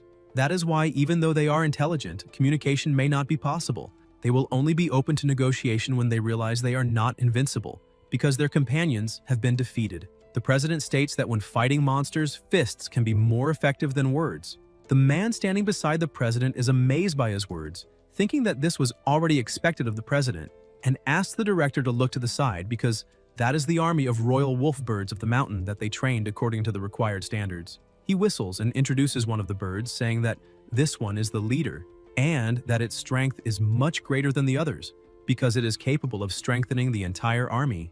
Ji-Han Woo asks to test their combat abilities. The young man agrees and tells the president that the strength of those birds is beyond imagination and that he would really like to meet the person who created the reagent. He releases another monster, saying that it is a boar-type monster, commander level. Under normal circumstances, that flock of birds would never attack that species of monster unless they were starving or in very large numbers. Quickly, the leader of the birds gives the command and the entire army rushes toward the monster, attacking it fiercely without hesitating for even a single second. The young man, excited, says that this still isn't the bird's limit because if they continue to receive the reagent, their strength will keep growing, and that the person who invented it is a genius. Ji-Han Woo praises the work, saying that he's doing quite well and tells him to keep doing what he's doing. The president looks toward the horizon, happy, thinking that it's obvious his grandson is a genius and that he has already sent some more materials, so he must have already started. A little farther away, the protagonist was finishing drawing a circle on the ground. Dumby was buried at the center of that circle with several skulls around him. The protagonist observes it and says that it's finally finished, though the place ended up a bit creepy. He asks Silly to hand over Wanzai's lunar gold. Holding the gold in his hand, the protagonist says that this is exactly what is expected of an extremely rare material, because just holding it makes his entire body feel a bit stronger. He tosses it to his familiar, telling him to swallow it. Dumby takes the gold into his mouth and swallows it, and immediately a massive amount of energy begins to burst out of his body. The brightness makes it a bit hard for the protagonist to see what is really happening, but he manages to glimpse that a white stone-bone skeleton has appeared where Dumby was. Suddenly, he notices a shadow appearing beside him, but as he looks more carefully at the surroundings, he realizes that shadows are appearing everywhere and, apparently, are all heading toward his master. Suddenly, Dumby begins to emerge from beneath the ground, and the system announces that the evolution was successful. Dumby is now a tyrant skeleton. His category is legendary, and his level has risen to 30. His skills have also changed, and now he possesses Bone Hardening level 2 and Control of the Dead level 1. Peng looks at his familiar, astonished, thinking that his level increased by a lot this time. The system continues notifying and informs him that the special traits are as follows. Blood Thread Heart, a passive effect that uses a certain amount of blood threads to create a blood thread heart, thereby increasing the quality of his physical abilities. The passive effect is removed when the heart is destroyed. Second passive effect, when activating the blood thread heart, it can trigger a cardiac resonance, which can be used to control the opponent's heartbeat. Second special trait, Flame of the Dead. First active effect, by placing the Flame of the Dead on a corpse, it will be transformed into a bone-type undead, with strength proportional to what it had when alive, not exceeding the strength of the tyrant skeleton. Second active effect, those resurrected by the Flame of the Dead can continue to grow, but cannot exceed the level of the tyrant skeleton. He can absorb the energy of the resurrected to increase his own strength. Weakness, Light type. The protagonist stares at his familiar, satisfied, while thinking that along this evolutionary path he gained a new ability, and despite its limitations, the Flame of the Dead seems to be a summoning-type skill that requires a body, otherwise it's useless. However, the second effect of the skill, being able to absorb the energy of other bodies, is truly impressive. That's why it's called Tyrant. Dazi goes up to Dumby, asking why he turned into that. The protagonist looks at the two of them and thinks that before evolving, Dazi had to use all his strength just to leave a mark on Dumby's bones, and now he doesn't know whether his familiar's defense also increased with the evolution. So the best way to find out is to test it. Peng asks Dazi to bite Dumby, but Dazi starts trembling in fear, asking if he really has to do that. The protagonist starts mocking him, saying that apparently, even though the two are very close, Dumby's appearance is still frightening. Dazi gets irritated because he doesn't like being treated as a coward and says that he's not afraid of anything, then bites Dumby with all his strength. However, when he bites him, one of his teeth breaks and falls to the ground, and everyone just stares. Dazi starts running while crying, shouting that everyone got stronger except him, and that because of that he can no longer protect his master, with Dumby saying that he'll go after him. The protagonist points out that Stripey is now at the epic level, just like Flamey, while Goldie and Dumby have reached the legendary level. Silly is the only one still at the same level as Dazi, but Silly is different because he has no desire to become strong. He just wants to drink orange juice all day.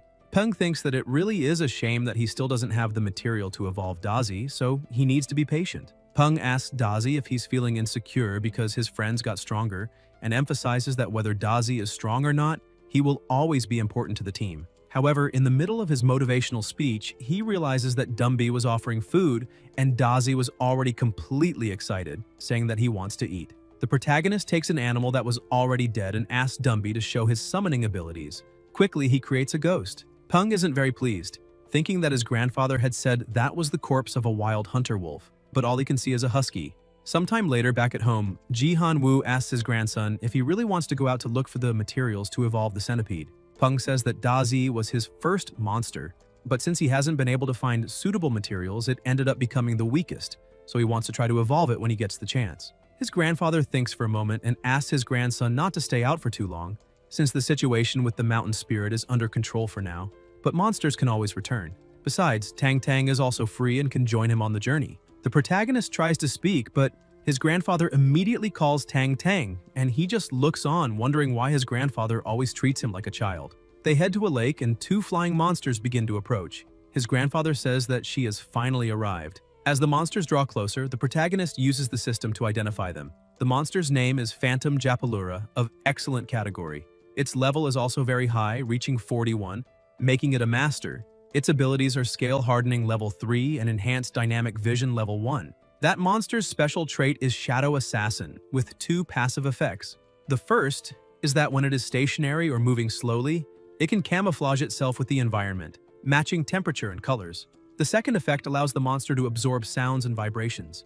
enabling it to move silently and almost without being detected. Peng is impressed, saying that it's like a gigantic mythical dragon. Goldie looks at the other one, impressed, saying that it's really cool because they have the same energy. However, with just a glance from the monster, Goldie gets frightened and quickly runs behind Flamey. Peng observes this and thinks that his sister had said that the blood-eyed bearded vulture had to go through long, harsh training to reach the master level, becoming stronger by surpassing its own limits, while Goldie becomes stronger by taking damage. And if they truly have the same energy, that must be why the other one even got angry. Tang Tang introduces herself, saying that it's been a long time since they last saw each other. The protagonist says that she has become even more beautiful. Tang Tang grabs him by the shirt and, laughing, asks what he's waiting for, since all the details have already been passed on to her so they can go. She mounts the vulture while the other monster holds Dumby. The protagonist asks her to wait because he didn't bring all of his monsters. She replies that they're not going out to play, so why would he bring so many monsters? Besides,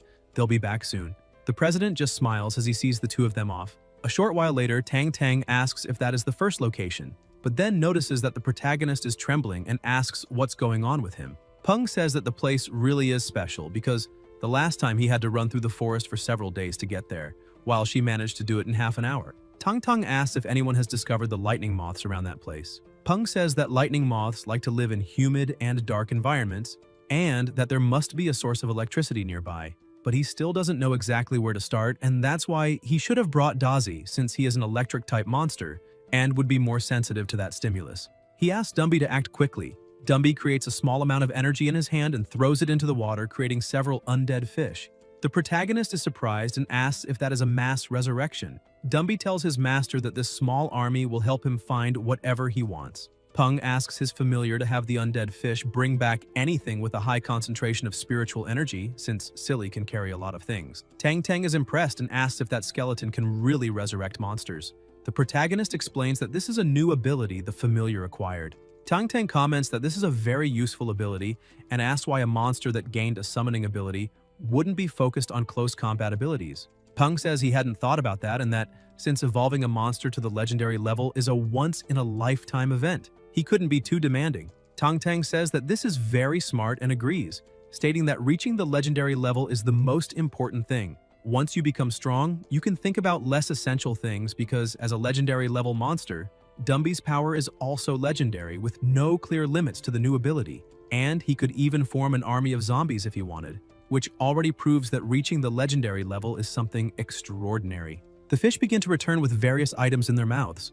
Some are carrying low-purity water spirit stones, stones that contain high amounts of the water element, capable of easily creating fissures in the ground, as well as being easily absorbed and having a wide range of uses. Peng thinks that apparently there is a source of spirit stones at the bottom of that lake, but because of the low level of purity, it must be something recent. He tells his familiar that there doesn't seem to be anything else inside the lake, so it's better to let those fish rest. Besides, the discovery of the water spirit stone was quite interesting.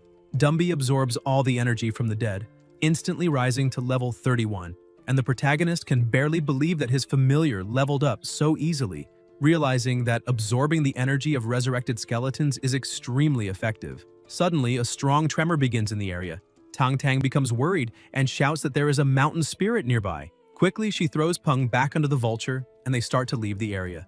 The protagonist looks at the size of the monster and is impressed, saying that he hadn't sensed anything while they were standing still. However, he doesn't understand why those monsters seem so terrifying after gaining consciousness, to the point that people with weak hearts could have a nervous breakdown since he himself almost ran away upon seeing it. Suddenly, the mountain spirit begins to try to speak. Peng manages to hear it and tells Tang Tang that apparently the mountain spirit is calling them. She asks what he said, and Peng points at the monster, saying that it said, "Humans, I want to make a deal with you." They continue flying close to the monster, and the protagonist thinks that this really is a surprise, since he didn't expect to receive information about those materials from a mountain spirit. A lightning bell pine whose evolutionary path is called the six-winged thunder centipede. After evolving Dazi, he will be able to fly and become more agile. The mountain spirit tells the two of them that it is right there and asks them to give a bit of their blood because then it will be able to say where what they are looking for is. Peng is surprised when he sees that hole because it doesn't seem like a mountain spirit would be afraid of some monster living there. However, he notices something inside the hole, an armadillo of normal category, with a current level of 32, commander level. The attributes of that monster are earth and gold, and its ability is earth infusion. The mountain spirit says that there are many of those monsters down there, and the protagonist is surprised, thinking that perhaps these small monsters might be the weakness of mountain spirits. Because according to legends, armadillos can freely dig through the earth, and those there must have evolved and refined that ability. Even so, he still finds it strange that a giant mountain spirit would be afraid of them. However, his grandfather had said that these spirits use something like brain waves to sense their surroundings and the living beings within them. So he wonders why a mountain spirit would fear an armadillo. Tang Tang orders the vulture to attack quickly.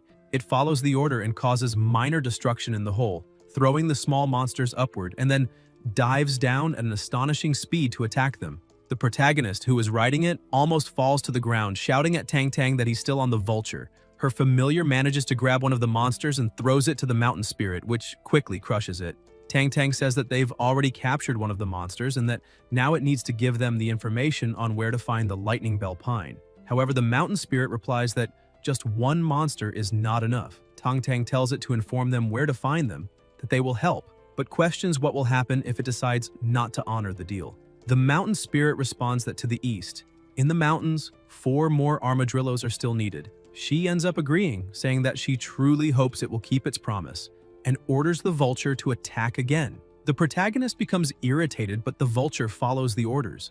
The small monsters begin to flee in all directions, and quickly use their abilities to start infusing the earth. Peng warns that they are going underground. She asks for permission and suddenly leaps from one monster to another, landing in front of the protagonist and leaving Dumby impressed. Tang Tang orders the Japalura to act, and the phantom quickly charges into the ground, throwing several armadillos out. Peng is amazed to see that not even a 3-headed armadillo managed to escape, showing just how brutal that attack was. After finishing their part of the deal, they go to the mountain spirit and ask if it can now tell them what they need. The mountain spirit points out that what they are looking for is on a peak, just like the mountains to the east.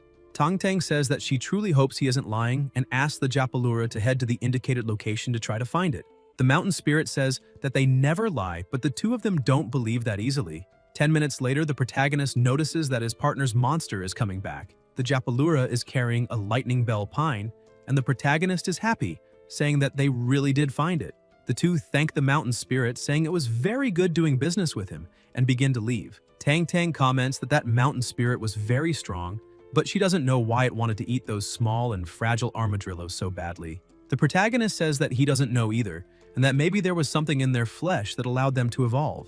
Besides, mountain spirits can also be attracted to the soil where armadillos live, and at first the mountain spirit wanted them to catch those small monsters to satisfy its hunger. But deep down, it might have wanted to possess the soil where those creatures live. Tang Tang starts laughing, saying that it's been a long time since they last saw each other, and that the protagonist is already acting like an old, crafty fox. She adds that, jokes aside, they could grab a few more of them. Peng says that this is just a guess, and besides, they already got what they came for, and they can't be that ambitious, because there will always be a next time. In the industrial zone outside the city of Yuzhou, a young man is showing Ji Han Woo and the protagonist where they process the carcasses. He points out that they usually don't throw the bones away since they can become nutrient-rich fertilizer or direct food for monsters. Peng thinks that his familiar needs a skeleton that is 75% intact to bring it back to life, so most of the bones at that factory won't be useful. He asks director Zhao since when the bones there have seemed so shattered. The director looks a bit confused and asks if they really aren't intact.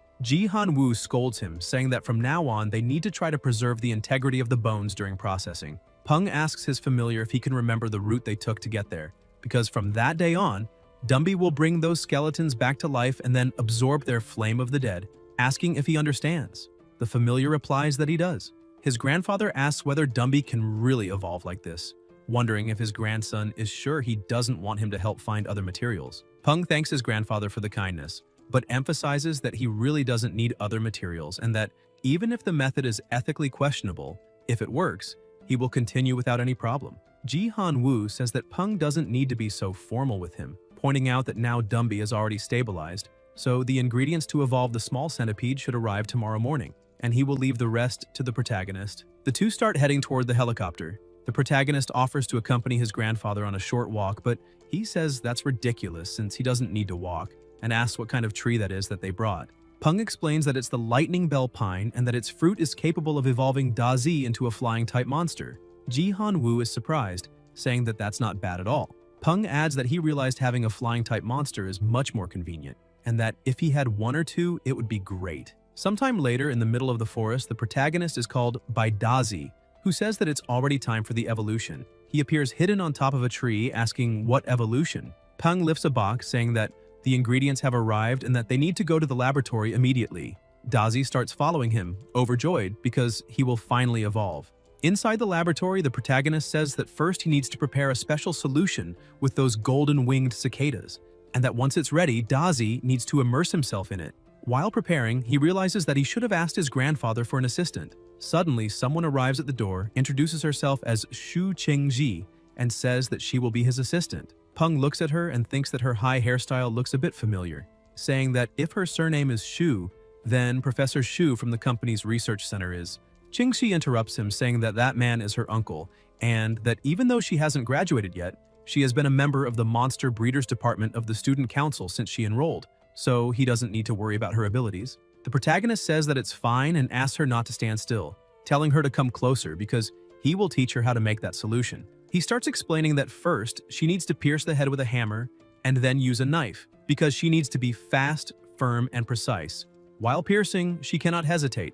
Otherwise, the cicada will try to escape, and the wings may be damaged. After removing the wings, there is no need to rush, as it's fine to go a bit slower. She needs to find the joints and gently remove them with the knife. He says that this way, it's possible to remove the wings without any kind of damage. His assistant is impressed by the protagonist's skills, and he asks her to try once. Qingji prepares herself, saying that she needs to be fast, firm, and precise. Peng watches her, thinking that since she is Professor Zhu's niece, that means her uncle and father are the main executives of Southern Sky. Most of what happens in that laboratory is confidential, so his grandfather certainly sent someone trustworthy. While thinking about this, Qingji turns around with sparkling eyes, shouting to her master that she managed to do it. He keeps thinking that the more he looks at her, the more she just seems like a silly girl with a smart-looking face. Shortly after, she has already finished removing all the wings. Peng begins to examine her work, and she becomes a little nervous, asking how it turned out. The protagonist says that she did quite well and passed the test, and she celebrates with Dazi. The protagonist says that now that she's finished, she can already leave, and she is surprised. However, he pushes her outside and closes the door, saying that now it's time to really start the work. First, he needs to put the wings into the solution, and then add the fruit of the lightning bell pine. After mixing everything, he calls his familiar, saying that the solution is ready and that he can enter without thinking twice. Dazi jumps into the solution, excited to evolve. Suddenly, a large amount of lightning and thunder begins to echo inside the laboratory. Qingzi is startled and asks what that could be and whether it's really a lightning storm. Irritated, she says that she wishes that ungrateful, heartless idiot would get struck by lightning on the head for throwing her out. After a small explosion, Dazi begins to emerge amid the mist. The protagonist shouts that it was a success, and, using the system to analyze, realizes that his familiar's name has changed to Six-Winged Thunder Centipede of Epic category. The level is currently 28 with the electric attribute. The current skills are Thunder Domain, level 2, and the weakness is that its heart is located in the 7th body segment. When struck in that location, the monster's body becomes limp and numb. Special traits: Thunder Wings, possessing 2 passive effects. The first increases its flight speed and the frequency of wing beats, which can disrupt the enemy's senses due to the noise produced, and this effect depends on the frequency of the wing beats.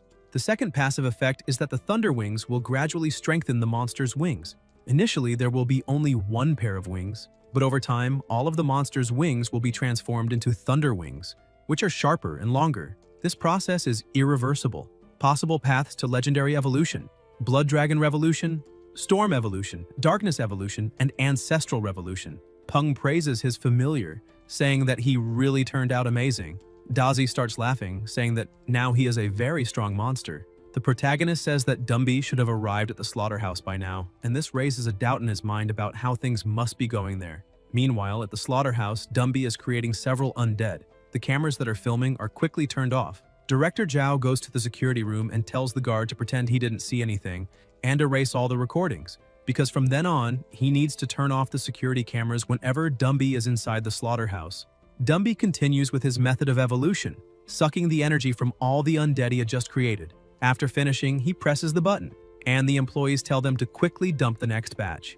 One of the employees is a little worried, but his superior says that he cannot ask questions and must simply obey orders. At Yuzhou University, the protagonist is walking while thinking that Dazi is at level 28 and that Dumby went up 2 levels after going to the slaughterhouse, and that at this pace, Dumby will be able to reach the master level before the World Championship of Young Trainers. While he is lost in his thoughts, someone approaches, asking if he has some time today. He is startled and asks when Moi arrived because he didn't even notice her presence. She says that the Student Association has just discovered a new monster and asks if he wants to take a look. The protagonist says that he is indeed interested, but he doesn't know if he can do that since he isn't one of the members. Moi explains that the commission was formed by one of the seniors, and that the association is only helping to find trainers who can assist.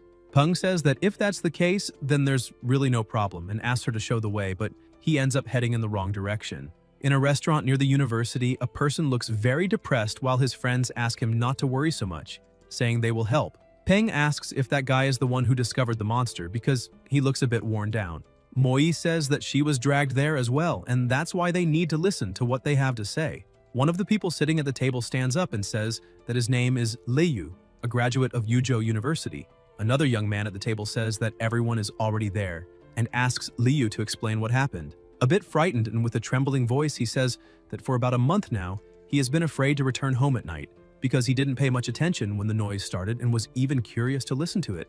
The noise continued for several days until he remembered that he lives on the top floor of a building and there was no one above him. So he went to check the rooftop with his dog, since he could still hear the incessant noise behind the door. However, when he opened it, there was nothing there. The rooftop was quiet and empty and he couldn't see anything. Some people inside the restaurant begin to get scared. One of the guys tells Liu not to worry anymore because now there are many of them, and besides, everyone has their monsters, so if it's a ghost, he can be sure they will drive it away. Liu says that would really be great.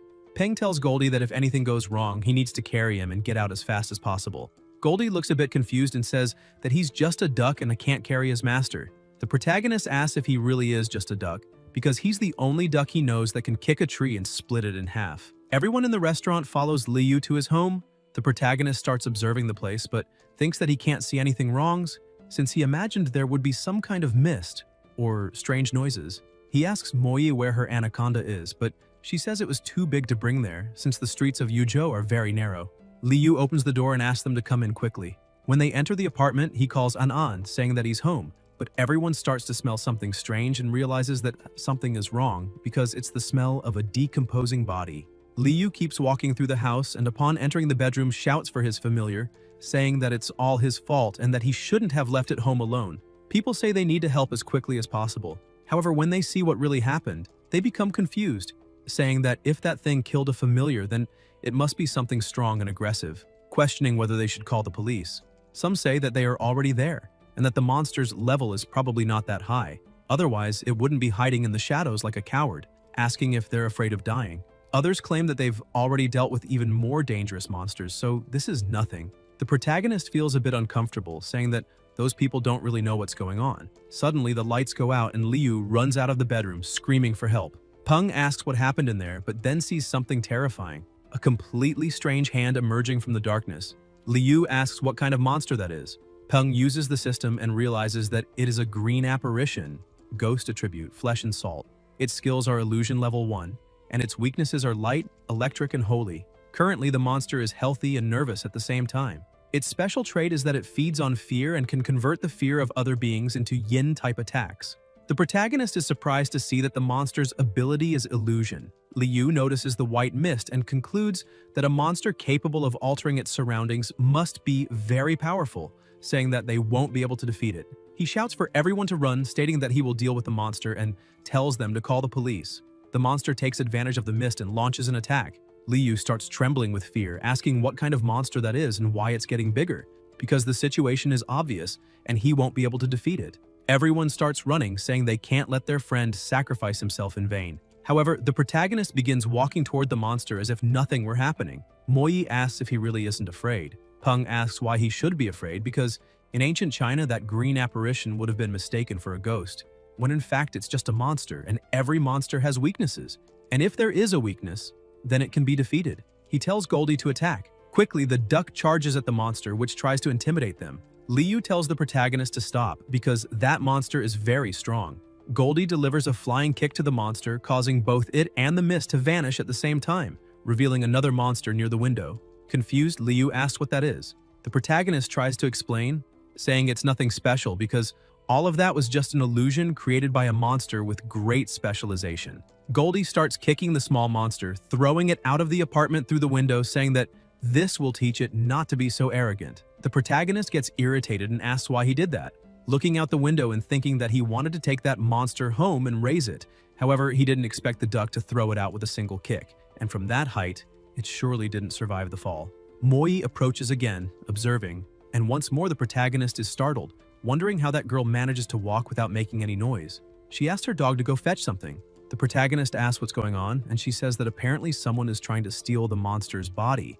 Peng comments that it's really hard to believe that someone would still want that. He starts to leave, saying that if everything is over, he's going home, since he already got rid of the monster and the association can take care of the rest. Moi is surprised and asks if he really isn't interested in the monster's body. The protagonist says that the police have already been called and should be arriving, and they will certainly take the body for an autopsy, leaving nothing for him to see, so it's better to go home. Before he can even leave the place, the police are already arresting the man who tried to take the monster's body. He shouts, begging to be released, saying that the monster didn't belong to him and that he just wanted to make some money selling the corpse. Peng watches the scene and thinks that selling monster bodies really does make money, but that man was acting very suspiciously, and as he had imagined, Goldie's self-control can dissipate illusions, along with the ability to grow stronger with each hit he takes, and that's why his familiar has a truly bright future. He takes out his phone to call a taxi while working out some strategies for when he gets home. However, just a few minutes after calling the taxi, the car stops right in front of him. He finds that a bit suspicious, and upon getting in, asks the driver to head to Southern Sky. While being driven, he keeps wondering how there could have been an empty taxi so close by. The two exchange a brief glance, but it's enough for the protagonist to understand the situation. He asks the driver to stop the car, saying he needs to use the bathroom. The driver asks him to hang on, claiming it will be faster and that they'll reach the destination in 10 or 20 minutes at most. Peng says that if he wants to act like that, fine, but that this isn't the route to the chosen destination. He orders the duck to attack the driver, who is startled and asks the protagonist to wait a moment. But the duck lands a blow on the driver's head, nearly knocking him out. The car loses control and stops a little ahead. The protagonist kicks the door open forcefully and already outside tells the driver that he should have stopped when asked, but chose to keep going, and now he'll have to say who sent him. The driver gets out of the car trembling and tries to explain, saying that it's all just a misunderstanding and that he has nothing against the protagonist. However, the trunk of the car opens and a hand starts to emerge. Peng asks whether he really has nothing against him. The monster that was in the trunk tries to attack from behind, taking advantage of Peng lowering his guard, and manages to land a direct blow to the protagonist's head, while the driver starts mocking him, saying that all of this is Peng's fault for not taking care of his own life. However, the protagonist simply rubs his head and says that being immune to attacks does not make him immune to pain, and that the blow really hurt. The driver is shocked and asks if he is really fine because that makes no sense. After analyzing the monster that attacked him, he realizes it is a frozen corpse monkey of level 20, with yin and corpse attributes. Peng thinks that another corpse-type monster has appeared, first that green apparition and now this monkey, and that they are certainly there to avenge the death of the other one, although he did not expect this to happen so soon. The monkey tries to attack a more sensitive area, and the protagonist gets irritated, saying that now it has crossed every line. Goldie grabs the monkey's arm and asks how trash like that dares to touch the great strange duck. The driver becomes even more surprised and asks why that duck suddenly became so big. Peng smiles, thinking that a barbarian like the driver would really not know this, because his monsters fight using strategies. He had already tested this when they made the blood contract, transferring to Goldie the blows he himself receives, allowing the duck to grow stronger. And the condition for that is that he personally suffers damage, which works whenever enemies try to attack him, instead of attacking his monsters, causing the duck's strength to increase, like killing two birds with one stone. Goldie throws his coat aside and charges at the opponent with full force. Peng remembers his grandfather saying that now that he knows he can receive extra power coming from his monsters, he would teach him some techniques to help his health and train him to use that power effectively, with the first step being to feel the power circulating through his own body and mind, then guide it into the flesh, starting from below and gradually leading it to the calves, thighs, groin, waist, back, shoulders, neck, and arms until it reaches the fists. Peng reacts quickly, disarms the driver, and lands a punch on his chin, knocking him out. When he looks to the side, he notices that his duck is eating the driver's monster and tells him to stop immediately and throw it away. He takes out his phone and starts wondering where that driver intended to take him. However, his grandfather had already said that if he ever needed help, he just had to call that contact. Someone answers quickly and asks how they can help the young master. The protagonist says that he ran into some trouble and does not know exactly where he is, but probably near the old city area, and asks if they can send someone immediately who knows how to fight. The person on the phone informs him that the location is being shared during the call and asks whether he would like the group to head to his location immediately. Peng is impressed by the advancement and replies that they can send the entire group, as he will wait there. A few minutes later, 3 helicopters appear flying over the location where the protagonist is.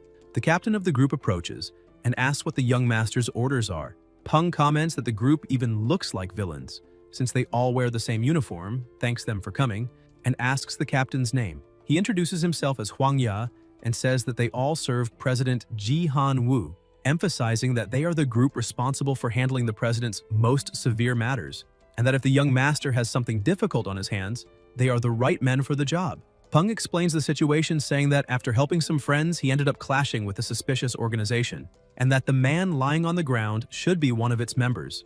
Huang Ya says he understands and asks to leave everything to them. They soon identify the man and inform the protagonist that he is most likely a member of the Xiangxi criminal faction, which currently has 7 main members and 2 commander-level monsters, a night terror ghost and a child ghost. Peng starts to leave, thinking that if they really only have 2 commander-level monsters, then they are extremely weak, since he imagined a large organization pursuing him. But it turns out to be just a few idiots, and tells the group that he will leave the rest to them. Huang Ya replies that they are just a few street thugs and tells the young master to rest, ordering the group that the target must be hiding in some building in the old city area. Peng shouts for them to be careful and adds that, if possible, they need to capture those 2 monsters alive. At the hideout, a couple was lying on the bed. The woman asks why the man isn't sleeping, and he says that something is wrong because his brother still hasn't made contact, and he can't get through to him no matter how many times he calls. He crawls under the bed, saying that they may have messed with the wrong people this time, and tells the woman to get dressed because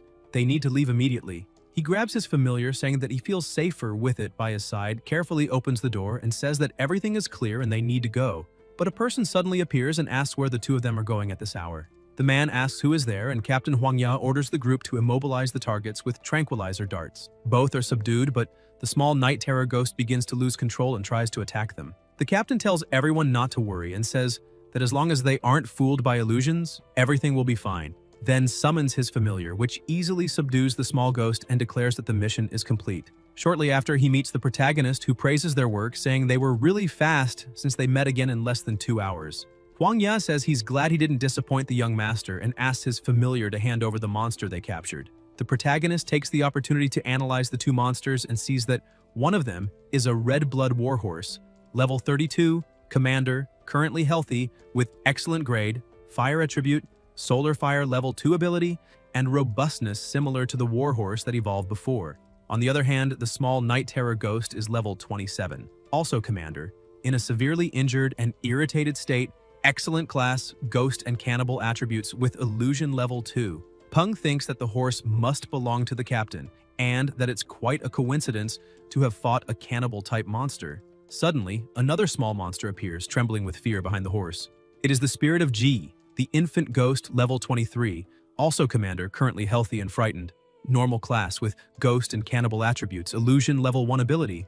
One of the 24 spirits of antiquity, the spirit of Ji, also known as the infant ghost or spirit of nightly laments, formed from infants who died prematurely, and which is by nature childlike and timid. Peng thinks this is truly interesting because aside from the aquatic dragon, this is the first time he has seen a monster from a true legend. Huang Ya asks whether the protagonist is also interested in the infant ghost, and Peng notices that once again a monster has appeared with a name different from what is registered in the system. He tells the captain that he would like to keep that monster for now, since he plans to study it a bit, thanks him for the hard work, and comments that if the captain is free, he can visit the laboratory. Huang Ya looks at his familiar, thinking that all the recent reagents that sell so well come from the protagonist's laboratory, where he is the only researcher, and tells his familiar not to be arrogant in front of the young master, because he might help it evolve. However, the warhorse says that a real man should not be corrupted by riches, nor abandon his principles, much less bow under pressure.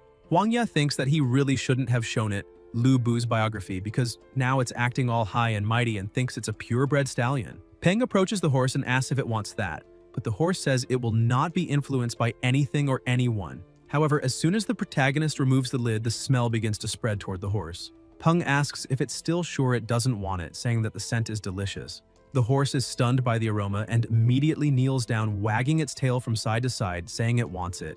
And after receiving it, declares that it can now fight for 300 rounds. Huang Ya tells his horse that it's fine, because he already knows it's eager to evolve, and that it will receive more later. The protagonist watches the two of them and comments that they have a very good relationship. Suddenly, the president arrives, and Peng remarks that his grandfather came back very early today, since he thought he would be stuck in another meeting until late. Ji-Han Woo asks how the progress of his grandson's familiars is going. The protagonist says that his grandfather arrived at the perfect time because his familiars are training right now. Dazi and Stripey are already at the epic grade and level 30, one being more offensive with the ability to fly and the other more defensive, capable of controlling the battlefield with its spider webs. As for the others, Goldie is training with Dumby. After landing a hit, he manages to knock Dumby very far away, and Dumby comments that it wasn't bad at all, but now Goldie has to die, forming a blade in his hand and starting to chase the duck, who runs away in fear, asking since when he learned to conjure weapons, because that's cheating. The protagonist explains that after staying at the slaughterhouse for 3 weeks, Dumby reached level 39, needing only 2 more levels to be promoted to the Lord level. Goldie reached the Commander level 2 weeks ago, was downgraded from Legendary to Epic grade, but managed to reach Legendary again a few days ago, and these two are the best training partners for each other. His grandfather says that there is only 1 week left before the World Championship of Young Monster Trainers begins, and that if his grandson enters as a referee with his current level, it would be a bit strange. So if he wants to convince the public and silence all critics, he needs a Lord-level familiar before entering the competition. Peng replies that Dumby should at least reach level 40 before the competition starts, however reaching the Lord level is a bit difficult. His grandfather wishes him good luck and starts to leave, also mentioning that the White Dragon is preparing to evolve during that night. Peng gets excited, saying that this is a bit unexpected, but that if the White Dragon evolves, it will be promoted to Legendary, a King-level familiar, the highest level among monsters humans have ever come into contact with. Peng shouts to his grandfather that he will help protect the area that night. His grandfather laughs, asks if he really wants to stand guard, and tells him to go sleep. By the lakeside, the water begins to behave aggressively, and the protagonist comments that it seems the evolution has begun, so it makes no sense to sleep since this evolution is to the level of a king. Suddenly, a monster starts to emerge from the water, and the protagonist realizes that it is already at level 51, leaving him shocked and wondering why it is already at that level, since his grandfather had said it would only evolve that night. So why was it acting this way if it had already evolved? Still confused by the situation, the protagonist begins to question what is really happening, whether his grandfather has some plan, and if that might be why he asked him not to approach the area. Meanwhile, inside the room of an agency, one of the soldiers reports urgent news, saying that the president's White Dragon is evolving to an even higher level. People are startled, asking if that dragon is really evolving, since it should already be at the peak of the Lord level, and if it evolved further, it would reach the King level. However, one of the commanders begins to downplay the situation, saying that the White Dragon is only in the spotlight because Ji-Han Woo has a lot of influence, and because the Celestial Sky Group always acts alone, while the military is forced to give in to its demands, and now the dragon is even undergoing another evolution. Someone else shouts, saying he is being arrogant and irrational, because the president is one of them. A young man agrees, stating that Ji-Han Woo is not a bad person, and that at the very least he does not idle around, in addition to being quite respectful toward the military. The mustached commander says they only say that because they do not know what kind of person Ji-Han Woo really is, and that it is not that he does not respect the military, but rather that he is very shrewd, and that if they knew about his past, they would understand that he is not as generous as he appears. The mustached man's companion agrees and says that is exactly it, and that if they want to continue being the president's guard dogs, they can go ahead. The argument grows increasingly tense until another guard tries to intervene, asking whether they are going to act or not. At that moment, another commander stands up angrily, slams the table, and asks what they think they are doing, saying that they still have not finished dealing with the monsters outside and do not have time to fight among themselves, and that if they want to continue with that nonsense, they do not need to involve the military base. He leaves the room, slamming the door, and people comment that Longxing was the first to storm out again, saying that Guy has always had an attitude problem, and that just because he has a stronger familiar, he acts that way. The senior officer says they need to stop this because a decision has already been made and everyone must follow orders, and that any interference will lead to a court-martial. He stands up and begins to leave, but one of the people approaches him and says that they agree they are not in a position to act, yet asked whether they could not find someone else to act for them, suggesting that they could leak the information, since there are certainly people out there who do not want Ji Han-woo's familiar to evolve again. The senior officer simply ignores it, saying they need to end the matter because there is no one in that city who would dare touch Ji Han-woo. Even so, he smiles, thinking that perhaps there truly is no one in that city. Back at the lakeside, another intelligent monster was preparing to ambush the white dragon, thinking that it seems that human really did not lie, since there truly was a white dragon about to evolve, and monsters with dragon blood were an excellent diet for it. However, the monster starts to hesitate, questioning whether this could be a trap, but upon hearing the sound emitted by the dragon, it realizes that it really is in the middle of the evolution process, and that it cannot miss this opportunity, charging toward the white dragon. Yet, as soon as it reaches the ground, it is shocked to find that the white dragon is not there, and suddenly it is attacked and instantly killed by the dragon, as if it were absolutely nothing. The next day, the president receives a call, sees that it is Hetty, and says that he has already finished things over there, asking how things are going on the other side. Xiao Shu replies that the security department found several more spies within the company, even after eliminating all of them in the past, saying that they need to take advantage of this opportunity to carry out a complete purge, because if the president shows any sign of weakness, those rats will crawl out of their holes. Ji Han-woo then gives the order to eliminate them all. Hetty confirms the order and prepares to act, asking one of his subordinates to open the door, but the subordinate replies that the door is locked. Hetty asks his familiar to take care of the problem. A monster easily breaks down the door, but there was a familiar hidden right behind it. Hetty comments that it was a very dirty trick, but even so, the monster is easily defeated by his familiar. Realizing that there is no one left inside, Hetty asks Wong to search the place with a few men, while Xiao Li is to inform Team 2 to guard the exits. The agents then report to the captain that several documents have gone missing and that all computer files have been deleted. Hetty orders his familiar, Ari-8, to look for Zhao, the head of the department. Ari-8 focuses and begins to sniff around, and within a few seconds finds a trail and shoots off like lightning. Meanwhile, in the parking lot, the department head runs in panic, gets into his car and complains that that stupid tiger failed because it was unwilling to sign a blood contract, yet kept accepting the gifts he offered. The tiger only benefited, while he gained nothing in return,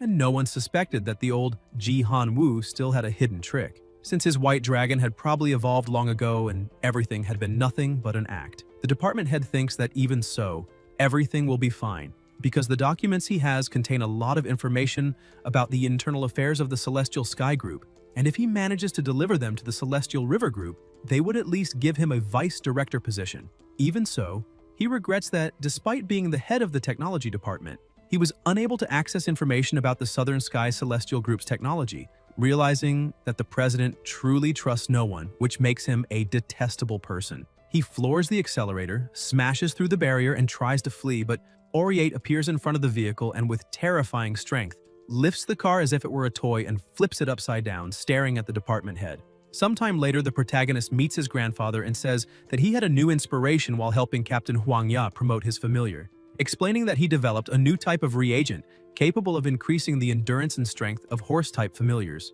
and that all the data are written down on a stack of papers. His grandfather comments that this is not bad at all. Suddenly, Hetty enters the room, summoned by President Ching Ji, and is surprised to see that his father is also there. Ji Han-woo explains the situation, says that he was the one who asked Hetty to come, and begins introducing him to his grandson, explaining that he is the son of old Shu, and that his name is Zhu Hetty. The president emphasizes that Hetty is his right-hand man, so the protagonist can call him Uncle Shu. Peng greets him, and Hetty comments that young Master Peng is a genius, since even his father never stops praising him, saying that someone so exceptional should not even call him uncle. The protagonist is a bit confused, remembering that Zhu Hetty is the head of the security department of the Southern Sky Celestial Group, and that he has heard of him for a long time, but had never met him in person. He notices that old Shu and Shu Qingshi both seem very polite, and that the captured department head looked nothing like them, although the familiar was far more interesting. The protagonist then uses the system to identify Ari-8 and discovers that the monster's name is Dazzling Golden Light, Champion Boxing Kangaroo. Currently, its level is 40, its grade is perfect, and it possesses interesting abilities such as Extraordinary Sixth Sense, level 2. Its attribute is light, and its current state is healthy and active. The monster's description explains that it is a kangaroo that loves kickboxing and weightlifting, having become extremely strong thanks to long-term training and a highly nutritious diet. It acquired its Extraordinary Sixth Sense ability through a combination of natural talent and intense training. Peng is impressed, as this is the first time he has seen the extraordinary sixth sense ability, and he realizes that it is an extremely enhanced sense in which vision, hearing, smell, touch, taste, and the sixth sense, the sense of danger, have all been greatly strengthened. For most monsters, this ability would be useless, but for a monster like the dazzling Golden Light, champion boxing kangaroo, which fights at close range, it grants an enormous advantage. The protagonist thinks that this is only to be expected, since the longer and more impressive a monster's name is, the more incredible it tends to be. Ji Han Woo approaches Guang Yi and says that it was he himself who helped pay off Guang Yi's father's debts, which amounted to 3 million yuan, and also reminds him that over all those years, he trained the former department head as one of his trusted allies, asking whether that was true or not. Guang Yi agrees, stating that the president always knew how to hire well. Ji Han Woo says that he would truly understand if Guang Yi wanted to leave. After all, he could have gone anywhere he wished, and the president would not have interfered at all, but what he should not have done was steal confidential documents in an attempt to secure a better future with the rival Celestial River Group. Guang Yi begins to beg the president to give him another chance. Ji Han Woo then asks Peng how he would handle that situation if he were in his place. Without thinking twice, the protagonist gets irritated and replies that he would make an example out of Guang Yi. The president smiles, saying that this is an excellent idea, and emphasizes that if they were living in a peaceful era, they would certainly let the law deal with it. However, since they live in a new world, the rules are different. He asks Hetty to make sure that no one knows what really happened, and that if anyone asks, they should simply say that an experiment went wrong, and that Guang Yi unfortunately died in the line of duty. In addition, he orders that the compensation for the family be increased by 2 levels. Hetty confirms the orders and begins dragging the traitor away, who desperately begs the president to spare him, saying that he was wrong, even pleading for mercy from the young master, emphasizing that he worked for many years for the Southern Sky Celestial Group and sacrificed his blood, sweat, and tears for them. After everything that happened by the lake, the White Dragon was in a playful mood. Ji Han Woo meets his grandson and asks if he is still thinking about what happened that day. Peng says he was just imagining what other people would think if they forgave someone who betrayed them and leaked internal company matters to a rival, because if that happened, perhaps others would also betray the company, since all they would need to do if caught was ask for forgiveness. And for that reason, they truly could not set such a bad example. Ji Han Woo apologizes, saying that he did not want to involve him in those dark matters, but since he is the president's grandson, he cannot be protected forever. The protagonist tells him not to worry, because he truly understands why it was necessary to do that. Suddenly, something hits the ground near them, and the White Dragon had thrown Stripey there. The president says that it seems the White Dragon has been quite playful these past few days, and for that reason, he will ask the agents to capture some high-level monsters so that the dragon's little skeleton can increase its level. The protagonist says that he is also counting on the White Dragon, since Dumby only needs a little more to evolve. A few days later, at the Imperial Airport, the protagonist's friends have just arrived, saying that Junior June needs to do his best at the World Championship of Young Monster Trainers to show the strength of Yuzhou University. Suddenly, one of them notices that the protagonist is right ahead. The group starts wondering why he is there, since he had withdrawn from the championships, but perhaps he regretted it and wants to watch some matches live. Meanwhile, the protagonist is looking at his phone, thinking that his grandfather said someone from the capital would be there to take him to his destination. The young people begin commenting that it is a shame, because if the protagonist were still part of the championship, then the university would have 3 competitors, since they remember that there are 3 competitors from the Imperial University, and people are very proud of them, constantly saying on forums that they will take gold, silver, and bronze. Suddenly, 10 Dongfeng Alliance buses pull up to the area, and the group asks whether some important figure from another base city might be in the capital. Peng starts questioning what all of this is for and whether it is really necessary to draw so much attention, since it seems they are afraid people might think they are not rich. Yet he begins to feel an ominous premonition about all of it. One of the people approaches the protagonist, calls him Young Master, and asks him to get into the car. Peng says that he needs to get his familiars first, but the subordinate tells him not to worry because he already asked other people to retrieve the familiars, and they are all in other vehicles, so they can leave whenever the protagonist wants. Peng gets irritated because he believes his grandfather would prefer to remain low-key. The group of friends asks if they really are there to take Peng, because they did not know he was so wealthy since his parents passed away a long time ago. Sometime later, the protagonist arrives at his destination and greets Zhou Tianmin, one of the 12 elders of the Monster Trainers League and the former president of the 9 Mountains Group. Tianmin says that the protagonist is a very promising young man and asks whether he is the same age as the competitors. Peng thinks that not only was he the same age, but he was also a competitor who had to withdraw. Tianmin explains the situation regarding allowing the protagonist to serve as a referee, emphasizing that both he and the protagonist's grandfather agreed to it. However, the old Ping Jiang does not think it is a good idea, because he does not trust someone so young and therefore wants a more stable and calm referee. Peng asks if he is talking about Ping Jiang, one of the 12 elders. Tianmin confirms it and says that before, the protagonist did not need to take a test because he trusted Ji Han-woo's word, but some people have issues with that, so he will have to ask Peng to undergo a test, which will make those people shut up. Peng becomes eager to demonstrate all of his abilities and agrees without hesitation. In the training room, Tianmin and Peng arrive as a girl who is exercising asks her grandfather what he is doing there. Tianmin tells the protagonist that she is his granddaughter, named Zhou Mengmeng, and that she is in her 3rd year at Imperial University, being 2 years older than the protagonist. Tianmin also introduces Peng to his granddaughter, saying that she can call him little brother since he is old Ji's grandson. The protagonist greets her, and Mengmeng asks her grandfather if he is talking about Ji Han-woo. His grandfather says that's right and asks his granddaughter not to underestimate Peng just because he is younger, because the reason he is in the capital is to participate in the championship as a referee. Mengmeng is surprised to learn that he will be the referee and asks if he isn't too young. Tianmin replies that it is precisely because the protagonist is so young that those old men want him to take the test. Then he starts walking and asks Peng to follow him, saying that the testing room is farther inside. Tianmin remarks that he remembers very well Ji Han-woo saying that the protagonist has 6 familiars, and that at his age, having 3 commander rank familiars means he truly is an extremely rare genius. He comments that if Peng has 2 commander rank familiars and knows how to quickly adjust the outcomes, Peng interrupts him, saying that if that's the case, then there's no need to take a test, and asks Dumby to give Tianmin a demonstration. Dumby begins to remove his cloak, and Tianmin immediately notices it, asking if that is. Dumby then reveals his true body.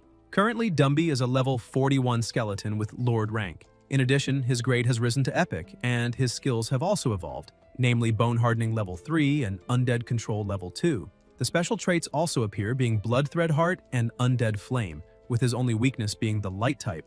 Tianmin starts shouting, saying that Halo belongs to a Lord, and asks whether that Necrotic type familiar really is Lord rank. Peng starts laughing, saying that he was just lucky, and that it was all thanks to his grandfather. Mengmeng looks at the protagonist, thinking that her strongest familiar is still only at the final stage of the commander level, even after more than 3 years of training, and that a Lord-level familiar is already enough to defend some small base cities. Tianmin begins to laugh, saying that the protagonist hit it very well, and that now he is eager to see the reaction of those old men when they find out. At the World Championship of Young Monster Trainers, broadcast live, the commentator welcomes all ladies and gentlemen, introduces herself as Han Yuncheng from Southwest TV, reporting live from the World Championship of Young Monster Trainers, and comments that there is still 1 hour left before the championship begins, but the atmosphere is already extremely lively.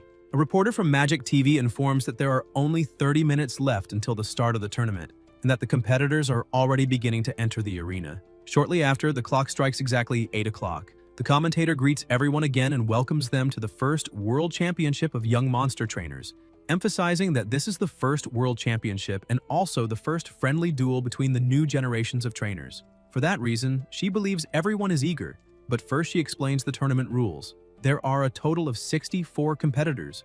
Only 32 will advance to the second round, and only 16 will move on to the next, with the following rounds proceeding in the same manner until the strongest trainer is determined. The student who had previously tried to take the protagonist's place asks his companions if they are nervous now that the tournament is about to begin, but everyone ignores him. He gets irritated, thinking they are doing that only because his father pulled some strings for him to get onto the team. But he decides that he will prove he got in purely by talent. He thinks that everyone just needs to wait because in the past 3 months he hasn't been fooling around, and now it's his time to show how strong he is. He, Hanlei, is definitely the strongest, and not just Peng's substitute.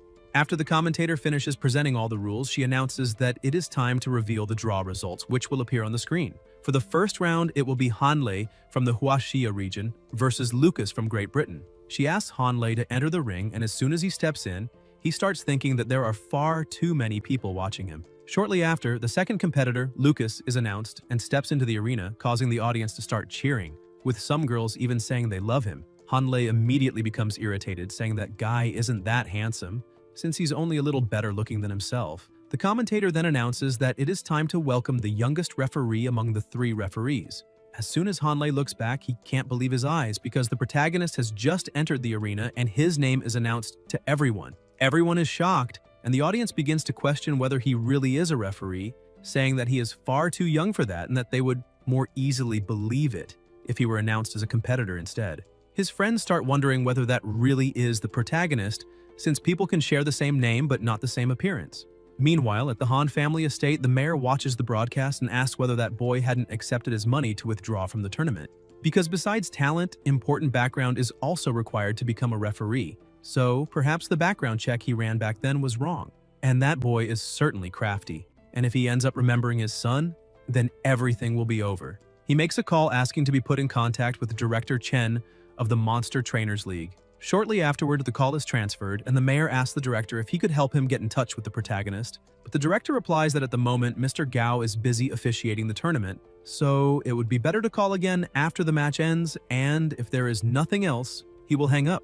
Mayor Han is startled when he realizes that the protagonist really is a referee. Back in the arena, Peng asks everyone to be quiet and says that he really is one of the referees of the tournament, and that he is only 18 years old. The audience starts commenting that the minimum age to sign a blood contract is 18, and questions whether he became a referee after signing a contract with a familiar, asking how someone insignificant like him could become a referee, claiming that everything is a sham. Peng then snaps his fingers and summons Dumby, asking him to give everyone a demonstration, but emphasizing that he needs to limit the range and be careful not to hurt anyone.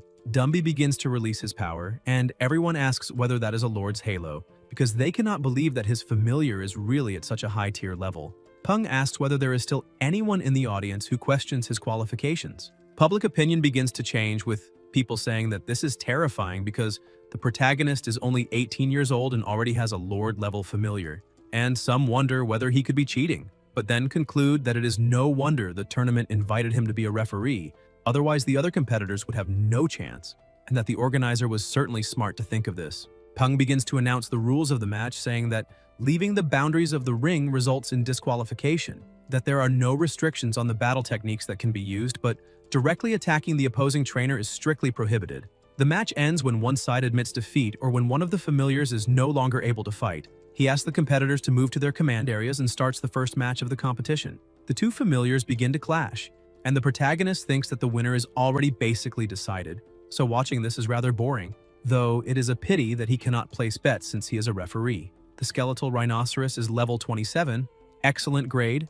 has necrotic and bone attributes, its status is healthy and competitive, and its weakness is holy. Although the skeletal rhinoceros has the higher level, its condition is better than that of the swamp monster. The swamp monster is currently level 26, also excellent grade, with earth and mud attributes. Its status is healthy but somewhat frightened, and its weaknesses are wood and water. Peng analyzes the situation and realizes that the rhinoceros is actually at a great disadvantage because the swamp monster's level 2 crush ability is activated, and as long as its body is not completely separated, it will be immune to physical attacks. Despite being of the necrotic type, the skeletal rhinoceros did not develop any necrotic spells, relying solely on its strong bone structure to fight, while being suppressed by the enemy's attribute. Hanlei starts to get irritated, thinking that the information he received said his opponent's familiar was a silver-backed gorilla, so he wonders where that swamp monster came from. He begins shouting at his familiar, calling it an idiot and ordering it to move immediately. The rhinoceros manages to break free, but the swamp monster quickly catches up again.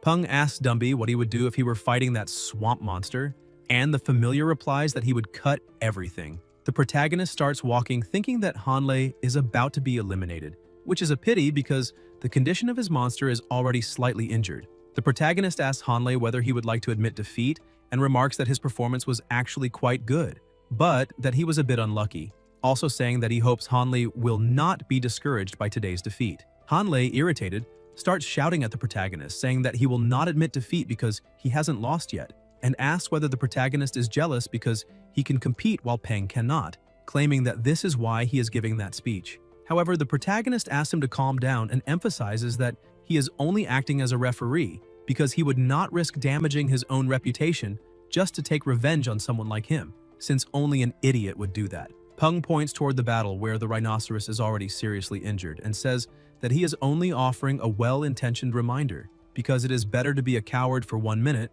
than to die for the rest of one's life. He states that the swamp monster is corroding the familiar and that defeat is only a matter of time, So if Hanlei admits defeat now, he can still save his familiar. Otherwise, if he chooses to continue, Hanlei simply pushes the protagonist aside, shouting at him to get out of the way and orders his rhinoceros to stand up. The protagonist realizes that even so, he still refuses to give up. The rhinoceros begins to gather its strength and tries to stand up again, and even while trembling in pain, tells its master that it managed to get back on its feet. Hanlei yells at his familiar, asking what it thinks it is doing, and orders it to eliminate the opponent immediately because they need to win.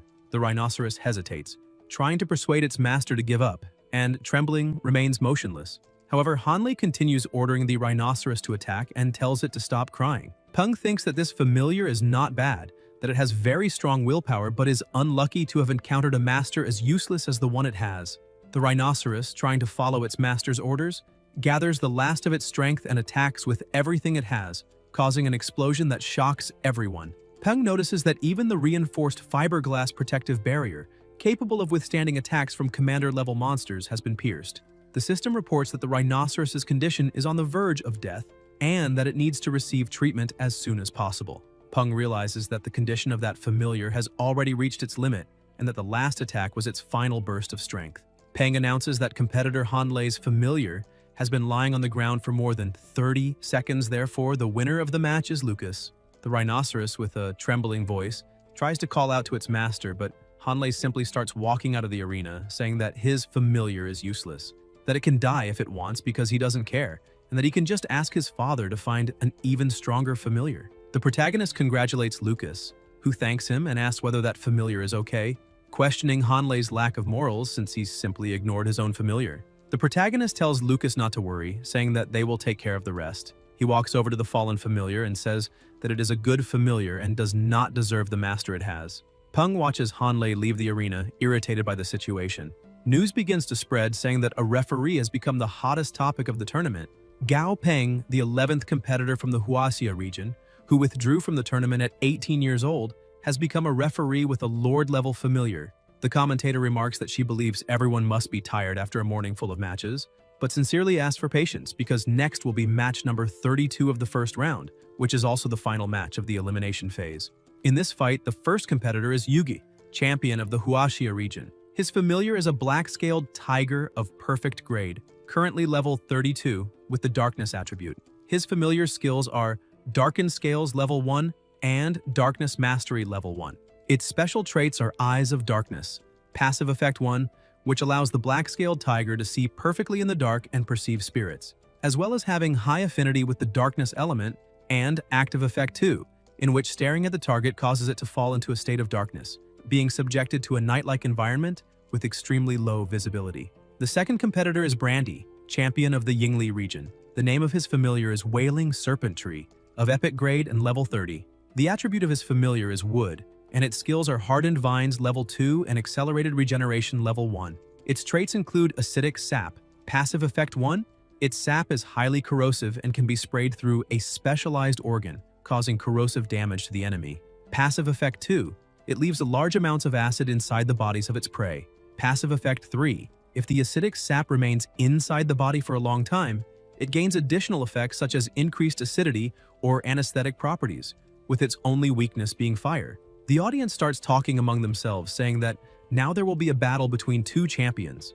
One person claims that the winner will certainly be Yuge, while another comments that Brandy is not weak either, since he is number 1 in his region. As soon as both are ready, the protagonist authorizes the start of the match. He thinks that although the black-scaled tiger is 2 levels higher, its rank is still 1 level below that of the Wailing Serpent Tree, so there is a chance that the tree is somewhat stronger. However, neither familiar seems to have a clear direct advantage over the other's attribute.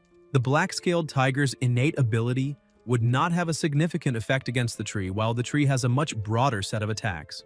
Even so, as a plant-type familiar, it carries a well-known weakness. Its mobility is extremely limited. Because of this, both familiars show a similar probability of victory. He notices the tiger takes the initiative, creating a dense fog around the battlefield. However, the tree is a plant-type familiar that relies on infrared radiation to determine the opponent's position, not on sight. The tree launches an attack and hits the tiger, but the tiger counterattacks and also manages to strike the tree. Yugi celebrates, saying that the tree's attacks cannot break his familiar's defense, so the victory is already his. The protagonist, however, watches carefully and questions whether the victory will really belong to Yuge, because that might not be the case. He explains that the tree's attack indeed does not have great destructive power, but the real danger lies in the corrosive effect present in the acidic sap of its vines. With the help of the system, he identifies that the tiger is already slightly injured and has corrosion buildup. That is why the tree is so dangerous. Beyond its attribute, its patience makes it even more frightening. Acting like an old and experienced hunter, patiently waiting for the tiger to approach while slowly corroding it with its sap. In this way, the winner is practically already decided. A short time later, severely injured, the tiger begins to tremble. Yuga raises his hand saying that it is enough and surrenders, asking his tiger to stop fighting immediately because they need to leave. Peng approaches the competitor Brandy and congratulates him on the victory. Brandy says that the protagonist is very strong and that he hopes to face him someday. Peng smiles and replies that he will try to make him lose while keeping his dignity intact.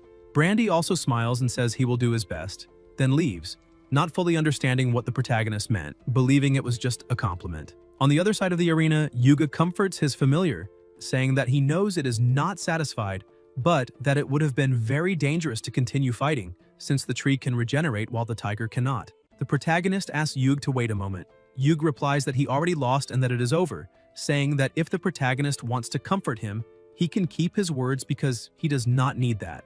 Peng says he does not have time to comfort anyone and asks whether Yuga's mother is the leader of the Dark Blood Monster Hunters Association because he has a business proposal for her. In addition, he asks whether Yuga knows what the difference is between him and Brandy. Yuga replies that Brandy probably has less experience and that he himself was careless, saying that they should have tested the familiar's ability better before attacking so recklessly. Peng says that is not it and states that it seems Yuga really did not understand. He then explains that the tiger's rank is one level below the tree's rank, emphasizing that the tree is at the epic rank while the tiger is only at the mid-perfect rank. Yuga is surprised and says that must be why Brandy was so confident in sending out a plant-type monster, since monsters of that type not only have notoriously restricted mobility, making them easy targets for long-range attacks, but also usually have a great disadvantage against fire-type monsters. The protagonist explains that if the tiger had reached the epic rank, it would have had enough speed and power to finish off the tree before it had time to regenerate its own limbs. He emphasizes that he knows how to evolve the tiger and asks whether Yuga is ready to take the next step, saying that they can meet after the tournament ends. The competitor is left confused, wondering whether the protagonist truly has a method to evolve his familiar to the epic rank and who exactly that man is. Meanwhile, in the referee's waiting room at the World Championship, referee Lee comments to the protagonist that all the news from the previous day was about him and that now he has become famous. Peng asks him to stop teasing, saying that it is only temporary and that everyone will forget he even exists once the tournament is over. Another man comments that there are 32 participants in the second round and that the Huaxia team occupies only a quarter of that number. Referee Lee says that this figure is certainly lower than he expected, but it is not really surprising because although Southeast Asia and Africa were less developed than their country before the cataclysm, the natural environment in those regions is extremely suitable for monster survival, making the combat capability of their familiars very strong or even brutal. The man says he has heard of this before since he is from Kunzhou near Southeast Asia, and there they train their familiars by making them fight each other. Peng is surprised by this information and asks referee Guo to explain in more detail. Guo begins to explain that all the major countries of Southeast Asia were merged into a single region when the allied government of the New World was formed. Many children lost their parents in the early days of the cataclysm, and these orphans were placed by the government into training camps. When they turned 18, the government assigned each of them a familiar and forced them to fight each other until only one remained. Only the strongest was taken in, while the survival chances of the others were minimal. Peng comments that this is extremely cruel. Referee Lee says that even if some forms of brutality are acceptable, the world is no longer what it used to be, and this goes far beyond any limit. Anyone who managed to leave a government training camp alive would be guaranteed access to the highest levels of society in Southeast Asia, with money, women, and everything they could imagine. Referee Guo adds that if they chose not to participate, those orphans would not even have a chance to survive, so they cannot be judged lightly. The protagonist starts reflecting on this, wondering whether he could also create a training center, but without such brutality, since he could immediately raise a familiar's rank for a child like Li Junzong, who lost his parents, giving them a real chance to survive in this dangerous world. Meanwhile, by the lake, Dazi was lying down in a relaxed manner, acting like a king, when he suddenly heard his master's voice and jumped up in fright, asking where he was. A small robot with a camera appears in front of him, and the protagonist's voice comes out of it. He says that Dazi may not understand the power of technology, but he knows very well that the familiar has been slacking off the entire time, and that he wanted to give him a chance to realize his own mistakes. However, since things have gone too far, from now on, for every hour he slacks off, another 1,000 sets will be added to his training routine. Dazi tries to explain himself, but the protagonist shouts that he has been observing everything this whole time and saw every reaction clearly, then asks how the familiar intends to explain that. Dazi realizes the situation has become truly dangerous and tries to appeal emotionally, saying that he loves his master very much. Peng starts smiling and asks whether he really thinks that will work. The familiar keeps trying to appeal, saying that his master is the best of all. Peng says he will let this slide, but Dazi must complete the 10,000 sets for that day because he will be watching the entire time, and if he even thinks about slacking off, things will not be pleasant. The other two referees watch the scene, confused by what he is doing, but referee Lee comments that everyone says every genius has their quirks, so they should be more understanding. The bell rings and the referees announce that the break passed very quickly. Lee smiles and tells the protagonist that he should listen to a senior's advice, pointing out that among the 12 competitors from the Huaxia region, 8 advanced to the second round, and of those 8, 3 were eliminated precisely in the matches where the protagonist acted as referee. Peng asks what that has to do with anything, and Lee replies that it may not be a problem now. But if more Huaxia competitors are eliminated under his watch, there will always be people who like to find excuses to cover up their own failures, because a tall tree attracts the wind, and then he wishes him good luck. The second round matches are about to begin, and the host announces that the third match will be between Gang Mu from Africa and Kim Yuen from Korea. People wish Kim Yuen good luck, but Peng feels a bit dispirited, thinking it will be yet another silverback gorilla versus a swamp monster. Since the duplication rate is extremely high, especially with the swamp monsters, which almost every team has. Even so, the African competitor's familiar draws attention for being something new. There was one monster standing on top of another. Its name was Giant Tarsius, level 33 with perfect grade. Its attribute was wood, and its special trait was Spiritual Brain. Passive effect? Thanks to its spiritual brain, it was endowed with astonishing psychic energy and telekinetic powers. Second active effect, its spiritual brain also allowed it to mentally control weaker creatures. Monstrous skill, greater spirituality, level 2. Its weakness was that despite its powerful mind, it possessed an incredibly fragile body and lacked close combat ability. Directly beneath it was a tropical forest scorpion, which was being controlled. Its level was 29, its grade was excellent, with the water attribute. Its skill was reinforced exoskeleton, level 1, and its weakness was earth. Tarsius are native to Southeast Asia, a timid species that usually feeds on crickets and other insects. The most intriguing thing is that they are emotionally bound to their habitats and would die if removed from their homes for too long. How did Gang Mu manage to sign a blood contract with a familiar like this? The competitor Gang Mu goes up to his familiar and calls her mother, saying that he wants something. His familiar tries to comfort him, and the protagonist notices this because he has heard of a special training method that involves pairing young children who have undergone special training with monkey-like monsters that recently lost a child. Through long-term cohabitation, these monsters gradually begin to see the human children as their own offspring, which makes it much easier to sign a blood contract with them. However, the most interesting part is that these monster trainers must call their familiar mother, which means they are adopted children of their familiars, not masters. It seems that this is the method the African competitor is using at the moment, and that must be why he was able to make the giant Tarsius go against its own nature. The protagonist orders the two to begin.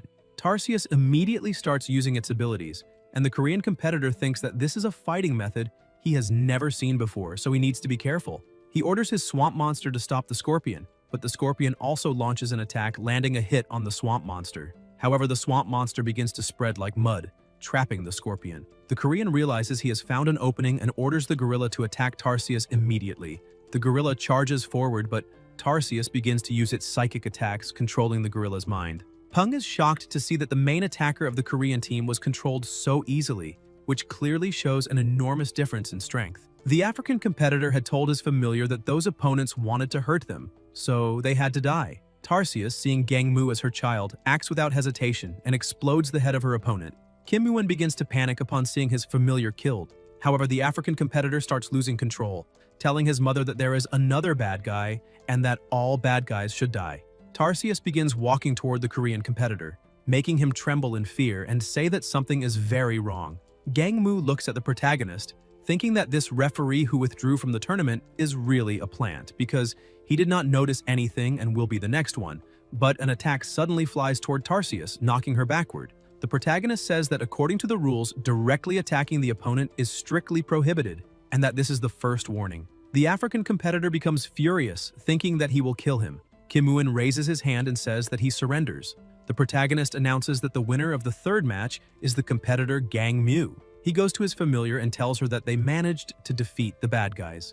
Gang Mu looks at the protagonist, thinking that even if his familiar and that skeleton were at the same level, he might not be able to defeat him, because since childhood he has fully understood that if he wanted something, he had to work hard for it, but perhaps he could have an even greater ambition. After the match ends, some people come over to greet the protagonist, offering him some water. He says he is fine, and although being respected is nice, being a referee is definitely very boring, until he suddenly has a great idea and starts thinking that although the rules forbid referees from betting, he has never heard that a referee's familiars are not allowed to bet. Goldie was trying to jump over a wall when right in front of him a girl was taking a bath. Suddenly, something he was carrying in his bag starts ringing, saying that in front of the door under the bridge a group of ducks is swimming. The woman is startled and asks who the idiot is that is watching her bathe, starting to throw things and knocking Goldie to the ground, who gets up and runs away. As soon as he answers the phone, the protagonist asks what Goldie was doing for not picking up, and the duck replies that he was busy. The protagonist then explains that monster trainers can communicate with their familiars through the blood contract, but there is a distance limit, and when that distance is too great, communication is not possible. However, after signing the blood contract, trainers are able to understand what their familiars are saying. Peng asks the duck to do something for him, saying that he wants Goldie to help place a few bets, because they will definitely make a lot of money from this, so there is no need to worry, and asks the duck to do it for his master, promising to give 2 extra dried fish every day for an entire month. At the Lucky Lottery in the Imperial City of the Purple Sea region on Purple Thorn Avenue, Goldie prepares to go inside. The clerk welcomes him but is immediately surprised to see a duck. Goldie shows his phone and the message says to bet on Zhang Yi from the Huaxia region in the 7th match of the second round, which will take place in 10 minutes. The clerk comments that this is a risky bet because Zhang Yi is the #1 opponent from Yagyu village in the Neon district and performed exceptionally well in the first round, while Zhang Yi only placed 9th in the Huaxia regional preliminaries and barely scraped by with a win in the first round. The odds of winning this bet are 1 to 16, but in this case they are 1 to 98, which means no one believes he can win. The clerk shows a slip and asks how much the duck would like to bet. Goldie turns his bag upside down onto the counter, full of money, and the clerk realizes that this duck is rich. After finishing the count, the clerk says that there are 5,129.70 alliance credits and asks if that is really the amount the duck wants to bet. The duck just quacks, and the clerk takes it as a yes, places the bet, and hands the ticket to the duck, telling him not to lose it. Goldie leaves the lottery shop extremely happy, thinking that he managed to do what the weird little duck asked. Meanwhile, inside the shop, the clerk thinks that with this kind of bet that Duck's master could make a lot of money, but there is no way he can win. As he opens the door, he comments to the other workers that he has something funny to tell because someone just bet that Zhang Yi would win. The other two are shocked when they look at the TV, where the announcement says that in the first World Championship of Young Monster Trainers, in the 7th match, Liu Sheng from the Neon District faced Zhang Yi from the Huaxia region, and the winner was Zhang Yi. The clerk almost has a heart attack when he sees that the guy actually won. At the Heavenly Sky Group's mountain residence, the protagonist opens the door saying he is back, and the duck rushes in, headbutting his master and saying he wants dried fish because the weird little duck is really cool, the coolest among those without feathers. Peng asks his familiar if he got the money, but the duck says it is all his. The protagonist gets up saying that he already knows it is his and will not take anything because he is extremely stingy. Goldie asks his master if he has any more insider information, but the protagonist replies that gambling is a very bad thing that can cause addiction, destroy families, and depending on the level, even ruin lives. He emphasizes that he only let the duck place a bet to have a little fun and earn some money to pay for lunch. So, it is better not to get addicted to gambling, because even when the game gives you a card, in the end, it takes everything back. In addition, Peng tells the duck that he should go to bed early and not get any wrong ideas about this. Suddenly, the phone rings and he turns to answer, asking what he can do for them. He says that he knows Zheng Xiao because he He is one of the competitors from the Huaxia region, very talented and full of drive, so he has high expectations for him and that he can make time to treat him to a meal after the match ends. As soon as the call ends, the protagonist thinks that he really is quite famous now. Besides being the heir of the Southern Sky Group, he is a familiar owner who will soon turn 19 and a genius monster creator. So it would be strange if people did not ask him for favors. However, in this kind of world, the strongest rule, and pulling this kind of trick in a competition like that is really not appropriate. Still, he decides to let it go, because he needs to take a shower since there are still matches tomorrow.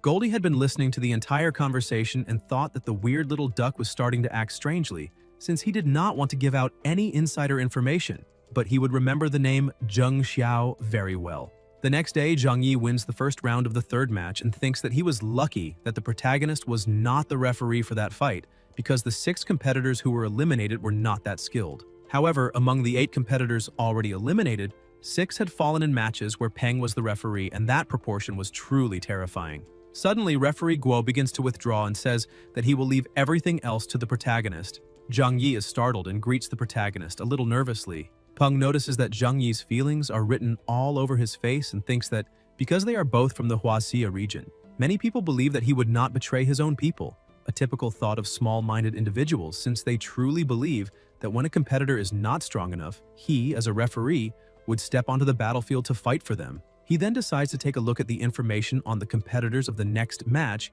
and thinks that the sea dragon is an amphibious monster whose long neck and slender limbs resemble a long-bodied plesiosaur, capable of revealing its full potential only in shallow waters. While the tournament is being held on solid ground, where its mobility is greatly restricted. The competitor's name is Daisy, from the Great Britain region, ranked 2nd in her regional preliminaries, and the name of her familiar is Sea Dragon. Based on the tournament schedule, Peng thinks that the celestial firewolf has a high chance of encountering this sea dragon, and although the environment is not ideal, the sea dragon still has an advantage in size and attribute, and if the celestial firewolf were to match it, both would face great difficulties.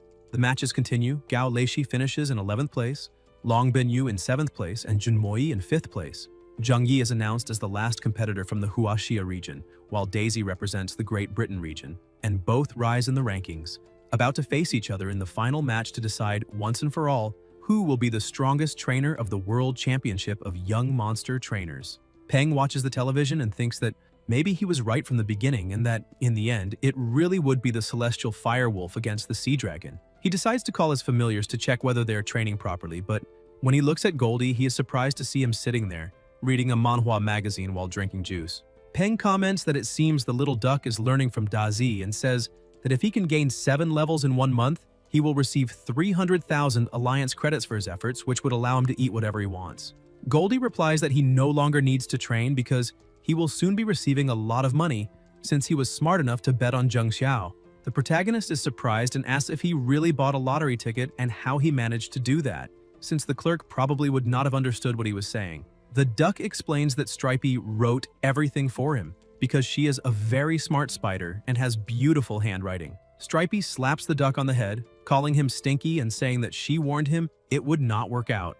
Goldie then holds up the ticket, saying that he bet everything on Zheng Xiao. The protagonist asks why he bet everything on that guy and questions whether he is an idiot, since Zheng Xiao lost that morning, which means all the money went down the drain, and besides losing everything, he would not even have lunch.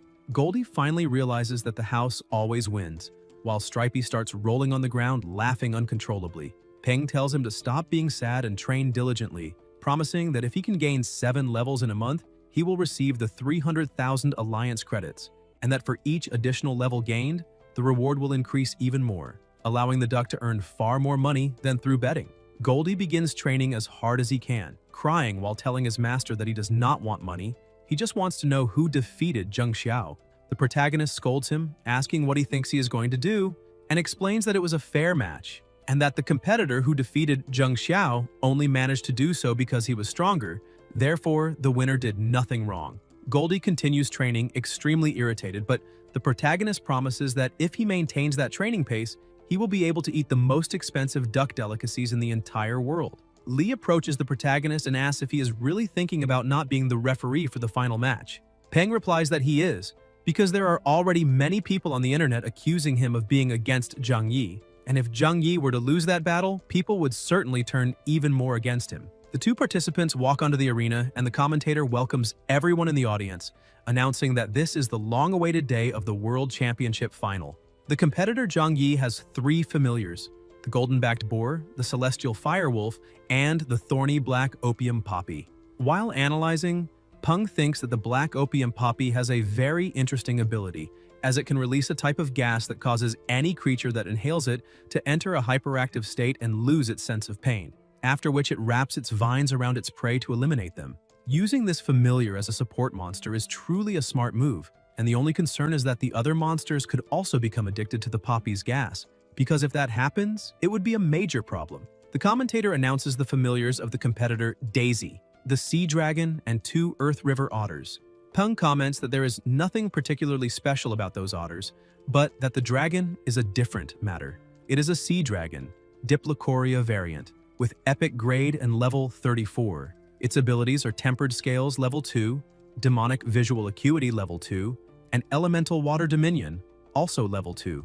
The monster's attribute is water, and its weakness is electricity. Its special characteristics include Diplocoria, an innate ability with passive effect 1 that increases dynamic vision and visual clarity, effect 2 with no information, and effect 3 with no information, as well as Beast Heart with passive effect 1 that improves overall physical strength and active effect 2 that grants a burst of energy for a period of time. Peng is surprised to see that the dragon possesses Diplocoria, since he always thought that only humans had this kind of variation. Moreover, the dragon also shows unknown skill effects, and like Dumby's heart, the sea dragon likely possesses an organ with an extraordinary ability, and judging by the number of question marks, this type of ability is extremely valuable. Even so, he hopes that Zhang Yi will not lose, because if that happens, people will blame him again. Referee Li signals the start of the final round. Zhang Yi orders the poppy to spread its pollen. His familiars become agitated and the boar makes the first move. Daisy commands her otters to use Wall Shield, raising a barrier that protects them from the attack. She thinks she was lucky because the basalt of the White Garden is very hard and rich in earth elements. And the wall created by the otters is also very sturdy, otherwise it would have been shattered by the boar. Suddenly the wolf darts past the boar at high speed, but the sea dragon manages to evade the attack and moves behind the boar, and its strike is so powerful that it even shatters the earth wall. Peng thinks that the sea dragon is truly extraordinary. However, the system reports that the boar is only lightly injured, and the protagonist believes that once it loses its sense of pain, it becomes extremely difficult to make the golden-backed boar lose its will to fight, and therefore, Daisy will need to further refine her strategy to win. The wolf begins to emanate its abilities and charges again, surrounding the dragon together with the boar. However, the sea dragon starts using its skills, activating a technique that alters the terrain, transforming it into water. And although the boar continues to advance, it becomes very slow, and the celestial firewolf can no longer confront the sea dragon head-on. Even so, the wolf does not retreat and faces the sea dragon, which creates pillars of water in an attempt to protect itself, but they prove ineffective at stopping the celestial wolf. Still, the protagonist realizes that this was not exactly a defense, because the water pillars were merely a distraction, and the dragon's body was hidden beneath the water, with its true target being the boar. Zhang Yi notices this and shouts for the boar to get out immediately, but it is already too late. The dragon emerges from the water and viciously attacks the boar, and the protagonist even turns his face away, believing that such a bite should certainly have killed the boar. Apparently, the illegal drug is truly harmful because the wolf has good combat instincts and, even under the effect of the gas, can still fight well, but the boar does not have that same capability. Zhang Yi becomes extremely furious and orders his wolf to eliminate the others, declaring that if one of his familiars has died, the opponent must pay with the same coin. The wolf rapidly charges at the otters, but the sea dragon perceives the movement and shifts with extreme speed, astonishing everyone, as it had been concealing its true strength. The attack is so ferocious that the wolf's blood begins to spread across the entire arena. Zhang Yi no longer knows what to do, and Daisy orders her familiars to stop, asking her opponent what he intends to do. Even though he is frustrated with the outcome and in order not to further harm his familiars, Zhang Yi admits defeat. The winner is announced, and everyone from Great Britain begins to celebrate. The reporters comment that they have lost and ask how they should report what happened. The chief replies that they can place all the responsibility for the loss on the protagonist, assuring that this will work. Soon, the news starts spreading rapidly, saying that the protagonist eliminated one of his own compatriots and questioning whether he is a traitor. In addition, they accuse him of refusing to act as a referee, claiming that this was a decision made for personal gain at the expense of his own country's glory. And now, with this crisis, they even comment that a reform of the entire national education system has become possible. Peng looks at the news and sees that he has become the scapegoat. It is a pity because if he had participated as a competitor, the result would probably have been different. His familiar approaches, and he asks why the little duck is there, but suddenly he gets a great idea. At the award ceremony, referee Lee announces to everyone that after a series of competitions, the final winner has been decided. And before he can announce her name, the protagonist steps onto the stage, leaving her surprised and wondering why he is there with his familiar. The chief referee tells the president that the Southern Sky Group has sent a request, saying that the protagonist wants something, but he comments that it might be a little inappropriate. The president smiles, asking whether it is not normal for young people to be a bit impulsive, and asks for everyone's cooperation. Goldie points at the woman, saying that she was the one who made him lose all his lunch money. Peng tests his communicator and realizes that this is great because they have not cut the signal yet, and first, he would like to congratulate the champion of the World Championship of Young Monster Trainers. But his familiar was not satisfied with the result. He has just turned 1.5 years old and is now at the mid-commander level. Yet the competitors and the familiars chosen to compete there are the best of the best from their regions. So how could a duck compare to them? Therefore, he would like to know whether Champion Daisy could ask her familiar, the sea dragon, to teach that little duck a lesson. She feels a bit apprehensive, thinking that she would gain nothing if she won the battle, but if she lost, her reputation would be affected. Yet surely a world championship winner would easily defeat a farm duck. Moreover, she notices that the organizers are giving no response at all, which means they have already approved the idea, and therefore she cannot refuse the proposal. She replies to the protagonist that she accepts the challenge. However, she will not help the duck, since he is acquainted with a monster trainer who has a higher level of knowledge. Peng thinks she is acting sarcastically, but that must be because she is about to become a victim, so it is understandable that she wants to complain beforehand. With both sides ready, they quickly begin the battle. Goldie starts attacking, and the sea dragon wastes no time, releasing all of its water to gain a territorial advantage. But the water around the duck begins to disappear. Goldie continues advancing rapidly and lands a blow to his opponent's face, making Daisy worried. But soon the dragon retaliates, throwing the duck away and trying to bite him. The duck's speed, however, is superior, and he manages to dodge, yet he ends up being hit by another attack. Daisy realizes that something is not right, because the light around that yellow duck's body is very strange, and perhaps he has become even stronger. Goldie attacks the dragon again with everything he has, saying that it is not enough, because his opponent's attacks barely do anything. The duck keeps provoking him, making the dragon even more irritated, and it counterattacks, throwing the duck away and unleashing a flurry of blows. Daisy smiles in relief, wondering how that duck managed to withstand such a powerful attack, yet she is certain she will win, since the protagonist does not seem to have anything special. However, she panics when she sees that Goldie has grown larger and is holding back the dragon's attack with one of his wings, as if it were nothing. The duck thanks the dragon for the attacks, but easily throws him upward and, gathering even more strength,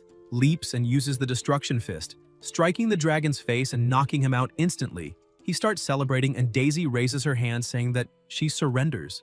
Public opinion begins to change, saying that the protagonist really is incredible, that the Huaxia region is the strongest, and that it seems the media has always liked spreading false rumors. Peng goes over to Daisy, asking her not to worry because, although the sea dragon's condition does not look very good, he only has bruises and will be fine after a few days of rest. In addition, he emphasizes that he is very sorry about what happened there, and as an apology, hands her a card from his laboratory and saying that she can visit it at any time. But Daisy simply turns her back, irritated, saying that she comes from a rich and powerful family in Great Britain. So why would she go to the Huaxia region just to visit someone else's laboratory? The protagonist merely smiles, thinking that in less than 5 years, his laboratory will certainly become one of the most famous in the entire world, and that today she ignored him. But in the future, she will definitely end up asking him for a favor. Meanwhile, his grandfather was preparing some dishes, having made his grandson's favorite liang pie and tangerine sweets. Suddenly, his phone starts ringing, and he is surprised when he sees the number. As soon as he answers, a chief instructor from the army says that he has a big problem and that he knows the protagonist has just returned, but that he would not have called if it were not a major emergency. Ji-Han Woo remarks that he is always expecting trouble whenever he receives a call and asks what happened. The army chief replies that things in the tomb of the first emperor have come to life. Ji-Han Woo stands up in shock, asking if he heard that right. In the suburbs of Lingtong district, northeast of the city, some people are observing the area, saying that this has been going on for 10 days, and one of them asks the captain whether the tomb of the first emperor is really inside there. The ground begins to tremble, the captain shouts that something is happening. The mountain starts to collapse, and he orders the group to report immediately to their superiors. A young man notices something emerging from the ground, and a voice echoes, saying that the strong warriors of Qin must save the nation, and that the battles will only end when the blood is completely dry. The captain states that those are the terracotta warriors and that they have risen from the dead, as a small army begins to appear. Suddenly, the main tomb also starts to collapse. Something is pulled out by monsters, and the soldiers wonder whether that could be a coffin. Seeing that the situation is starting to get out of control, they issue a level 1 alert and tell everyone to prepare to fire, while the army's golden god begins to hover over the area. A voice comes from inside the coffin, asking how a mere yellow bird dares to call itself a god. Another terrifying sound echoes in the sky, and a dragon emerges among the clouds. The soldiers feel relieved when they see that it is the white dragon, and that Lord Yi has finally arrived.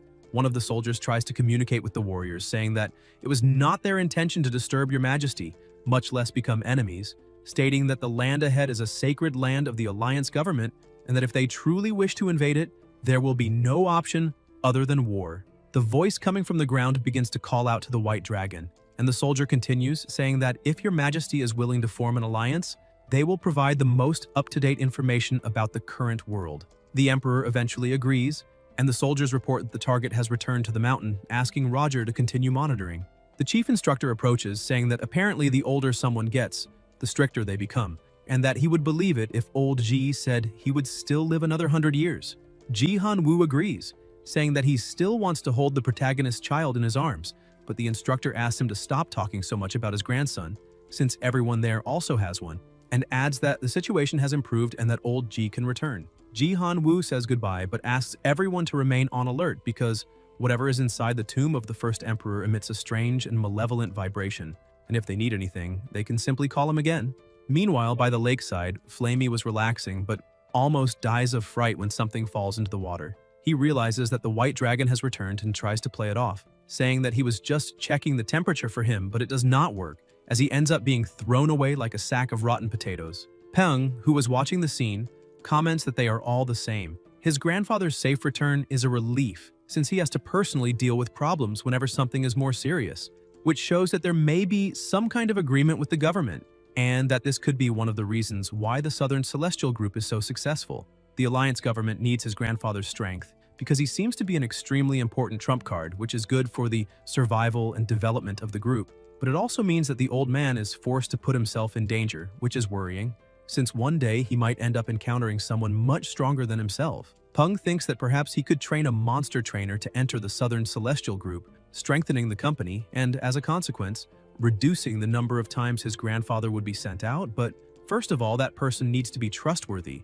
Otherwise, it would be foolish to train someone who could betray the group. This person does not need to be loyal directly to the protagonist, as long as they are loyal to his grandfather, so he will need to search more carefully. Sometime later, inside the laboratory, Huang Ya thinks that he received an order the previous night to work with the young master Gao Peng from then on, and that it was President Ji himself who gave this order, so he should not complain, although the fact of being treated like an object that can be given to someone else leaves him a little hurt. As soon as he sees the protagonist, he introduces himself as a soldier. His familiar also becomes excited by Peng's presence, and the protagonist starts smiling, saying that this is good enough. Then tells the captain that from now on he will be called Old Huang Ya, and asks whether he wants a lord rank familiar. Huang Ya almost has a heart attack and asks what the young master just said. Peng explains that he can give him a lord-level familiar, even though it is not guaranteed, and emphasizes that he will work very hard to increase the chances. Huang Ya shouts that he would love to have one, but the protagonist tells him not to rush into accepting, because with great power comes great responsibility, and if he has a familiar of that level, then he will have to be a bit more responsible. With such a familiar, he will be pushed to the top and become the group's new hero, and when emergency situations arise, he will be sent to handle certain problems on behalf of the company. Huang Ya says that he understands and still accepts, so the protagonist turns around and says that he hopes Huang Ya will not disappoint his grandfather, asking him to follow him. In another room, Peng presents the female spider that had been missing, and asks Stripey to translate to that monster that she failed her evolution, and that if nothing changes, she will be stuck in her current state for her entire life, but that he has a way to help her complete the evolution. The two begin communicating, and Stripey tells his master that the giant spider said she will not eat him if he can help her finish evolving, and that she will also forgive him for capturing her. The protagonist does not understand the response and calls Dumby, who is with his daughter, but upon realizing that his master is calling him, he simply teleports to his side. The protagonist says that they need to help that spider understand the situation she is currently in and says that he does not have much patience, so she can either obey and become a Lord-level monster or continue resisting, since he does not mind adding another half-Lord-level monster as profit to his collection. The female spider begins to tremble in fear, and Stripey informs his master that the giant spider agreed to sign a blood contract. Peng asks Huangya to go ahead. He touches the spider and tries to form the contract but is repelled, and the protagonist asks what happened. Huangya asks the young master to give him a little more time, because the spider is still resisting a bit, so he needs to try a few more times. Peng, losing patience, simply looks at his familiar, who understands exactly what needs to be done. Stripey slaps the giant spider, telling her to sign the blood contract immediately or take another beating. A few seconds later, Huangya smiles and says that the blood contract has been signed, and the protagonist quickly begins preparing the evolution potion and, as soon as he finishes, throws it into the spider's mouth, causing her to start growing even larger. Even Stripey is startled, questioning how such a huge spider can exist. The earth around her begins to envelop the spider, showing that the solution worked quickly and that she has already begun evolving. He points out that the evolution will take some time and that if Huangya happens to be worried, he can wait there until the process ends. In the mountains around the city, two people observe a mountain spirit mentioned in the sacred scriptures. The other confirms that it is probably correct, but no one expected spirits to actually appear. Another apostle comments that there is nothing to be surprised about and asks whether the first two did not see Uncle Jerry's griffin. Their leader tells everyone to be quiet and emphasizes that if those mountain spirits are real, then the sacred scriptures truly speak the truth, even those carved in the capital. He summons his familiar, saying that he would like to have a conversation with the mountain spirit. Meanwhile, back in the laboratory, all the earth surrounding the giant spider begins to tremble, and part of her body starts to emerge. Peng, who has been monitoring everything, says that the evolution is about to finish. He goes over and asks Huangya how things are going, and happily, he replies that everything is going very well and that the evolution worked.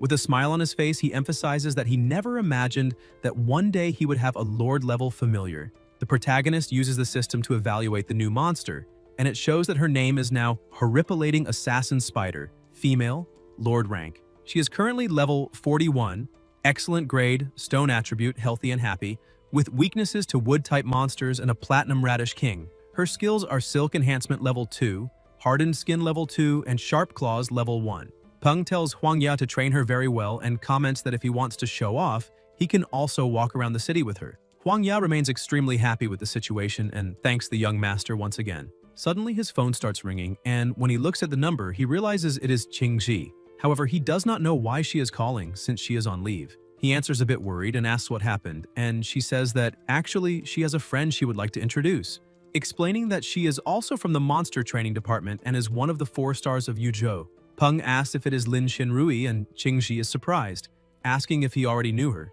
The protagonist replies that he has only heard of her and that, as far as he remembers, Lin Xinrui is a world-class hunter who spends her days traveling through uninhabited mountains and exploring unknown places, which means she is truly important, and that if the Southern Celestial Group can recruit her, it will be a great benefit to the company. He says he agrees and asks Qingji to tell Lin Xinrui to meet him later in the city center, adding that Qingji can come as well if she wants. Qingji tells Lin Xinrui not to worry, saying that the protagonist is very easy to deal with, and Lin Xinrui smiles, thanking her for the help. 20 minutes later, in the city center, something begins to shine in the sky and approaches at the high speed, crashing into the ground with force, and when the dust starts to settle, Peng appears together with Flamey and asks how he managed to suddenly lose his balance. Flamey apologizes to his master and says it was not his fault because he felt something hit his head while he was flying. Peng is a bit confused, but then remembers that after Dumby evolved to the Lord level, he gained a new ability called Soul Chain, which allows the protagonist to link his soul to that of a familiar,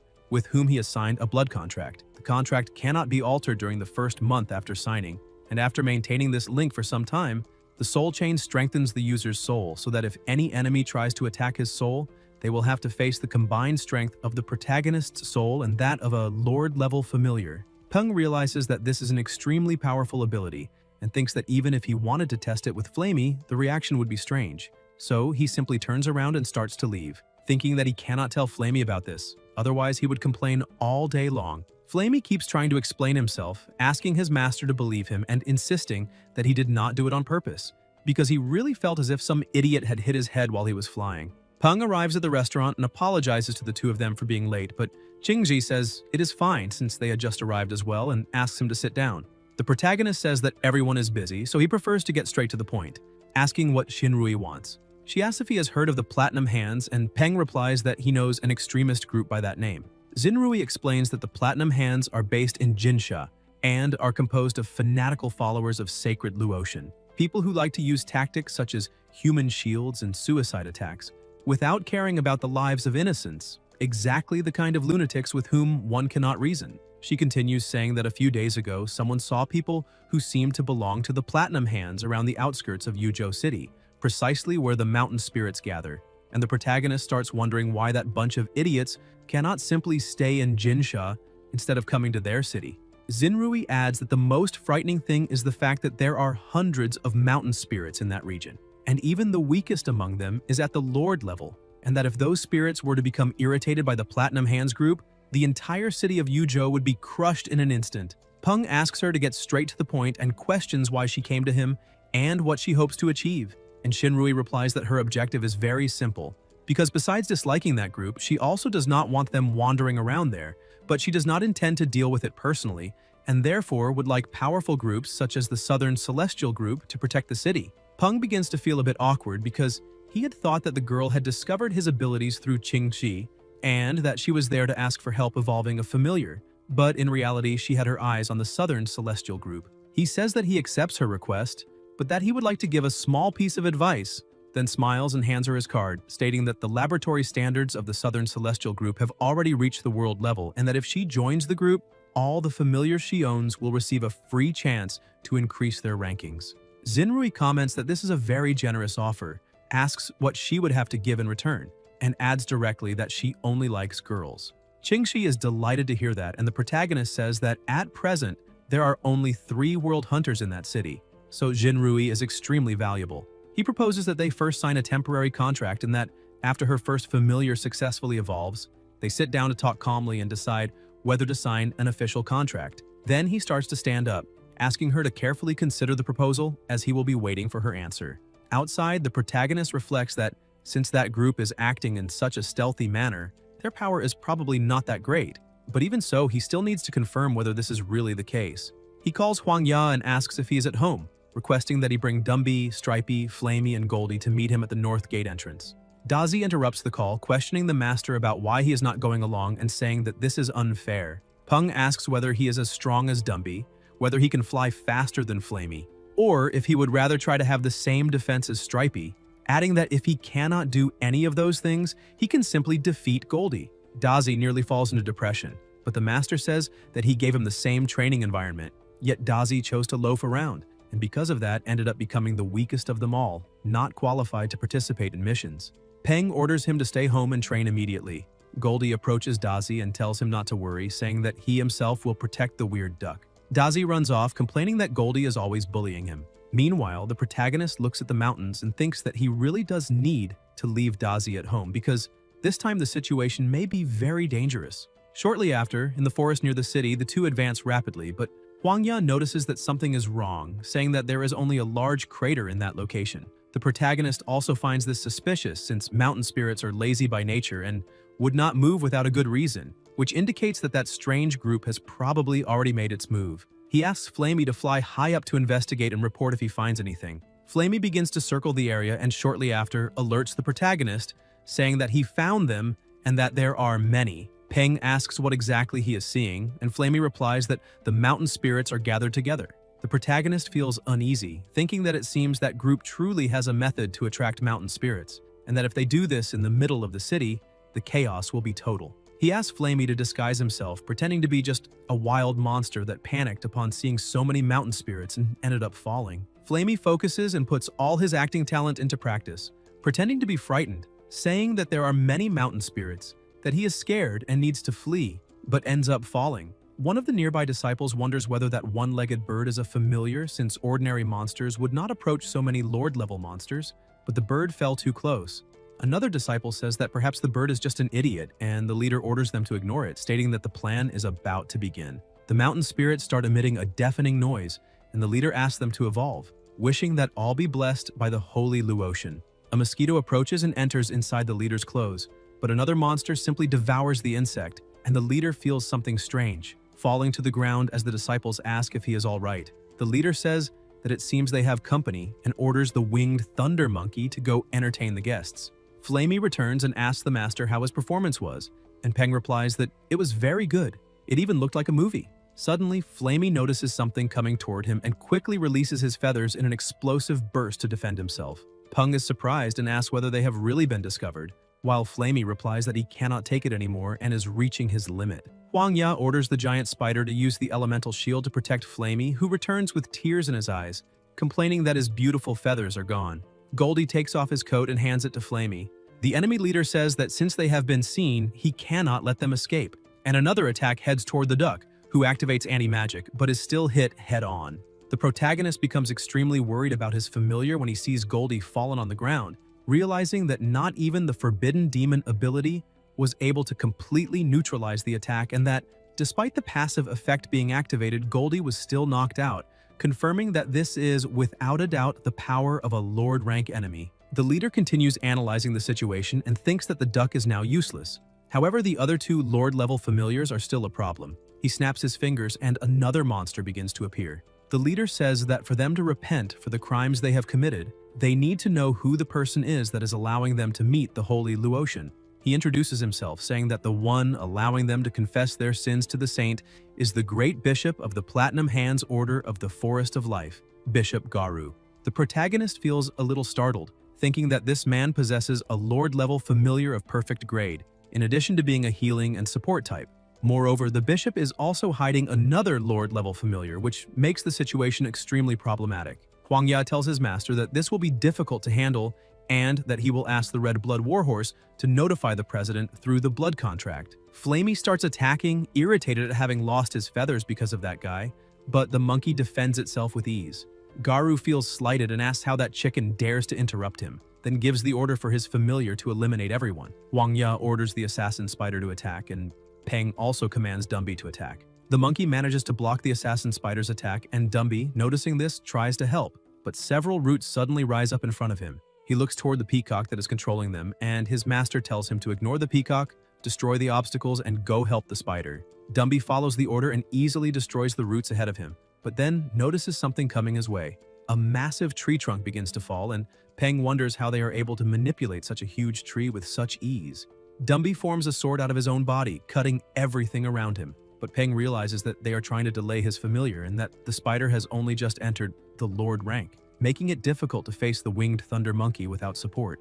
In addition, the true opponent, Garu, is hidden behind the peacock, which prevents any direct attack against him. Peng understands that the situation is terrible, because the peacock's ability is to manipulate plants, and they are in the middle of a dense forest, giving the enemy a total advantage. Even so, he gets an idea and orders his familiar to burn the entire forest. Flamey begins unleashing flames in all directions, but the bishop asks whether he really thinks such a foolish technique will work and orders the peacock to use the burning trees to attack. The trees surge toward Huang Ya, who tries to defend himself but ends up being grazed and thrown backward. Peng becomes worried, but Huang Ya shouts that he is fine and tells the young master to focus on the fight.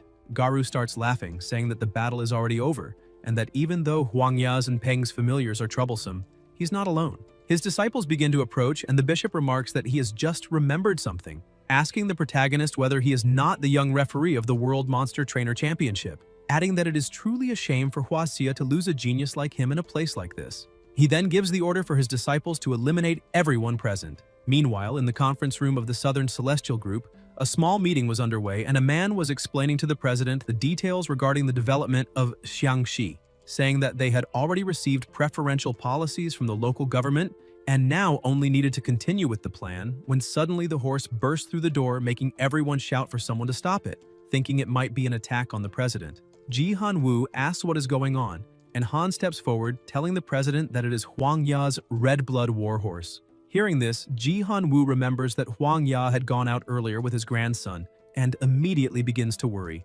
Meanwhile, in the middle of the forest, the two of them were surrounded. Huang Ya stepped forward, saying it would be better for the protagonist to run and that he didn't need to worry about him. However, he had one request. He asked the protagonist to place the heads of all those people on top of his grave, so he could die without any regrets. Peng apologized, but that wasn't going to happen. They still had their secret weapon.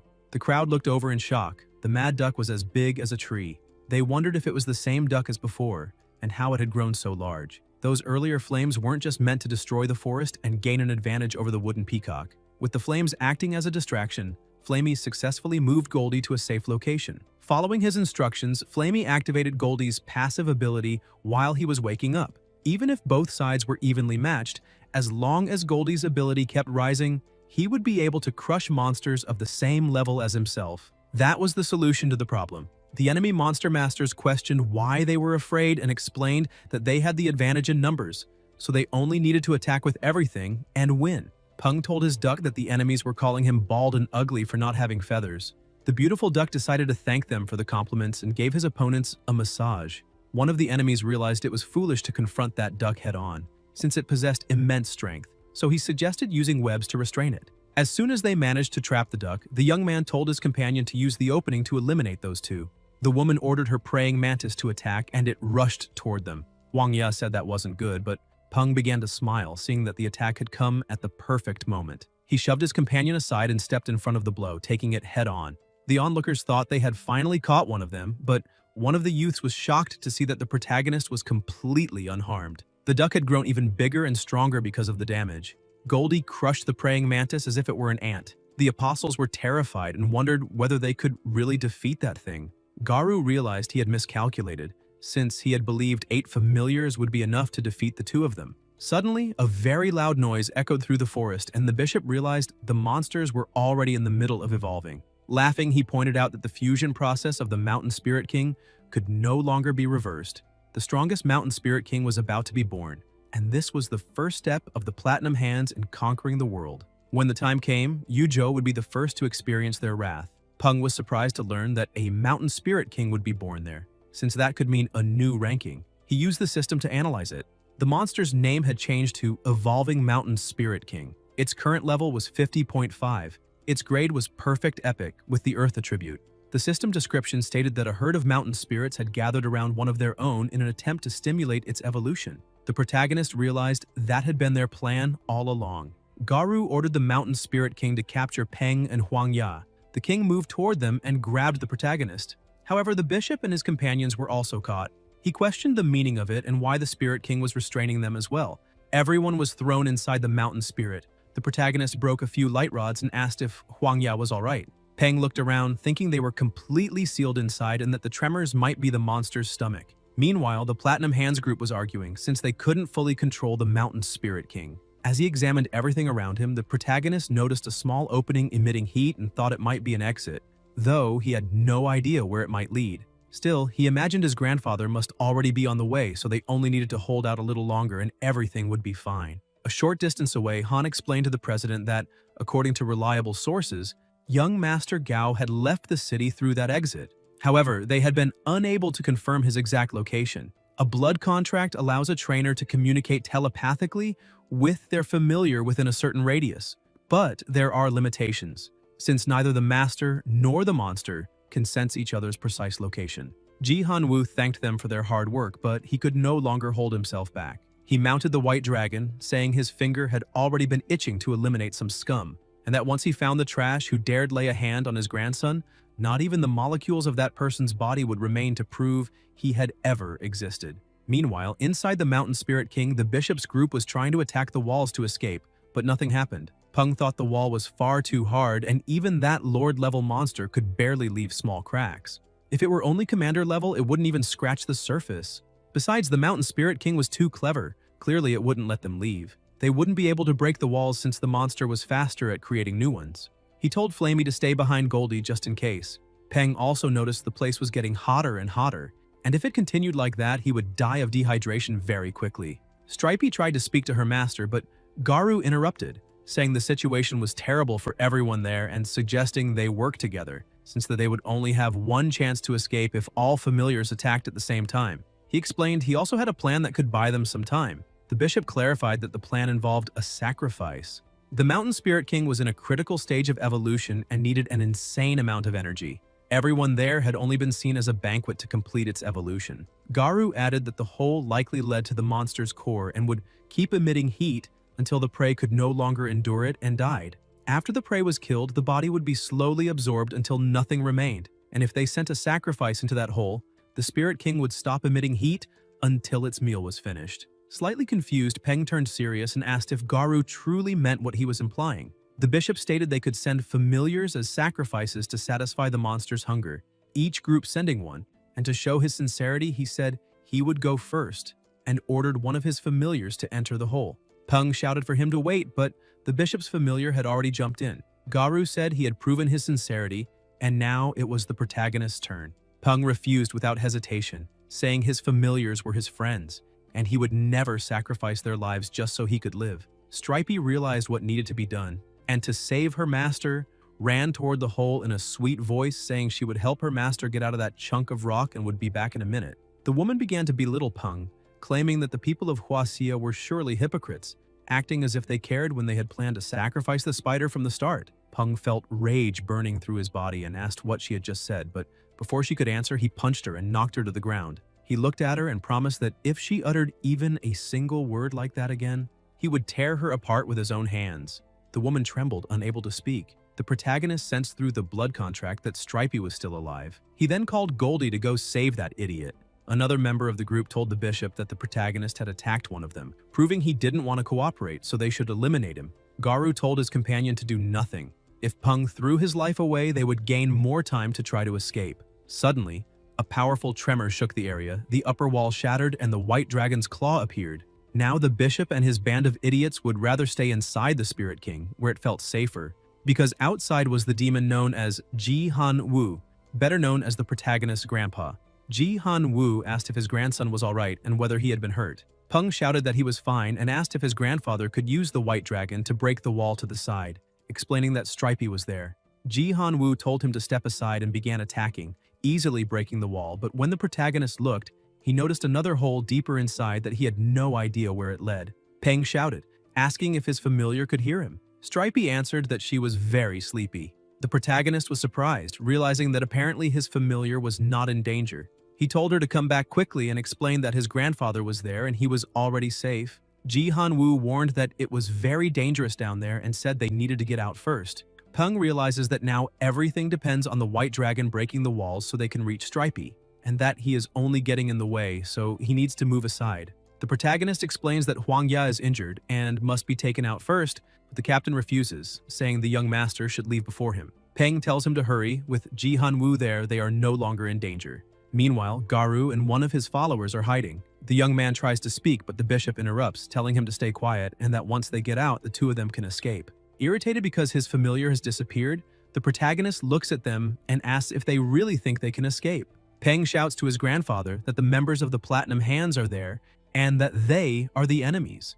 As promised, Ji Han Wu attacks, finishing the bishop in a single second. Peng looks at what happened, thinking that if he had been in the bishop's place, he would have been destroyed just as easily. The difference in strength between his grandfather and the others is enormous, and even though he is not sure when it started, little by little he began valuing only the grades of familiars rather than their levels, believing that as long as their grades increased, they could defeat monsters hundreds of levels above them, or even of a higher rank. But a monster's strength grows incredibly compared to the previous ranks. The power becomes greater and greater. The stone wall trap of the Mountain Spirit King and the claw of the White Dragon Emperor prove that.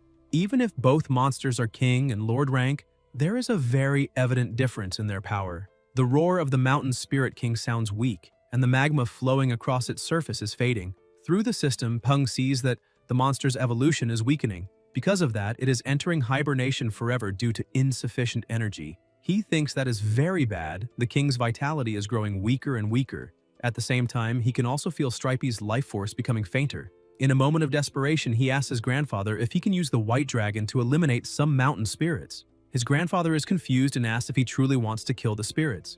Peng says yes, and explains that they will feed the Mountain Spirit King with the cores of the mountain spirits. He has realized that the weaker the king becomes, the weaker Stripey's life force grows. The only way to save Stripey is to make sure nothing happens to the Spirit King. Quickly, the white dragon sweeps across the ground, eliminating the mountain spirits and collecting their cores.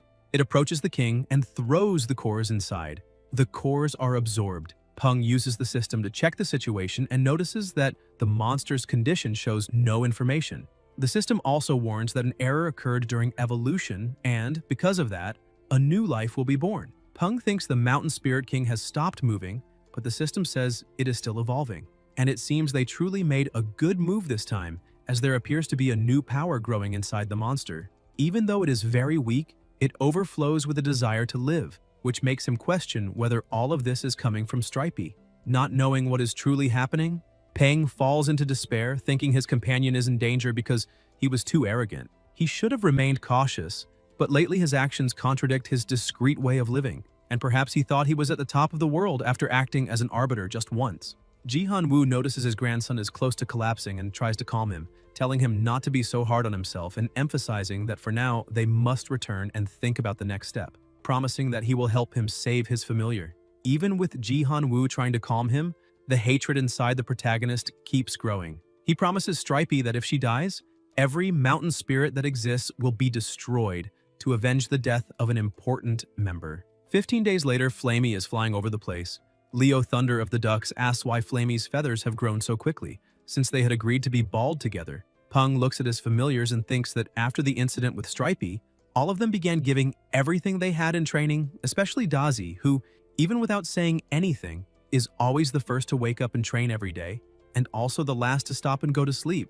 The protagonist remains confident, since the blood contract indicates that Stripey is not in mortal danger, only that she has fallen into a deep sleep. Ji-Han-woo organized a team to search for her inside the body of the Spirit King, but they cannot find her exact location. While thinking about it, Peng suddenly feels something very strong growing inside his body and, surprised, questions why his strength has increased so much all at once. He focuses as much as possible and begins to sense something, wondering if his third familiar has awakened and if it could be...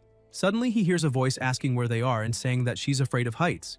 Peng immediately recognizes the voice and asks Stripey where she is, but she says she does not know and that she is very sleepy. The protagonist thinks that Stripey must have absorbed the Mountain Spirit King, since there is no other explanation for her having such monstrous strength, and she is probably in the same place where they were separated. Although monster trainers receive 1/100th of the physical boost of their strongest familiar, they cannot use any of their abilities, so he always thought it was a useless boost. But now he feels excellent with extraordinary senses. He possesses a powerful sixth sense and can control it perfectly. Peng calls all his familiars, saying it is time to go find Stripey. Dazi gets excited and suggests that his master climb onto his back so he can carry him. Peng says that is not necessary and asks if he wants to race instead. Dazi asks if his master will buy him something tasty if he wins. Peng says he will buy something good if he loses, but if he wins, then Dazi gets nothing. Dazi happily says his master is stupid for wanting to race him. Peng tells them to start and dashes forward.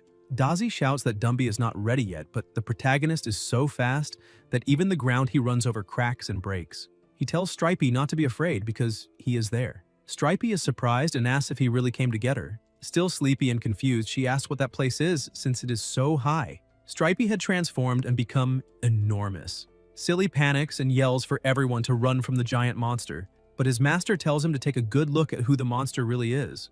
Before Silly can even look, he faints from fear. Peng uses the system and sees that Stripey is transformed into a mountain disaster spider. Her current rank is king and her level is 51, with epic grade and the attributes Earth, Rock and Magma possessing giant body level 1, Earth control level 5, Magma control level 2, and hardened rock level 3. He can hardly believe she truly reached king rank. Her strength has grown in an inexplicable way. Moreover, she is epic grade, so she likely became legendary during evolution and then advanced to king rank. Stripey lowers herself and says she would like to hug him, but she can no longer do that. Peng is even more surprised seeing that she can now speak normally, no longer through the blood contract but with her own voice. Peng tells her she has been a good girl, but she's too big now and will need to learn to stay a bit calmer, since she absorbed the essence of the Mountain Spirit King, and from now on she becomes the governor of the mountains. She gets excited and shouts that she will help her master keep the mountain spirits in line and be a great ruler. The white dragon, once terrifying due to its size, now looks like a small lizard next to Stripey. Inside the house, the protagonist asks his grandfather why he allowed the news to spread like that. Ji-Han-woo explains that he truly wanted to keep everything hidden, but asks if Peng has any idea how big his familiar is, and how he could possibly hide something of that size from people.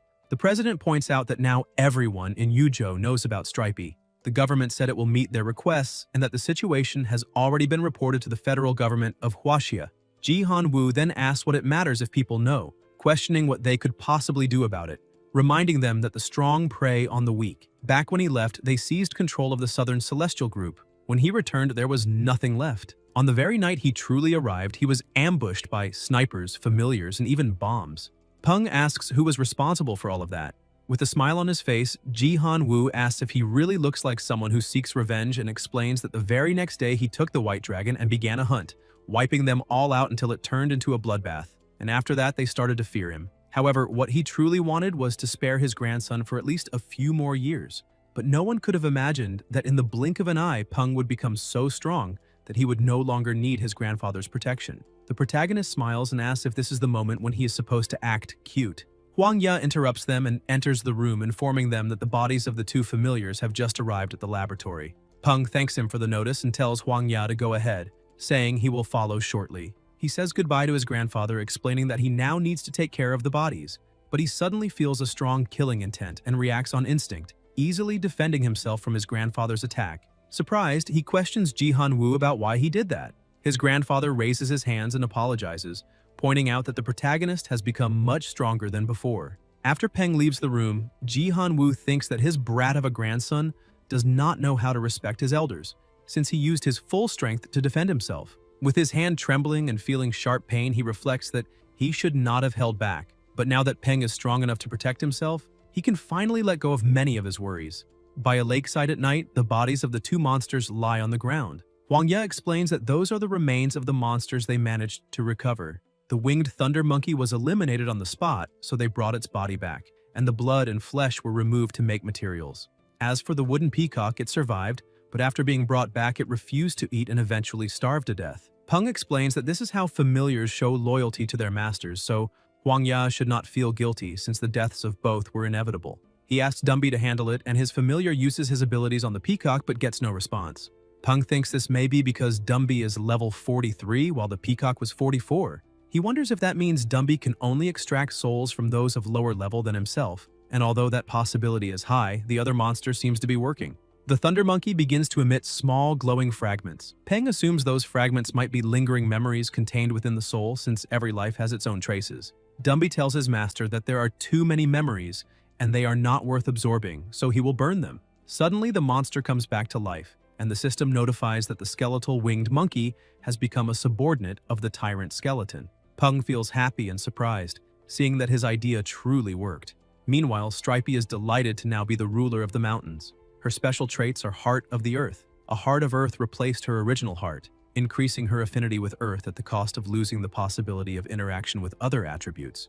Passive Effect 1 is Level 1 Earth Control. Passive Effect 2 is receiving the protection of the Earth. While in contact with the ground, she can absorb Earth elemental energy to form layers of granite armor, and this ability is linked to her Earth Control. In addition, she possesses the Cloud of Calamity. The Earth is not her only source of power, nor is the magma flowing beneath it.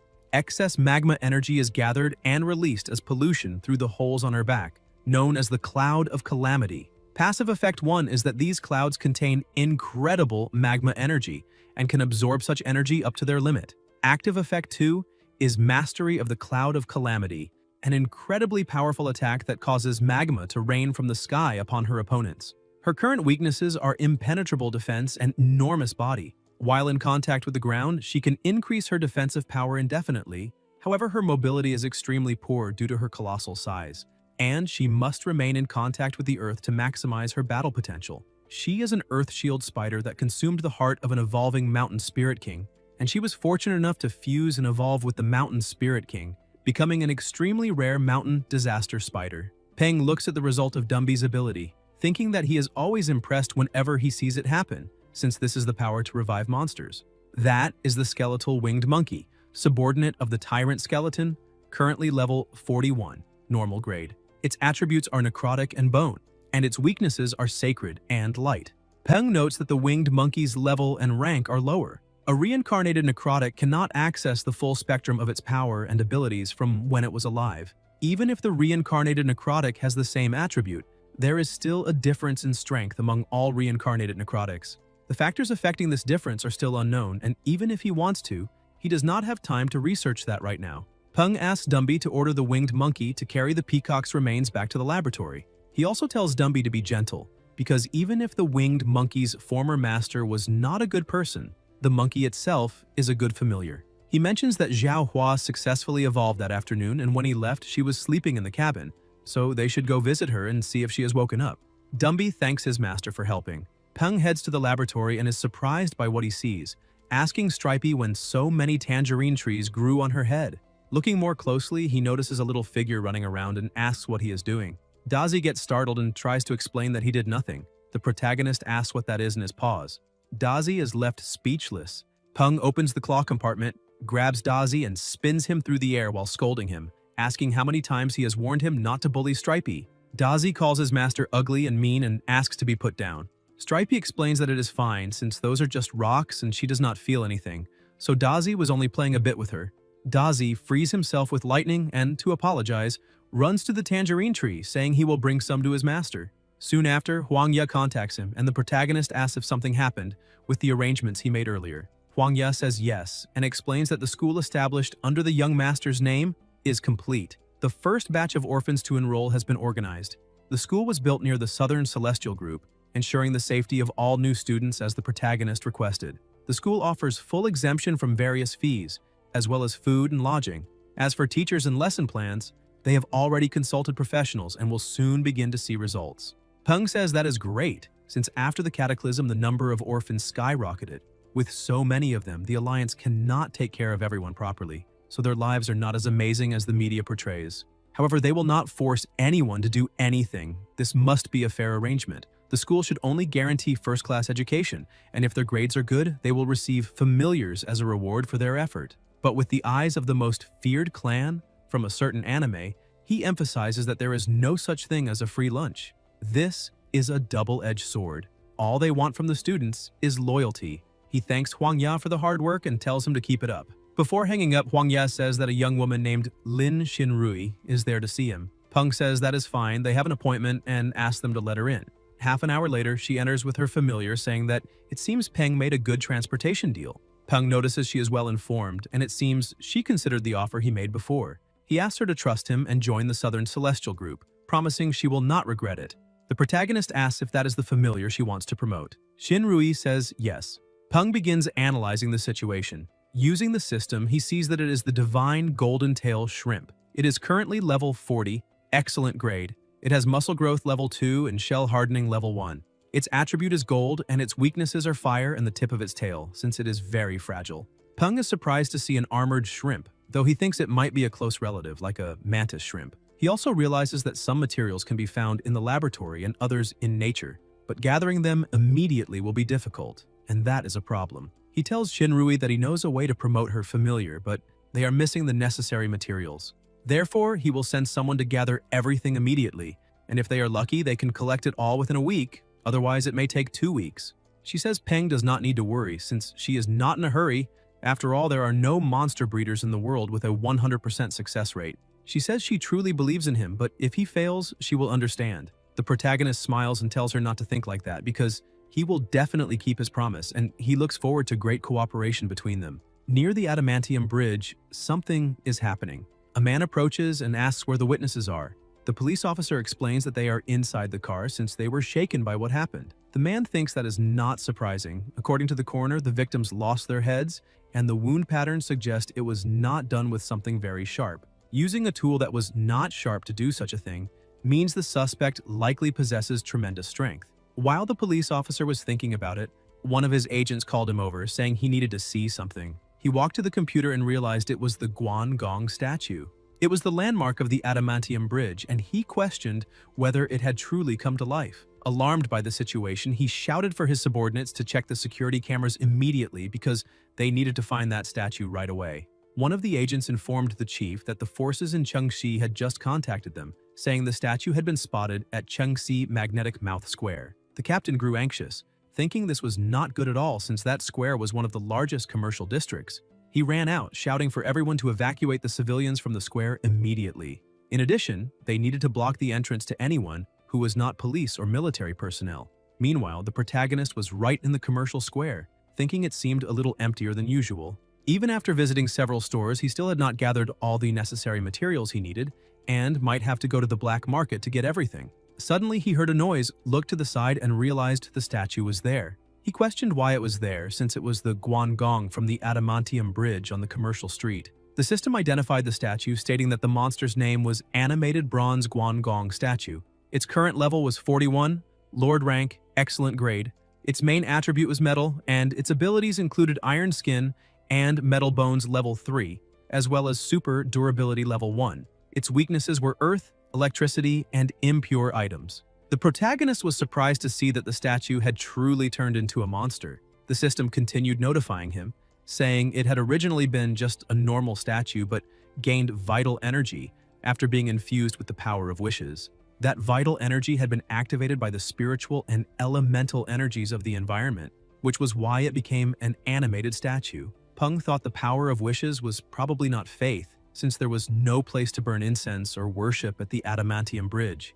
At most, a passing pedestrian might glance at the statue out of respect. Even without fully understanding how the statue had gained life force, he thought it was very interesting and should send a message to his grandfather about it. A few minutes later, Ji Han-woo called his grandson saying he had just seen the message. However, the most interesting part was that the Yuzhou government had not said anything to him about the matter, and they used to inform him of any situation involving monsters. The protagonist told his grandfather that perhaps they had not said anything because they did not want the news to spread since civilians still did not know about it.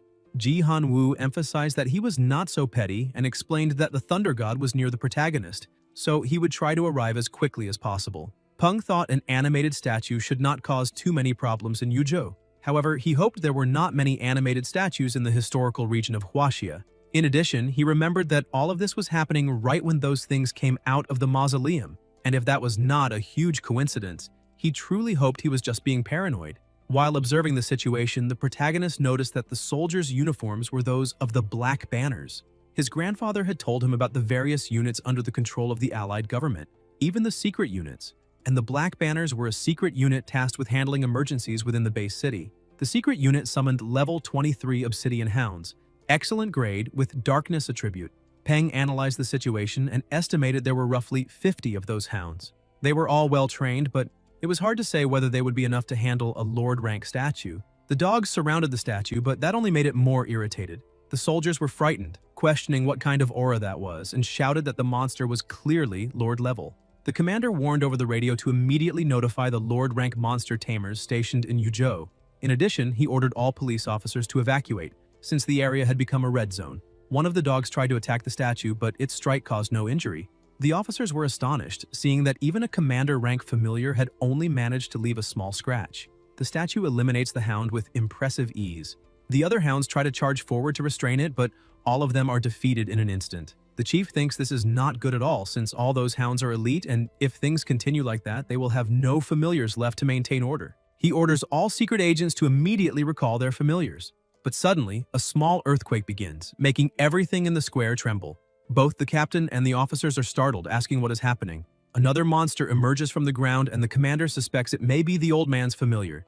The protagonist walks toward the officers, who form a small barrier and shout for him to stop immediately and identify himself. Peng asks if their chief is not Chief Luo. However, the soldiers remain on alert, pointing their weapons at him. The protagonist tells them not to be nervous, as he is just a citizen who happened to be passing by. Moreover, the gigantic snail beside him is the Thunder God, his grandfather Mr. Gao's familiar. The chief thinks that if that familiar truly is the Thunder God, then it belongs to the person he has in mind. And if that boy's grandfather has the surname Gao, then that young man might be the legendary Young Master Gao. The commander scolds his soldiers, asking how they dare point their weapons at such a kind civilian, and orders them to stand down. Desperate, the chief grabs the protagonist's hand, pleading for him to help subdue that uncontrollable monster, emphasizing that it would be for the good of the city and everyone who lives there. Peng accepts without hesitation, saying that is exactly what a citizen of the Alliance should do.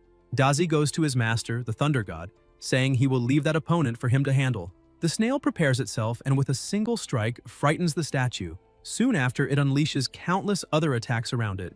Realizing those attacks are extremely powerful, the statue begins running at high speed, trying to dodge them all. As soon as it gets close enough, it attacks. But the Thunder God captures the statue mid-air, separating it from its horse.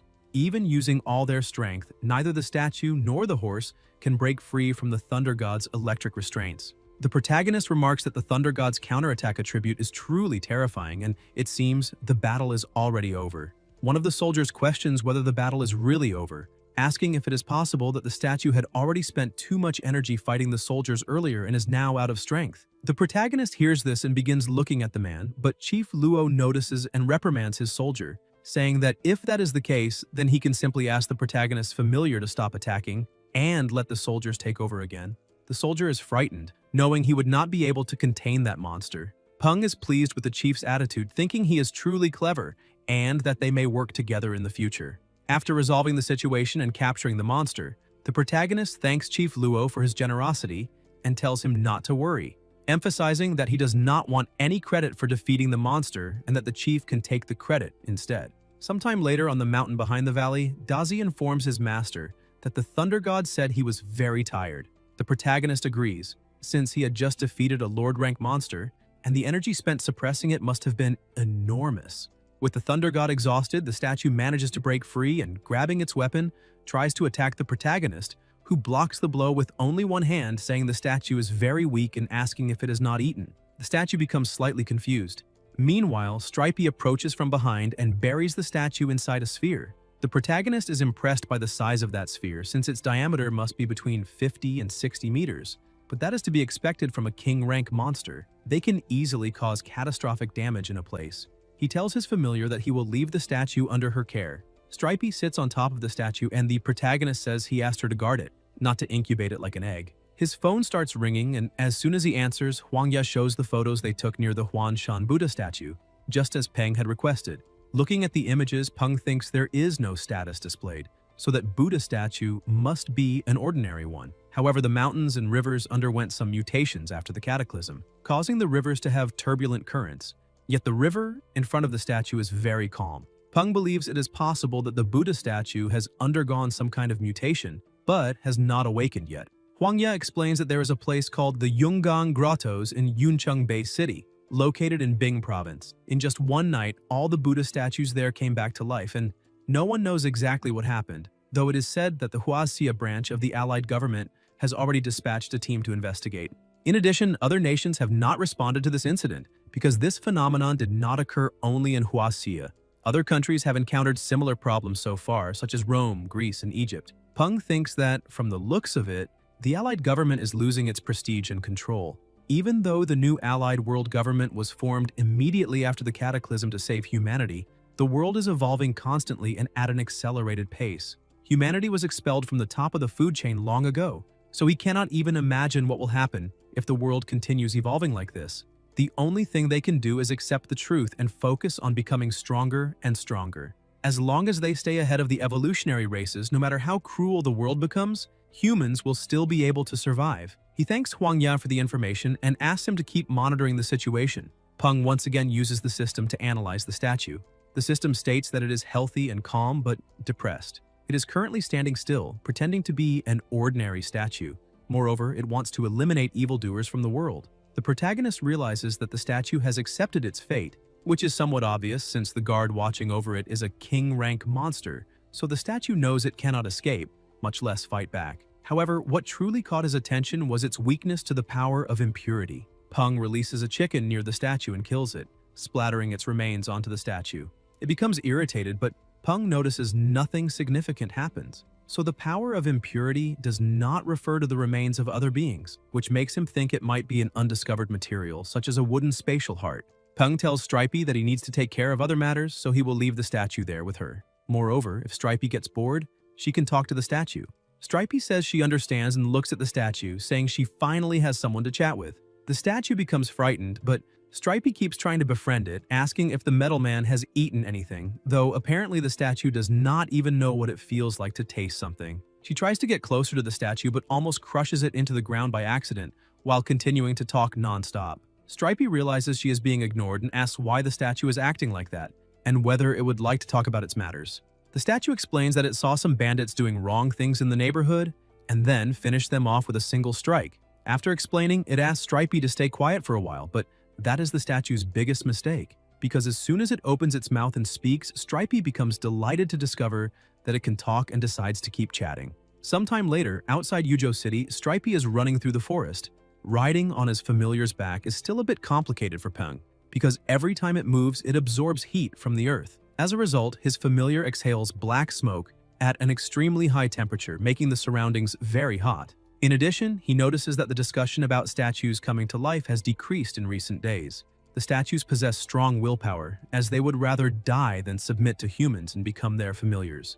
Therefore, the Allied government can only make agreements with them to gain a certain degree of control. However, this incident has given him a great idea, since with the mutation rate being so rapid, there must still be undiscovered monsters and hidden treasures in the mountains outside the city. Some time ago, due to the lack of resting spots, monster hunter teams could not explore the areas near the city. However, now that the resources in the nearby forest have been depleted, only a handful of experienced hunter teams dare to enter regions far from the city. So if he can persuade the mountain spirits to cooperate, he can create something similar to an outpost in the mountains. That way, individuals and teams can venture farther without worry. When they are tired or need supplies, they can rest at the outpost.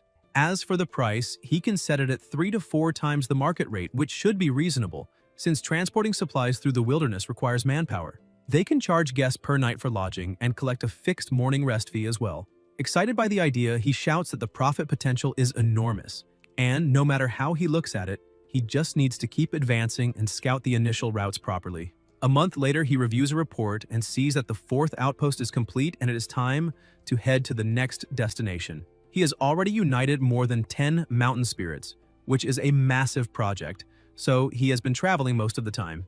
In the past month, Flamey, Goldie, and Stripey have reached levels 39 and 40. They are only one step away from becoming Lord rank, and soon he will have 4 Lord rank familiars and 1 King rank. While thinking about this, he hears a noise approaching, and when he looks to the side, he sees a swarm of mutant bees closing in.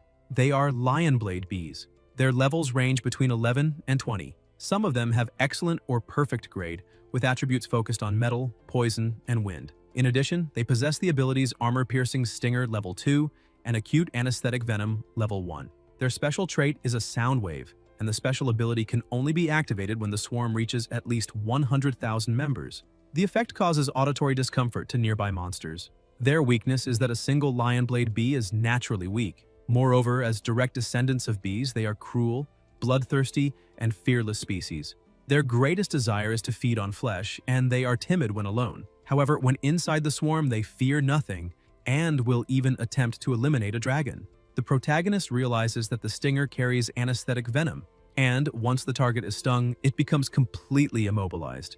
That way, the victim cannot counterattack or even try to escape while the swarm devours the body entirely. It is said to be one of the worst punishments a living being could suffer. However, the protagonist begins to smile since the swarm will be perfect for Stripey to test her new ability, Disaster Cloud. With a single attack, Stripey pulverizes the entire swarm, eliminating all the bees around her. The protagonist is surprised by the power of the lava, and the smell of frying bees in the air is not unpleasant. Peng calls Flamey, saying he wants to go to where the bees fell. As he approaches, he notices that all those monsters are elite. There are hundreds of bodies, which means hundreds of core crystals, so he will become rich without even trying. Seeing the roasted bees, Flamey starts drooling and says they are delicious. The protagonist watches his familiar eating one and asks if it is really that tasty. Dumby approaches, and Peng asks him to try resurrecting the corpses. Dumby attempts to fulfill his master's request, but it fails. He explains that this type of monster does not have a complete skeletal structure, so it cannot be resurrected. The protagonist understands and tells him it is fine. When he looks back at the bees, he notices that some bodies have already disappeared and wonders if Flamey has really eaten that many. Soon he realizes what is happening since he had not noticed that Goldie and Dazi had also arrived and were eating as well. Taking advantage of the situation, Peng asks Dumby to try reviving every creature buried in that region, and his familiar begins releasing a large amount of energy, raising several skeletons that had been buried there. The protagonist is surprised since even the body of an adventurer appears. Peng asks Dumby to let the adventurer rest in peace, as they should not disturb him. Suddenly, a noise followed by a faint pressure comes toward the protagonist.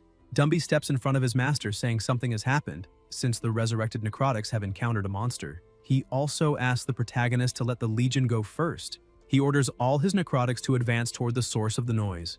A small monster appears, and Peng realizes it is just a mouse. He tells his familiars to catch it. Flamey creates a wall of fire, forcing the mouse to change direction. Dumby takes advantage of the opening and moves quickly, capturing the small rodent. The protagonist looks at the mouse, thinking it is a pleasant surprise. Using the system, he identifies it as a level 18 money-greedy mouse. Its current grade is normal, and it possesses the mystic attribute. In addition, the small rodent is healthy, though very frightened at the moment. Peng thinks the name of the little monster is annoying, and its grade is not very high. However, this is the first time he has seen a monster with the mystic attribute, so it is worth keeping the mouse to understand it better. After deciding what to do, he asks Dumby to let Stripey keep an eye on the mouse. He also wants Dumby to have all the necrotics gather the bee corpses. Shortly after, all the bees are piled into a small pit. Peng tells Flamey to do what he does best. His familiar begins burning all the bee bodies, leaving only the crystal cores behind. The protagonist looks at the crystals on the ground and thinks that after gaining power, earning wealth has become very easy. Peng asks Dumby to have the necrotic army collect all the crystals and carry them onto Stripey's back. Quickly, the small army starts transporting the crystals to the designated spot. Seeing the accumulated amount, the protagonist's eyes light up. Although they are only low-level elite rank core crystals, the large quantity can at least earn 10,000 alliance credits, which is excellent. After collecting everything, he tells Dumby to recall the Necrotic Legion, since they need to go deeper into the forest to persuade the mountain spirits within half a month. Sometime later, the protagonist arrives at the edge of a lake near the house. He wonders when another lake appeared there. Suddenly, something bursts out rapidly from the water, and the protagonist is startled, wondering if it is a giant crocodile. Flamey notices his master's reaction and prepares to attack, entering combat mode. But the protagonist calms him, saying the monster is not their enemy. His grandfather appears and explains that a month ago there was a massive flood in the Pearl River Delta that uncovered a huge underwater cave, and that monster came from there. Coincidentally, he had been thinking about bringing a monster home, so he chose that one. Peng is surprised to learn that the monster is his grandfather's new familiar. It is an ancestral crocodile, an ancestral variant. Its main attribute is water, and its abilities are Water Control Level 3, Hardened Carapace Level 3, and Explosive Bite Level 4. Besides its regular skills, it also has a special ability called Berserker Blood. Its blood has undergone a mutation with a high chance of inducing bloodthirsty rage. This ability also has a passive effect, granting violent bloodlust proportional to the severity of damage received, increasing its strength and explosiveness for a short time. At the moment, the monster is healthy and calm. The protagonist can also see the requirements for Epic Grade, which show that the crocodile is currently in the process of reverting its mutation. This process is irreversible, and it cannot evolve until it is complete. It also needs to consume many water attribute treasures. The more it consumes, the purer its blood becomes. Peng finds the familiar incredibly interesting. Ji Han-woo points out to his grandson that his own familiars are not bad either, and asks whether the Firebird will be promoted soon. The protagonist says yes, since Flamey reached level 42 weeks ago, and he is now looking for a place where his familiar can evolve peacefully. He also hands his grandfather the report from his journey, saying they discovered a total of 168 mountain spirits along the way. All of them agreed to cooperate, which made things much easier. His grandfather praises him, saying he did quite well, and asks what his next step will be and whether he truly intends to build a network of outposts or if he has changed his mind. Peng takes advantage of his grandfather's experience since he built an empire and asks for advice. Ji Han-woo says that although the mountain spirits are allies for now, the most important thing is the protagonist's familiar, because with a king-level familiar by his side, no one will be able to threaten him. Therefore, using the mountain spirits merely to make some money would be narrow-minded. On the other hand, the hunters who rely on these outposts for survival will bring far greater value. So his advice is that Peng needs to gather those hunters no matter the method. The protagonist understands, saying it seems they need to create a union. The Mountain Spirit Outpost will be the flagship offering of the union, and members will receive 50% discounts on lodging. If everything goes as planned, they can even cooperate with the Southern Sky Group and offer 10% discounts on the company's products. His grandfather agrees, but points out that it would be better to share part of the profits with the Yujo government, because that would ensure smoother operations and spare them unnecessary trouble. The protagonist thinks that on top of that, they can distribute 20% of the profits as year-end bonuses to union members. Each member's share will depend on performance and rank. Wealth needs to be spread around since no one likes a greedy person. Even if it seems like they are giving away a lot, the remaining profit will still be enormous.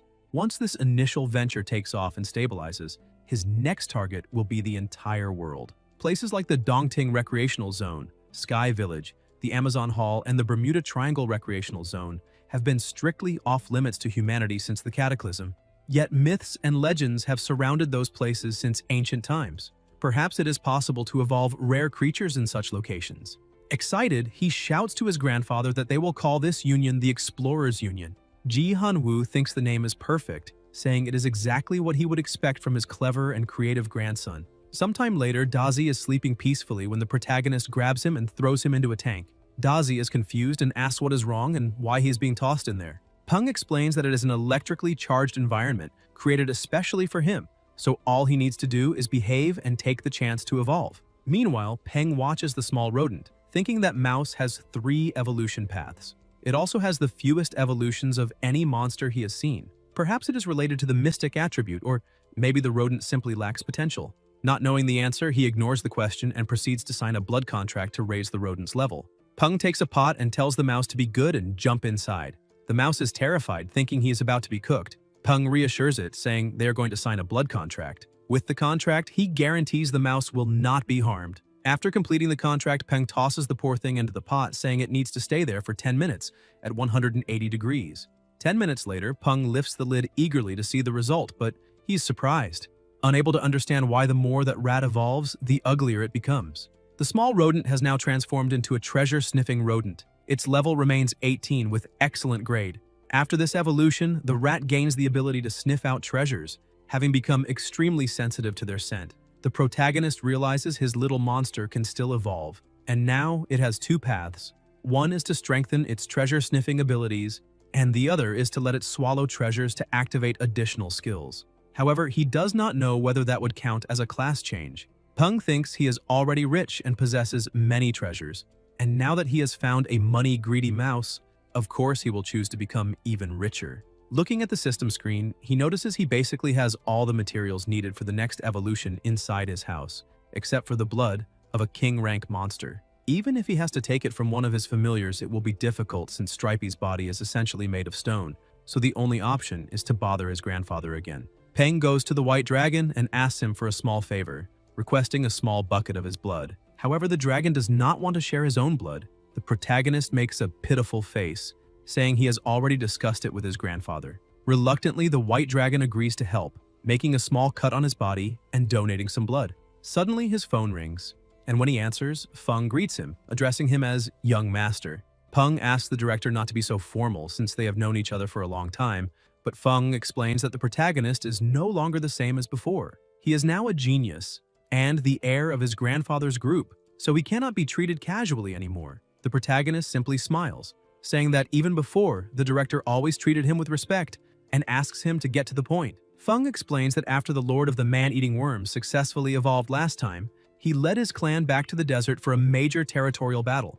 They had planned to let the 2 lords fight each other, but what happened was that the Worm Lord surrendered to the desert ruler, and now the 2 Lord-rank monsters are on the same side. The protagonist is surprised, saying that is indeed a problem, and asks what the director is thinking about it, emphasizing that if the idea is for him to handle it alone, that would not be good since he is being overestimated. Even though he has a king-rank familiar, its size is too large for long-distance combat, and currently he only has 1 skeletal Lord-rank familiar suitable for such a mission. Feng explains that the protagonist misunderstood and points out that this time the Golden Divinity will personally go into battle as well. In truth, the only mission they intend to give the protagonist is to delay the Desert Ruler while the Golden Divinity deals with the Worm Lord. After the Divinity defeats the Worm Lord, the 2 of them will handle the Desert Ruler together. Peng says it sounds like a great plan. However, he thinks this is only part of the real plan since the true objective is to make Ji Han-woo intervene in the fight. They know that if the protagonist accepts the mission, his grandfather will secretly follow to ensure his safety and, at a critical moment, will intervene and completely eliminate any threat. This makes the protagonist question whether the director is trying to use him, because he has always treated Feng as a true friend, and now he is acting as if the protagonist were easily manipulated. Realizing the story does not quite add up, Peng points out that Lord-rank monsters do not have low intelligence, so unless humans truly threaten their existence, they will not deliberately attack human-based cities. He looks directly at the director and says he will be very honest. He explains that he has always seen Feng as a true friend, so he wants him to tell the real reason and asks why the Chang'an military needs to eliminate those 2 Lord-level monsters. The director is surprised that the protagonist saw through the plan and, somewhat embarrassed, explains that the grandson of one of the regional military chiefs was attacked by the desert ruler during a mission, and unfortunately died in service. The protagonist simply ends the call and takes a deep breath, saying that Feng has truly become more skilled with words since joining the military. He reflects for a moment on the information he just received, and concludes that the grandson of a high-ranking military officer was indeed eliminated by the desert ruler, and that part could very well be true. However, saying he died in the line of duty is clearly exaggerated. His honest guess is that either the young man was greedy for the fame of fighting a lord-level monster, or he overestimated his own abilities and wanted to subdue a powerful creature. Perhaps he even needed the core of a lord-level monster. In any case, because of his own greed, he recklessly threw his life away. Now the grandfather wants revenge, but since they do not know Jihan Wu well enough to communicate directly and make such a request, they chose to approach the protagonist, who appears young and naive. And because of Peng's old friendship with Feng, he would not have hesitated to ask his grandfather for help. But what truly happened is that they decided to take advantage of him, and Feng agreed to it. Just like that, he has one less friend in his life. The white dragon notices that the protagonist seems distracted and calls out to him, saying he is finished. Peng hugs the dragon and sincerely thanks him for the help. Before leaving, he notices that the wound on the dragon's body is already almost healed. Moreover, when he picks up the bucket of blood, he realizes it does not feel like water, but more like mercury. There is not the slightest ripple on its surface, even when he lifts the bucket, and most surprising of all, it reflects like a mirror, making him question whether it can truly be called blood. However, he concludes that familiars who have reached king level have already surpassed human understanding of biology. They are high-level life forms, and that is understandable since even a greedy person can obtain what he desires if he strives hard enough. Peng looks at Flamey's egg and realizes it is more active, which means it will evolve soon. On the other hand, Dazi and the rat manage to evolve without any problems. Jihan Wu goes to the protagonist to inform him that the Guan Gong statue has been placed in front of the welfare school's entrance. He heard that it managed to eliminate a large honey badger on its first day of work, which allowed the cafeteria to add an extra dish to its menu. Peng smiles, seeing that they made the best use of it. Suddenly, the weather changes and lightning begins to appear. The protagonist asks if it is going to rain, but his grandfather explains that Flamey is close to evolving. The egg releases even more energy, and a bolt of lightning strikes nearby. Because of this, Flamey breaks through the eggshell and manages to come out. Jihan Wu points out that now Flamey finally looks like a one-legged crane instead of a penguin. Peng thinks his grandfather is right. Now his familiar looks like a slightly chubby one-legged crane. Jihan Wu asks his grandson if that evolution counts as a success. He says yes and explains that his familiar managed to awaken a new bloodline, but the exact details can only be confirmed later. Flamey has transformed into a forest flame spirit crane with an awakened ancestral bloodline. Currently, its level is 41 with perfect grade. Its attributes are fire and wood. Its current abilities are level 4 flame mastery and level 4 flame resistance. Its special trait is fire feathers.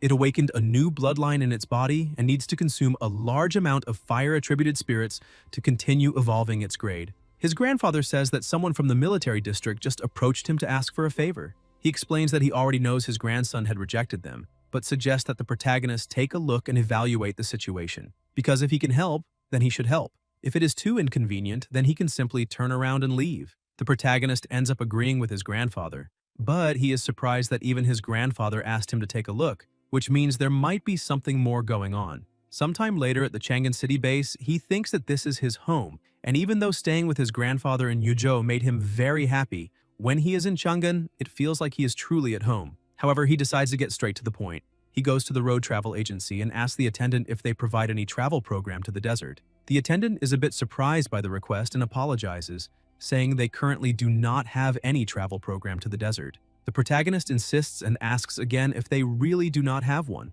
Another person approaches and explains that he heard that place is very dangerous and many people have lost their lives there. Because of that, no one dares to go anymore, and the military strictly controls the border. Therefore, anyone who wants to enter the desert must register for a special pass. The protagonist realizes that many people have lost their lives, so things are more complicated than the military had told him. Entering the desert through official means does not seem reliable because he needs to see it for himself if he wants to understand and know the truth. Besides, he should not reveal his trump card right now, so he needs to find another way. He starts looking around and notices someone a bit different from the others. He knew there would be brokers there. He calls the man, who quickly goes over to him and suggests they talk inside. But the protagonist gets straight to the point, takes out a bag full of money, and explains that he wants to go to the desert that same day, saying the money is right there and asking if he has any group heading there. Seeing that amount of money, the broker is impressed and says he can send him immediately. However, the broker is laughing inside, thinking the protagonist is just another foolish young master with money. The broker leads him to a strange, empty place, asking him to follow. As they walk, the broker tries to use his familiar to launch a sneak attack, but the protagonist simply looks at it with a terrifying killing aura, making the familiar tremble in fear. The broker, frightened and not understanding what is happening, begins to question who that young man really is, because a single glance made his familiar tremble down to its soul. With a trembling voice, the broker starts to respect the protagonist, calling him Big Brother, and says the meeting point is just behind that door. He tells the protagonist to rest a bit because they will leave no later than 10 at night. He emphasizes they will not wait for anyone, so there is no need to worry. The protagonist says that is fine, but thinks that man is too cowardly to try that kind of trick. Inside a hotel room in the desert, the protagonist wakes up complaining that his back hurts from riding that truck the night before, but luckily they stopped to eliminate some wolf-type monsters along the way, so he managed to get down and stretch a bit. He goes to the window saying he stayed cramped all night, and apparently the more he sleeps, the more tired he feels. Besides, the streets there are very busy, and that is the last outpost before entering the desert. He hears that many special materials are sold there, such as exclusive contracts, regular sand-type monster cores, and even sand soul stones. That was expected. Those three materials are the best sellers there. He goes to a restaurant, places his order, and hears some people commenting that the military is preparing to block off the entire desert and that later they will forbid people from Chang'an from entering. It seems the military is trying to keep the good stuff for themselves. The protagonist starts thinking about it because the water of the White Dragon Lake was especially fresh and clean, so that was due to the presence of the White Dragon. And following that same logic, the monster in the depths of the desert should be a bad-tempered entity. Although the sand element has always been active, it never gave off a feeling of anger. Sometime later, while the protagonist is walking through the desert, Flamey senses something and warns his master that someone is fighting monsters ahead. Peng asks his familiar to show the way because he wants to observe the situation from above. He arrives at the battlefield and notices that, judging by their clothes, those people do not seem to be military, but the team leader is not a bad person. He immediately switched to a defensive formation when the battle was not in their favor. The protagonist realizes they will be able to hold on,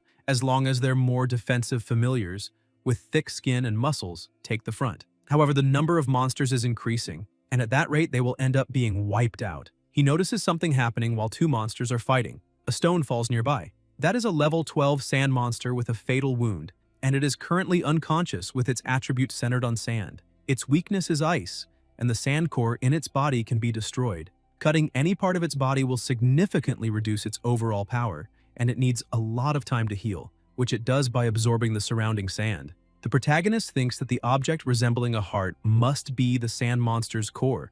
The sand monster could lose consciousness if someone removes the power from its core. Besides, the military still has a lot of influence. At least most people do not dare to speak badly of them in public. The waiter brings his drink while he thinks that for the military to lock down the entire desert and prevent people from entering, something big must be about to happen. So he needs to hurry and finish his breakfast. Later in the desert, Dazi is teasing Dumby, saying he is too heavy and that is why his feet are sinking while he himself can run freely. Dumby gets angry and says he is stronger than that sand, so it cannot stop him. But the more force he uses, the more he sinks. Dazi, Flamey, and Silly help pull him out of the sand. The protagonist explains that the desert is different from regular ground, so they might not be used to it.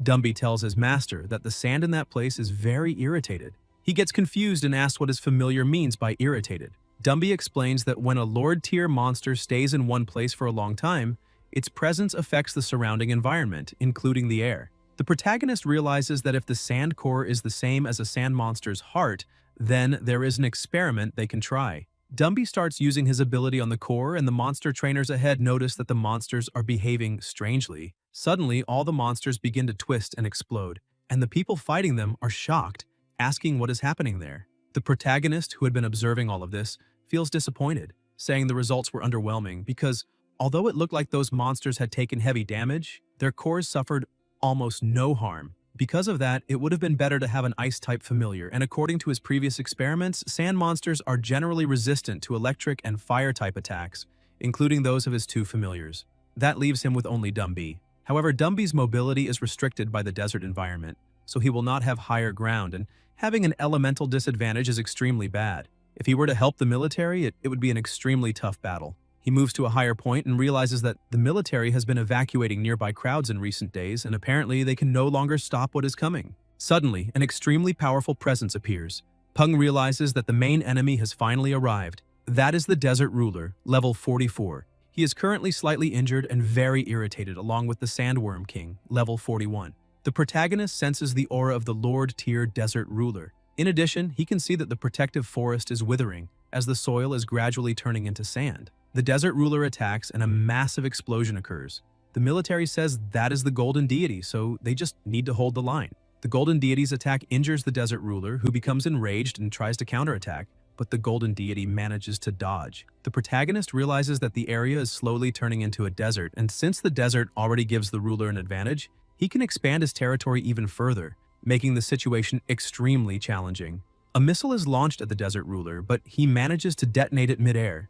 After that, he gathers other monsters, and the military reports that the Desert Ruler has summoned his army. Because of that, they must open fire to prevent them from advancing. With all that noise, the protagonist starts to feel irritated, saying that for the first time, having excellent hearing feels like torture. The sandstorm begins to subside, and the Desert Ruler starts calling out to the humans, but the Golden Deity continues attacking him. The military becomes slightly more hopeful, since even a Lord-tier monster cannot endure for long after suffering such severe injuries. However, they are surprised when the Desert Ruler suddenly bows. The protagonist, who has been analyzing the battle, questions whether the Desert Ruler can freely disperse any part of his body into a cloud of sand to avoid attacks, but to do that, he needs extremely fast reaction speed and precise timing. If his reaction is too slow, he gets hit, and if it is too early, the opponent can retreat and strike from another angle. He uses his system to analyze the Golden Deity and is impressed by its stats, but this battle is against the Desert Ruler, who has the advantage. So, if the military does not have a plan B, it will be extremely difficult to determine the winner. The Desert Ruler switches from defense to offense and moves at incredible speed, reaching the Golden Deity's back. Flamey asks his master if they should help. Peng explains that it is not the right moment yet because if they step in now, they will not be of much help. Besides, if the military intended to face the desert with only that amount of firepower, it would be foolish since they would not assign an idiot to command such a large-scale battle, so they must still have a hidden plan. Furthermore, judging by the height of the figure dressed in black, it is definitely not a human. And the worst part is that the protagonist cannot use the system to see that creature's stats because of the way it is dressed. The fight between the Golden Deity and the Desert Ruler is basically decided, as the Desert Ruler has captured the Golden Deity, which keeps trying to attack, but all its attacks are ineffective. The protagonist thinks that the Desert Ruler is clearly in his element, and as long as his sand core is not damaged, he can heal himself without affecting his combat power. Suddenly, all the sand monsters around the Desert Ruler begin to be absorbed, which might be a hidden move. After absorbing the smaller monsters, the Desert Ruler becomes significantly stronger, completely dominating the fight. The protagonist says that the city's guardian deity must not be eliminated there, so Flamey must be ready to intervene at any moment. However, something surprising appears. That black-clothed figure takes action. He is a terracotta soldier named Mengtian, level 44, epic grade. He possesses a skill called Level 2 Divine Power. In addition, he can harden and reinforce his armor thanks to his Level 4 ability. His special trait is Sarcophagus.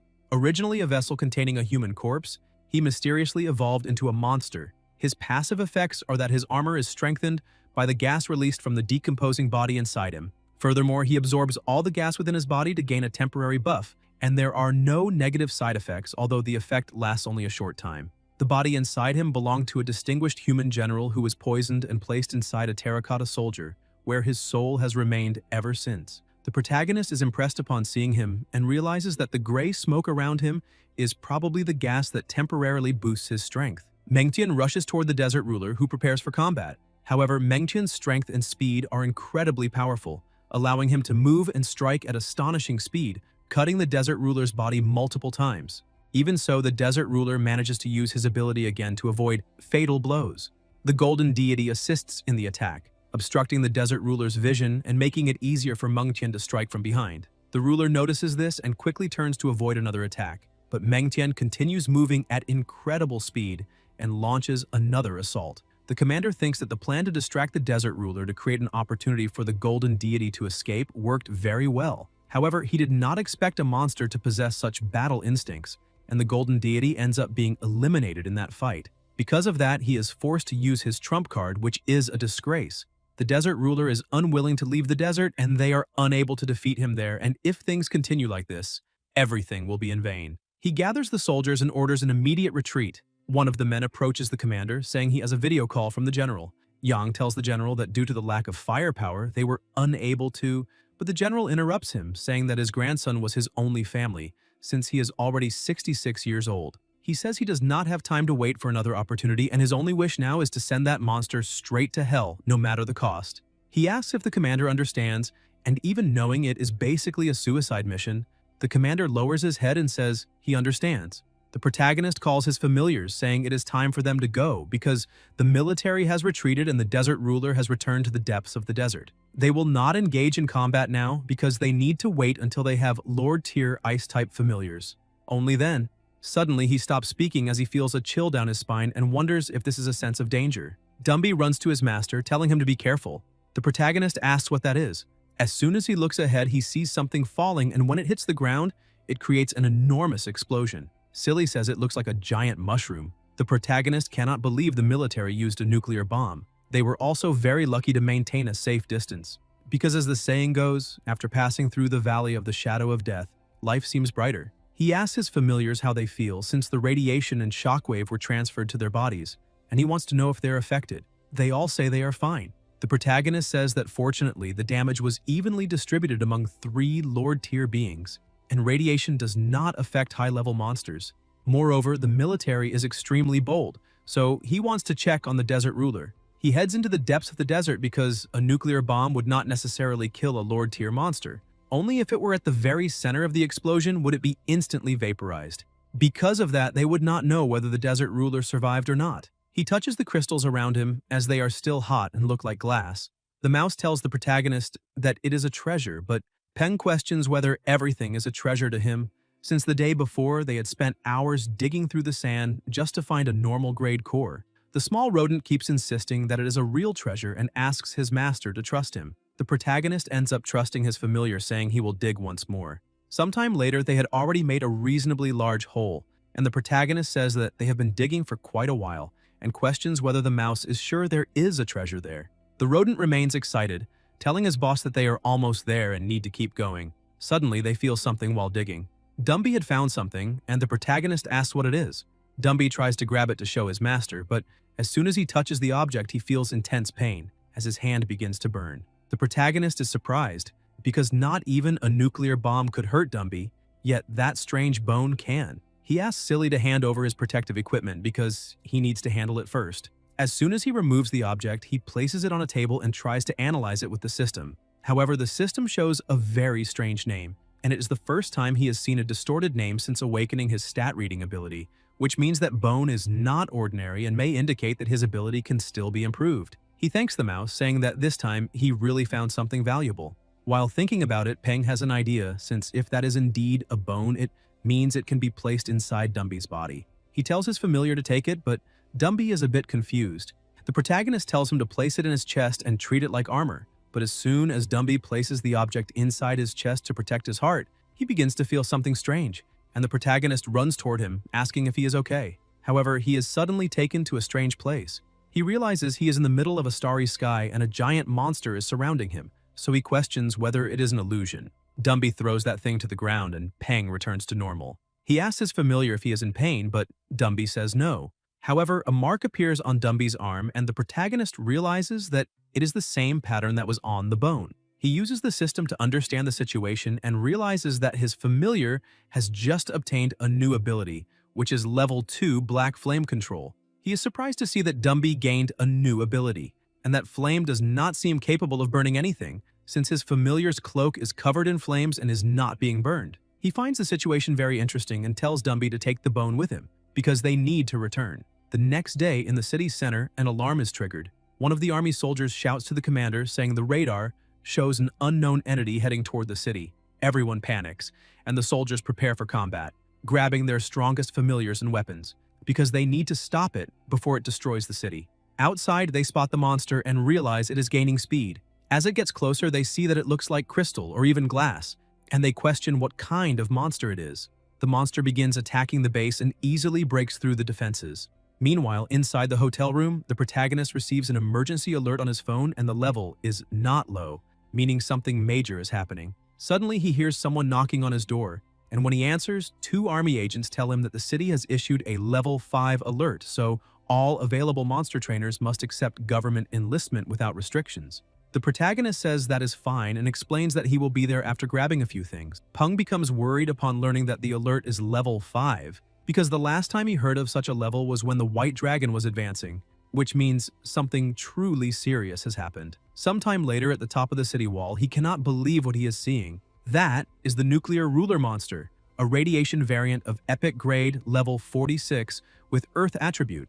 Its abilities are level 3 hardened body, level 2 elemental resistance, and level 4 gravitational mastery. Its special trait includes a nuclear core, as in order to survive nuclear radiation, its sand core developed the ability to absorb nuclear radiation. Because of this, it can strengthen itself using nuclear radiation, and can detonate the nuclear energy within its core to grant itself a temporary burst of power. Its weakness is that its body is now as fragile as glass.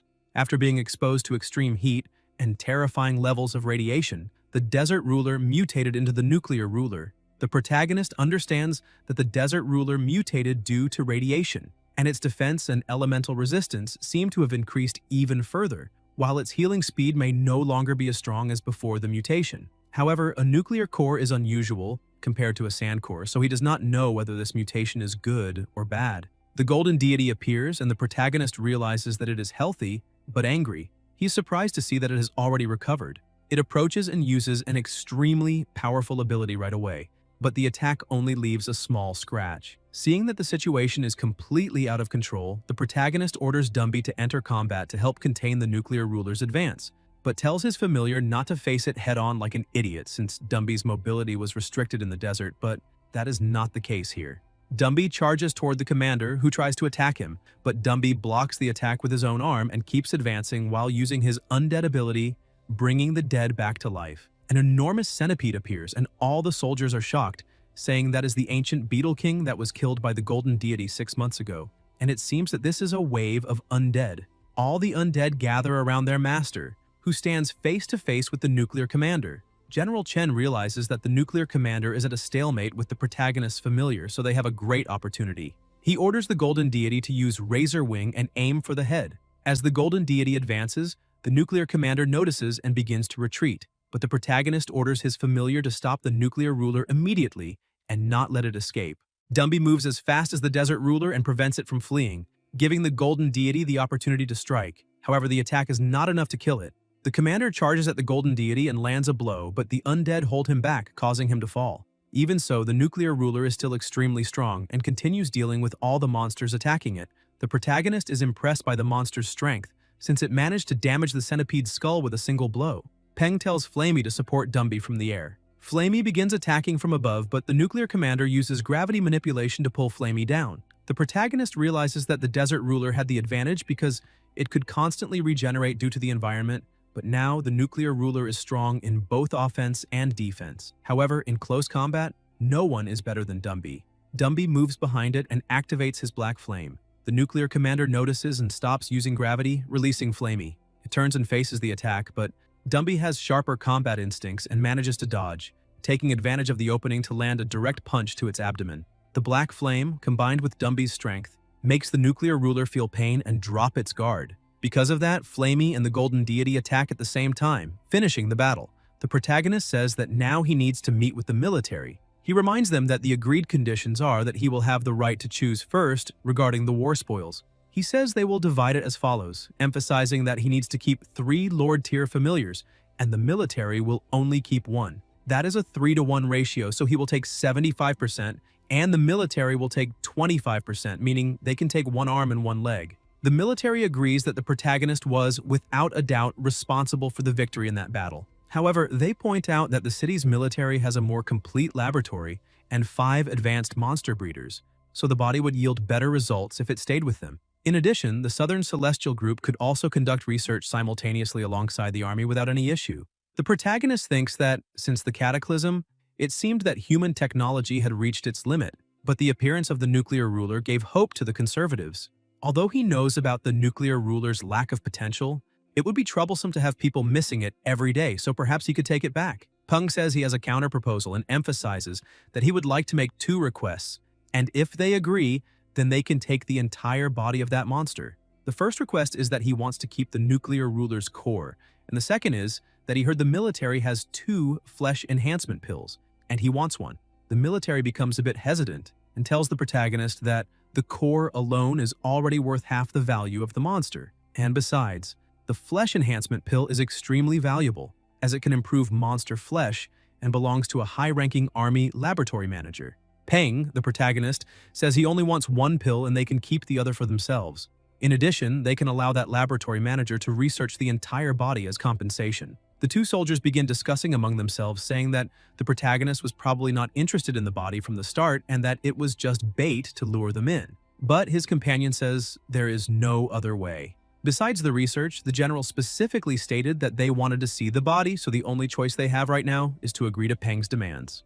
Sometime later, Goldie comes out of the capsule with his body modified, saying that now his physique is truly monstrous. He is much stronger, and it will be extremely harder for anyone to steal his money. He kicks a piece of iron, saying that this is the cosmic explosion, and they should witness his strength and tremble in fear. The system says that now he is Lord Beefcake. Peng asks his familiar what he is doing, because if he has nothing to do, then he needs to go train immediately, since he has to pay for the door he just broke. Goldie starts crying while rolling on the ground, saying that his master is too cruel because he became stronger, and yet his master still keeps stealing his money. Tang Tang praises the protagonist, saying that his familiars are truly interesting. Besides that, he tells her that the military has just sent the flesh enhancement tablet so they can begin the experiment now. Tang Tang asks him to take care of it because the evolution path of the blood-eyed bearded vulture is complicated since it becomes stronger through heavy training. The monster breeders who studied it before all said that it is already a miracle for it to be as strong as it is now. Peng asks her not to worry because he believes this is the best evolution path for the vulture and it will definitely succeed.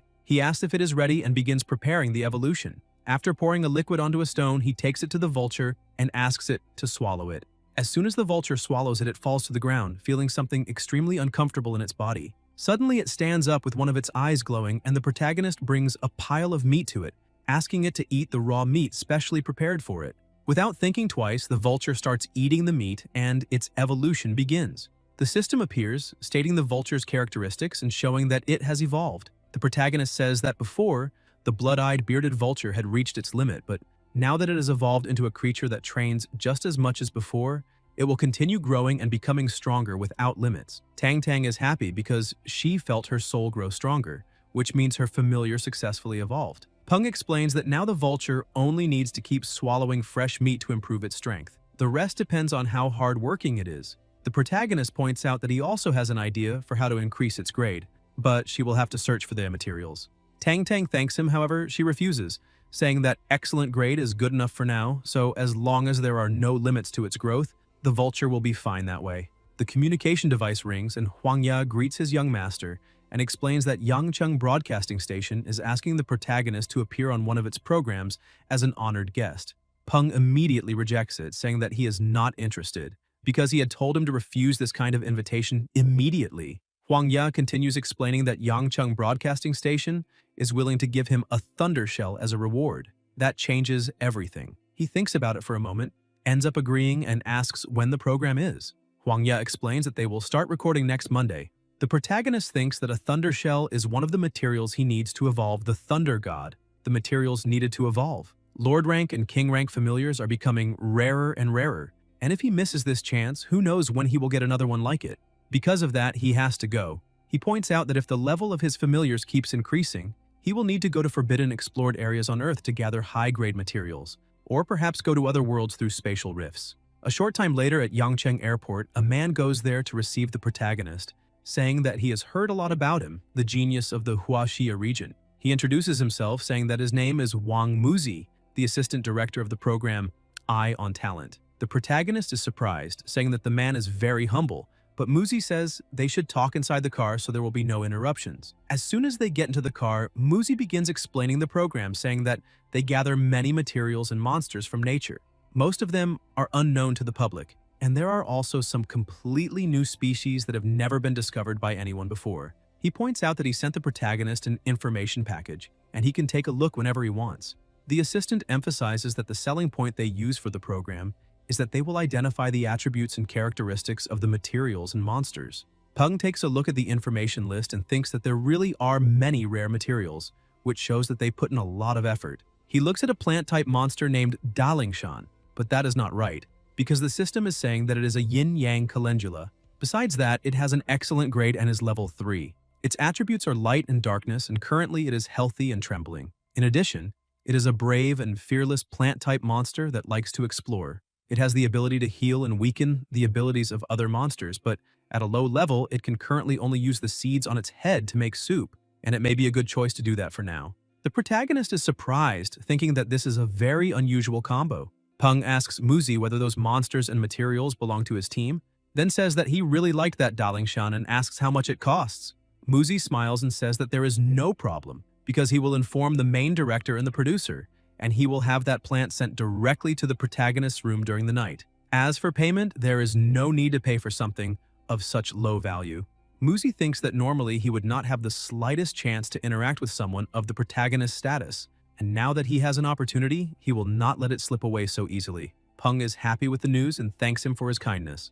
During the night at the Yangchengji family's house, the protagonist is surprised by Muzi's efficiency because he really has already sent what was agreed upon. He picks up the monster in his hand, blows hard, laughs, and says that it is being a good actor. And it is no wonder they mistook that monster for a normal plant instead of a plant-type monster. Peng asks Silly to hand him an elite-grade light-type monster core. He asks his new monster if it wants it, and the monster nods, saying yes. Peng says that it is all right and gives the core to the little plant. He thinks that it is a very easy creature to please. He uses Flamey to peck his finger and touches a little blood onto the small plant to create the contract. He did this because needles can no longer pierce his skin, since it is so thick that it can be compared to a rhinoceros's skin. The plant looks at the protagonist and calls him master. Peng thinks that the contract is complete. Silly's boring healing ability and the yin-yang calendula seem to be more professional. He calls the new member Flowery and tells Dumby that he will be responsible for her safety. Flowery runs to Dumby's head, and Dumby is happy about it.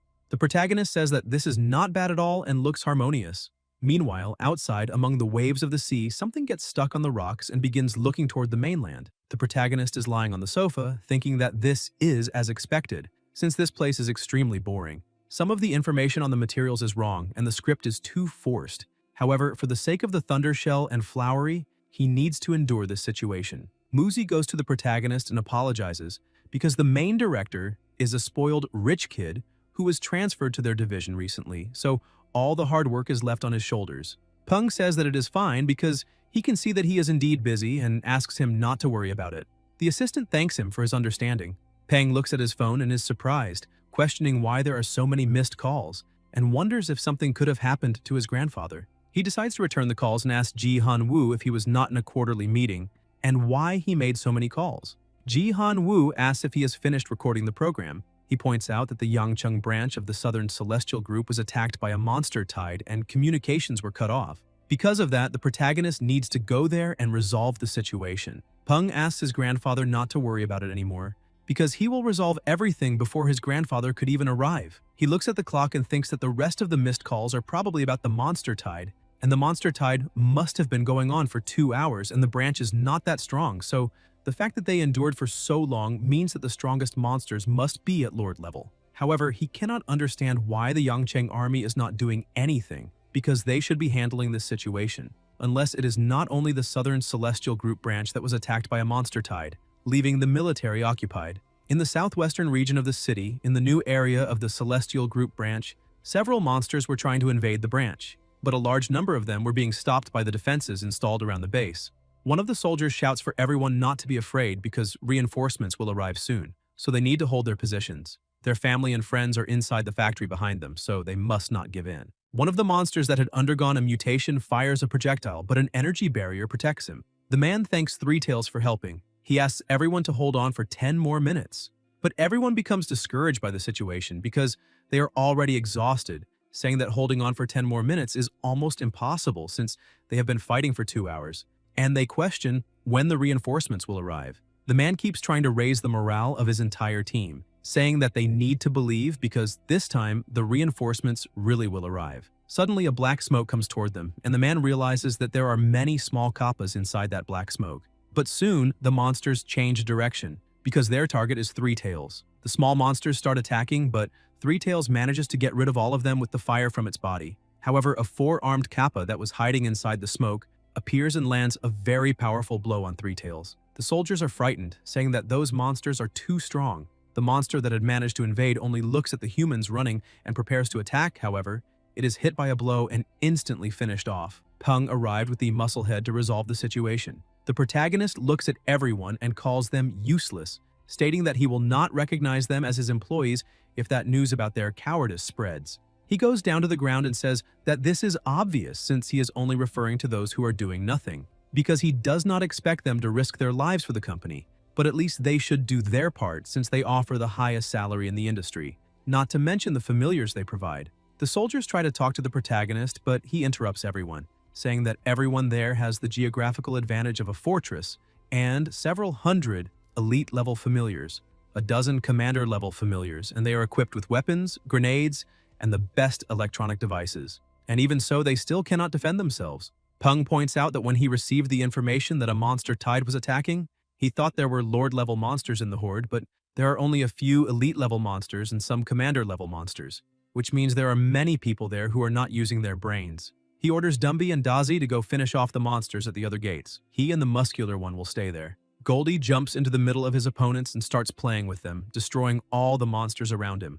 One of the monsters bites his shoulder, but that only makes him even angrier and even stronger, completely crushing the monsters in front of him. The protagonist calls his grandfather and says there is no need for him to show up, because there is not a single Lord-level monster there. He promises to be careful, but asks his grandfather not to worry about it.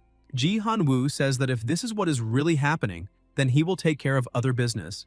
At the West Gate, the soldiers were still struggling to hold their positions. The troop commander says that everyone from the 3rd unit needs to replace the 2nd unit and not let the monsters get through. He points out that those monsters' brains are nothing special, so they do not need to be afraid. However, the sky begins to darken, and an extremely loud thunderclap followed by lightning cuts across the sky, striking one of the monsters there. Dazi has already arrived, leaving everyone in shock. Some monsters that have been struck by the lightning enter berserk mode and prepare to counterattack, but Dazi uses his Thunder Wings ability and begins releasing a huge amount of electricity while flying over the monsters, striking all of them with his terrifying energy. The troop commander shouts that this is a Lord-level familiar from the company and that now those turtles are paralyzed, so he orders all his subordinates to finish them off. Meanwhile, at the East Gate, the wall of muscle called Goldie, the gym duck, was standing before all the monsters.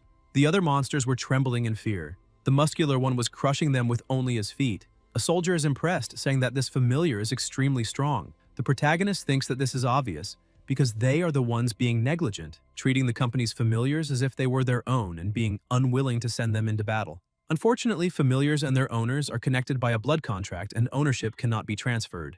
But he cannot allow this kind of work ethic to spread. Maybe he can allocate people from the security department to a familiar combat squad and leave the real fighting to the professionals. Besides that, he thinks there is something wrong with that attack because monsters would not attack humans without a reason. So he needs to understand the reason and origin behind all of this. Peng looks at Captain Zheng and asks him to gather those who stood out in the battle and follow him. He calls Xiao Wang, Old Xia, and a few others to accompany him. A short time later, when everyone is gathered, the protagonist praises them, saying that they are true warriors. Warriors should be rewarded for their bravery. Every scar on their bodies is a declaration of that bravery. The protagonist points at the camera and emphasizes that after the battle, they will be rewarded and punished according to merit. He says that he can offer them a second chance, asking them to capture the remaining kappas alive, and each kappa they catch will be worth 1 point. Some soldiers say that nothing in this world is more important than their own lives, and resigning from that job is not a big deal, because a young master like him only knows how to talk, and if they had the reinforcements the protagonist has, they would definitely also have a Lord-level familiar. But another soldier asks them to stop being hypocritical, because he admits that he was also very afraid when he faced that monster tide earlier, but he does not want to be a coward forever. The two behind him ask if he was really calling them cowards. The first man starts walking toward the monsters and 2 more begin following him. The others say that those 3 are a bunch of clowns and idiots. The protagonist simply watches, thinking that by the looks of it, not everyone is a lost cause and everyone makes mistakes. But as long as they are willing to correct them, He does not mind giving them another chance. Now, as for those who are stubborn and refuse to change, they need the attitude of a bad cop. A short time later, one of the soldiers takes the protagonist to the monsters they managed to capture. The system analyzes one of the monsters, saying that the name of that monster is coastal seaweed kappa. Its grade is normal and its level is 14. Its attributes are water and darkness. And its current status is that it has minor injuries, and its legs are wounded, so it is cautious. It has a few paths for promotion to excellent grade. The first is deep seawater kappa, a water evolution. The second is dark seaweed kappa, a darkness evolution. Third, terrifying seaweed kappa, a terror evolution. Fourth, shadow seaweed kappa, a shadow evolution. It lives near the coast and likes to drown weak creatures in the water, then feeds on their flesh. Peng thinks that the excellent grade evolution paths and the monster's states are becoming more detailed. He wonders if this is because the strength of his soul has also increased. The protagonist points out that ordinary people buy their familiars based on appearance. They will not sell for a high price since they are ugly, so they need to sell the dead kappas in parts, and the ones that are still alive can stay. He looks at the other monster, called the six-legged horned turtle, normal grade and level 18. It has earth and wood attributes, and its status is that it has light injuries and internal bleeding.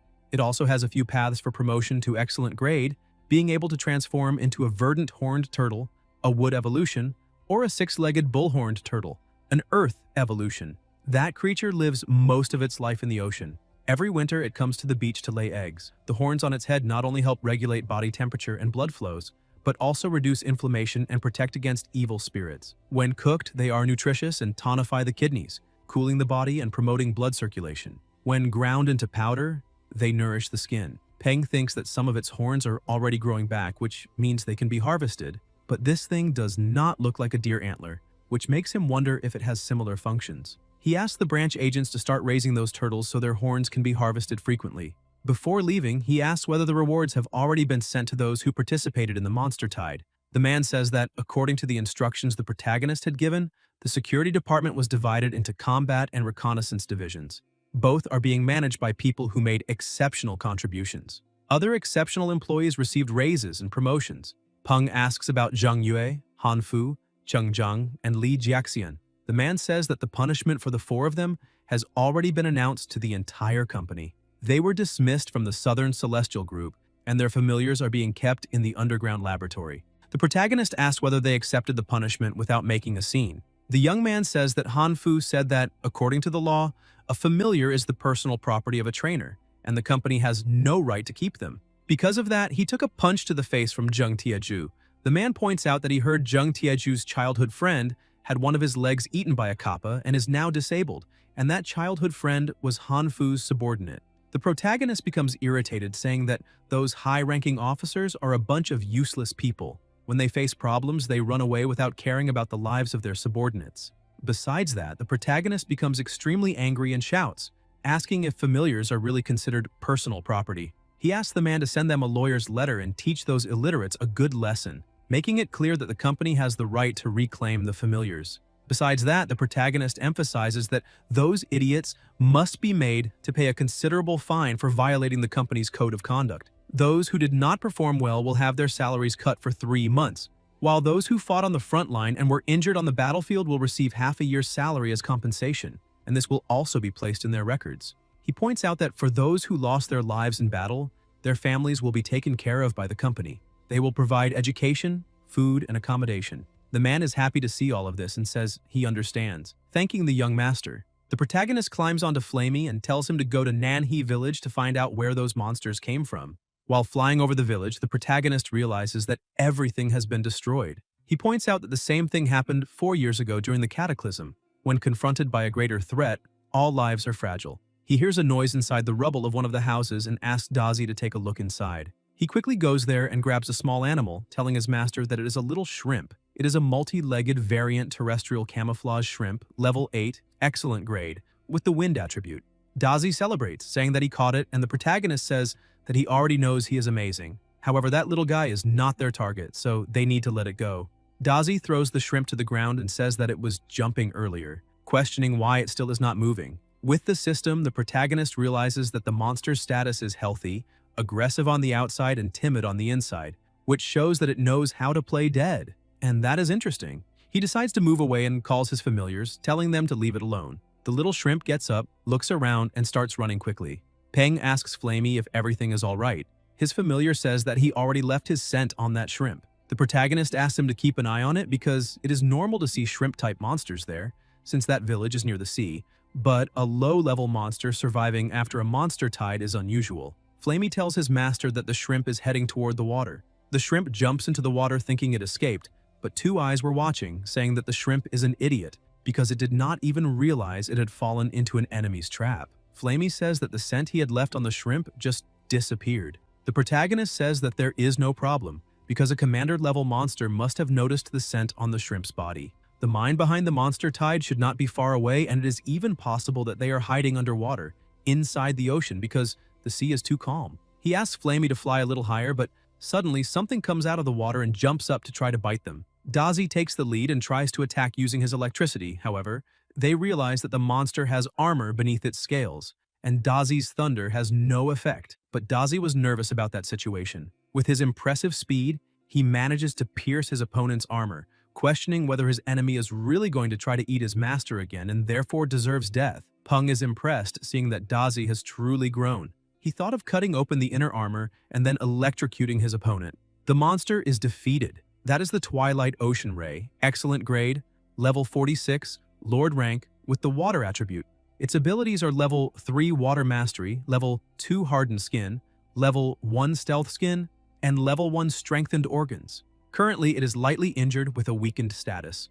Thanks to its wingspan, it can reach 50 meters. Despite its size, it can move agilely through the water. It can swallow its prey with its pouch-like mouth. Dazi celebrates, saying that he made the weird big fish run away. Peng says that he really did very well, and because of that, he will receive a whole box of worms as a reward when they return. However, he comments that the monster does not seem very strong, and probably is not the one they are looking for. He praises Dazi again, saying that everything was thanks to him. Peng asks Flamey to try attacking the surface of the ocean. He channels fire into his mouth and throws it onto the water. Peng is impressed, asking what that is. Something extremely large was beneath the water. He points out that something is not right, and they need to retreat immediately. The monster beneath the water thinks that the protagonist has left, however. He will bring new humans, so that place has been compromised.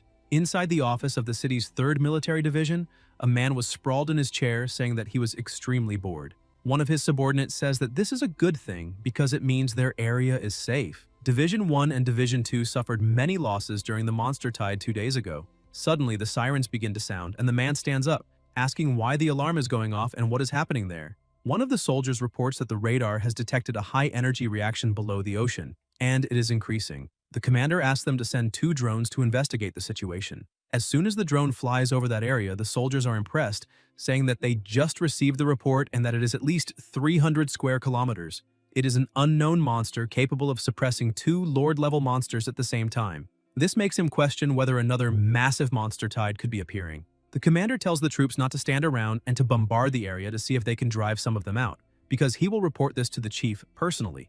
The first attack outside the city's territory is launched. Some fish around the area are affected by something and begin to retreat. The larger monster complains, saying that the smell is unpleasant, and some of the little ones ended up getting scared, and all the sea monsters in the region have gathered. Because of that, it is time for the humans to feel their wrath. One of the monsters questions why they need to attack the humans and why fish are not tasty enough since he has food. Besides that, he points out that he hates the feeling of dry land. The monster the protagonist had defeated says that it was bitten by an annoying winged centipede a few days ago, and because of that, it will devour it next time. The monster in command says that the time is coming, and they need to prepare. Outside, the protagonist was just watching those several flying-type familiars and a few Lord-level ones, and by the looks of it, that city's army is going all out at once. And when a large number of sea monsters gathers in one place, they are capable of creating tsunamis. But fortunately, the military improved the seawall, so that will not be a problem. The man controlling the human attack emphasizes that they cannot let the monster tide advance even a single centimeter. Otherwise, the fortifications will be destroyed. So all aerial combat personnel at the scene need to attack the rear of the monster tide. The artillery and missile vehicles prepare to attack the center of the wave. Peng says that they will also fight alongside those familiars. He asks Dazi to go with Flamey and not move away for even a moment. The wave begins to approach and the first battle starts becoming more and more intense. The protagonist is surprised, seeing that the wave is enormous, and thinks that it is at least 6 meters higher than the last one. The wave crashes against the wall and one of the people runs to the protagonist, asking if he is all right. Peng asks the man not to worry because he is perfectly fine. Another monster appears to attack him. Goldie, with his testosterone over 8,000, steps in front of his master, questioning how a ridiculous shell dares to try to lay a hand on the weird duck. He asks if that is a joke because it is time for it to learn a little lesson. The protagonist is surprised, asking what kind of weird drama that duck has been watching recently. Goldie activates his secret power, secret pattern, elemental vacuum domain, invincible duck punch. With just one punch, he disintegrates the giant shell and eliminates several smaller fish along the way. Goldie starts laughing, saying that he truly is invincible. Peng asks if his familiar is serious, after those monsters are not even commander level. Suddenly, another monster comes out of the water. That is the Sea King Electric Eel, level 43 with a Lord ranking. Currently, its grade is normal and its attributes are water and electric. The eel also has the skills Water Mastery at level 2, Electricity Mastery at level 3, and Hardened Skin at level 1. The evolution of a deep-sea electric eel likes to live among corals, is dozens of meters long and can release electricity. Goldie tries to hold the eel down and tells his master that the fish is very strong, asking that big idiot Dumby to lend a hand. Dumby charges forward to help and tells the weird duck to stop calling him an idiot. He manages to land the first attack, but is soon thrown backward. Goldie gets excited, saying that this fish is really good, but now he is going to take things a little more seriously, and he starts using the duck's exclusive punch combination. The eel tells that duck not to get too full of himself because he is nothing but an idiot.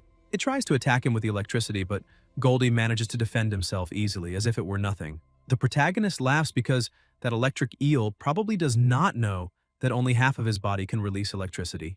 And although the Sea King Electric Eel has the advantage in the sea when Goldie and Dumby work together, the enemy basically does not have the slightest chance. While the eel is being properly educated, the protagonist notices that the sea level is rising. He looks ahead and realizes that the sea is extremely turbulent. Suddenly, another gigantic monster appears right in front of him. That is the Sea Coral King, level 51, with a king ranking. Currently, its grade is perfect, possessing the attributes of water and earth. In addition, it also has the skills Enhanced Reproduction at level 3, Accelerated Regeneration at level 2, Hardened Body also at level 3, Enhanced Spirit at level 4, and both Water Mastery and Earth Mastery are at level 3. Its special characteristic is Coral Water. The Sea Coral King's body is made of living and dead corals. Each coral mutation has a special physiological structure. They can create an environment that is beneficial to aquatic organisms around them. The first passive effect is that multiple corals gather together to form a massive super area around the Sea Coral King's body. All water-type monsters within its area receive gradual recovery from injuries and illnesses, and they will also feel happy and comfortable. The second is an active effect. It can choose to consume some of the corals to obtain enhanced healing for a specific target, however. The target has to be close to the Sea Coral King. Coral reefs are made of countless corals. The dead bodies of corals become coral reefs. The parasitic corals on the coral reef release a large number of young bodies at intervals. These new life forms quickly evolve into new coral polyps in the water, and then build new communities along the edges of the coral reef to form a new reef, expanding its borders. This process happens countless times, year after year, layer upon layer. The new generation continues expanding over the dead bodies of past generations, eventually growing and transforming into a giant one day.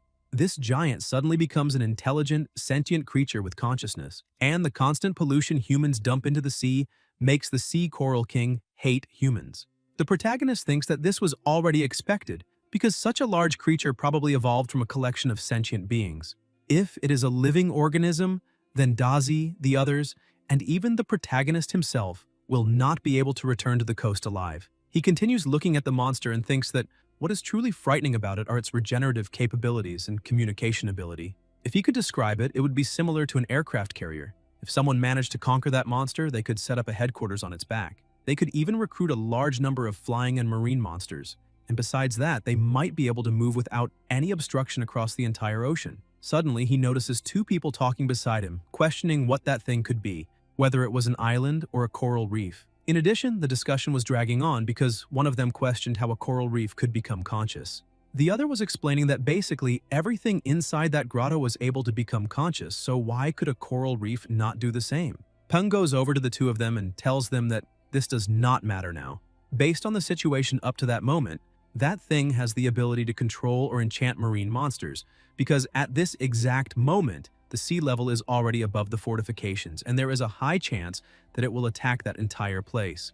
They agree, saying that they need to ask everyone to evacuate the place immediately. Peng calls Goldie to leave as well and asks him to call Dumby and pack things up as quickly as possible. But before leaving, the protagonist looks to the side and sees some people. He points out that he had received news that civilians were forbidden from being there, so why were there still so many people around? One of the guards explains that they probably infiltrated secretly to collect some monster corpses, but he asks the protagonist not to worry about those people because they need to leave that place immediately. They warn everyone that they need to leave the island as quickly as possible because the island ahead is at risk. The golden sicklefish have already passed through all the defenses, and they are no less dangerous than sharks, so they do not need to risk their lives for so little. One of the people present there becomes worried about the golden sicklefish and starts running, saying that his life is more important. But before he can get out of the water, one of the golden sicklefish tries to attack him. Blackie, the man's familiar, manages to avoid the attack, making his master happy. The man grabs his familiar and says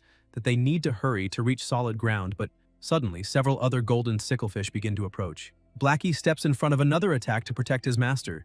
Realizing that he would not be able to escape, he throws his master onto solid ground and is attacked several times by the monsters. The young man begs someone to save his familiar, stressing that the greedy one in this story is him, and that his familiar does not deserve to go through that.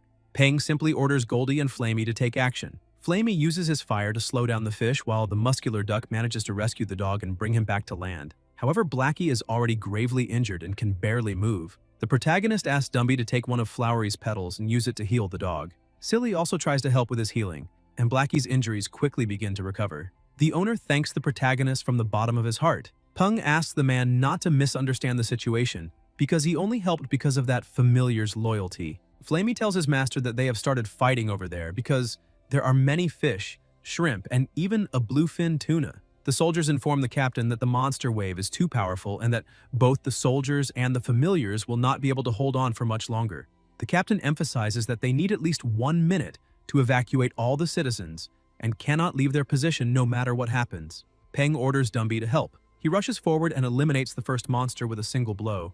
Since several monsters have already been eliminated, Dumby uses his abilities and orders all of them to be reborn and rise to serve their new lord. One of the guards was holding his dead familiar in his arms, crying and saying that it was all his fault, but the Skeleton King's order reaches that monster and makes it wake up again and charge into battle. A new wave of battle begins, an army of uncontrolled monsters against an army of undead. A short while later, one of the soldiers goes to the commander and says that he has good news. He explains that Peng, from the Southern Sky Group, resurrected an undead army and managed to resist the monster wave. General Li and General Gao have already decided to start counterattacking. The commander laughs, saying that it is very good to hear that. He points out that although that old Ji Han Wu is useless, he certainly has a good grandson. After a long period of fierce battle, the soldiers realize that the island monster is leaving and that it is finally over. The protagonist looks at everything and thinks that, fortunately, the undead army stopped the monster wave. Once it ran out of fighters, the Coral King could only flee because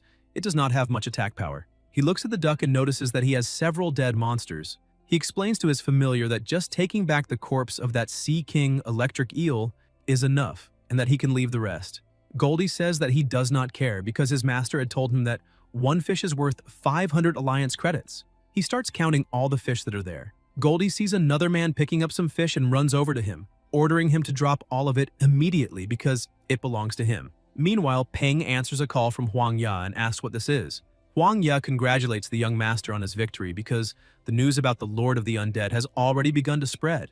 The protagonist points out that news certainly spreads far too quickly because they had only just finished things there. But he decides to ignore all of that and says that it is fine. He asks Huang Ya to stop with the nonsense because he must have something important to tell him. Huang Ya says that he does, in fact, have news about the unusual phenomenon he asked him to keep an eye on. Ghostly soldiers walking across the land and building their own bases in the mortal plane. Peng asks where that is.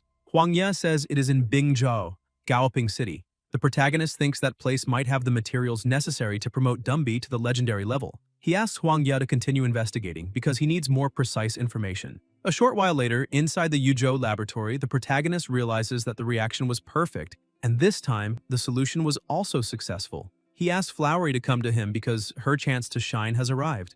The protagonist tells the little flower not to be afraid. He explains that although it might hurt a little, it will help her become stronger. Flowery hugs her master with a smile and accepts the injection. The protagonist hears a very loud noise outside and realizes that it is his grandfather's white dragon, and he has returned from the heavenly lake. That means the thunder snail god evolved successfully. He says goodbye to Flowery, explaining that she is still very weak, so she needs to rest inside the protective glass capsule for a while. He goes outside to see his grandfather and asks how the thunder snail god is doing.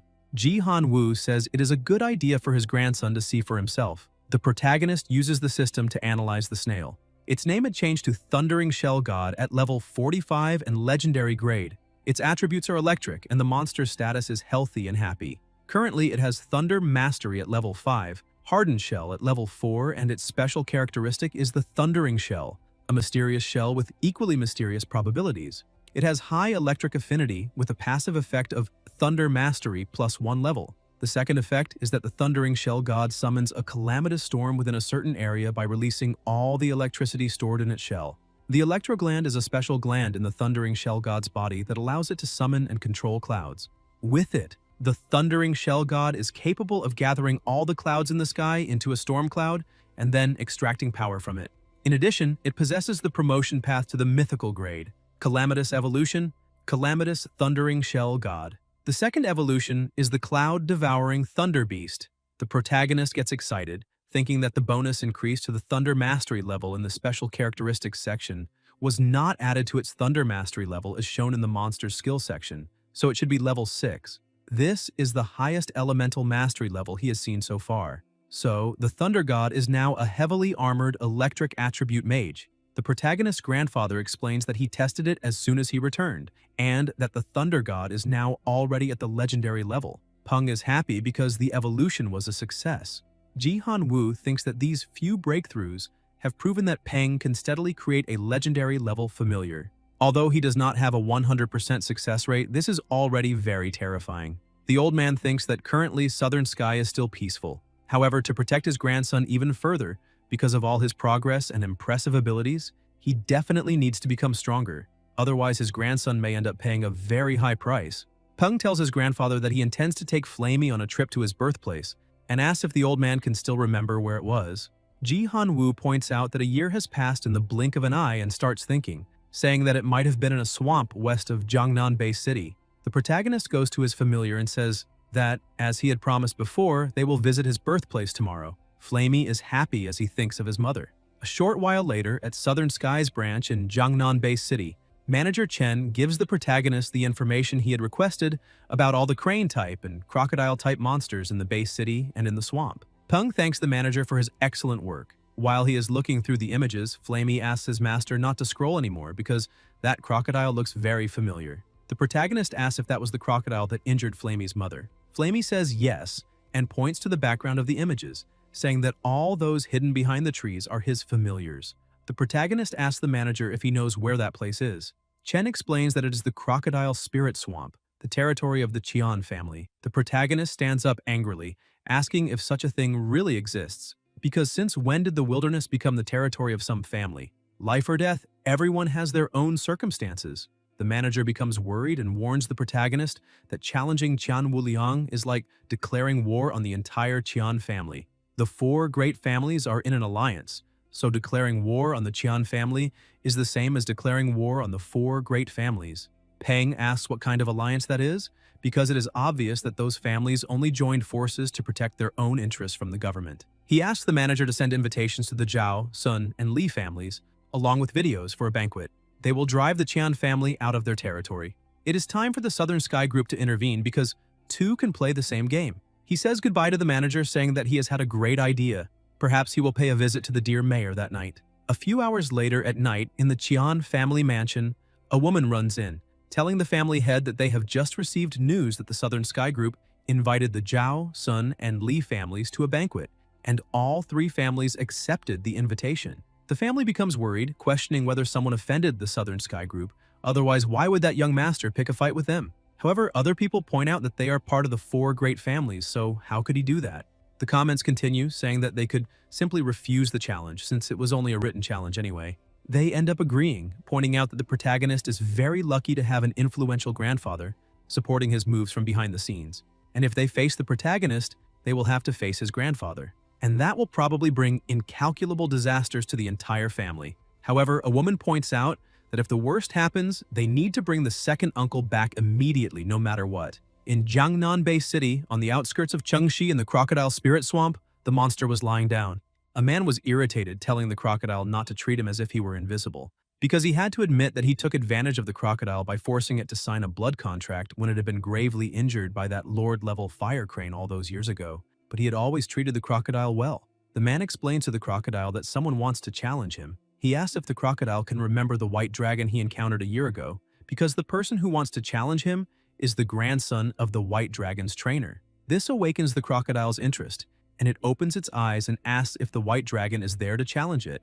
The man explains that it is not, and that it is probably just a skeleton, but he needs to ask the crocodile to avoid killing that person's familiar. At Tai Lake in the base city, the protagonist was walking with a girl and asks why there are no silver fish for sale, because he remembers that these fish were a specialty of that lake. The girl explains that fishing silver fish in the lake is currently forbidden, and eliminating them is also forbidden. That is because a silver prince appeared inside the lake, scared away all the other monsters that lived there, and made them stop attacking Jiangnan. The protagonist looks at the lake and thinks that this silver prince is definitely clever at using the strength of others. By letting humans fish the other monsters that live in the lake, the silverfish prince is able to create a suitable environment for the growth of silverfish. Goldie calls his master, saying that he would like to take some pictures. He hands the camera to the girl, and she says that she understands and will definitely make sure he looks very handsome in the photos. Everyone in the family gathers to take a picture, and it turns out very well. In the western outskirts, the day of the challenge arrives. A person tells the protagonist not to worry because they are there representing the alliance, so their judgment will be fair and impartial. The crocodile approaches, and as soon as Flamey sees it, he begins to release his power. Peng is impressed and thinks that this is the first time he has seen Flamey so angry, because that crocodile is probably his mortal enemy. The protagonist looks around and thinks that this was already expected. The place Jian Wuliang chose is a swampy land with abundant water and grass, as well as a large number of shallow areas. It is the perfect environment for reptile monsters. However, the habitat of a red crane has many similarities with that of a crocodile, and Flamey has the ability to fly. If he cannot win, at least he can fly away.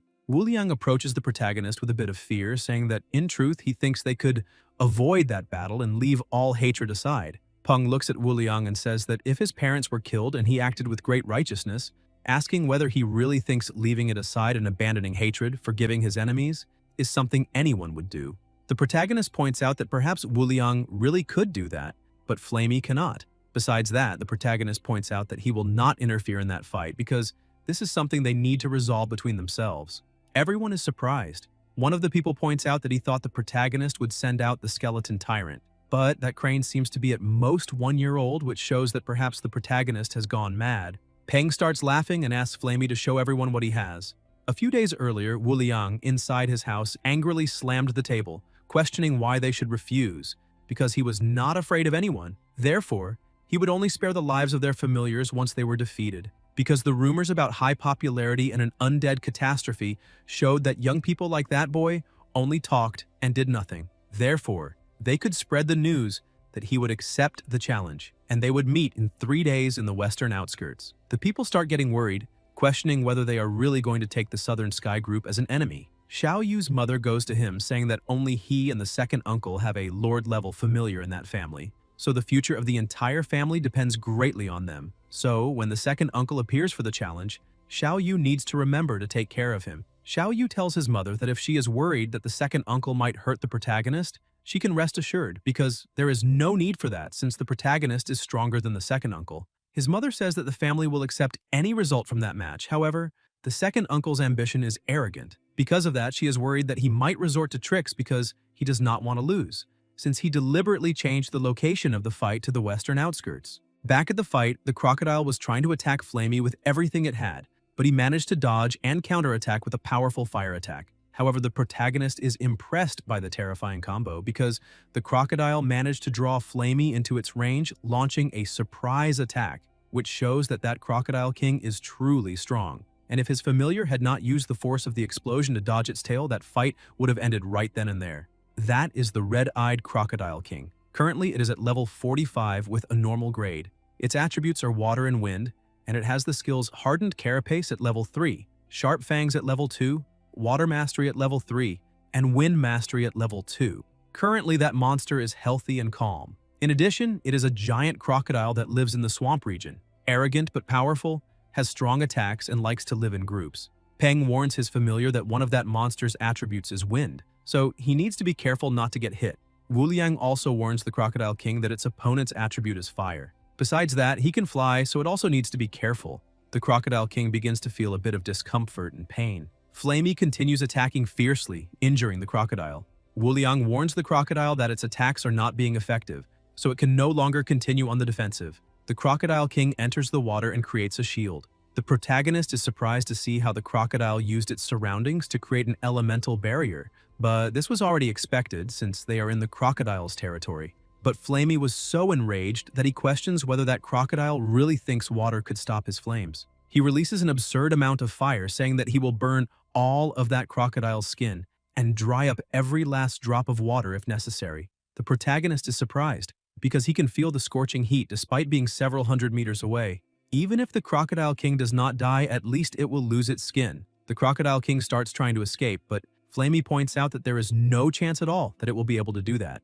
The crocodile realizes that it will not be able to be faster than that bird's flight and tries to counterattack Flamey. The protagonist gets worried and asks his familiar if he is alright. Flamey asks the protagonist not to worry and states that he will not be hit a second time. Flamey promises that he will burn that crocodile to death to avenge his mother. The Crocodile King realizes that the heat of the flames is even greater than before, which means that that crane is not just an ordinary lord level. And if it does not come up with a plan as quickly as possible, it really will die in that battle. It looks at the protagonist and thinks that it has the perfect plan. If it can eliminate that crane's trainer, everything will be fine. Wu Liang becomes worried about this because if Peng suffers damage or if the worst happens, then the entire family will pay a crushing price for it, and he shouts at the Crocodile King, questioning what it is doing. The protagonist remains standing still without moving before that monster's attack. Xiao Yu is also present and tells his familiar that they need to act immediately to stop that crocodile before the worst happens. But the familiar asks its master to just wait a little and watch. Dumby appears and lands a kick on the crocodile, sending it flying far away with terrifying force. Flamey continues chasing the Crocodile King, telling it not to run.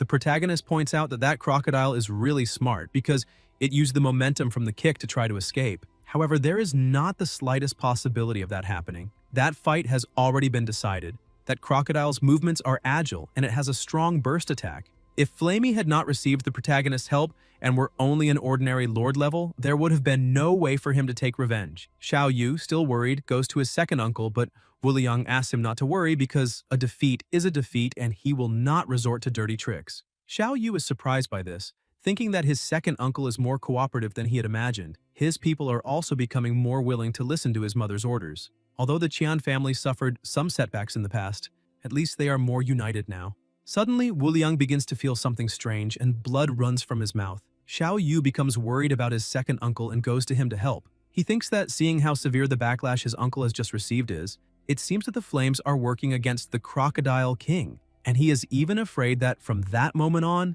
there may no longer be a Crocodile King in the base city. A short while later, the manager goes to the protagonist, saying that the Qian family is willing to hand over the entire Crocodile Spirit Swamp to the Southern Sky Group, including all the familiars there. This includes Flamey's relatives, and they have also prepared a large amount of money as compensation. But the protagonist refuses, saying that this is only a personal revenge between two familiars. He will accept the swamp, but he will pay it back according to the market price and return the compensation in full. Chen continues, saying that besides that, the three great families have signed the partnership contract with them. The company's local division will establish a branch of the Explorer Union in the swamp as the second membership program. Lastly, the company fulfilled the request the protagonist had made to send personnel to check the living conditions of the Red Flame cranes at regular intervals. Peng thanks the manager again and says that he has done very well once more, but asks whether Flamey really does not want to visit his relatives. Flamey points out that even without his interference, there is a chance that they will be able to forge their own evolutionary paths one day. He points out that just by having the protagonist help him achieve his revenge, he is already happier than he ever dreamed he could be one day. Therefore, now he will let the other things be handled by nature itself, so they can follow their natural course. Peng notices a strange movement in the water and uses the system to evaluate it. A monster called the Divine Turtle Mirage had appeared in the middle of the water. Currently, that monster is at level 45 with a perfect grade. The turtle possesses a mystic attribute and its skills are reflective mirror armor at level 4, skeleton jade at level 3, and water manipulation at level 3. That monster has a shell that has developed over the years and can be used to divine prosperity or misfortune. Its passive ability is that it has a strong sense of danger. Once detected, it can also sense good fortune, and good fortune will then approach. The protagonist asks whether it is possible that that turtle sensed his good character and is there to become his new familiar. The turtle stops in front of the protagonist, and he is unsure whether he should accept it or not. The turtle gives Peng a gift called ambergris jade. That is a material made from the condensation of various dragon species. It can store the languages of dragons and information about them. As soon as the turtle delivers the gift, it returns to the depths. The protagonist is confused, questioning why he received that. He remembers that he is at Tai Lake and that the Silver Dragon Prince might be behind all of this. The protagonist questions whether it is possible that that turtle was sent by the Silver Dragon Prince to find the White Dragon. He gives the gift to the manager and asks him to send it back to the White Dragon in Yuzhou because he needs to take a trip to Changping Village. Guys, if you enjoyed the video, leave a like, comment, and subscribe to the channel so you don't miss new content. Thank you.